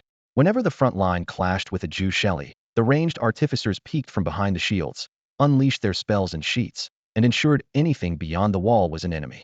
Fighting at knife range slashed the need for distance, letting them pour every shred of focus and mana into power and coverage, and their damage spiked sky-high. At first a few warriors wavered. The formation looked clumsy. They'd once just planned a shield and stand, but now had to defend while constantly adjusting. The array wobbled, yet soon movements smoothing out the shield wall slid like a single giant beast, offense and defense falling into visible rhythm. Our Lord is practically a god, flawless even in command. This coordination is insane. I've downed several Jew Shelly in minutes. Please, in the real carry here. 1/5 tier spell, and a dozen Jew Shelly go poof, keep the coverage coming. Once formidable Jew Shelly folded under the rolling assault. The Wafu clan's morale blazed. Each advance of the shield wall hit harder, surer. Spirits soared, confidence doubled, and the formation ran as smoothly as a well-oiled engine. A few hours later, every Jew Shelly on the battlefield had been eradicated by the Wafu artificers. On the silent prairie, the reset protocol had barely finished its sweep when the hellish battlefield vanished, replaced once more by a carpet of vivid green. The acrid scent of embers still lingered, yet every trace of blood had been wiped away by an invisible hand, leaving only the whisper of wind in the grass. Abulu, his cloak drenched in beast blood, trotted up to Yeling, chest heaving and breath ragged, but his eyes burned with fervent respect. Master, I have completely wiped out the giant lynx and claimed the final victory. He dropped to one knee, his voice trembling with excitement. Yeling merely inclined his head, calm and detached. Reflected in his pupils were droplets of lynx blood that still clung to the blades of grass. To him, the tactic he had just taught the Wofu tribe was nothing more than the most basic phalanx formation, hardly worthy of being called a variation. True adaptive use was still far away, and this minor achievement meant little. Congratulations to the Wofu tribe for securing the final victory and clearing the second trial. The system announcement thundered in everyone's ears. A heartbeat later, a pillar of light dozens of meters wide plunged from the sky, enveloping every member of the Wofu tribe. In a flash of brilliance, they were transported back to the fortress platform. The second trial is not yet over. Victors must remain on standby. The system's voice rang out once more. The Wofu warriors, already boiling with adrenaline, erupted in euphoria, their shouts surging like a tide, as every gaze locked onto the man at the command post, a figure who seemed half god, half demon. Yeling. The humiliation of the forced vassal contract was completely forgotten.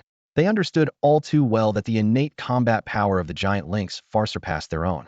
10 against 1, even 100 against 1, would have shattered their morale under traditional tactics. Yet under Yeling's tutelage, armed with nothing but the simplest battle formation, they had managed to butcher hundreds of thousands of giant lynx. Though tens of thousands of their own had fallen, the casualty ratio was worlds apart from the past. Such a dramatic reversal made the title Godslayer ever more sacred in their hearts. Yeling paid no mind to the fervent stares. He had long grown accustomed to being surrounded and becoming the center of attention. If there is a third trial, I will make further arrangements as needed.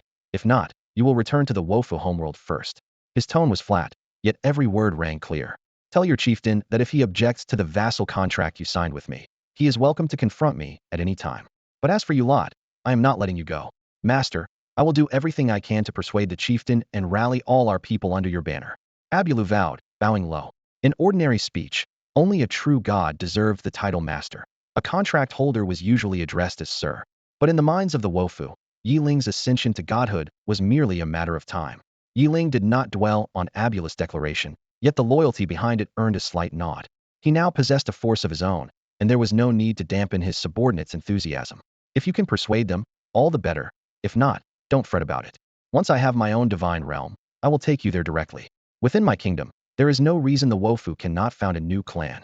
His gaze swept across the crowd as he slowly sheathed his sword.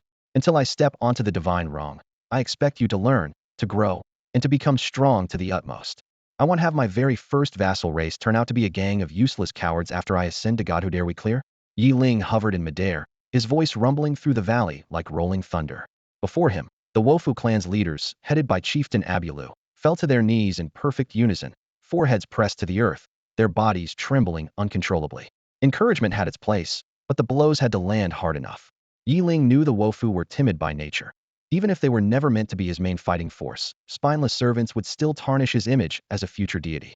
At your command, my lord, we swear on our lives to carry out your orders. Abulu croaked, his voice raw yet resolute. The elders echoed him at once. They understood all too well. If the first-tier vassals were overtaken by those who came later, they would lose the best resources and the highest status in the God Kingdom. In this world, weakness was not the original sin. Having no value was. Good. Hold fast to that promise. They'll come for you once I become a god, and it won't be long. Light exploded beneath Yeling's feet, and he shot into the sky like a meteor. We bid our lord farewell. Abulu jerked his head up and shouted the order. Hundreds upon hundreds of Wofu tribesmen prostrated themselves, watching that streak of light tear through the heavens, their eyes brimming with fervor, reluctance, and boundless reverence. Yeling soon arrived above the Blue Star Fortress. The steel ramparts were intact, the interior thronged with life, and the defensive barriers shimmered pale blue. He let out a silent breath of relief. By his reckoning, humanity of Blue Star would almost certainly become the first victorious race. When he destroyed the primordial trance, the beast tide had already ended. Since the trance were not eliminated by the tide itself, they had been reassigned as Blue Star's opponent. Now that the enemy was gone ahead of schedule, Blue Star's humans needed only to set foot on the battlefield to claim victory. Still, this was his home planet, and he had to see for himself that everyone was safe. Fortunately, Suing was probably the safest person in the entire fortress. Her invincible bulwark trait guaranteed immediate teleportation back to the instance if any lethal blow landed during the battle simulation. "You're back?" Suing looked up and waved, her eyes sparkling like spring water. The words sounded so much like a wife greeting her husband that she blushed despite herself. Yeling paid it no mind. Landing before her, he went straight to business. "So, the moment you entered the arena you were teleported back, right?" Suing nodded, recalling the brief encounter. The scene shifted, but before we had time to see anything, the system announced WED1, and everyone was sent home. "What do you plan to do next?" Yeling wasn't made of wood after all, he had to ask. Her smile brightened, long lashes quivering, crescent eyes almost spilling starlight. "Level up, of course. If I don't hurry, by the time I see you again I'll have to chase you all the way to a high-level map." Yeling could only offer a wry smile. He glanced at his own status panel. His level 59 experience bar was already full. If he dragged his feet any longer, he'd have to change zones the moment he left the battlefield. This might be difficult. Yeling took a deep breath. He knew his next words would crush Su Ying's hopes, but if he said nothing, she would fight her way to the Tier 3 map only to find him gone, and her disappointment would be even worse. Su Ying's eyes widened as she looked him up and down. A moment later she seemed to understand, covering her mouth with a slender hand. "No way are you about to enter Tier 4? Yeling nodded without the slightest hesitation. "Yes. Once I leave, there's a good chance I'll face the Tier 4 advancement trial." He paused, then laid everything on the table. "And I'm going to level as fast as I can, taking the shortest route all the way to a perfected Tier 9. Why the rush?" Suing pouted, her disappointment obvious. She didn't try to stop him. She just stood there and nudged a pebble with her shoe. Seeing her restrain her emotions, Yeling let out a silent sigh of relief. They had only just taken that critical step together, yet the gap in their ranks was already forcing them apart. If not for the pursuit of godhood, who would choose to separate?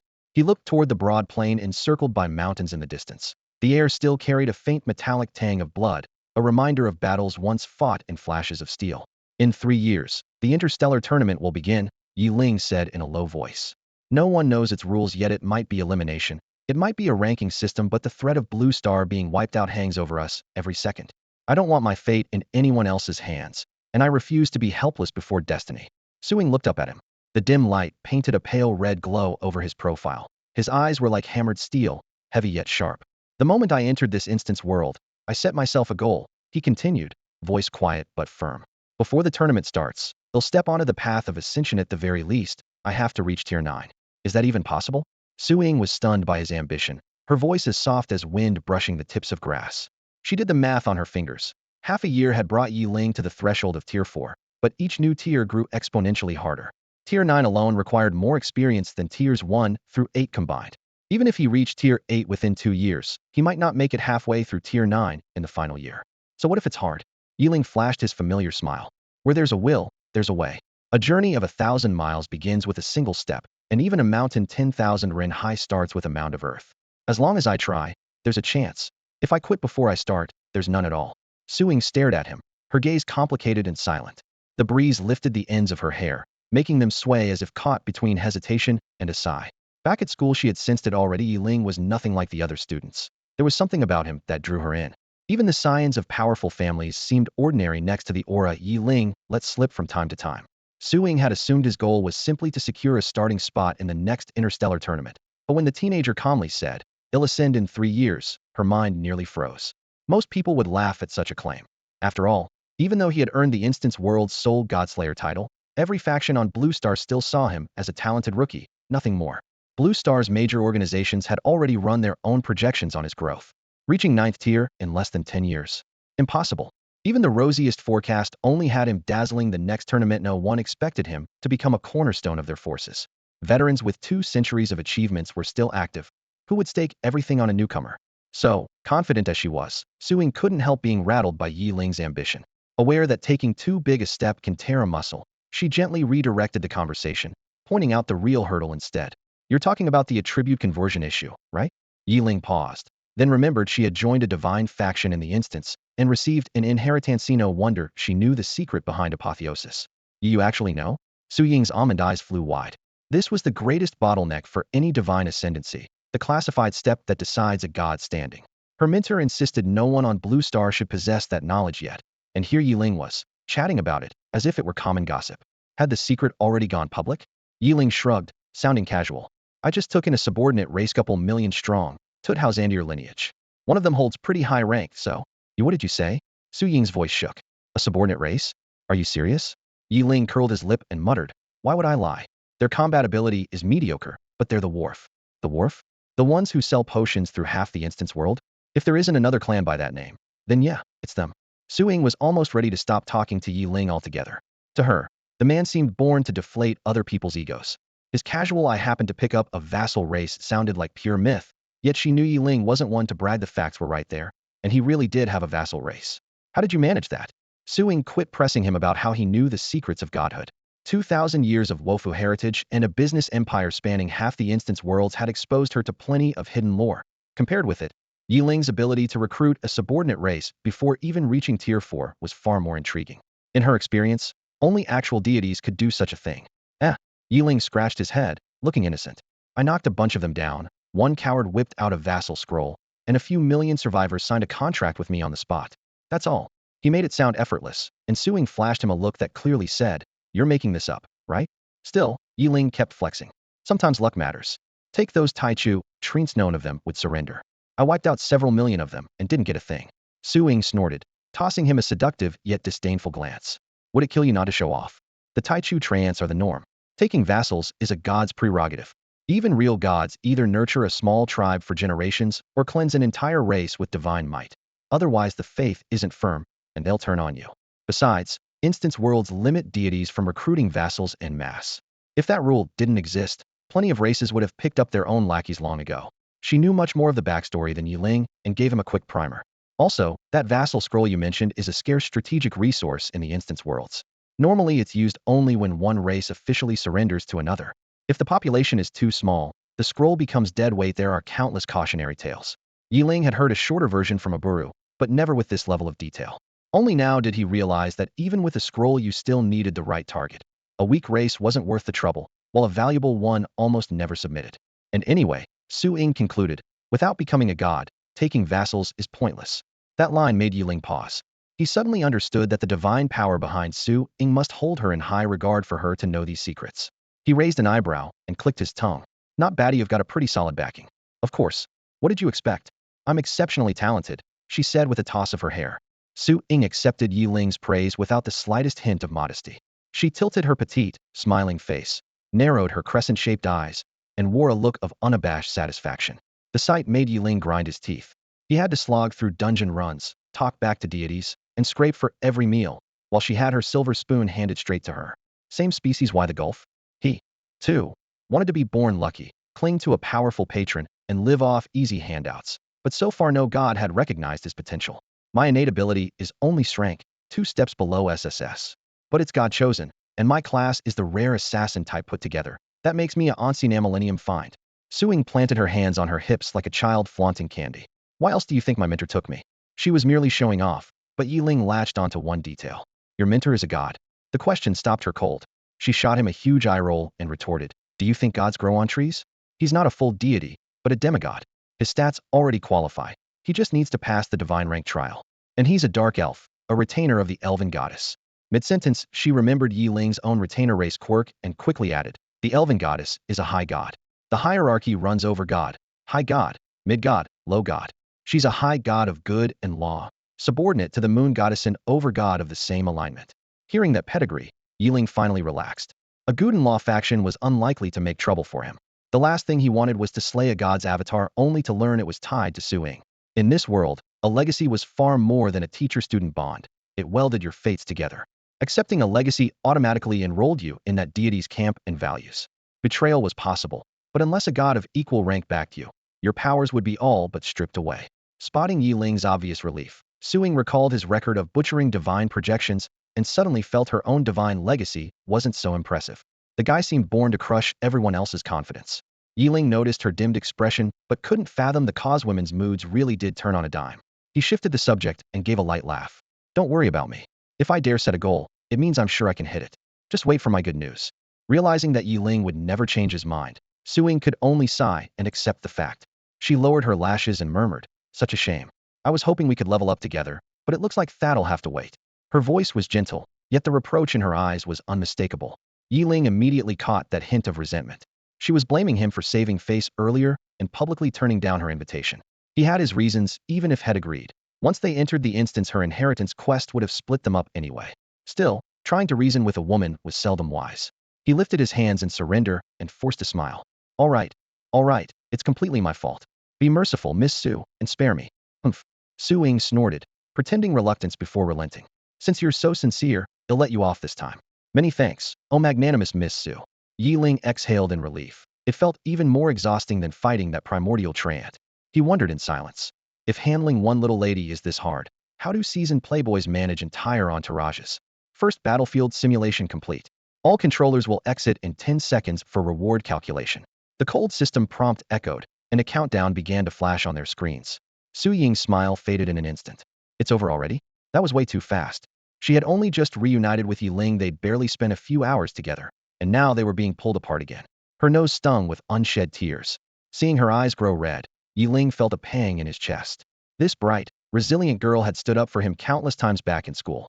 Now, just as something was beginning to blossom between them, fate was shoving them onto separate paths again. He knew reality demanded strength before anything else, yet the sour ache still crept in. He forced a gentle smile. Don't worry.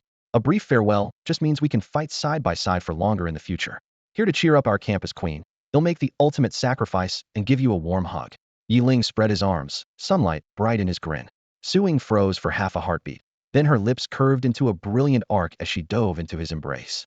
This blockhead had finally gotten a clue. If she didn't seize the moment now, when would she? Soft fragrance filled his senses, and Yeling's chest trembled. Her delicate scent melted the last of his reserve.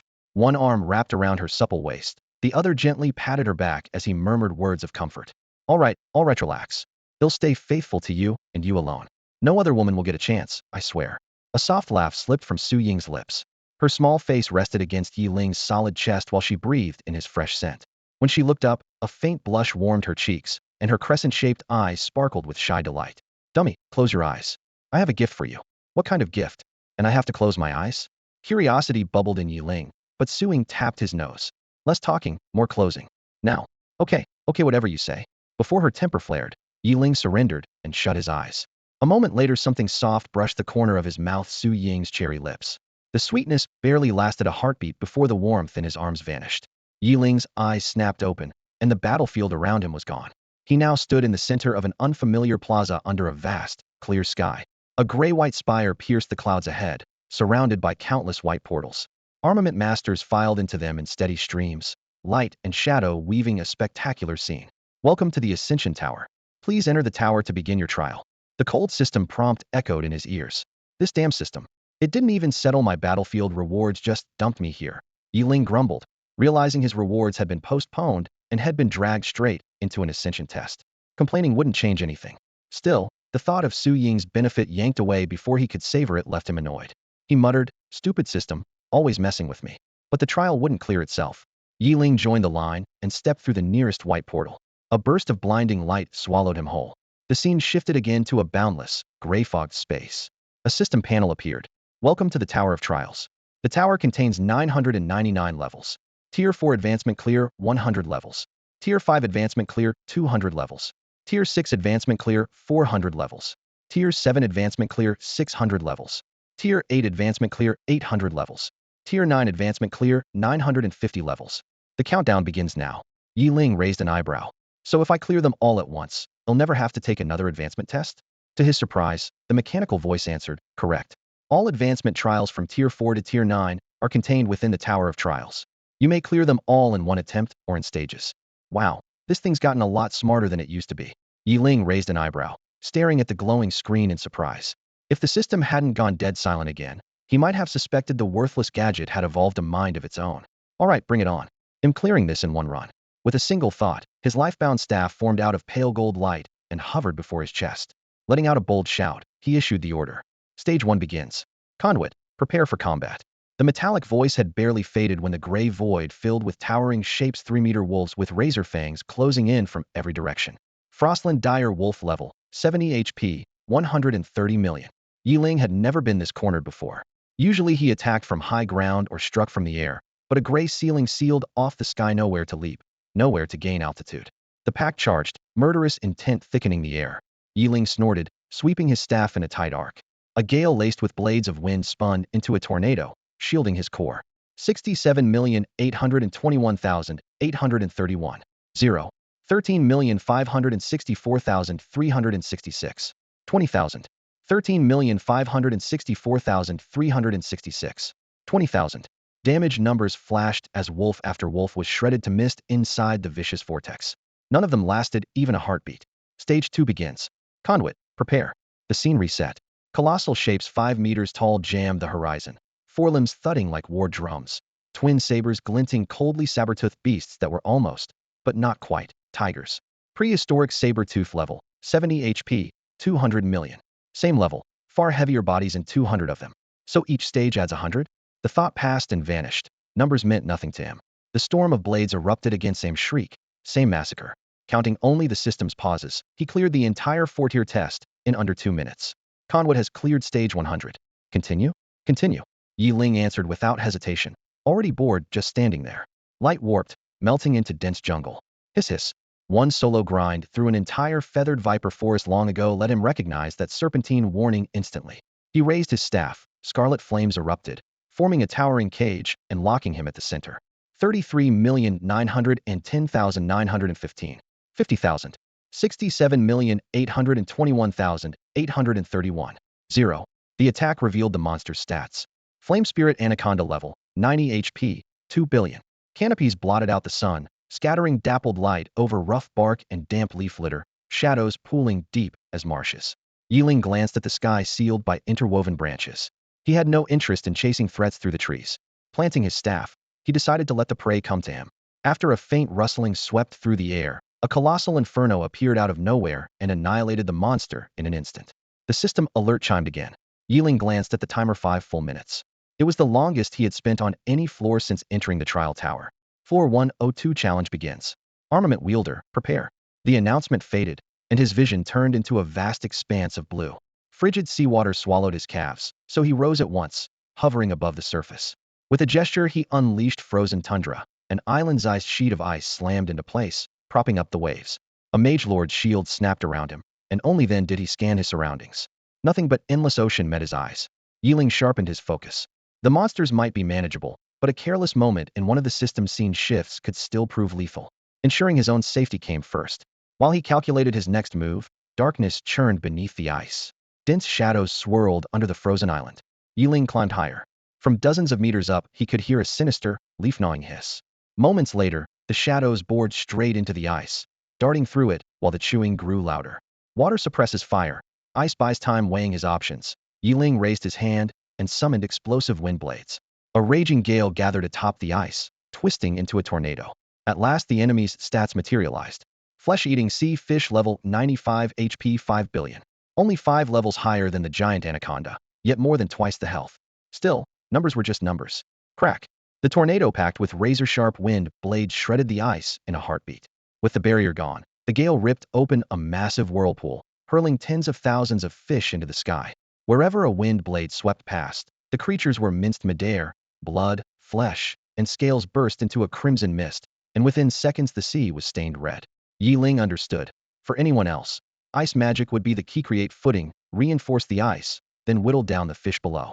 Any other approach risked instant defeat. Floor 103 challenge begins. Armament wielder, stand by. The words faded, and he found himself in a foul-smelling swamp. His mage lord's shield kept him hovering half a meter above the muck as he waited for the next enemy. Swish, swish, swish. A barrage of slicing sounds erupted from the mire, and long, whip-like tongues lashed out at Yeling. Swamp giant frog, level 95, HP 3 billion. In the sludge-filled marsh, countless frogs over a meter tall burst from the muck, their swollen bellies reflecting the toxic green water. They snapped out their long tongues, foul saliva dripping and hissing into corrosive steam the moment it hit the surface. Yeling glanced at the stats panel and immediately realized this stage focused on poison damage. Unfortunately for the frogs, an almost transparent archmage's shield encircled him like an unbreachable moat. Poison mist swirled, foul water splashed, yet every strike was kept at bay. Any frog that touched the barrier detonated a heartbeat later, torn apart by reflected damage. 342,534,500,000. 342,534,500,000. 342,534,500,000. Scarlet numbers flooded the air as the frog's health bars hemorrhaged. They bit, slapped, and spat venom, but they couldn't even match the shield's auto-regeneration rate. Within 10 seconds, the swamp fell silent. Every giant frog had been erased by its own rebound damage. Floor 104 initiated. Summoner, prepare yourself. The summoner has cleared floor 200. Continue? Continue. The summoner has cleared floor 300. Continue? Continue. The summoner has cleared floor 950. Continue? Yeling began, then froze. He had lost track of how long had been inside, or how many monsters had slain. From floor 200 on, skilled humanoid enemies had swarmed him. Floors 800 to 950 dreaded even by 9th tier powerhouses had still fallen in a single sweep under his relentless damage. By the rules, a 9th tier challenger only needed to reach floor 950, yet the prompt kept going. Bewildered, he asked, "System, I thought 9th tier needed only 950 floors. Why can I keep going? What's above 954? Head asked once when he first entered. Sometimes the system answered if it felt like it. Testing his luck, he tried again, and the cold mechanical voice obliged. The trial tower has 999 floors. Above floor 950, each additional floor cleared increases the final reward cumulatively. Example, the first extra floor grants double rewards, the second adds triple, the third adds quadruple, by the 49th extra floor the bonus is 50-fold, for a cumulative multiplier of 1,200. Yeling arched a brow. So clearing floor 999 yields a 200-fold reward. What's the current record? The highest floor reached so far is 963. 963? Yeling's eyes widened not because the number was high. Head vowed to become a god within 3 years. A mere 963 meant nothing. What shocked him was how low that figure actually was. For thousands of years, no one has ever cleared it? Pathetic. Honored Godslayer, clear the Tower of Trials in a single run, and a tremendous surprise awaits you. The warm-sounding prompt caught Yeling completely off guard, and his heart gave a sharp jolt. Forcing his emotions into check, he asked the system as casually as he could, "Any chance you can tell me what that surprise is?" Silence. Seriously? Playing dead at the crucial moment again? Yeling muttered, but no reply came. The stillness only deepened his suspicion. This thing had to be more than a cold, mechanical QA. It probably possessed its own will. Whether that will was friendly or hostile, he couldn't yet tell, but one day when he was strong enough the fog would lift. That day wouldn't be far off. Right now, a 200-fold reward was on the table, an offer almost impossible to refuse. He had no idea how far the multiplier would push his level, but a leap straight to the peak no longer felt like a fantasy. The current ceiling in this instance world was only level 200. With that boost, even his unusual stat sheet would let him vault the gate in one bound. "Proceed," he ordered. Floor 951 commencing. "Weapon bearer, prepare yourself." The words had barely faded when the scene warped around him. A dense forest erupted from the ground, trees so thick that 10 men could not encircle a trunk, many of them soaring dozens of meters high. Yeling rose into the air and surveyed the land, quickly realizing he stood on the crest of a massive mountain range. The higher the slope climbed, the thicker the trunks grew. At the very summit, one titan dominated the skylinear, tree nearly 100 meters across, its crown buried in the clouds. Experience told him the target was almost certainly that terrifying ancient giant. He drifted closer, and when the gap shrank to a kilometer, the silent trunk began to tremble. Leaves shivered, and an aged face slowly surfaced in the bark. Another greedy challenger, just an insignificant insect? A system window flashed beside him. War tree. Level, 230. HP, 90 quadrillion. What the holy, the number alone made Yeling's scalp prickle an entity, quadrillion hit points. Even his strongest skill, Fire Cage, with a 10-fold critical hit, dealt less than 7 trillion at a time. If the tree had no healing, he'd still need at least 5 minutes to whittle it down. More realistically, the fight could drag past 10. If the first obstacle was this insane, what lay beyond it? Stranger still, the tree had pierced his identity at a glance, completely unlike the puppet enemies on the earlier floors. Stifling his shock, Yeling asked, "How do you know I'm a challenger?" Swish. The only answer was a thick branch whipping straight at him. After darting several dozen meters through the air, he barely slipped past the flailing branches. The instant Yeling was forced to dodge, the anger in his chest flared. Had only wanted to squeeze a few answers out of this war tree, yet the creature wouldn't even offer a perfunctory reply. Fine if it wouldn't drink the toast, it would drink the penalty. Without hesitation, Yeling played the trump card head, kept hidden since entering the trial tower thunderclap. Boom. A braid of violet-white lightning split the sky and slammed into the trunk. The monster that had seemed so savage seconds ago convulsed as if seized by an arctic chill. Every branch froze in mid-swing. The strike's 3-second, 100% paralysis left the behemoth a helpless target, even though the 3 trillion plus damage barely nicked its 10 trillions health pool. 5 bolts fell in rapid succession, 2 of them landing as critical hits. When the light receded, the war tree that had dominated the summit was nothing but drifting ash. The mountaintop lay charred and smoking, yet Yeling didn't even arch a brow, knowing the result the moment thunderclap was cast. What truly caught his attention was the word it uttered before dying: Challenger. So the upper-tier guardians really do share intelligence, he mused. The stronger one grows, the wider the world becomes, yet the mysteries only multiply. Artifact bearer, you have cleared floor 951. Would you like to proceed? Stop asking, he replied, rolling his eyes. Keep going until I'm through floor 999. You know I know you're sentient, so why pretend you're just a mindless prompt? The system ignored the jab. Floor 952 begins. Prepare yourself. The scenery flickered. Yeling still stood atop the same peak, but now 2 war trees loomed side by side. The new stage had simply doubled the enemy count, a straightforward test of his firepower ceiling. Having seen the pattern, he had no intention of taking hits. He raised a hand and loosed another thunderclap. The dragon-shaped bolt left the tree on the left convulsing. Before its companion grasped what had happened, a second spear of lightning crashed down, and it followed its twin into oblivion. The 2 attacks were separated by less than 1/100 of a second. Thunderclap required no wind-up. Its instant cast nature turned Yeling's thoughts directly into speed, freeing him from cooldowns and chance altogether. Both war trees were crippled at the exact same moment, so close you couldn't tell which fell first. 3425 34500000. 3425 34500000. The massive damage numbers floated overhead, announcing that within 3 seconds these arbor monsters were no longer a threat. Still, Yeling remembered the lesson that villains die from hesitation, and the self-proclaimed champion of justice wasn't about to give them a comeback. 3425 34500000. 3425 34500000. 45000000. His luck stopped carrying him. The critical only popped on the 5th hit. In the end, each war tree took 7 or 8 more blows before disintegrating into drifting ash. A few wisps of dust caught the breeze and vanished, as bland as a stock death animation. Yeling couldn't help but complain to himself. Flesh and blood foes always explode into chunks, plant monsters always turn to ash, and the developers can't even be bothered to add effects. The repetition made him feel like he was stuck in a cheap browser game. How else could enemies die with so little flair? Gripes aside, the system prompt arrived right on cue. Floor 953 challenge starting, operators prepare. This time the system ignored his questions and simply threw out the next stage info. The setting didn't change. On floor 963, he found the same battlefield, except the war trees had grown from 2 to 3. The extra numbers meant nothing under Yeling's relentless damage. He kept firing off skills like a machine, mind-numbing as it was, and after cutting down 9 of them, the gatekeeper finally changed. Floor 960 challenge starting, operators prepare.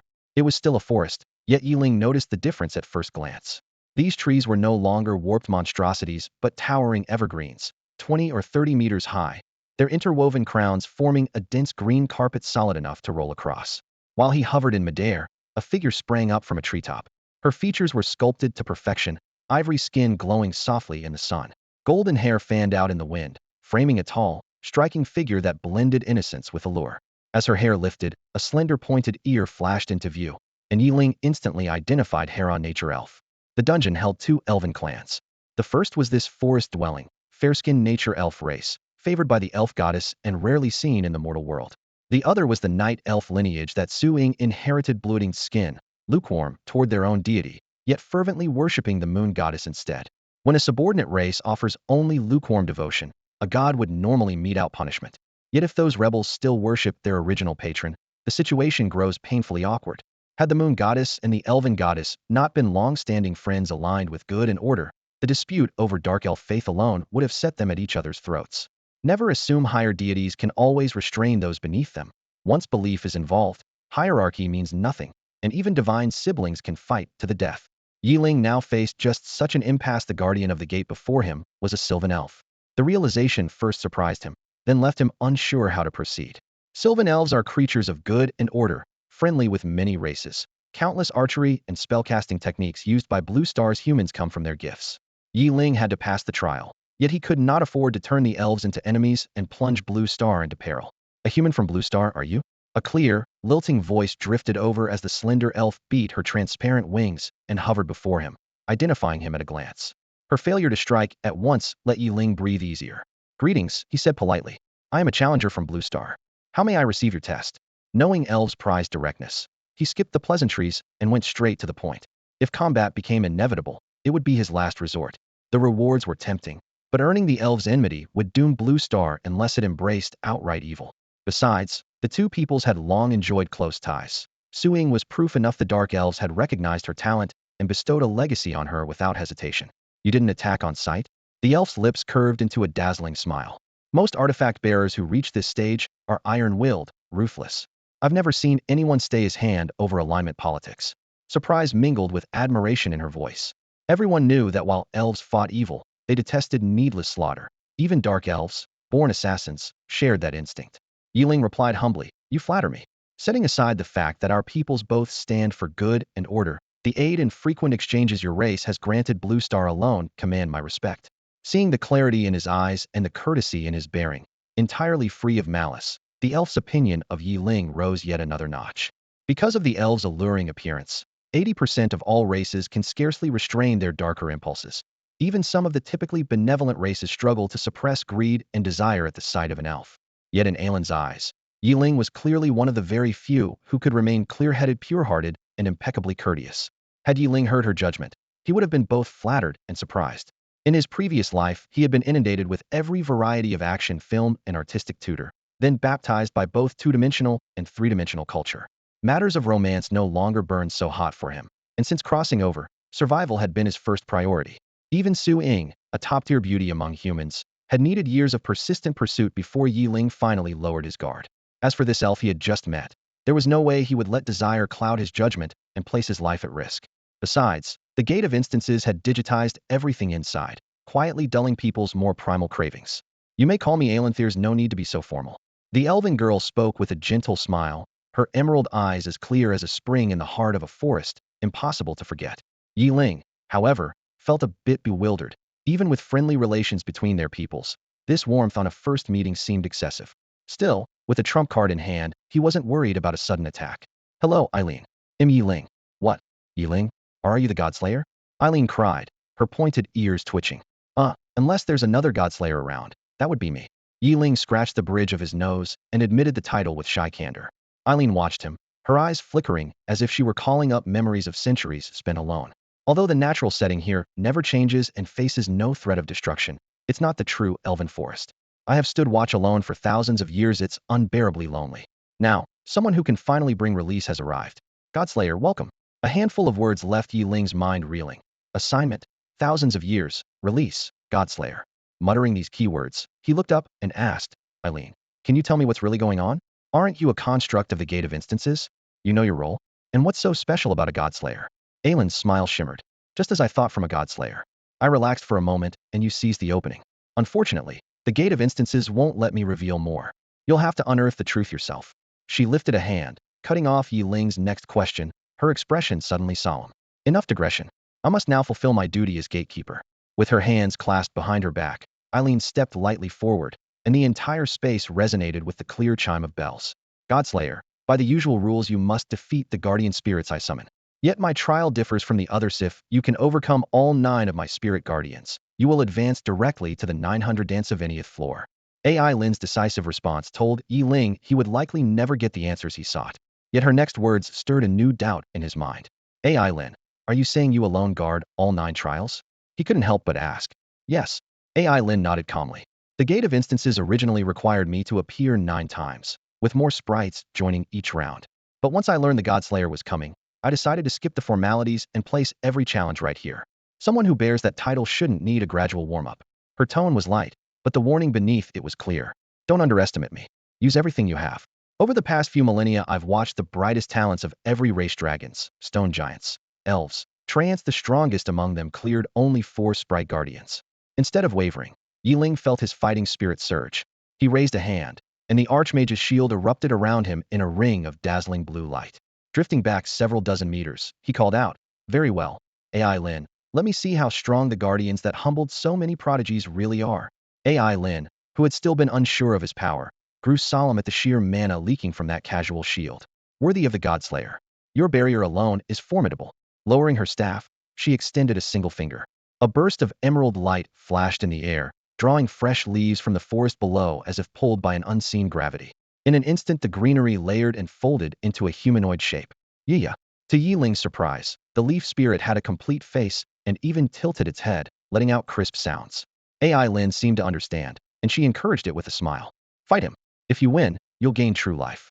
A peace-loving elf pushing someone to fight so hard? Yeling muttered inwardly, though he knew she realized this guardian had no real chance against him.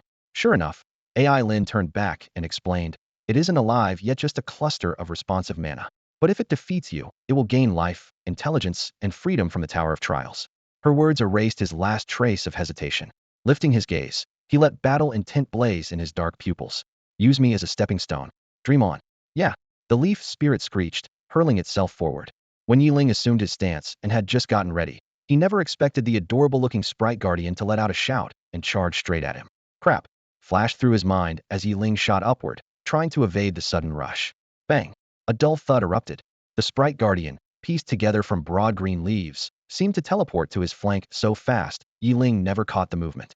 It then swung a fist woven from countless tiny leaves and smashed it against his archmage's shield.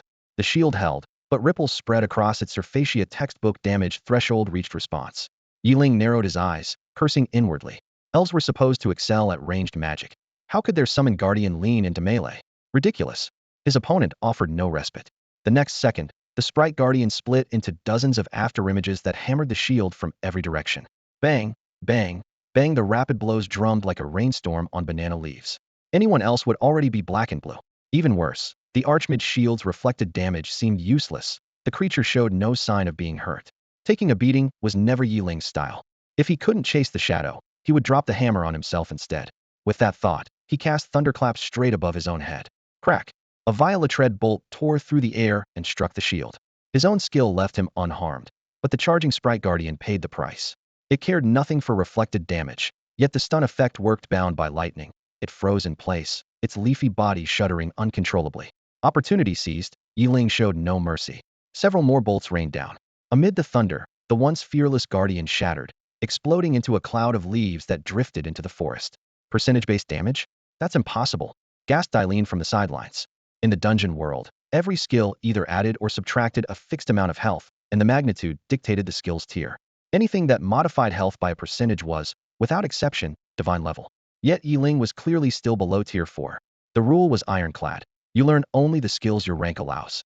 How could he possibly wield something divine? If Yeling knew that Thunderclap wasn't the only divine skill Yeling had up his sleeve, she might just lose her mind. How can you possibly wield a god tier skill? Erin's emerald eyes went round, her delicate face a mask of shock. In all her long life, nothing in her experience could explain what she was seeing. But Yeling had clearly been expecting this. He only shrugged, spreading his arms as though displaying an ordinary trinket. It's just a god tier skill. Is that really worth the fuss? His tone was as light as small talk about the weather. Erin's emotions ran far deeper than simple surprise. Among all races, those who actually mastered divine arts could be counted on one hand. Worse, even the few that possessed such scrolls lacked the right to study or wield them. They stayed locked away in vaults, gathering dust. Yet in this dungeon, Yeling had become the only being able to release a genuine divine technique. Even the elves who claimed to be blessed by the gods could use only versions deliberately weakened by the deities themselves. When Erin pictured the gulf between that and what Yeling had shown her, her once proud heart cracked open, and envy, frustration, and reluctant admiration flooded in. How did you ever learn a god tier skill? She demanded. By any normal reckoning, the divine level was more than one step above tier 9. Its massive percentage damage called for oceans of mana, perhaps even raw divinity. That was a leap in kind, not just in degree. The longer she spoke, the more animated she became, arms slicing the air, long hair whipping across her shoulders. Yet after all her questioning, Yeling merely smiled faintly, as if half listening. Her energy collapsed at once. She waved a hand in surrender. Forget it. People never really share each other's joys or sorrows. She had no right to pry into his trump cards. Every being keeps secrets even from its closest kin. The more cards you hold, the safer you are.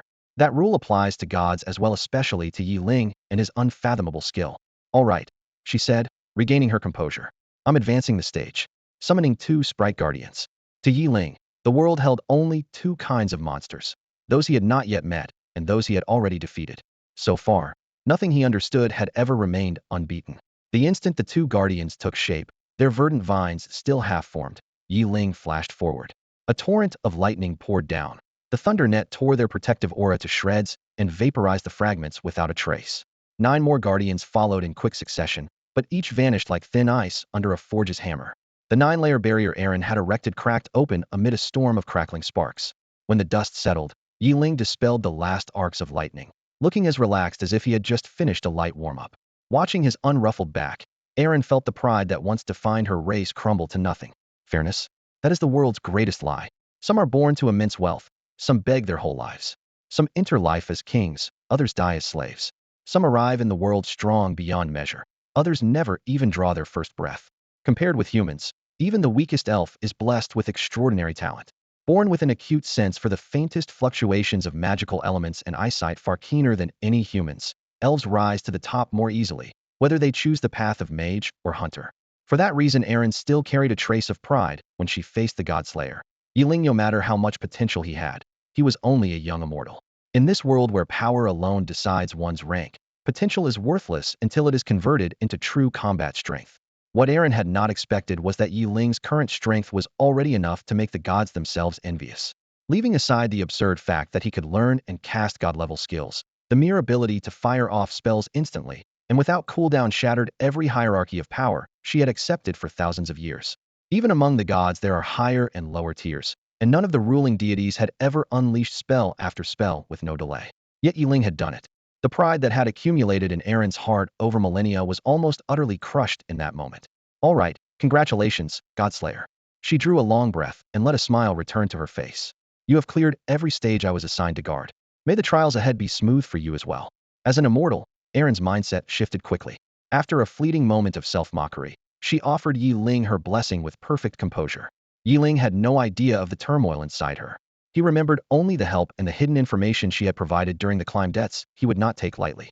Thank you for your guidance, Aaron, and for sharing those secrets with me. He bowed solemnly. You'll remember this favor. Someday I will repay it. A favor is not something one accepts lightly, nor can it be repaid at will. If the gap in power is too wide, one may never get the chance to settle the debt. You're too polite. Yeling. Aaron chuckled softly and shook her head. It was nothing, hardly worthy of being called a favor. His earnestness only increased her goodwill. She would not have minded if he had said nothing, but people who understand courtesy are always more pleasant to deal with. Artificer has cleared level 969. Level 970 will now begin. Artificer, please prepare. The system announcement cut into their polite exchange. It seems I have to keep moving. Yeling waved goodbye. Thank you again, Lady Aaron. Until we meet again. Farewell. May your climb go well. Aaron answered with a smile. The words had barely left her lips before the scenery lurched and snapped into a new shape, as though the world itself had been wrenched around. Yeling found himself standing on a chain of mountains. Mist rolled through the cracks in the rocks, and a sheer cliff ahead of him stabbed into the clouds like a blade. No immediate danger presented itself, yet he still scanned the surroundings before lowering his gaze to check his interface. The system confirmed that he had cleared level 969. Yet by his own memory, he had completed only 9 stages under Aaron's watch. So why did the system claim he had passed 10? Yeling had fought through 9 trials, yet the system insisted there were 10. There was only one explanation: Eileen had gone easy on him. As the gatekeeper, she was the only one who could waive a stage, whether it was the 10 elven guardians or a duel against herself. Yeling might not care about the count, but her leniency meant he now owed her a debt. While he was still wondering what strings might be attached to that favor, the ground spun beneath his feet. The sunny, tree-leaned valley vanished, swallowed by a blast of chill mist and cutting wind, and in its place stood a bleak, ruined castle. The sky hung low and gray, shattered walls lay strewn across weeds, and moss crawled over cracked stone as cobwebs and dust filled every corner. Yeling climbed a crumbling parapet. Beyond the walls, visibility was no more than 30 feet, nothing but gloom in every direction. One glance told him the fortress was the arena for this stage, and unlike the friendly elves before, the guardian here would be anything but kind. Ha kikiki. A shrill, grating laugh echoed along the stone. Who would have thought, after thousands of years, fresh blood would walk right in? Ha ha. By the underworld god, today you'll taste it again. Before the voice faded, a giant bat, several stories long, burst through a shattered window of the main tower. Black wings whipped up a gale as it dived straight at Yeling. Crack. Expecting trouble, Yeling raised his hand and hurled a lightning bolt as thick as a barrel. Aark. A piercing scream rang out. The bat's wings locked rigid, and it slapped onto the ground. 342534500000. 342534500000. 30000000. 30000000. Strike while the foe is down. Arcs of silver lightning writhed like serpents, engulfing the massive shadow until nothing remained but ash. In only a few breaths, the boss dead before it could reveal its true form was silenced, its swagger lingering only as an echo. Once more the castle sank into stillness, wind moaning through the cracks in the stone. Yeling dismissed the crackling electricity, though his brow stayed furrowed. Those 2 health bars, even longer than the Elven Guardians, proved the monsters here were far from ordinary. The black wings, the fangs, the mention of an underworld god, everything pointed to a nightwalker of old legend, a vampire. Tales said these light-shunning beings descended from their progenitor, Cain.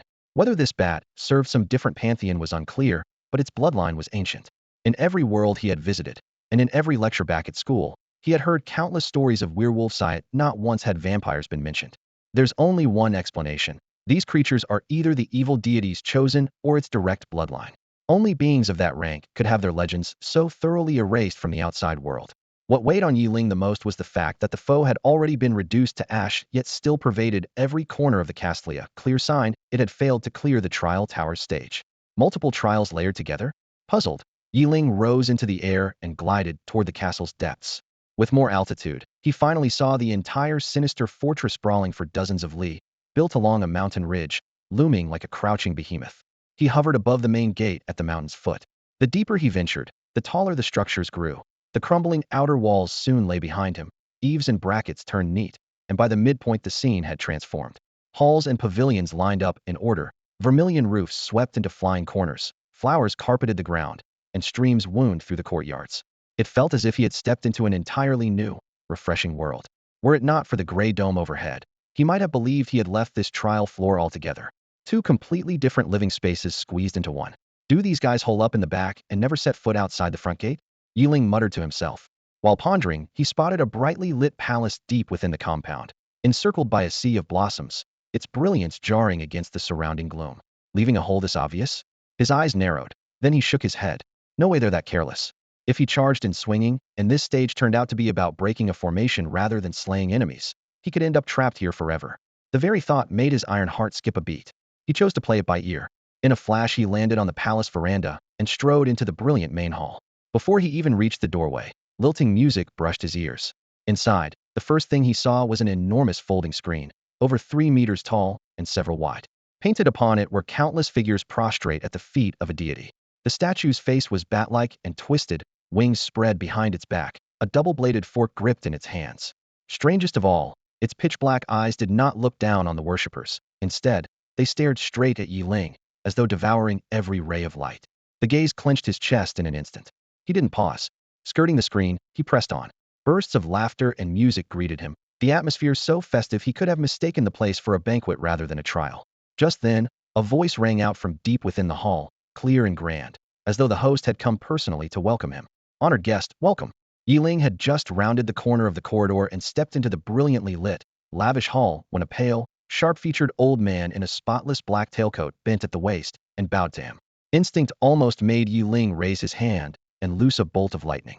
The marble floor shone under candlelight, crystal chandeliers scattered prismatic patterns, and more than a dozen men and women in evening wear either danced to a lilting melody or chatted over raised glasses.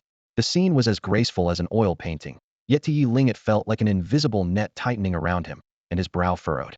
You know who I am. Tell me what you want. His voice was calm but direct. Yeling disliked intrigue and refused to be led around on unequal terms. His favorite tactic: append the table and see what falls out was simple and effective. The butler clearly hadn't expected him to break the script. After a brief pause, he offered an apologetic smile. My lord, you misunderstand. My master means you no harm.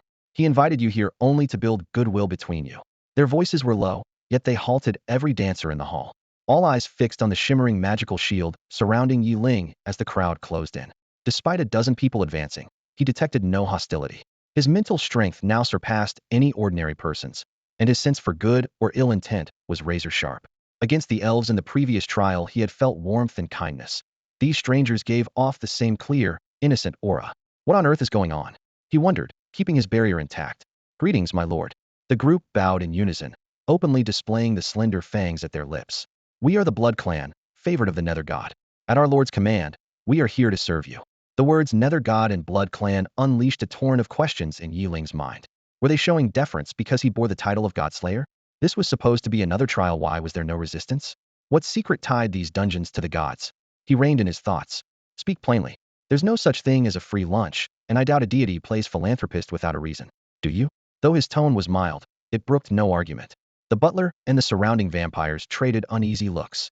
Yeling's stance wasn't overtly hostile, yet his willingness to overturn the table, the glittering shield, and the wary edge in his words all proclaimed one thing. He was no one's pawn.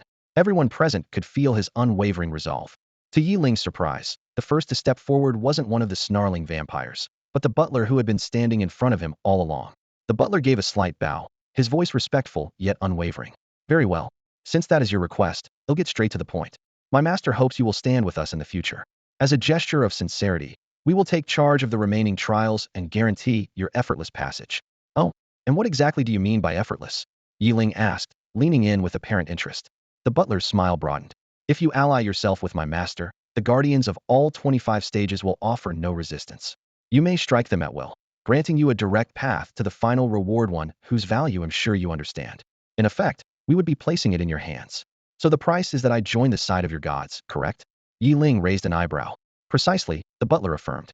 "And what makes you think I'd keep a promise made today?" Yeling's tone was playful, but his eyes were razor sharp. Instead of taking offense, the vampires chuckled. The butler lifted a hand, and a scroll materialized in midair. "This contract lays out every term we just discussed. All that remains is your signature. My master will guarantee the rest." He unfurled the scroll. The clauses were written line by line in Great Xia script. One end bore a sinister, ink-black sigil, while the other remained blank, clearly reserved for Yeling. Yeling's smile blossomed as if everything had gone perfectly. The moment the vampires relaxed, convinced they had completed their divine mission, the void split open and a thick streak of violet red lightning crashed down on the butler like heaven's judgment. Skratsk. The butler convulsed as the bolt struck, arcs of electricity splashing outward like waves against rock and weaving a net of lightning across the hall. While the vampires were still reeling, Yeling moved first, giving them no chance to recover. 3425-34500000. 3425-34500000. Staggering damage numbers blazed through the air. Unfazed, Yeling's hands blurred as he unleashed skill after skill, carefully shaping each blast to keep every enemy locked in the strike zone. 3000000000. 3425-34500000. 3425-34500000. 3425-34500000. 3000000000. 3000000000. 3425-34500000. 3000000000. 3000000000. In an instant, thunder roared across the hall. Lightning surged like a boundless sea, devouring every inch of space the vampires occupied. It was the most furious barrage Ling had ever unleashed since mastering those abilities. After a deafening crash of lightning that lasted more than 10 seconds, every vampire in the hall turned to drifting ash in the air. The scroll disintegrated in the same flash, and an odd yet rhythmic voice echoed from the depths of the void. Though Yeling had never heard such an eerie melody, he instantly sensed the threat buried in it. "They'll be waiting for you." "Ha, you think I'm scared of you?" Yeling scoffed, firing back without reservation. "Damn it, you think I don't know who you are?" The moment the scroll appeared, suspicion had crept into his mind. The material and the pattern had seen them not long ago. It was the retainer scroll presented by Abu Lu of the Wolf tribe. On its surface lay seemingly harmless terms written in Great Xia script. Yet who could say what contract lurked beneath those words? Making a pact with a deity, especially an evil one, is risky even when you dictate the terms, let alone when the entire contract is drafted by the other side. Agreeing to such a deal is like being sold off and still helping your buyer count the money. Nothing in existence is more selfish or greedy than an evil god. As long as its divine realm endures, it can die countless times and at worst fall into slumber, eventually regaining power over the ages. Given time, it will return. This is why open warfare between deities is rare. War drains power, yields no real benefit, and ruins reputations. Worse still, a genuine fight risks exposing the location of each divine realm, turning a skirmish into a battle of life and death. Legend says all gods dwell on the continent of the gods, their divine realms floating on the boundless sea of void. The deities worshipped by the races inside the dungeon worlds are merely the tip of that colossal iceberg. Everyone can claim a connection with the gods simply because, according to rumor, everything was created by Themer, so the story goes. Whether true or not, the tale spreads unchecked and has never incurred divine punishment, a fact Yeling finds intriguing in itself. When he heard it, he cared less about its veracity and more about which deity actually created humanity. Unlike that little broken planet of his previous life where the pantheons were sparse, with Nuwa in the east, God in the west, and the Mesopotamian gods barely making a full set, this blue star abounds in myths, yet never forms a coherent system. As for human origins, the versions are endless. Practically any god can come here to grab a bit of presence. The result is that the people of this world don't even know which god they should believe is humanity's true creator. Yeling sometimes wondered whether the people of Blue Star had been created by the dungeon gate itself, and that only after countless generations of reproduction had the hidden gate finally chosen to reveal itself. Normally, the myths of a single region are absorbed by an empire's ruling power and merged into one creation story. Yet Blue Star was a blatant exception. Within Grand Xia alone, more than a dozen completely different creation legends circulated, which was anything but normal. Yeling suspected that intangible gods had already divided humanity into countless camps in ancient times and had never stopped meddling with their thoughts. Right now, though, he had no time to investigate. The vast hall was deserted, and the only thing that mattered was how many stages he had cleared. Measured by factions, he had passed one floor.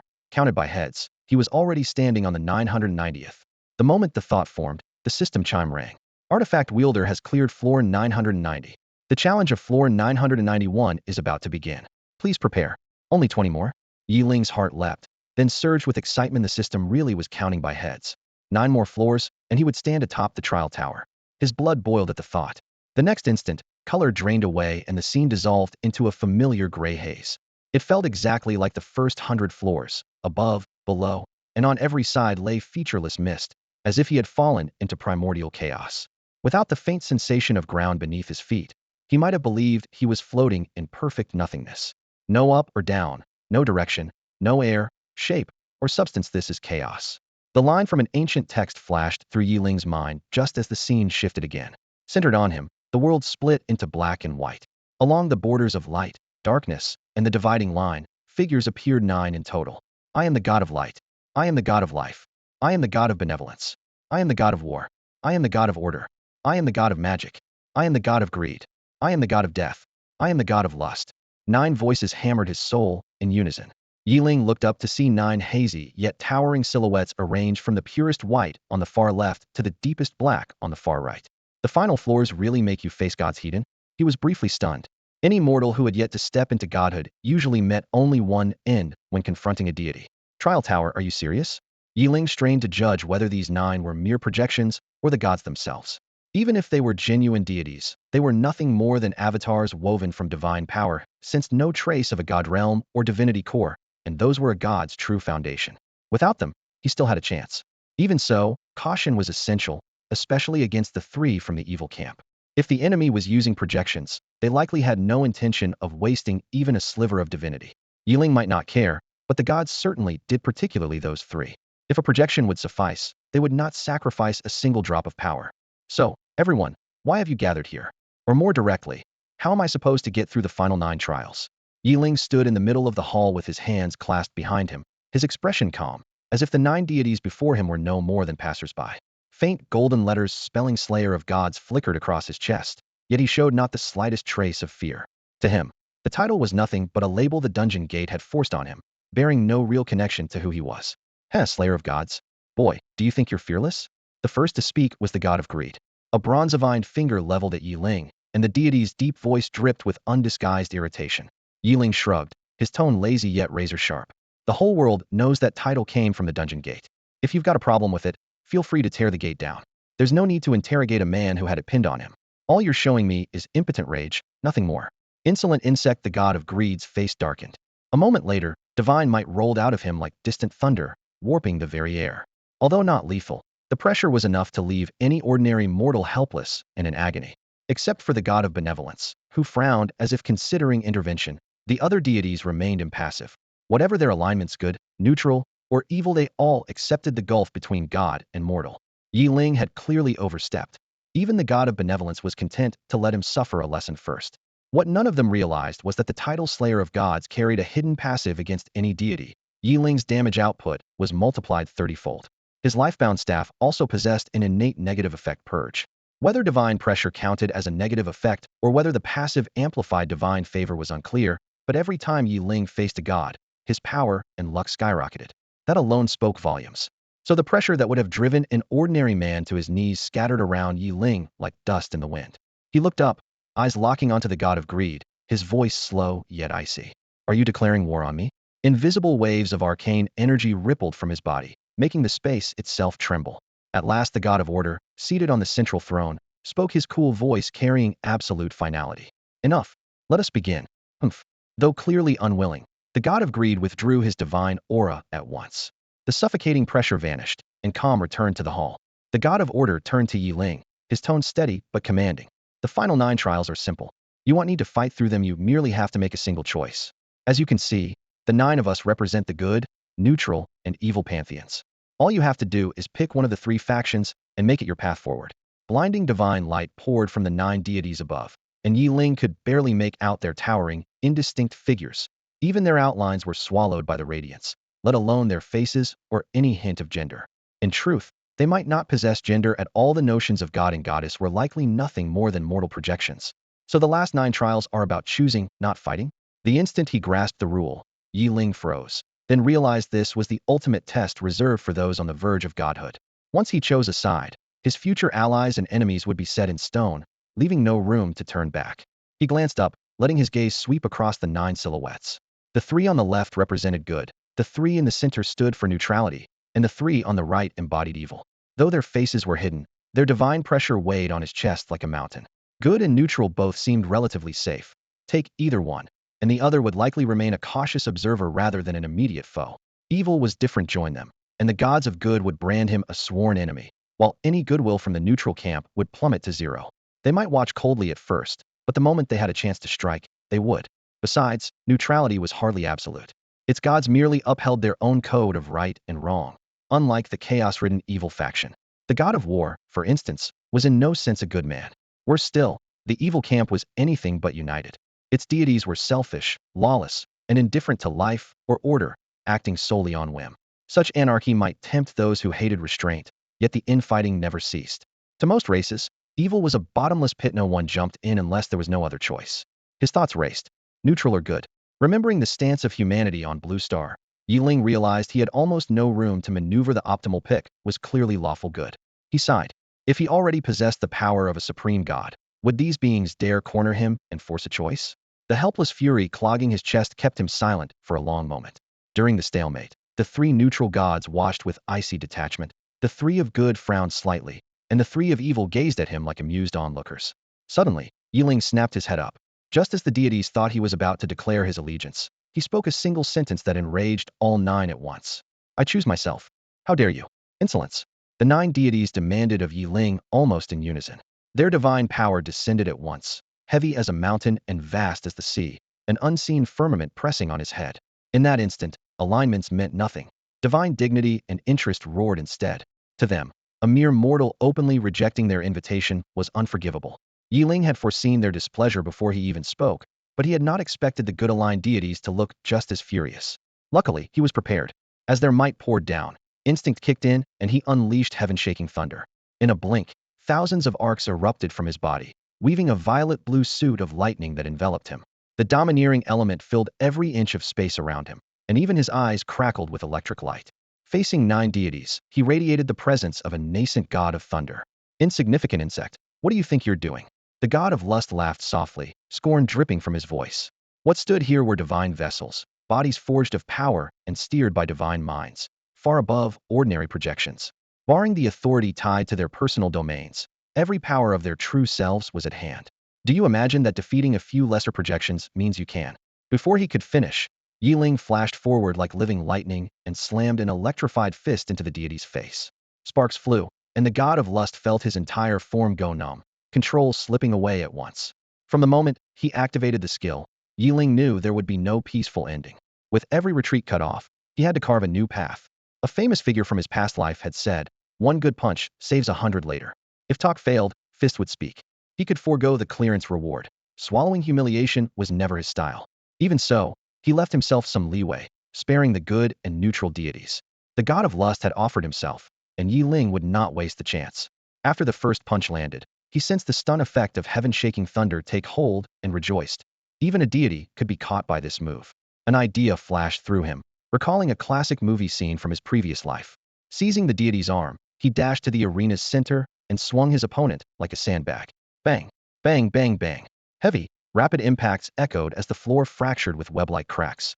The spectators watched as the god of lust was tossed about like a dead dog in Yiling's grip. The 8 remaining deities stared in shock, jaws nearly on the ground as their teeth began to ache. They could not fathom the sight before them, a mere mortal tossing the main god of lust around like a rag doll. Who, then, truly deserved to be called divine? Boom. Thunder exploded again. Yeling never slackened for an instant. Muscles tight and arms like steel cables, he slammed the god of lust from midair straight into the earth. Lightning wove itself into a net, binding the once arrogant deity inescapably. Savage arcs tore at the god's divinity, and with a duller, heavier thud than before, the god of lust's soul shattered, dissolving into a wisp of smoke before everyone's eyes. What a pathetic excuse for a god. Yeling curled his lip, shaking the thunder still dancing across his fists, tasting for the first time the fierce thrill of a Hulk-style beatdown. He had thought a main god could last a few rounds. Instead, 3 or 4 blows and game over. The faces of the 8 surviving gods darkened. The god of greed, standing beside the god of death, was especially silent. He had been the one to speak to Yeling most arrogantly. The ant they once despised had turned into a monster, and the shock nearly made greed flee on the spot. Godslayer, is this your answer to the divine? The god of order asked, his icy gaze seeming to pierce Yiling's soul. Yeling did not grow arrogant because he had killed a god. He knew one burst of power was not enough to fight the entire pantheon. Yet on matters of principle, he would never back down. No, he said, eyes blazing. This is only the beginning of taking control of my own fate. Your order is the god's concern, not a mortal's. As long as no one infringes on my interests, I will stay my hand, whatever their faction. But if someone schemes against me, they'll defend my freedom and dignity with my fists or with my life. The message might as well have been tattooed on his forehead, leave me alone. His stance could not have been clearer. If no one crossed the line, he had no desire to be dragged into the god's war. His actions had just proved it. The 8 gods exchanged looks and finally understood his choice. You will have to choose eventually, the god of order replied quietly. He felt no need to force the stubborn mortal. He knew Yeling still cared about the humans of Blue Star. As long as that bond remained, chaos would someday push Yeling to pick a side. Unwilling to provoke a godslayer who might erupt again, the god of order made his decision. Having stated his position, he and the gods of war and magic turned into 3 streaks of divine light and vanished. The gods of death and greed immediately suppressed their auras and slipped into the void. Take care of yourself.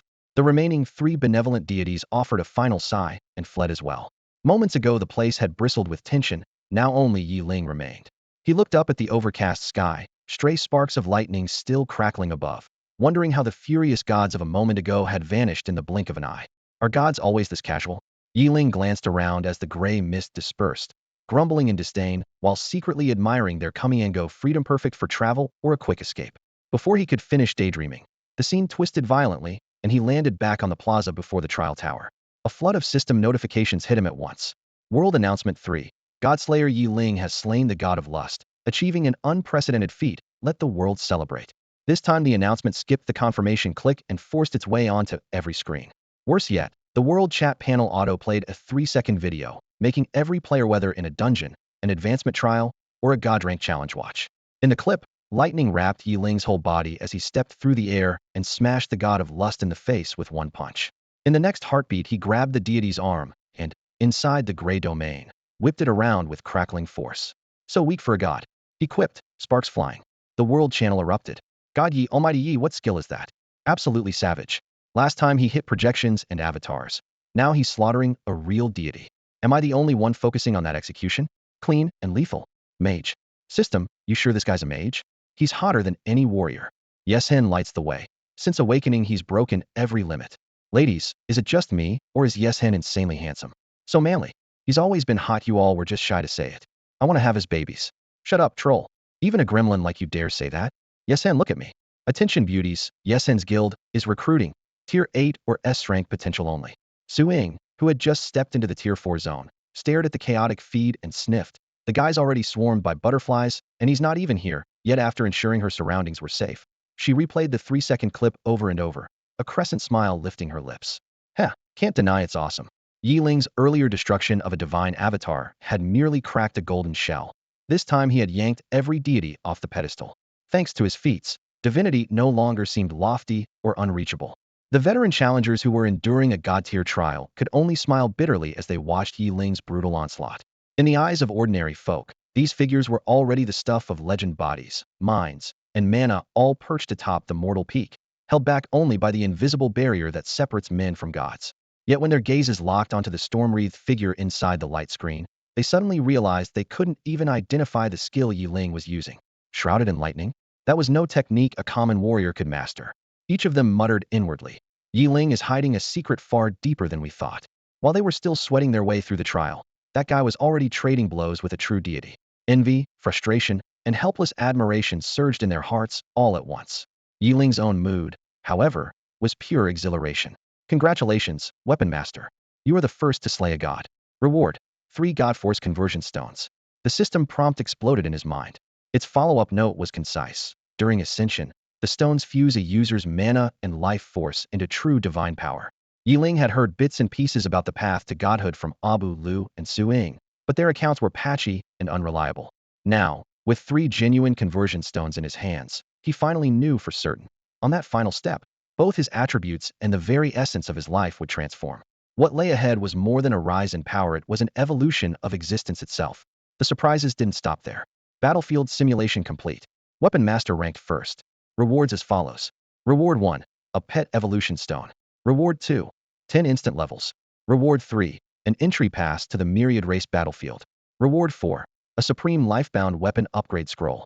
The system then offered brief explanations. 1. Pet Evolution Stone boosts a pet's essence, growth rate, and loyalty. 2. Levels 10 directly increases all base attributes. 3.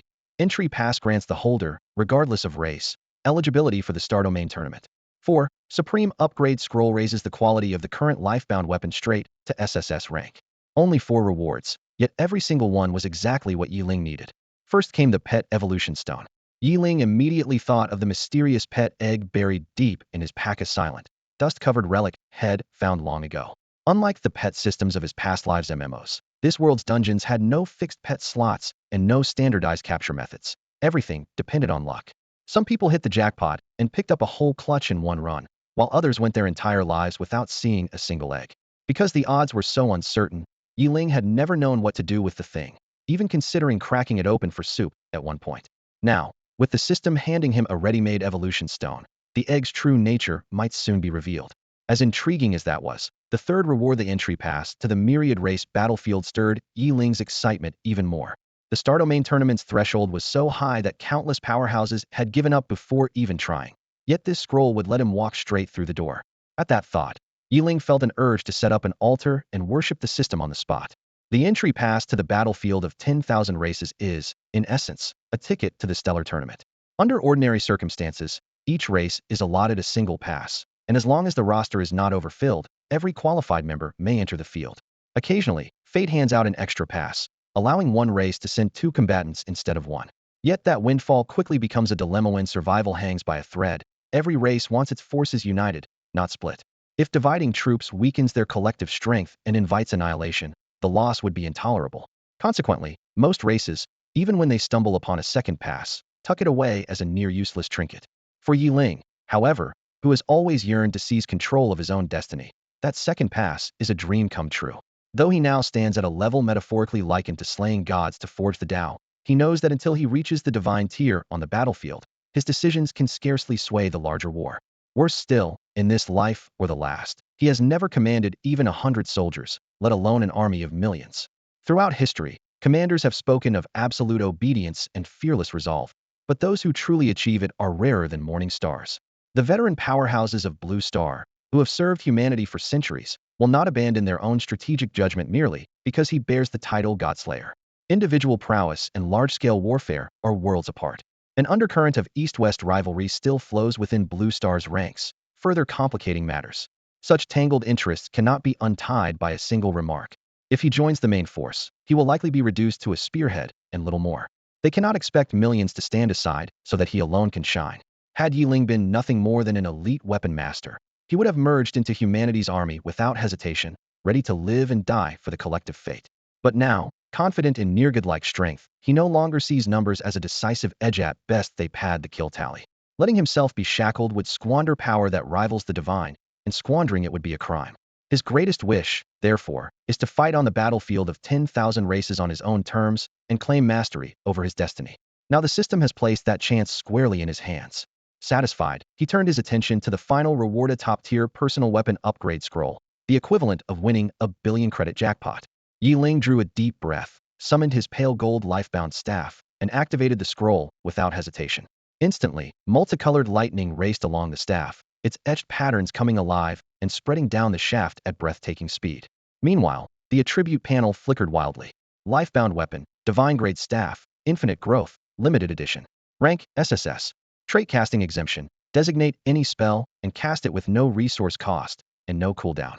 Trait skill augmentation. For every 100 successful hits with a skill, that skill gains a permanent boost. Trait fusion. Merge any two traits with similar functions into an entirely new trait and amplify their power. Trait auto lock on. Lock onto a single target or multiple targets and launch automatic tracking attacks. Trait debuff cleanse. Instantly remove all negative status effects whenever the wielder is subjected to control magic. Trait body refinement. Continuously draw mana to temper the wielder's body and enhance physical prowess. Trait hardening. Solidify the staff into a true melee weapon that cannot be damaged. Trait domain evolution. Infinitely upgrade every aspect of the wielder's domain and divine realm without limitation. In the blink of an eye, the refreshed traits appeared neatly on the panel, and Yeling's heart thundered in his chest. What grabbed him most was the phrase limitless growth still flashing beside his personal weapon, proof that SSS rank was not the end, and even higher tiers lay hidden. The description of spell immunity had also transformed. The former clause ineffective below divine rank had vanished.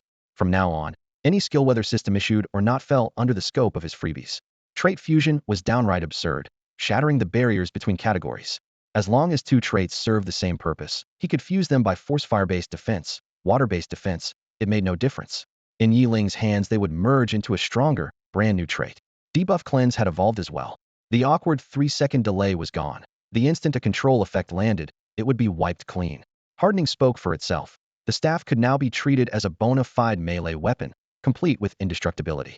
Yeling pictured himself in white robes, swinging the staff like a Hamera Gandalf-style approach that looked odd, but promised brutal satisfaction. Then there was domain evolution. Every deity depends on a domain and a god realm. And although he had yet to explore either, the words endless, all-around enhancement were enough to set his blood ablaze. He could already envision a pantheon bombarding him without so much as cracking his shield, a scene that stirred his soul. Lost in these fantasies, Yeling once again realized the system's vision far outstripped his own. Poverty had truly stunted his imagination. World announcement. Blue Star human armament wielder Yeling has cleared the Tower of Trials and set a new record. World announcement. Blue Star human armament wielder Yeling has cleared the Tower of Trials and set a new record. World announcement. Blue Star human armament wielder Yeling has cleared the Tower of Trials and set a new record. Congratulations, armament wielder. You have conquered the Tower of Trials and completed all advancement quests. The following rewards are hereby granted. The moment the 3 global notices appeared, the world chat barely quiet a second ago erupted once more. Impossible, absolutely impossible. How could a mere human from Blue Star clear the Trial Tower? Yeah, even the prodigies of the dragon bloodline crashed and burned. How could that frail human body possibly? You two blind fools, didn't you see Yeling's video just now, the one where he killed a god and ascended? If you think you're tough, go slaughter a god yourself instead of yapping here. Heh, some races live off their tongues, giants in talk, dwarfs in action. Bastard, who are you calling out? Name yourself if you dare and taste a dragon's wrath. Imangic of the golden behemoth scum, find me. Or admit you're the runt of a stray mutt. The gunpowder-thick exchange made every bystander roll their eyes. When a dragon and a golden behemoth, both fixtures on the power rankings, start tearing into each other, no one else can wedge in a word. Why are dragons squabbling everywhere? Can't you keep it down? And who the hell are you supposed to be? Already livid from the behemoth's taunts, the dragon snapped when yet another voice tugged his whiskers. Imaze of the golden-winged rock clan. Got a problem with that? The chat went dead silent. Hearing that name, the dragon nearly choked. Golden-winged rocks boast the fastest speed of all races, strike savagely from the skies, and have virtually no natural enemies. Worst of all, their favorite food is dragon meat. Aside from the cheat like Yeling, a single rock truly is a one-man race of terror. Because they're so overpowering, rocks rarely flock together and breed at a pitiful rate. a century might pass without a new one appearing in an instance. Even so, whenever dragons encounter a rock, they can only tuck their tails and back down. If the two races shared the same planet, dragons would long ago have been eaten into legend. Godslaying. Clearing the trial tower thanks to the scrolling notices, Yeling's feats finally won formal recognition from the higher races. Apart from a few loudmouths like the dragons, most powerful species now regarded him with awe. A 3-second god kill, thunder surging across his body. Anyone with half a brain knew to stand down. High-tier races kept popping into the channel, while low-tier ones trembled. At the same time, countless blue star summoners lurking in the feed felt a surge of indescribable pride. Yeling's strength might have nothing to do with them personally, yet his name had carried the prestige of blue star humanity across the entire instance universe. He was the pride of all blue star. Congratulations, Wielder, on conquering the Tower of Trials and completing every advancement quest. The following rewards have been granted. Reward 1. Your level has been raised to Tier 9. Reward 2. 2 Skill Fusion Scrolls. Reward 3. A Heart of Domain. Reward 4. 1 World Tree Seed. Reward 5. A God's Continent Teleport Scroll. The system's cold voice echoed across the summit, pale gold text streaming down the interface like fireworks staged for Yeling alone. Skill Fusion Scroll. Melds the properties of different spell schools, allowing up to 3 skills to be combined. Heart of Domain. Creates a domain 100 kilometers in radius, the embryonic form of a divine kingdom. World Tree Seed. Supports a world, stabilizes space, expands domains, heals wounds, revives followers, and excels in both offense and defense. God's Continent Teleport Scroll. Transports a life unit to the continent of the gods. Yeling sucked in a sharp breath, eyes glued to the panel as heat rose in his chest and seemed to warm the air around him. He had pushed through more life and death trials and shattered more records than he could count. Yet these rewards made him feel, for the first time, as though he had never truly seen the wider world. The very first reward catapulted his level straight to the peak of Tier 9. Such a jump defied all reason. Is there no law, no order? Who cares, I'm in? He burst out laughing, his bonded staff quivering in his palm as if sharing his joy. 2 pale blue skill fusion scrolls landed at the top of his pack, their reniched paper shimmering. He knew his staff had just evolved by fusing traits, but a genuine skill fusion scroll was on an entirely different level. Still, it was the last 3 items that set his blood on fire. The Heart of Domain, foundation of godhood. The gulf between mortals and gods lies in whether their souls can reside within a divine realm, and that realm begins as a domain. Without a domain, the path to apotheosis is closed. Now he held a Heart of Domain in his hand. The World Tree Seed. If the domain is the key, the World Tree is the ultimate insurance. It can uphold a world, reinforce space, broaden domains, mend wounds, resurrect followers, and serve offense and defense alike. Once his staff's divine realm evolution trait worked in tandem with the World Tree, his path to godhood would be a brilliant highway. He had already beaten a trial labeled God tier in difficulty. Once he pushed his level to the Tier 9 cap of 200, no matter where he was or what danger he faced, he could step straight into the divine ranks. Finally, there was the God's Continent Teleport Scroll, as valuable as the World Tree, yet usable only once. Its description merely read, transports a life unit to the continent of the gods, but the key was the term life unit. A single person is a unit, but so is a kingdom, a race, even a living planet or an entire plane. How large a unit could the scroll bear? Yeling stroked his chin, determined to test it personally. If his guess was right, this was a fortune beyond measure. With the system finally showing some generosity, the next step was to turn every reward into raw power. He sorted the treasures into his pack, fingers trembling with excitement, eyes blazing like fire on the verge of eruption. Time to begin. Years of grinding in online games during his previous life had left Yeling with an unshakable obsession with leveling up. 2 rewards floated before him. The first granted an immediate 10-level boost. The second would elevate him straight to the 9th tier. Instinct told him to hit the 10-level button, but just as his fingertip hovered above it, a sudden insight struck him. If he took the 10 levels first and then advanced to Tier 9, the initial reward would be wasted. Yet if he reached Tier 9 first and then added the bonus levels, he would leap all the way to level 190. The system awarded hard levels, not experience, so the plan was sound. Grinning, he clapped his hands and chose Tier 9 first. A pillar of blue-white light slammed down, catapulting him to level 180. Without hesitation, he tapped the second reward. Another beam descended, and the number on his character panel rolled over to 190. Staring at the gleaming 190, Yeling threw back his head and laughed. Nice try, system. They don't call me little trickster for nothing. With his level settled, he turned to the next prize, the Heart of the Domain. It was a dull gray cube of stone, cold and rough in his palm. A touch of his mind sent a gray arc of energy leaping from the block and burrowing into his sea of consciousness. Inside that mental expanse, a pocket of gray light wrapped around a blinding spark as if tearing the void apart. In a flash, the spark flared like the first ray of light at the dawn of creation. A vast continent unfurled in his awareness, endless mountains, hidden rivers, even the roar of the wind rang in his ears. Yeling had always assumed consciousness was nothing more than a projection of thought, but now he realized it existed in some unknowable dimension, separate from the body, yet undeniably real. As the domain unfolded, an innate instinct surged through him. With the core as its center, everything within a 100-kilometer radius, wind, clouds, grass, even grains of sand, would bend to his will. For now, that authority was incomplete. He held ownership and usage rights, but not full creative control. Only when the domain evolved into a true god realm would he be able to turn a drop into an ocean or mold clay into life, the handiwork of a deity. It dawned on him that a god's power lay in the realm's support. Without it, they were merely stronger weapons masters. With that thought, he tossed the seed of the world tree toward the domain's core. The moment it touched the soil, earth churned, a jade-green sprout broke free, and silver-white roots writhed downward. In a blink, a towering tree dozens of meters high burst skyward. Its trunk was so thick 3 people couldn't encircle it, and layer upon layer of leaves spread out as though propping up the entire sky. Strangely, though its roots anchored firmly in the ground, it seemed to hover a hair's breadth out of sync with reality. Yeling probed the dissonance again and again, but could find no cause, attributing it for now to the tree's unique nature.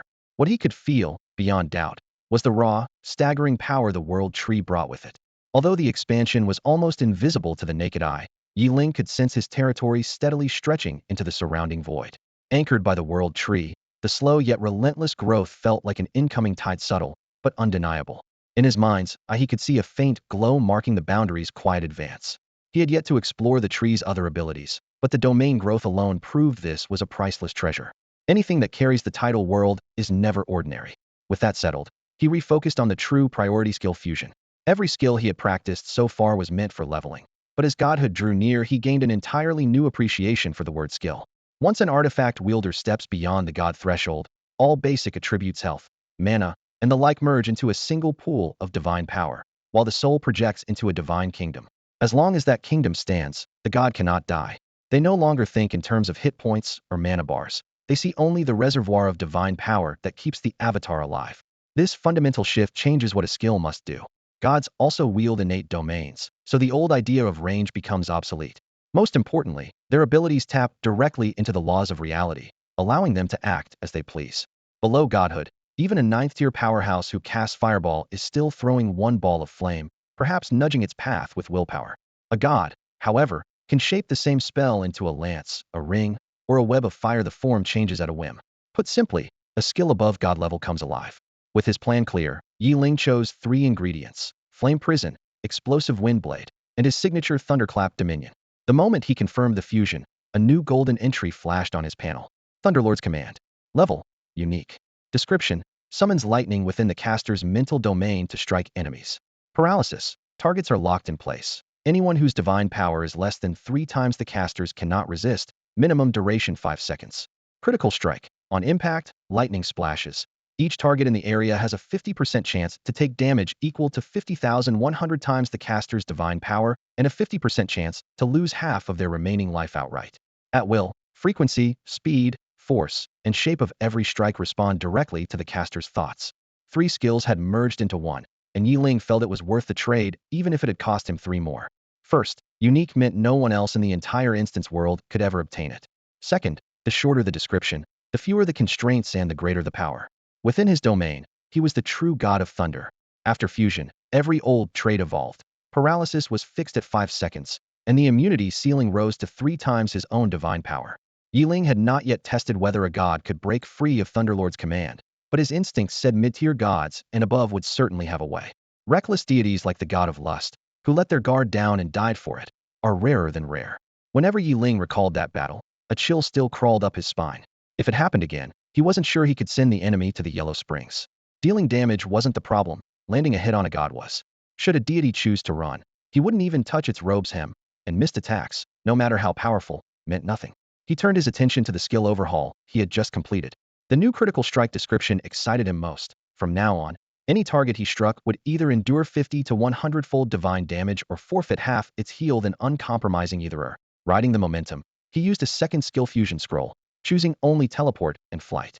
Offense and defense were settled. He still needed pursuit and retreat. The scroll dissolved into light and merged with his panel, revealing a new ability set. Far away, yet close rank, unique. Synopsis: wherever the eye can see and the heart can reach, the body can follow. Gate of space. The wielder rips open a spatial gate along a straight line, crossing infinity in an instant. Instant return. The wielder can reopen a gate to any location he has visited and reappear there at once. Lightspeed flight. To the master of thunder, the void is an open highway. Speed and agility can peak at light speed. These skills now touch the essence of the laws. Previous limits vanished, letting him act entirely at will. Only a single pet evolution stone remained in the system rewards. With a thought, the egg long dormant in his backpack appeared beneath the world tree in his domain. He set the evolution stone beside it. A surge of life force burst from the stone and wrapped around the egg. Like a glutton smelling a feast, the once silent shell shuddered violently, devouring every bit of life force in a flash. The stone continued to release energy in a slow rhythm, nourishing the egg on a timer. Clearly, no further change would come soon, and Yeling, slightly disappointed, withdrew his awareness from the domain. With all rewards absorbed, his strength broke through to a brand new tier. Name: Yeling. Title: Godslayer Divine, Special. Active Divine Might. Against targets below Divine rank, unleashes oppressive power that reduces all abilities by 90. Passive Heaven's Favor. One favored by heaven and earth. Luck is slightly increased. Passive Irresistible Charm. Greatly boosts allies or neutrals' affection toward the wielder. Passive Deicide. Against targets of divine rank or higher, damage output is multiplied by 60. Passive Infinite Growth. Each slain divine avatar raises the title's power by 50, and each slain true deity raises it by 100, with no upper limit. Level: LV1901300000094850. Birthright Weapon, Divine Staff, Infinite Growth Limited Edition, Grade SSS. Trait Spell Exemption. Any chosen skill can be cast without cost or cooldown. Behind these cold yet thrilling numbers lies the frightening depth of an armament wielder. The Divine Staff is forged from deep space meteoric iron and the remnants of a god. Its craftsmanship and materials already transcend the mortal realm. Even more terrifying, it carries limitless growth potential. Its rank has no ceiling and rises further with nothing but experience. Core traits. 1. Skill Amplification. Every time the same skill lands 100 hits, it gains an instant upgrade. The longer the fight, the greater the power. 2. Trait Fusion. Any two traits can be merged into a brand new ability, while simultaneously boosting the originals. 3. Autolock. Once a target is marked, the staff tracks and strikes without ever losing its aim, whether against one foe or many.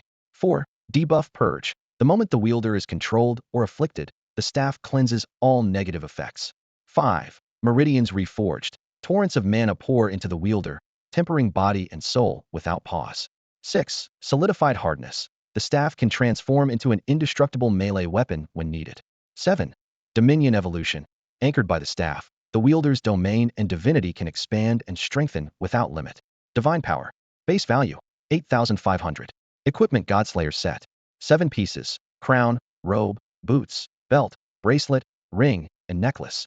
Current tier: 9th tier Rainbow. Passive boost: Divine Power 2300. Rank up bonus: each tier adds another 200 to the set's overall effects.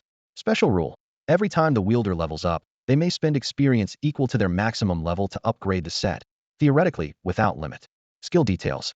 Skill 1. Thunder Command Unique. Wherever the mind reaches, countless bolts of lightning pour down. Paralysis. Unless the target's divine power is triple that of the wielder, no save is allowed. Minimum stun of 5 seconds. Critical.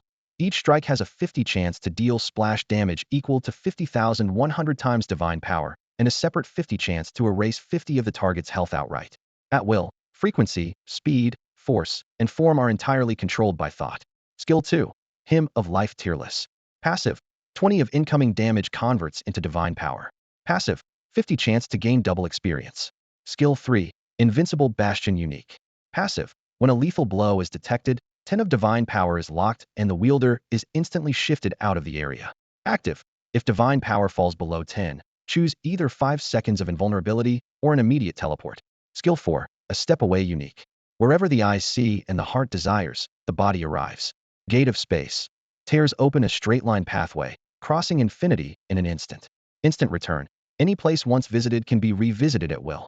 Lightspeed Flight. Combined with Thunder Command, maximum speed and agility can reach the speed of light. Skill 5. Archmage's Shield Divine. instantly generates a barrier that absorbs damage equal to divine power 300. The shield regenerates 30 of its capacity every second. Rebound. Each hit reflects damage equal to divine power 50. Skill 6. Frozen Expanse 999 Tier 2. Envelopes an area of 999 units, dealing immediate damage equal to divine power 99. Passive Icebind. 30 chance to entomb the target in ice and inflict continuous damage equal to divine power 99. Congratulations, Master Yance, again you've set the instance world ablaze and become the idol of countless girls. Having wrapped up his business, Yeling was about to leave the Tower of Trials when his comm panel flash Ling had sent a message. So, have you made it onto our campus queen's list of idols yet? Luck was clearly on his side today. Yeling typed back with a grin. In the dim forest where she was grinding monsters, Su Ying's hand slipped and her darklight blade nearly missed. Surprise quickly gave way to a sweet warmth in her chest. She answered in a rush, "You must hit the jackpot today. Was that system announcement you're doing? Huh, it's worth more than a golden baby." Yeling didn't deny it, riding a cloud of excitement. "What are you up to now?" "Leveling, of course. You've left me in the dust. If I don't catch up now, I never will." The gap in their levels weighed on Su Ying. She was shrank, yet she could barely see Yiling's taillights. Those below a rank might as well have been spectators. As their chat closed, Yiling's thoughts stirred. Divine power surged outward, and around him the second and third tier maps, even the starter zones, lifted into floating islets that rearranged themselves into a three-dimensional sandbox. "Miss Su, where exactly are you farming right now?" "Third tier map, Dark Forest. Planning to give me a few tips?" Su Ying sliced down a dire wolf and wiped black blood from her blade, unaware of Yiling's true intent. "Give me a moment. How busy can he be?" She pursed her lips and kept clearing mobs. She prided herself on hard work, never slacking in the land of inheritance, yet the gap only grew. The thought stifled her. Lost in frustration, she suddenly saw a blinding white flare ahead. The void split like fabric, layers of light folding back. Su Ying's heart leapt. Yeling stepped through the rift at an unhurried pace. Her almond eyes widened. She had never seen that portal in any manual. Yeling landed, the gateway sealed behind him. "What skill is that? What level are you now?" Su Ying hurried over and grabbed his arm. In this world, every skill demanded mana, and the stronger the power, the higher the cost. Yet she had never heard of such a teleport. She had no way to gauge Yiling's current strength. Though they still danced around the unspoken feelings between them, both knew the truth. Comfortable in that understanding, Su Ying no longer bothered with coyness and asked him outright. Yeling wore a self-satisfied smile and, as if it were nothing, announced his level. "Just 190. What?" Su Ying nearly thought she'd misheard, her fingers digging into his arm until her knuckles went white. 190, Yeling repeated. Su Ying immediately sensed a contradiction and looked up at him. "No way. If you're really level 190, why are you here? Even if you haven't leveled lately, you're way above me, so why bother teasing me?" She pouted, clearly unconvinced, which made Yeling wave his hands in panic. "I'm serious, I really am 190. I can come here because of my skill. I can visit tier 3 maps, or even the starter zone. Believe it or not." Fine, I believe you," Su Ying replied with a laugh at his anxious expression, though her tone stayed casual. What mattered was that Yeling stayed with her. His level was irrelevant, already shown god-slaying power. Her indifference made Yeling sigh. Without proof, she'd never buy it. With that thought, he raised his right hand and traced a line through the air. Buzz. Before Su Ying's astonished eyes, a portal of light blossomed, soft radiance flowing along its rim like something alive. "Miss Campusbell, shall we revisit the starter zonio, right? You've never been there." "Perfect, I'll give you a tour," Yeling said, bowing slightly. Su Ying stared at the portal, then at him, half convinced she was dreaming. What is this?" "Just one of my skills," Yeling answered, brimming with pride. They stepped through together. Grass swayed underfoot, and a few young jackals darted past, kicking up dust.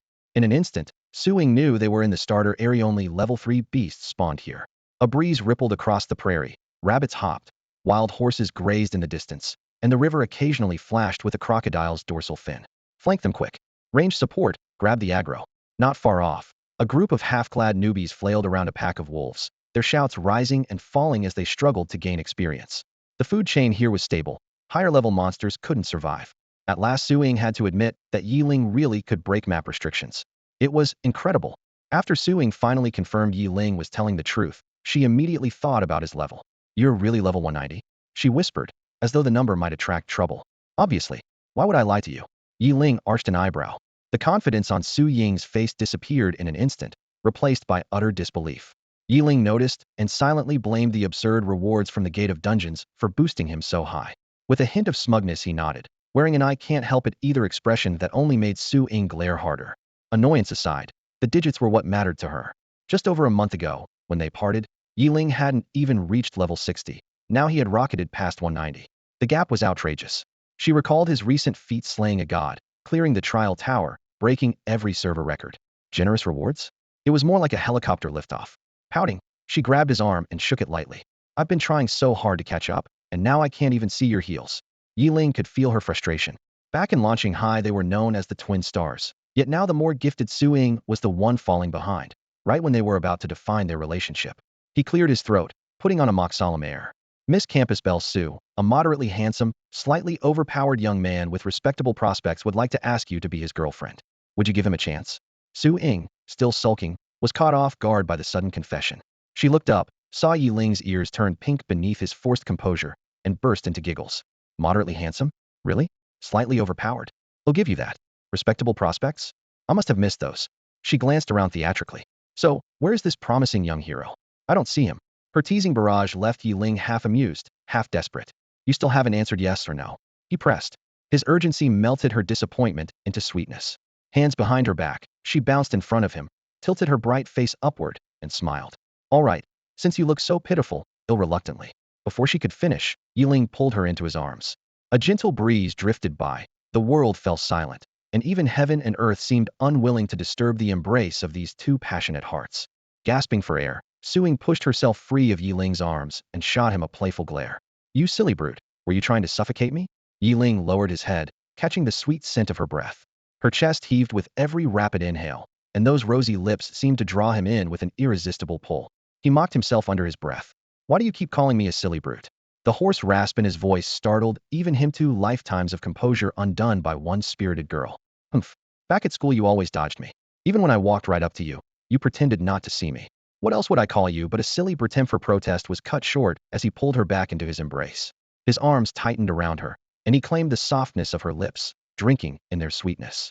Awkward at first, their movements soon fell into perfect rhythm. Su Ying's hands, which had begun by pushing at his chest, slid up his broad back and locked together.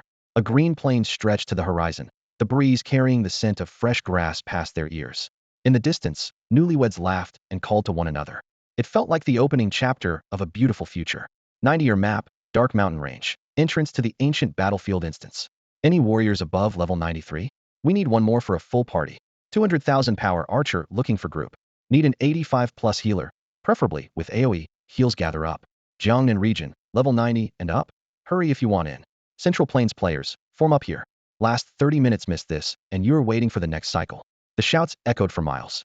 As the highest level large-scale instance in human territory, the place was second only to the Blue Star capital in sheer bustle.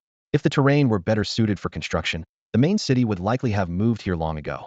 A third of all Tier 9 weapon masters stayed here year-round, and the market lining the entrance stretched for dozens of miles. Didn't expect it to be this lively. Yeling looked over the maze of stalls and the seething crowd, his first thought drifting to the little wholesale plazas of his previous life in Yiwu. High-level players who couldn't afford proper shops crammed into this open ground. Even in a digitized world, competition was cutthroat. Just a few million people packed the place to bursting, while the capital with its 200 million residents felt truly metropolitan. Su Ying, still in her pale yellow dress and white veil, held Yiling's hand as she excitedly explained the rules of high-level zones. Yeling had dimmed the glow of his divine gear, but the armor's outline still radiated authority, and the crowd instinctively made way. Years of brutal survival had taught everyone to read the signs. Those without that instinct were long gone. They strolled through the market for a full half-hour before reaching the instance gate. Had Yeling not wanted the girl to take in the sights, he would have whisked her here through the air. Now the surrounding parties were busy cherry-picking their members, while the two of them stood alone. Even fearless Su Ying shrank a little and whispered, "Are you sure it'll just be the two of us?"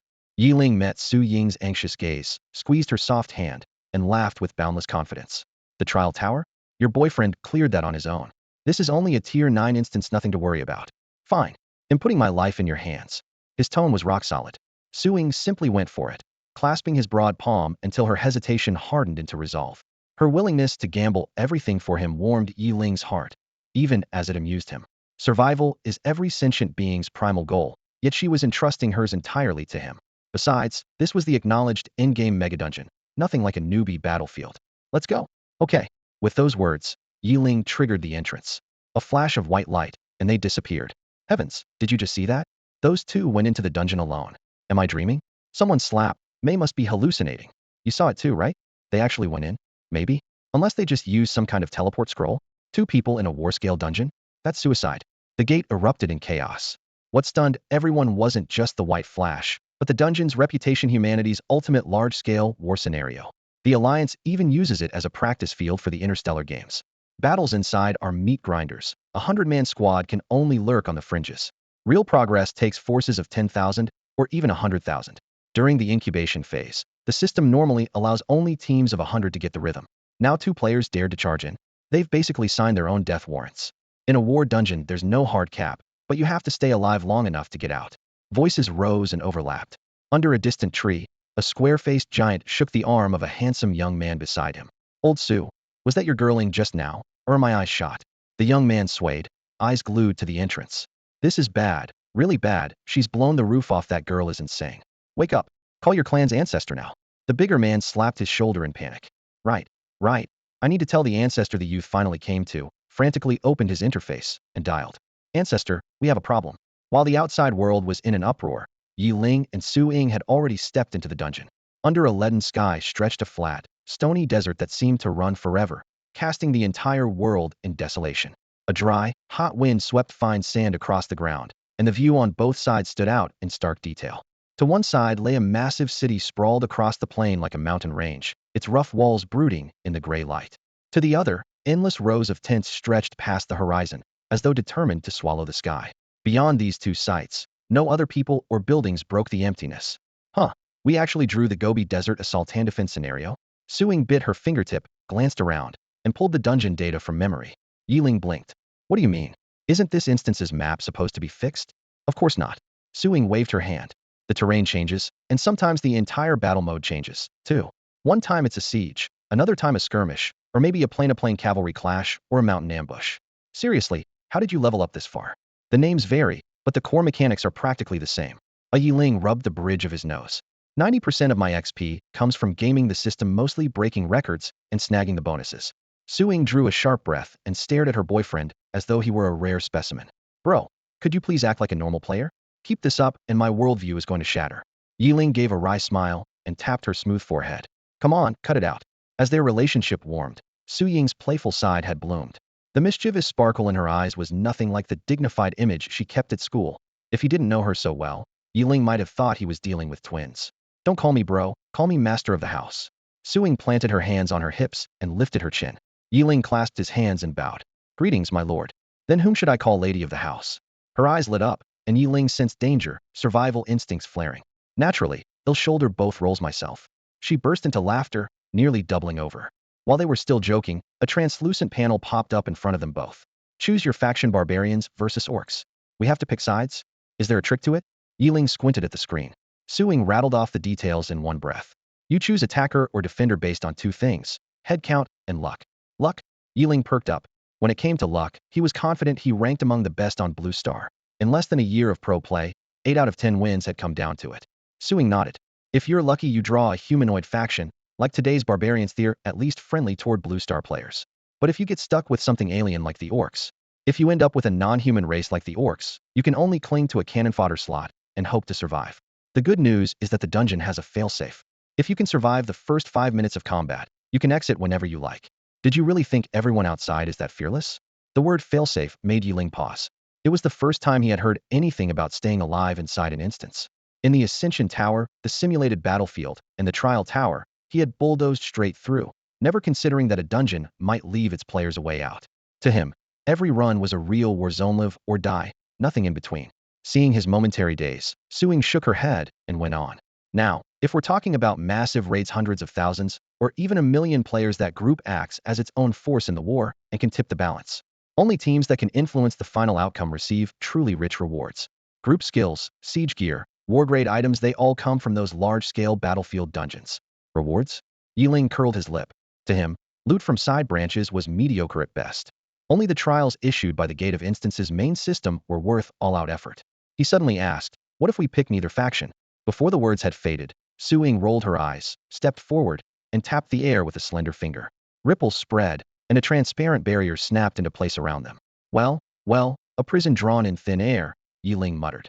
Don't mistake the pioneers for fools, Su Ying retorted. It's been tried. If you don't choose a side, you can't leave this barrier. When the war begins, anyone without a faction is automatically marked as an enemy by both armies. That's a thing? Yiling's eyes gleamed, as if he had just discovered a treasure map. Suing almost wondered if her boyfriend had lost his mind. A battlefield with millions of combatants would make anyone's scalp tingle, yet he looked thrilled. A heartbeat later, Yeling drew a sharp arc through the air. The light gate they had used to enter the instance reappeared, opening directly onto the safe zone outside. Suing sucked in a breath. She had already been stunned once by Yiling's portals, but she had never imagined he could tear open a path back to the outside from within a dungeon. Had she not seen it herself, she would have doubted there was any place he couldn't reach. As the gateway closed, Yeling clapped his hands and grinned in satisfaction. There, our escape route's set. Now let's raise some hell. His bravado didn't negate Su Ying's caution. He had already gifted her the invincible bulwark's life-saving trait, and in a world where survival is paramount, no amount of safety is too much. With the fallback secured, Su Ying offered no objection to whatever choice Yeling made next. Since her life was no longer in danger, he wanted her to witness just how formidable the man she loved truly was. What sort of power did the Godslayer possess? The one whose exploits repeatedly triggered worldwide announcements from the system. Standing shoulder to shoulder in the center of the battlefield, they waited in silence. Suddenly, an ancient horn tore through the stillness, its deep lament sweeping over the land like a rising tide. In an instant, the sky blazed with light, and both the desolate castle and the camp across the river seemed to ignite, as though infused with fierce vitality. The clang of iron armor, the clash of weapons, commanders' hoarse shouts, rousing war cries, and the shrill neighs of warhorses converged into a murderous cacophony, so dense it felt as if the air itself had solidified. Under that deafening roar, Su Ying's face grew steadily paler. Yiling's heart ached for her, yet he allowed her to endure it on willpower alone. He knew scenes like this were perfect trials. Future battlegrounds would only be harsher. Hiding her forever under his wing might be safe, but it offered no future. What both of them wanted was to stand side by side, leaning on each other as lifelong partners, not to linger in a hothouse romance meant only for display. Two black rivers of troops stretched across the horizon, their killing intent peaking before settling into a steady hum. Su Ying gulped for air, sweat sliding past her temples, but she gritted her teeth and held fast. Not bad at all. The twin prodigies of Lan City live up to their name, Yeling teased, easing the tension. Training can't be rushed, but take it step by step and you'll keep pace with me. Of course. Weariness mingled with exhilaration as Su Ying regained most of her strength. Though she couldn't resist rolling her eyes, scaldant, he say something genuinely sweet for once? Yeling chuckled awkwardly and pretended not to notice. Roar. Kill. Advance. Orders thundered from both armies almost simultaneously. The two black lines on the horizon surged like storm-tossed seas, rolling straight toward them. Yeling turned to Su Ying and flashed a sunbright smile, as if the approaching tide of soldiers were merely children at play. The barrier dissolved silently into the air, and he could now discern every soldier's face and every crack in their armor. Sliding an arm around Su Ying's slim waist, he wrapped them both in a radiant archmage's shield, calmly watching the onrushing armies. 1,000 meters, 500, 100. When the troops closed to within 100 meters, Yeling gathered Su Ying into his arms, lifted off the ground, and rose unhurriedly into the sky. As though poised in ambush, the instant they took to the air, a storm of arrows swept toward the center of the battlefield. Bolts hissed down from every direction, blotting out the sun and plunging the ground into momentary night. Beneath that shadow, the prismatic shield around Yeling and Su Ying blazed like a beacon, practically begging every arrow to strike it. Terrified yet determined to watch, Su Ying felt the light vanish as the arrows swallowed her vision, darkness followed by blinding brightness. An instant later, the torrent slammed into the shield, but the gossamer barrier didn't ripple. Every shaft shattered like glass, dissolving into pale motes that drifted away on the wind. Huh. Courtesy demands a reply. Yeling laughed, his blood surging. Before the echo died, tiny bolts crackled in his pupils, a streak of silver blue flashing across his gaze. Power swelled beneath him, tearing ragged seams through the air. Lightning burst from the void, some coiling like dragons, others spreading wings like phoenixes, weaving a dazzling net that boomed without end. The spectacle looked like a god's descent, and Su Ying's wide eyes filled with tenderness and awe. Admiration for power is instinctive for sentient beings, especially in a world where only strength keeps you alive. Lightning converged madly around Yeling, plunging the instance into absolute night. Sparks danced overhead, then a deafening peal of thunder crashed down, a murderous force far greater than before sweeping over the field. Crack boom. The thunder fell like a monsoon, like a reversed Milky Way, its roar tearing the sky as it hammered the ranks below. Wherever the lightning flashed, soldiers were scorched, then reduced to ash that drifted away. In a heartbeat, the once solid formation, packed so tightly no earth was visible, was punched full of gaping holes. Hundreds of thousands were annihilated by a single skill without a chance to fight back. Damage numbers flooded the air, blotting out the sky. Wherever Suing looked, she saw an endless parade of staggering zeros. He's a total monster. She gasped inwardly, only to remember she was still nestled in Yeling's arms.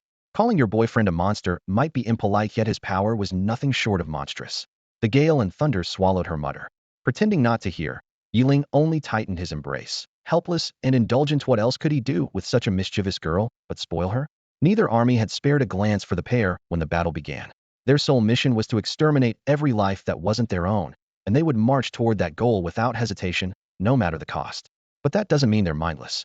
Apart from the duties etched into their souls, both barbarians and beast folk are as flesh and blood as any other race. They feel joy, anger, sorrow, and fear.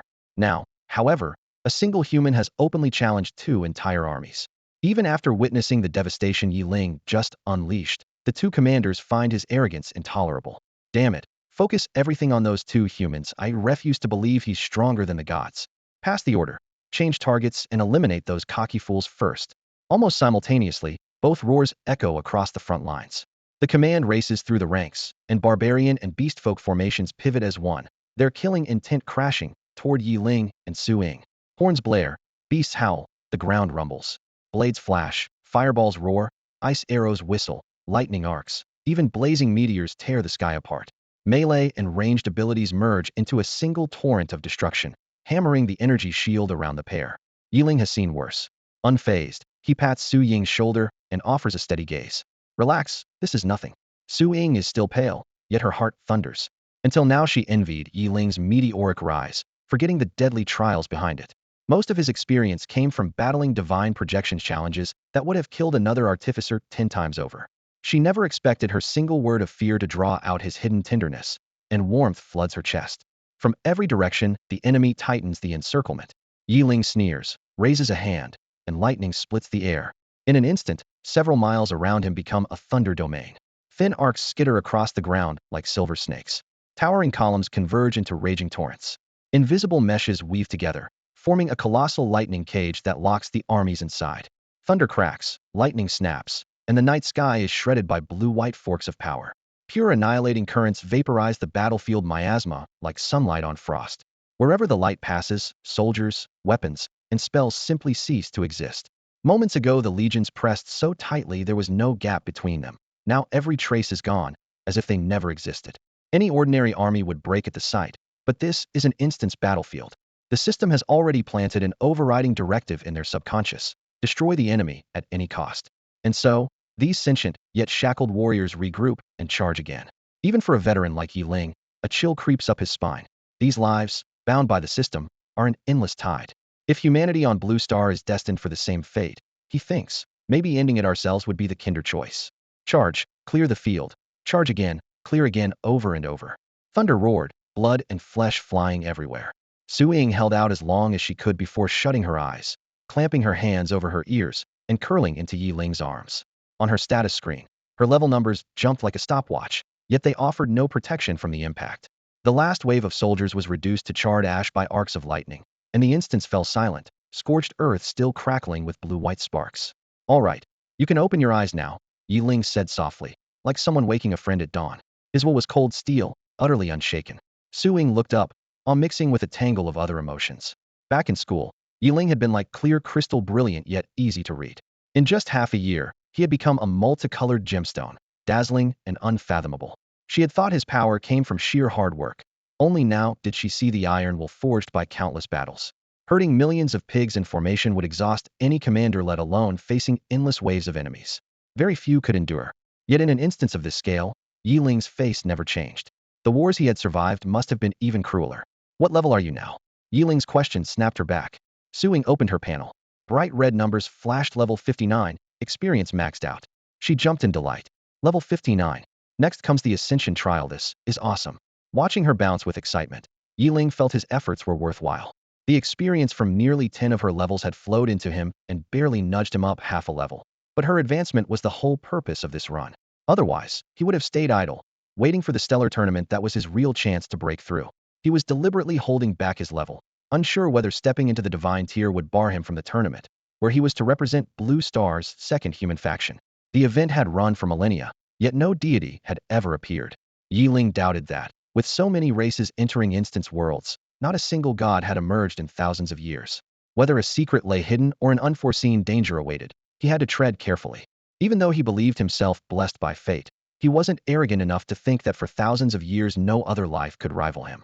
Over the past year, he had dashed from one brutal fight to the next as if racing through a marketplace, completing in barely 300 days an advancement that took others centuries, even millennia. Even iron nerves fray under such strain, and this was the perfect moment to stop and breathe. Besides, what could be more relaxing than leveling up alongside the woman you love? The chime that signaled the dungeon clear had barely faded when the thrill of a sudden level-up shot through their nerves. Brimming with excitement, Su Ying dove into Yiling's arms, wrapped her arms around his neck, and tipped her face up. Mua. She planted a loud kiss on his cheek. My gallant knight, that's the reward you deserve. Thank you, your highness. Your humble servant is honored beyond words. Yeling answered with an exaggerated bow. They bantered and spun around the clearing until their hearts and breathing steadied, then quit the instance completely satisfied. A flash of white light carried them back to the entrance.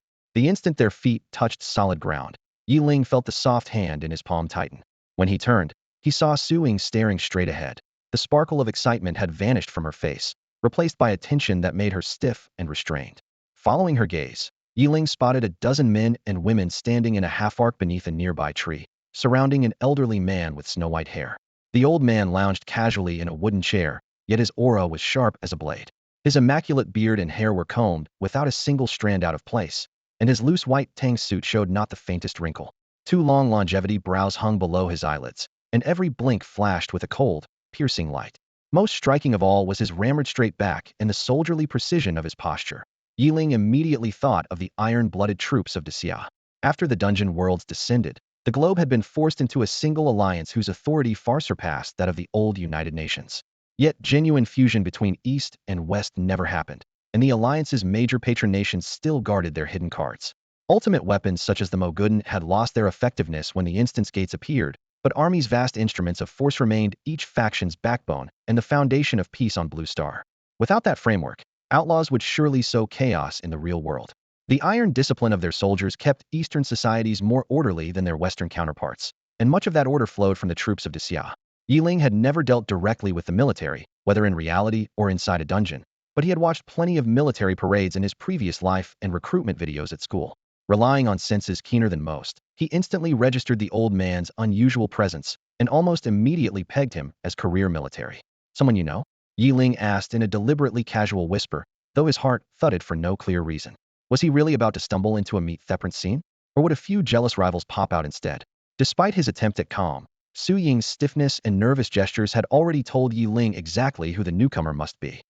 Su Ying finally snapped out of her daze at Yeling's question and realized they were still holding hands. She tried to pull away, only to find their fingers laced together, his grip firm and unyielding.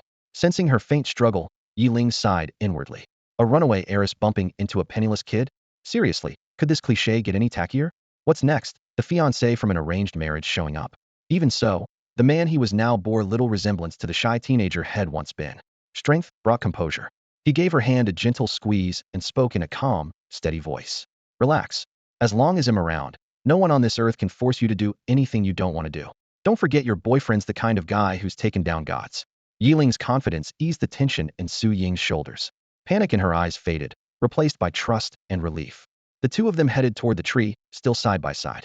Beneath its shade, Su Guoqiang drew a long breath, forcing down the surge of emotion in his chest, but his gaze never left Yeling. When little Six Su Jianxia first reported in, Su Guoqiang had nearly leapt to his feet. After years without fresh talent, the clan had finally produced a prodigy. Every elder wanted to shield her like a pearl in a shell. But the veteran marshal knew all too well. Jade must be carved before it's worth anything. Resources could be limitless, yet the trials must be real. That was the only reason Su Ying had managed to slip out of the capital in the first place. If not, how could one of the four guardians of the capital military district fail to notice his own great-granddaughter had run away? On paper, Shed fled the top-tier metropolis for remote launching. Yet the cultivation resources funneled to her rivaled anything enjoyed by the capital's elite heirs. The investment paid off. She awakened with class talent and a god-chosen personal weapon. It might only be a combat dagger, but from the clan's strategic standpoint, power is power and talent is never in surplus. Once her potential was confirmed, Su Guoqiang pulled every string he had to secure her a coveted slot in the favored by the gods' racial inheritance. That was why Shed entered the secret realm from the very start. But just as the family waited for news of her breakthrough, an urgent message arrived. Su Ying had charged into the highest level instance, the ancient battlefield, and Shed taken someone with her. The report hit the Su clan like a red-hot iron in boiling oil, instant chaos. They'd mapped out her entire progression, what levels to clear, which dungeons to farm, which realms to temper her skills in. Who could have imagined their precious cabbage would be snatched by a stray boar? Were it not for Su Guoqiang's roar to stand down, the younger generations would have descended on Yeling in minutes. In this fraught atmosphere, even a seasoned strategist like Su Guoqiang found the boy increasingly hard to stomach.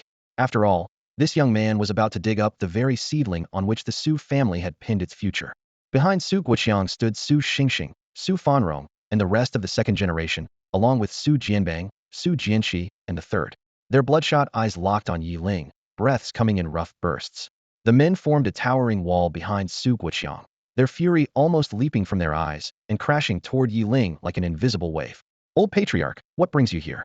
Acting as if nothing had happened, Su Ying slipped her hand from Yeling's, drifted to Su Guoqiang's side, and spoke in a voice sweet enough to drip. In this critical moment, she latched onto the family linchpin. Her grandfather Su Fanrong and her father Su Jianbang were ready to explode, yet they could only stand in the back row, wheezing. If I hadn't shown up, my precious cabbage would have been rooted out by a pig. Su Guoqiang huffed, glowering at Yeling as he spoke. Yeling answered with a mild smile. Stealing away another man's beloved daughter earned him a few barbs, and the old joke that a son-in-law is just a big pig's trotter was etched deep in his mind. Granduncle. Su Ying clung to his arm, drawing out the word in a whine, and tossed Yeling an apologetic glance. Su Guoqiang caught every detail, and his heart grew heavier. His little cabbage really had fallen. One jab from him, and she rushed to soothe the boy. Su Guoqiang kept sizing Yeling up. His girl had been raised on the elite track. She wouldn't fall for someone blindly. Any man who caught Su Ying's eye had to possess qualities far beyond the ordinary, even if being an orphan was a major strike against him. Yet memories of his daughter's foolish youth made him uneasy. Would the girl repeat her aunt's mistake? More than a dozen pairs of blazing eyes bore into Yeling, and sweat dampened his palms. Forcing calm, he bowed slightly. It's an honor to meet you, sir. I'm Yeling. Across 2 lifetimes, this was his first encounter with a girlfriend's family, and they had appeared in full formation. It was nerve-wracking. Yeling? Su Guoqiang narrowed his eyes, a cold glint flashing there, then gave a curt nod. Good to meet you, young man. Catching Su Ying's poised face and the covert wink she gave him, his heart settled. His temper cooled, and his tone softened noticeably. Even when you're leveling up, you still need to balance work and rest, he said. Too much strain only jacks up the stress. If you're not in a rush, why don't you take a break for a while? Seeing the old patriarch speak in such a gentle, almost amiable tone, the men of the Su family were completely puzzled. They had expected thunder and lightning, yet all they got was a light drizzle. The marketplace bustled with foot traffic and vendors' shouts, the air thick with the smell of grilled meat and spices. Still, the straight-backed Su clansmen stood behind the patriarch like statues, afraid to move. Accustomed to Su Guoqiang's forceful style, they quelled their anxiety in silence while the retired commander unfolded a small stool, sat on the flagstones, and cheerfully struck up a chat with Yeling. How old are you, young man? 19. Yeling's tone was bright. Any family? Just me. What do you think of the instance worlds? Thanks for asking, sir. Honestly, they're not as terrifying as I'd imagined. Su Guoqiang stroked his white beard, his eyes crinkling with amusement. Huh. Every generation surpasses the last. Unlike some old fogies whose nerves are no better than a mouse's. Accepting a cup of hot tea from a nearby vendor, he squinted and asked, planning to enter the Stardomain tournament? Yeling answered earnestly, absolutely. When the nest is overturned, no egg can stay intact. If Blue Star falls, no individual can survive unscathed. Since the gateways are divided by race, no one has the luxury of complacency. Standing together is the only way forward. Good. Su Guoqiang slapped his thigh, loud enough to draw glances. Excitement reddened his face, and his eyes shone like lanterns. So young, already strong, and with your values in the right place. He then glanced at his daughter, standing quietly at the edge of the crowd with bright, clear eyes. Realizing she had brought Yeling here with pinpoint accuracy, his earlier frustration melted into pride. The Su family never moves unless it's the perfect move, and when it does, it picks the very best. As a member of the old guard, Su Guoqiang still kept his heart anchored to Daxia. He prized young people who carried the right ideals and a sense of duty. Skill alone meant little without proper convictions. Though the world had formed an alliance, the Western robbers still made him wary. The fad among some youths for blind cosmopolitanism and misplaced compassion seemed dangerous. If global power was ever to be braided into one rope, the selfish opportunists needed a wake-up call. The East won't bleed so others can profit no free rides. Yet each time he thought of his own White Lotus daughter, his chest tightened.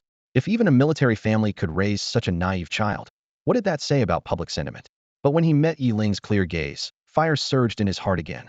With principled, capable youngsters like this, Da Xiao would stand tall. He immediately shifted the topic. Xiaoying, how's your inheritance class progressing? What level are you now? The blunt question, asked right in front of Yeling, made every Su clansman tense. After all, keep your class information secret had become second nature. Even married couples seldom discuss their professions in detail. Among intelligent beings, every type of person exists. Even when their species faces extinction, some still gamble everything, defect to alien forces, and become traitors. The bloody lessons of the last 3 centuries have shown again and again that only those prodigies who survive long enough to mature truly deserve the title of genius. So when Su Guoqiang asked about Su Ying's divine inheritance right in front of Yeling, every member of the Su family instantly tensed. Seeing his father speak so openly, third uncle Su Xingxing forgot the patriarch's usual dignity, leaned close to Su Guoqiang's ear, and whispered anxiously, "Dad, this isn't the right place for that. Why don't we discuss it back home?" He claimed the setting was wrong, yet everyone knew the Su family had sealed off the area for dozens of meters. No stranger could get near. Apart from Yeling, everyone present bore the Su surname clearly. The person third uncle distrusted had been exposed. Su Ying stayed calm, unfazed by her uncle's wariness toward Yeling, and offered Yeling a bright, reassuring smile. She trusted that her worldly, far-sighted great-grandfather would make the right decision. Sure enough, the moment Su Xingxing finished speaking, Su Guoqiang turned, eyes blazing, and snapped, "Third, I don't blame you for mediocre talent, that's fate. But if you start late, you make up for it with hard work. You're nearly 200 and barely past the 9th tier because your mind is scattered, always chasing useless nonsense." Su Xingxing flushed deep red and slunk back to his spot. The patriarch had spared him some dignity before outsiders, yet he knew his father saw him as scheming and tainted. The other descendants silently thanked their stars. Had they spoken up first, they too would have been humiliated. As if nothing had happened, Su Ying flashed a sweet smile and reported coyly to her great-grandfather, "Ancestor, with you overseeing everything, it all went smoothly. And with my mentor's help, my life-bonded spirit has already reached S rank." "What? Is that true?" The old man's voice quavered with excitement. "Wonderful. Our Su family finally has hope. Haha, Yinger has been clever since she was a child." The younger generation wasn't the only one with misty eyes. Even the patriarch felt a lump in his throat. Serving the nation was a soldier's duty, but as an elder he cared more about his family's future. Su Ying cast Yeling a flirtatious glance and decided to raise her boyfriend's standing further. "And thanks to Brother Yi, I'm already level 59. If I weren't here seeing you, great-grandfather, I'd probably be taking my advancement trial right now." "What? Unbelievable." Everyone gasped, eyes snapping to Yeling. The elders calculated silently. This young man is anything but ordinary. Su Ying took a screenshot of the Heartlink ring's attributes and secretly sent it to her great-grandfather. Leaning closer so only he could hear, she added, "Even this ring was a gift from Brother Yi to his great-granddaughter." "What? How can that be? That's impossible." The instant he saw the screenshot, Su Guoqiang sprang to his feet, almost pressing his face against the holoscreen as he read the words again and again in disbelief. Mindlink grade, Diamond. Description: allows the user to copy any single attribute from any piece of equipment or skill and retain it permanently. Currently copied trait, passive bulwark. Effect: when struck by a lethal, high-power attack, locks HP at 10 and instantly teleports the wearer out of the current area. Note: the copy trait can be replaced once per day.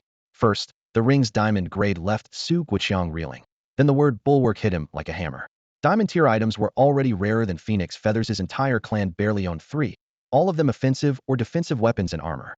A purely supportive diamond ring was almost unheard of. More than that, Mindlink could copy traits at will, shoring up any weakness or amplifying any strength. Even with 3 centuries of high-level experience, he might have kept his composure if not for bulwark. Survive a fatal blow, lock HP at 10%, then be whisked off the battlefield? Defense and escape rolled into one. It was as close to unkillable as gear could get. Su Ying had only thought about staying alive while leveling or fighting monsters. Su Guoqiang, who had sparred with demons and spirits for centuries, leapt to a darker possibility. If Blue Star's humans were ever crushed and marked for erasure by the system, could this trait let Su Ying walk away alone? He had no answer, but he resolved to remember the idea. Masking his shock, he glanced at Yeling, whose expression remained calm, then at his still bewildered great-granddaughter, eyes filled with both envy and relief. The description was clear. The copy trait must come from some other item or skill. Since the ring was Yeling's gift, the source was obvious. Was it precious? Absolutely. Was it the most precious thing he possessed? Not necessarily. A skill's value depended on its owner. Some craved raw damage, others absolute defense, still others support or a lifeline. For Su Ying, Bulwark was perfect. For Yeling, there might be even fiercer trump cards.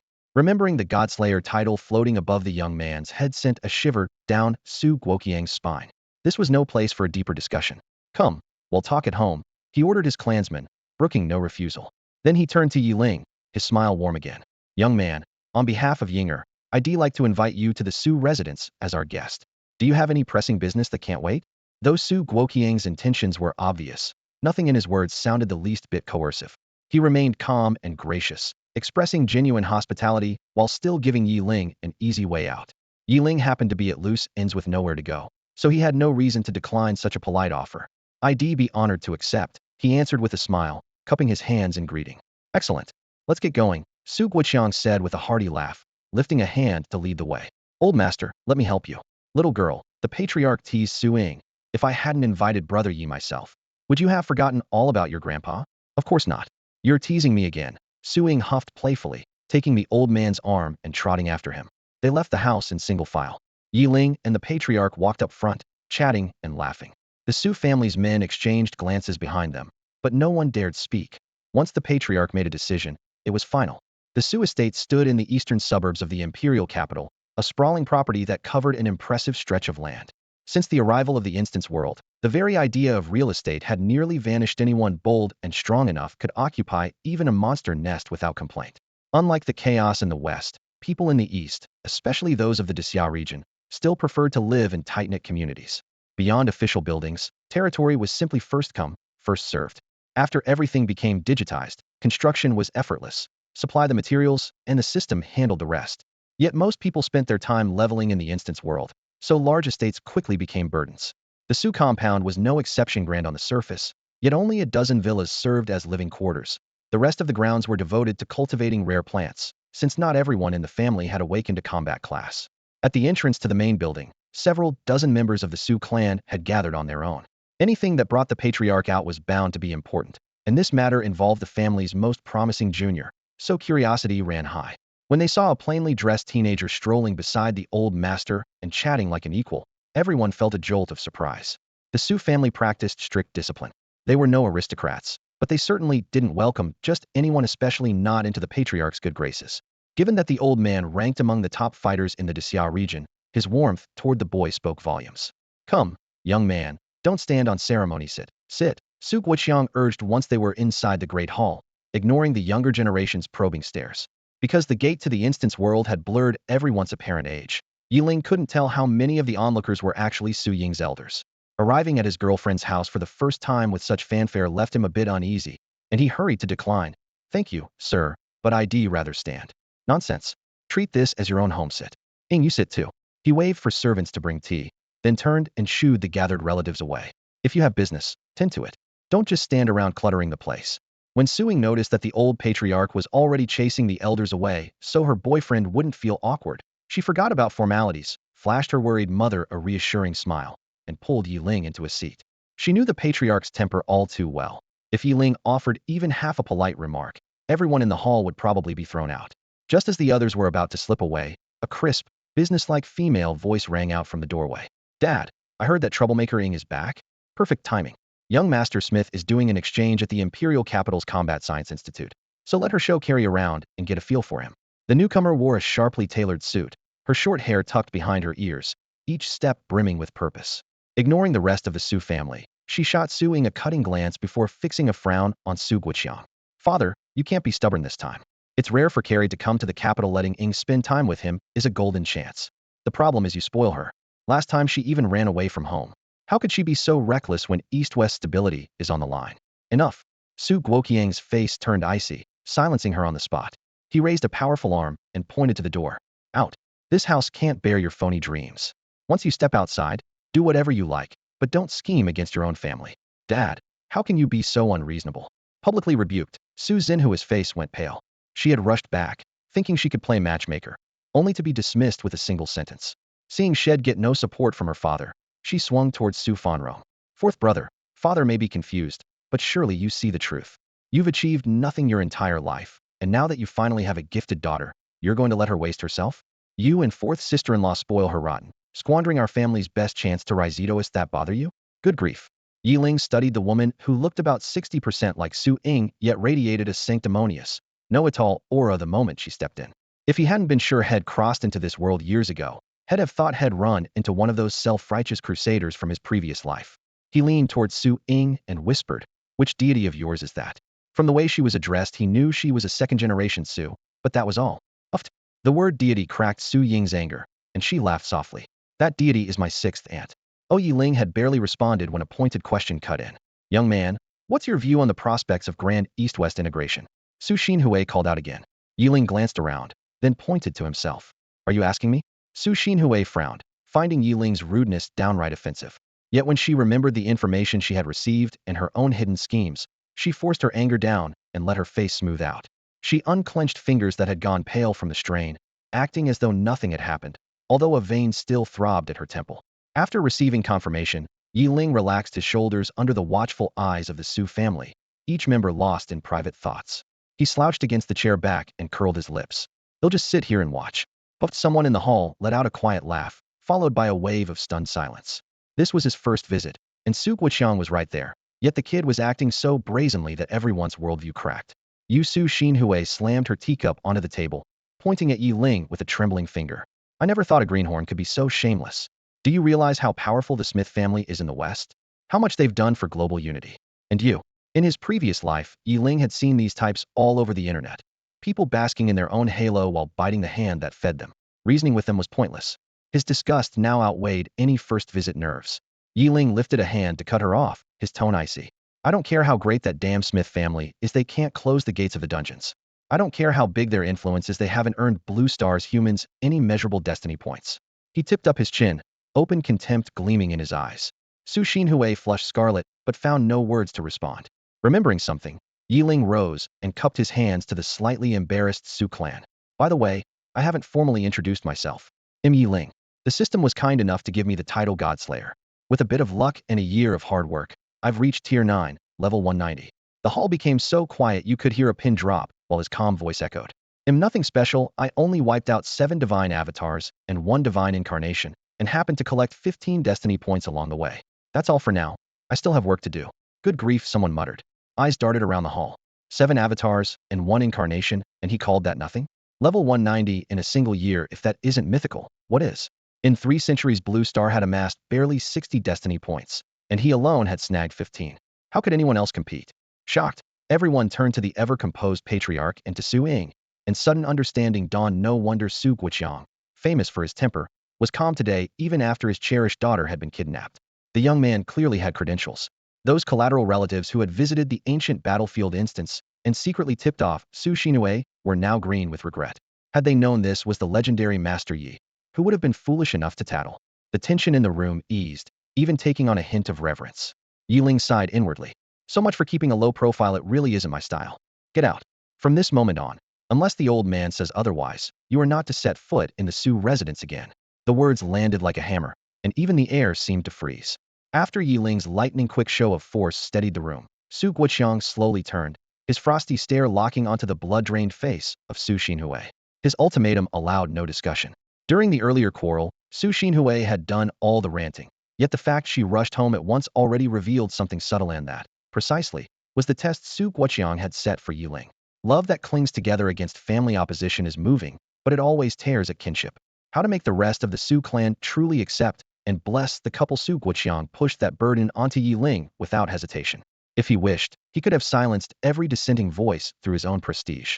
But the disappearance of noise does not mean the disappearance of conflict.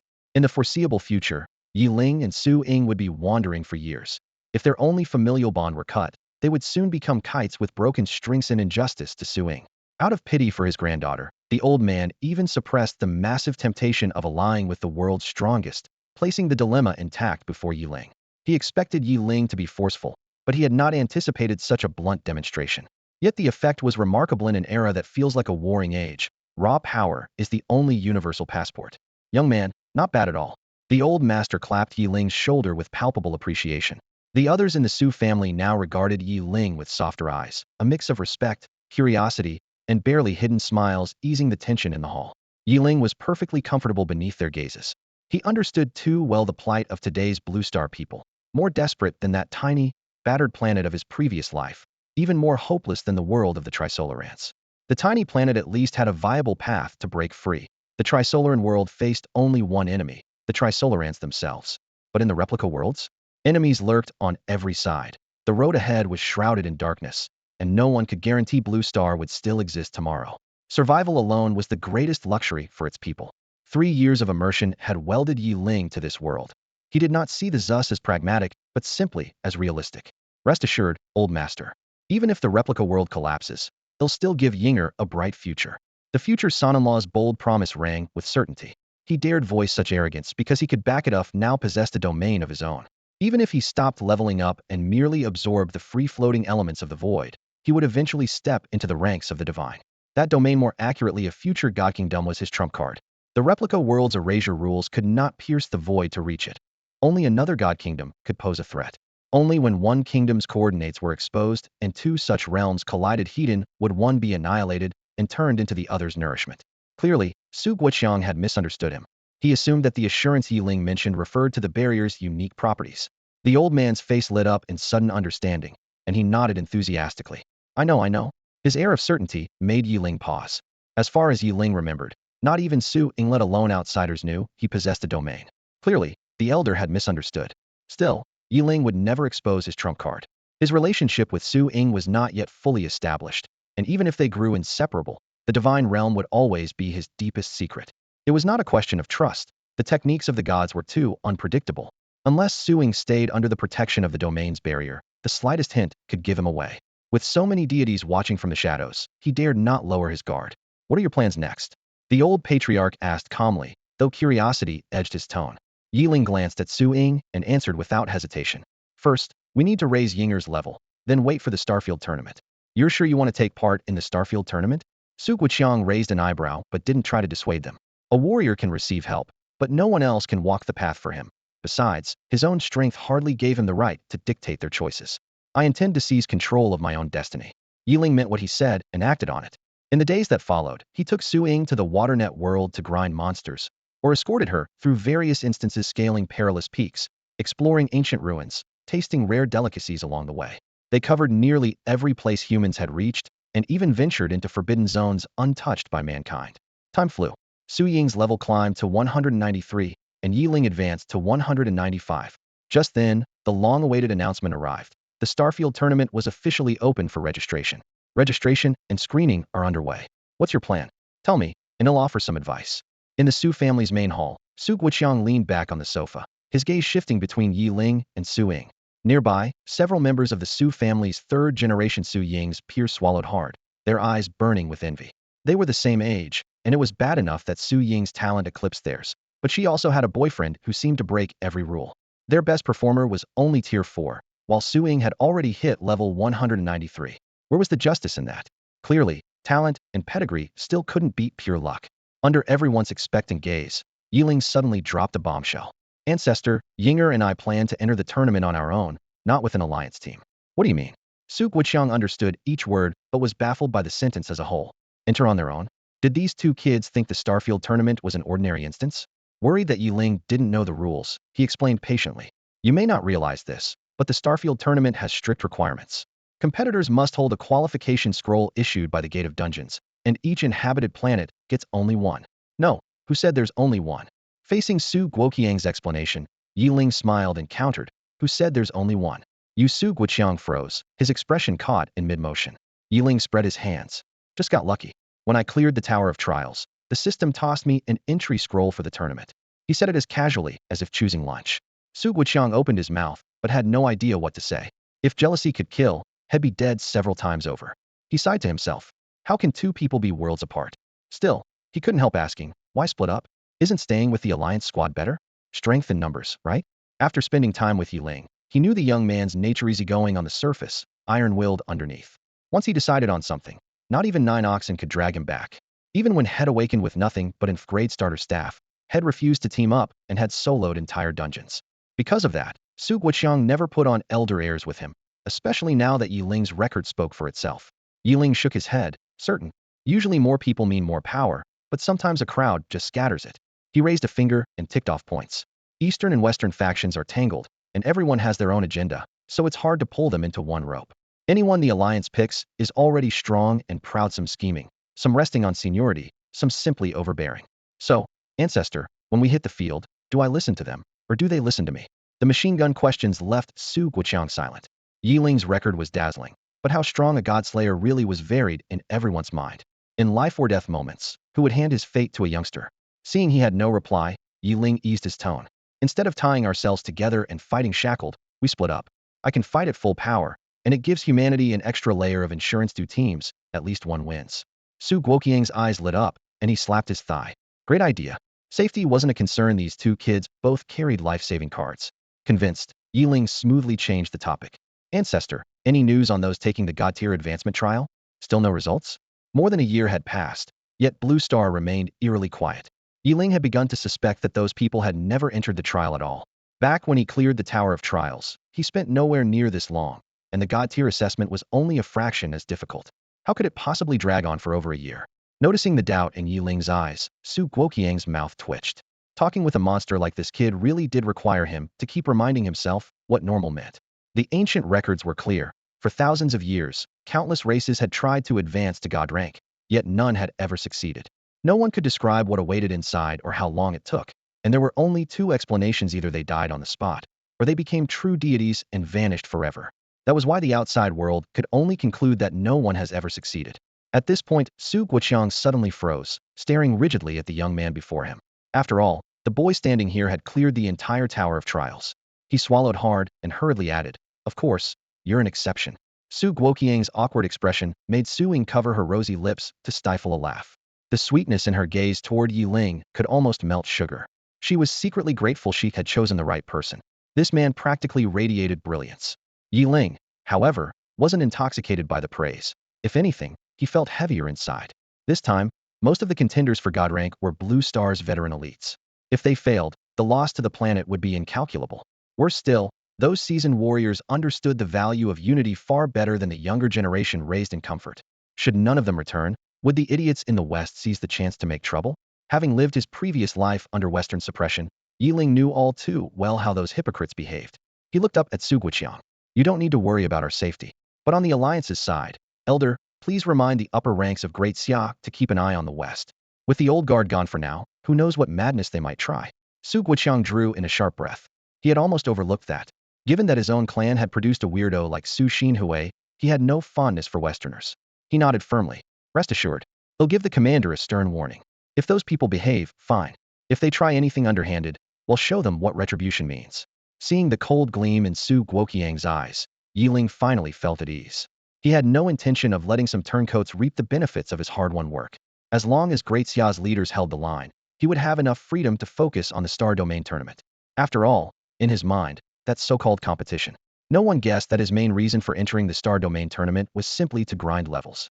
Ever since Yeling reached level 190, the system's bonus rewards had vanished, and in a year and a half, he had climbed a meager 5 levels. Compared with his former pace, sometimes a level a day, the slowdown was maddening, totally out of character for him. Now the final countdown to the Star Domain tournament was ticking away, and Yeling was ready to drop a breathtaking gift on the entire instance world. A triple world announcement thundered across the skies of every inhabited planet. The All-Race Star Domain tournament is about to begin.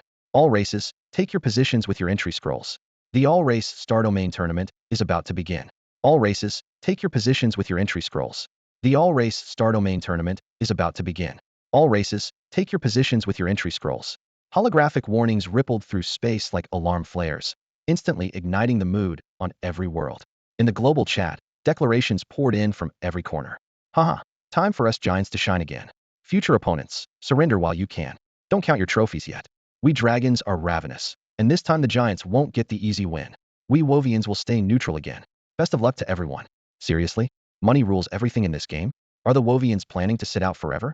Trading the clan fortune for a neutral past profit or loss? Never forget, staying alive is the top priority. The Longier rabbits can only pray to Lady Luck. So what if we die? We lizards aren't top tier, but we fear no one. Lizards yapping already? The lion pride can't wait to meet you. The scroll kept rolling, strong races boasting while weaker ones fretted, turning the channel into a roaring furnace. Then someone from the dragon clan tossed out a touchy question. "By the way, How will the Blue Star humans do this time? Remember, they have the Godslayer. Even we dragons gave him a wide berth back then. Dragons, Blue Star advises you to stay polite. Such blatant instigation. You really think the other races will take the bait? Blue Star human speaking? How's the Godslayer these days? Haven't heard a peep in over a year. Maybe he finally learned to keep a low profile after angering so many deities. Bold words. Which race are you from? Not afraid of dragging your own people into trouble? Treefolk never afraid. The bickering grew louder. Even the treefolk pulled in. Right then, a name everyone knew detonated in the channel. Quite the lively crowd. Treefolk?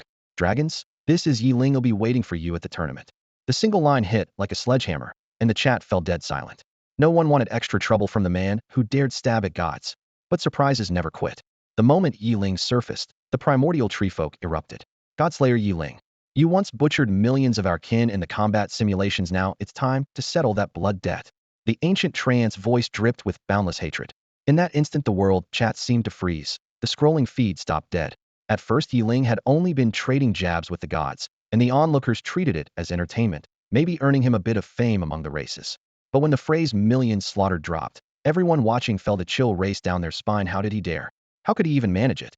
The victims were ancient Treants, creatures ranked among the strongest single combatants whose vine curses gave even giants and dragons headaches. A highlighted line suddenly flashed across the screen.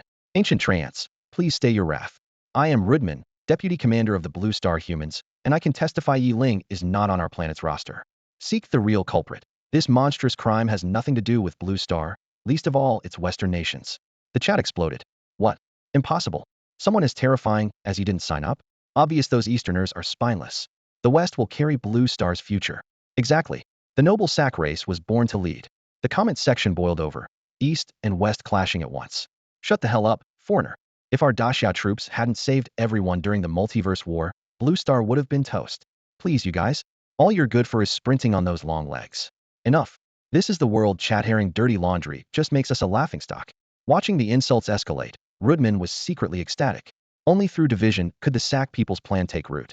After years of working with those condescending Easterners, had been driven to the brink. Without stoking Western morale, Sack resurgence was a fantasy.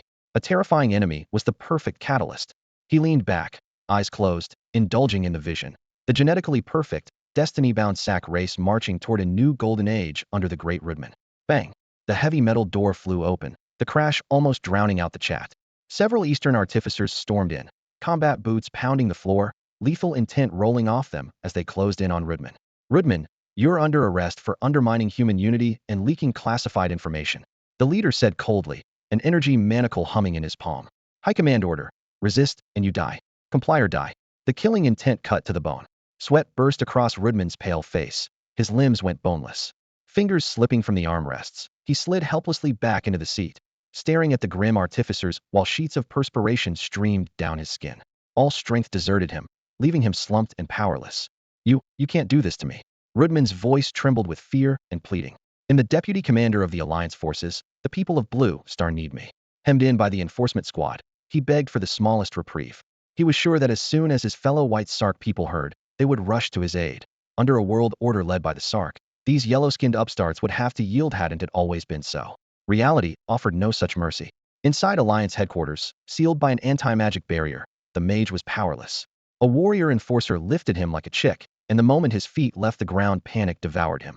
He writhed, shrieked, and howled. Let me go? Let me go, you yellow plague! Get away, you filthy swine! He flung every curse he knew, yet not a single enforcer's expression flickered. Their cold faces remained as hard as iron. Citizens of Blue Star, the Alliance commander's voice rolled across every channel. Deputy Commander Rudman is paraded before you for betraying humanity, betraying our heroes, and betraying the common good. Let his fate be a warning. The announcement detonated across the network. In Western chat rooms, Sark users raged. Damn it! A Yellow Menace conspiracy. They're persecuting Lord Rudman. Brothers and sisters, unite. Wipe out those yellow pigs. Long live the Sark people. We will never bow. From the instant Rudman appeared on screen, Yeling's expression turned to ice. He watched the Western channels erupt until the feed became a blur of slurs, then lifted a hand and traced a casual arc through the air. Even on Blue Star, his power knew no fetters. Though he had never set foot in the West, a gate of light split open above Mount Jiloa, the region's tallest and most popular resort peak. Yeling stepped through and found himself high above the Rocky Mountains.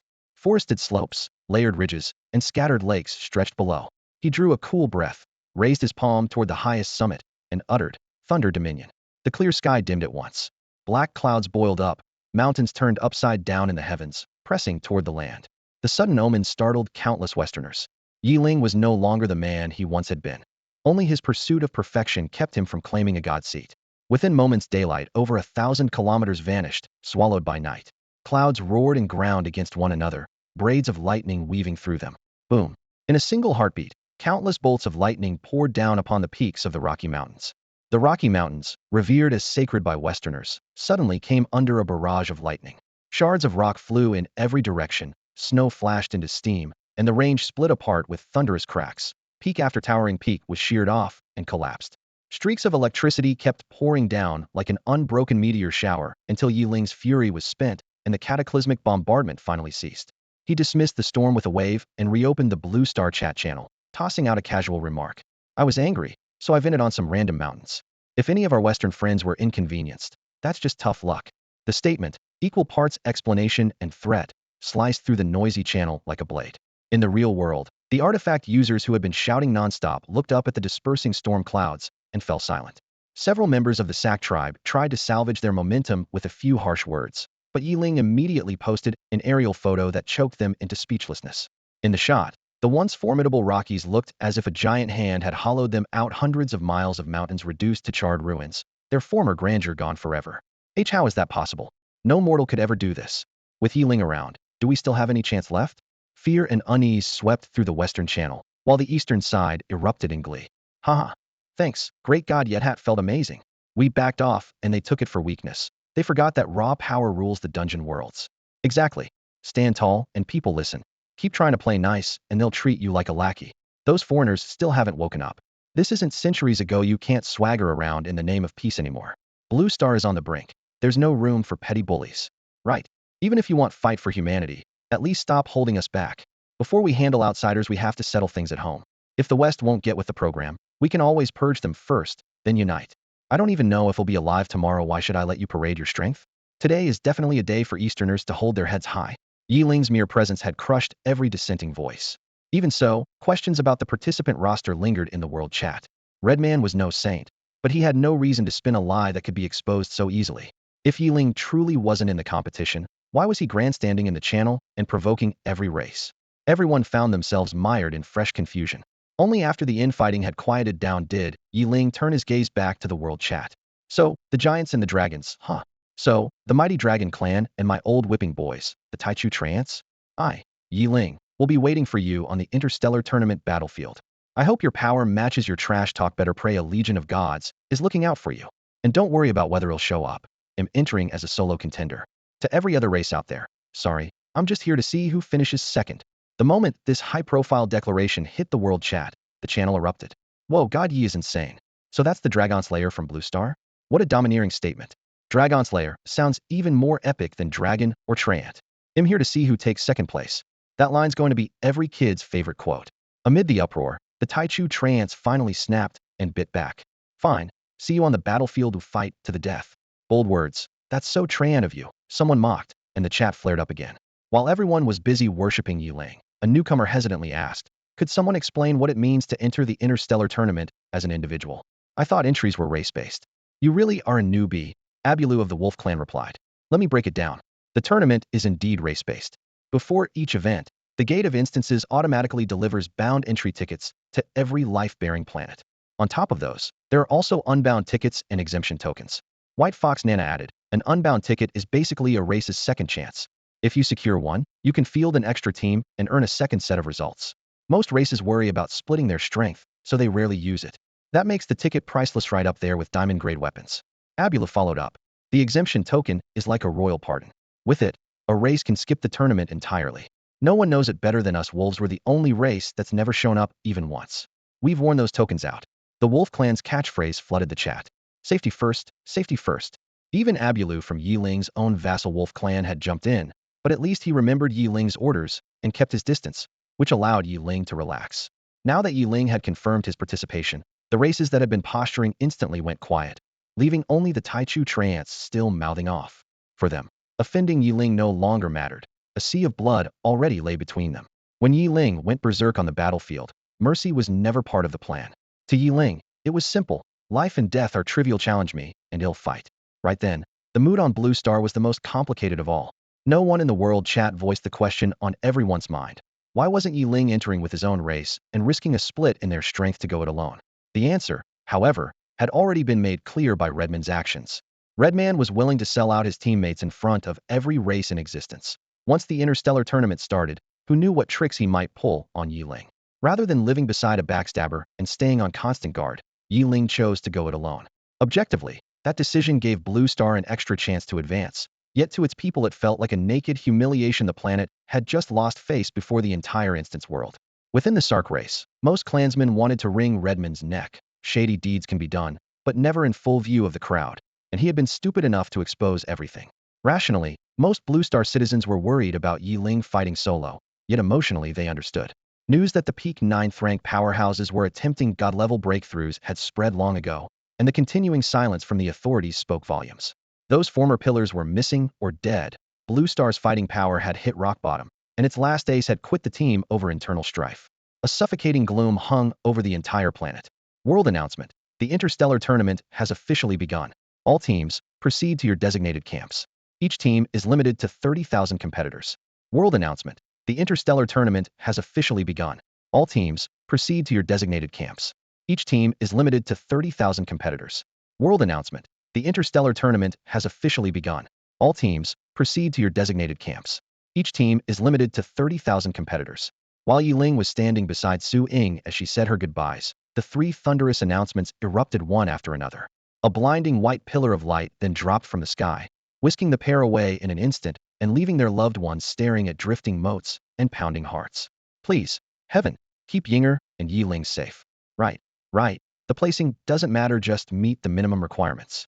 The younger members of the Su family whispered among themselves. Only Su Guoqiang remained silent, his eyes fixed on the fading beam of light. The opening of the Interstellar tournament marked the start of countless farewells. Yeling's extraordinary talent also meant crushing expectations. If he underperformed, the hero could become a target for blame. That thought robbed Su Guoqiang of sleep. When the light faded, Yeling and Su Ying found themselves in a shabby camp amid rolling hills. The layout was almost identical to the goblin camps Yeling had seen in the novice zone. 3 adjoining mud-brick huts served as headquarters, ringed by a crooked wooden palisade that looked ready to fall apart in the next gust of wind. Check the perimeter first. They'll scout from above, Yeling said, then shot into the sky. He cut through the air, his gaze sweeping outward. Rippling hills, meadows stretching to the horizon, and hazy mountains in the distance, nothing else. After 10 minutes of scouting, he found only the same unbroken terrain and a deathly silence. Did you see anything? Su Ying asked as he landed. Nothing at all. Well, wait and see, Yeling replied, shaking his head. From what he had observed, he figured that the dungeon gates were bound to change in real time later on. To Yeling, both he and Su Ying were complete newcomers to the tournament. Every scrap of information had come from secondhand gossip, and they had no real experience at all. He stopped asking around and decided to improvise. Once they were inside, they would figure things out. While the two of them squeezed along the edge of the camp, studying the unfamiliar terrain, the sky erupted with a second global announcement, each word echoing like a great bell in every competitor's ears. This event uses a point system. Every entrant receives 1 guaranteed point on arrival. 1. Beasts and monsters of varying tiers and numbers will spawn in the arena. Killing them scores no points. Each night they will gather into random mobs of random levels and attack every team's camp.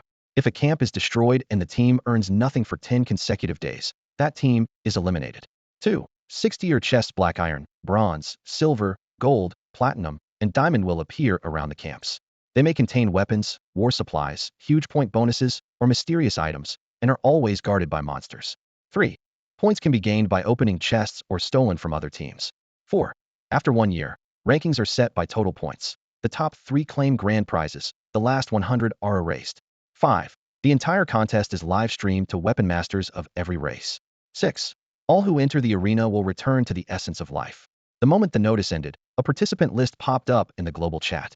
More than 14,000 teams and 12,400 races crowded the light screen. Tapping any team name opened a live feed, showing that squads every move inside the arena. If anything inappropriate appeared, the Gate of Instances system instantly slapped on a colorful mosaic. Why are there just over 12,000 races, but more than 14,000 teams? Startled by the numbers, countless new weapon masters flooded the chat with the question. Rookie mistake, an Ultima replied. Team count and race count don't have to match.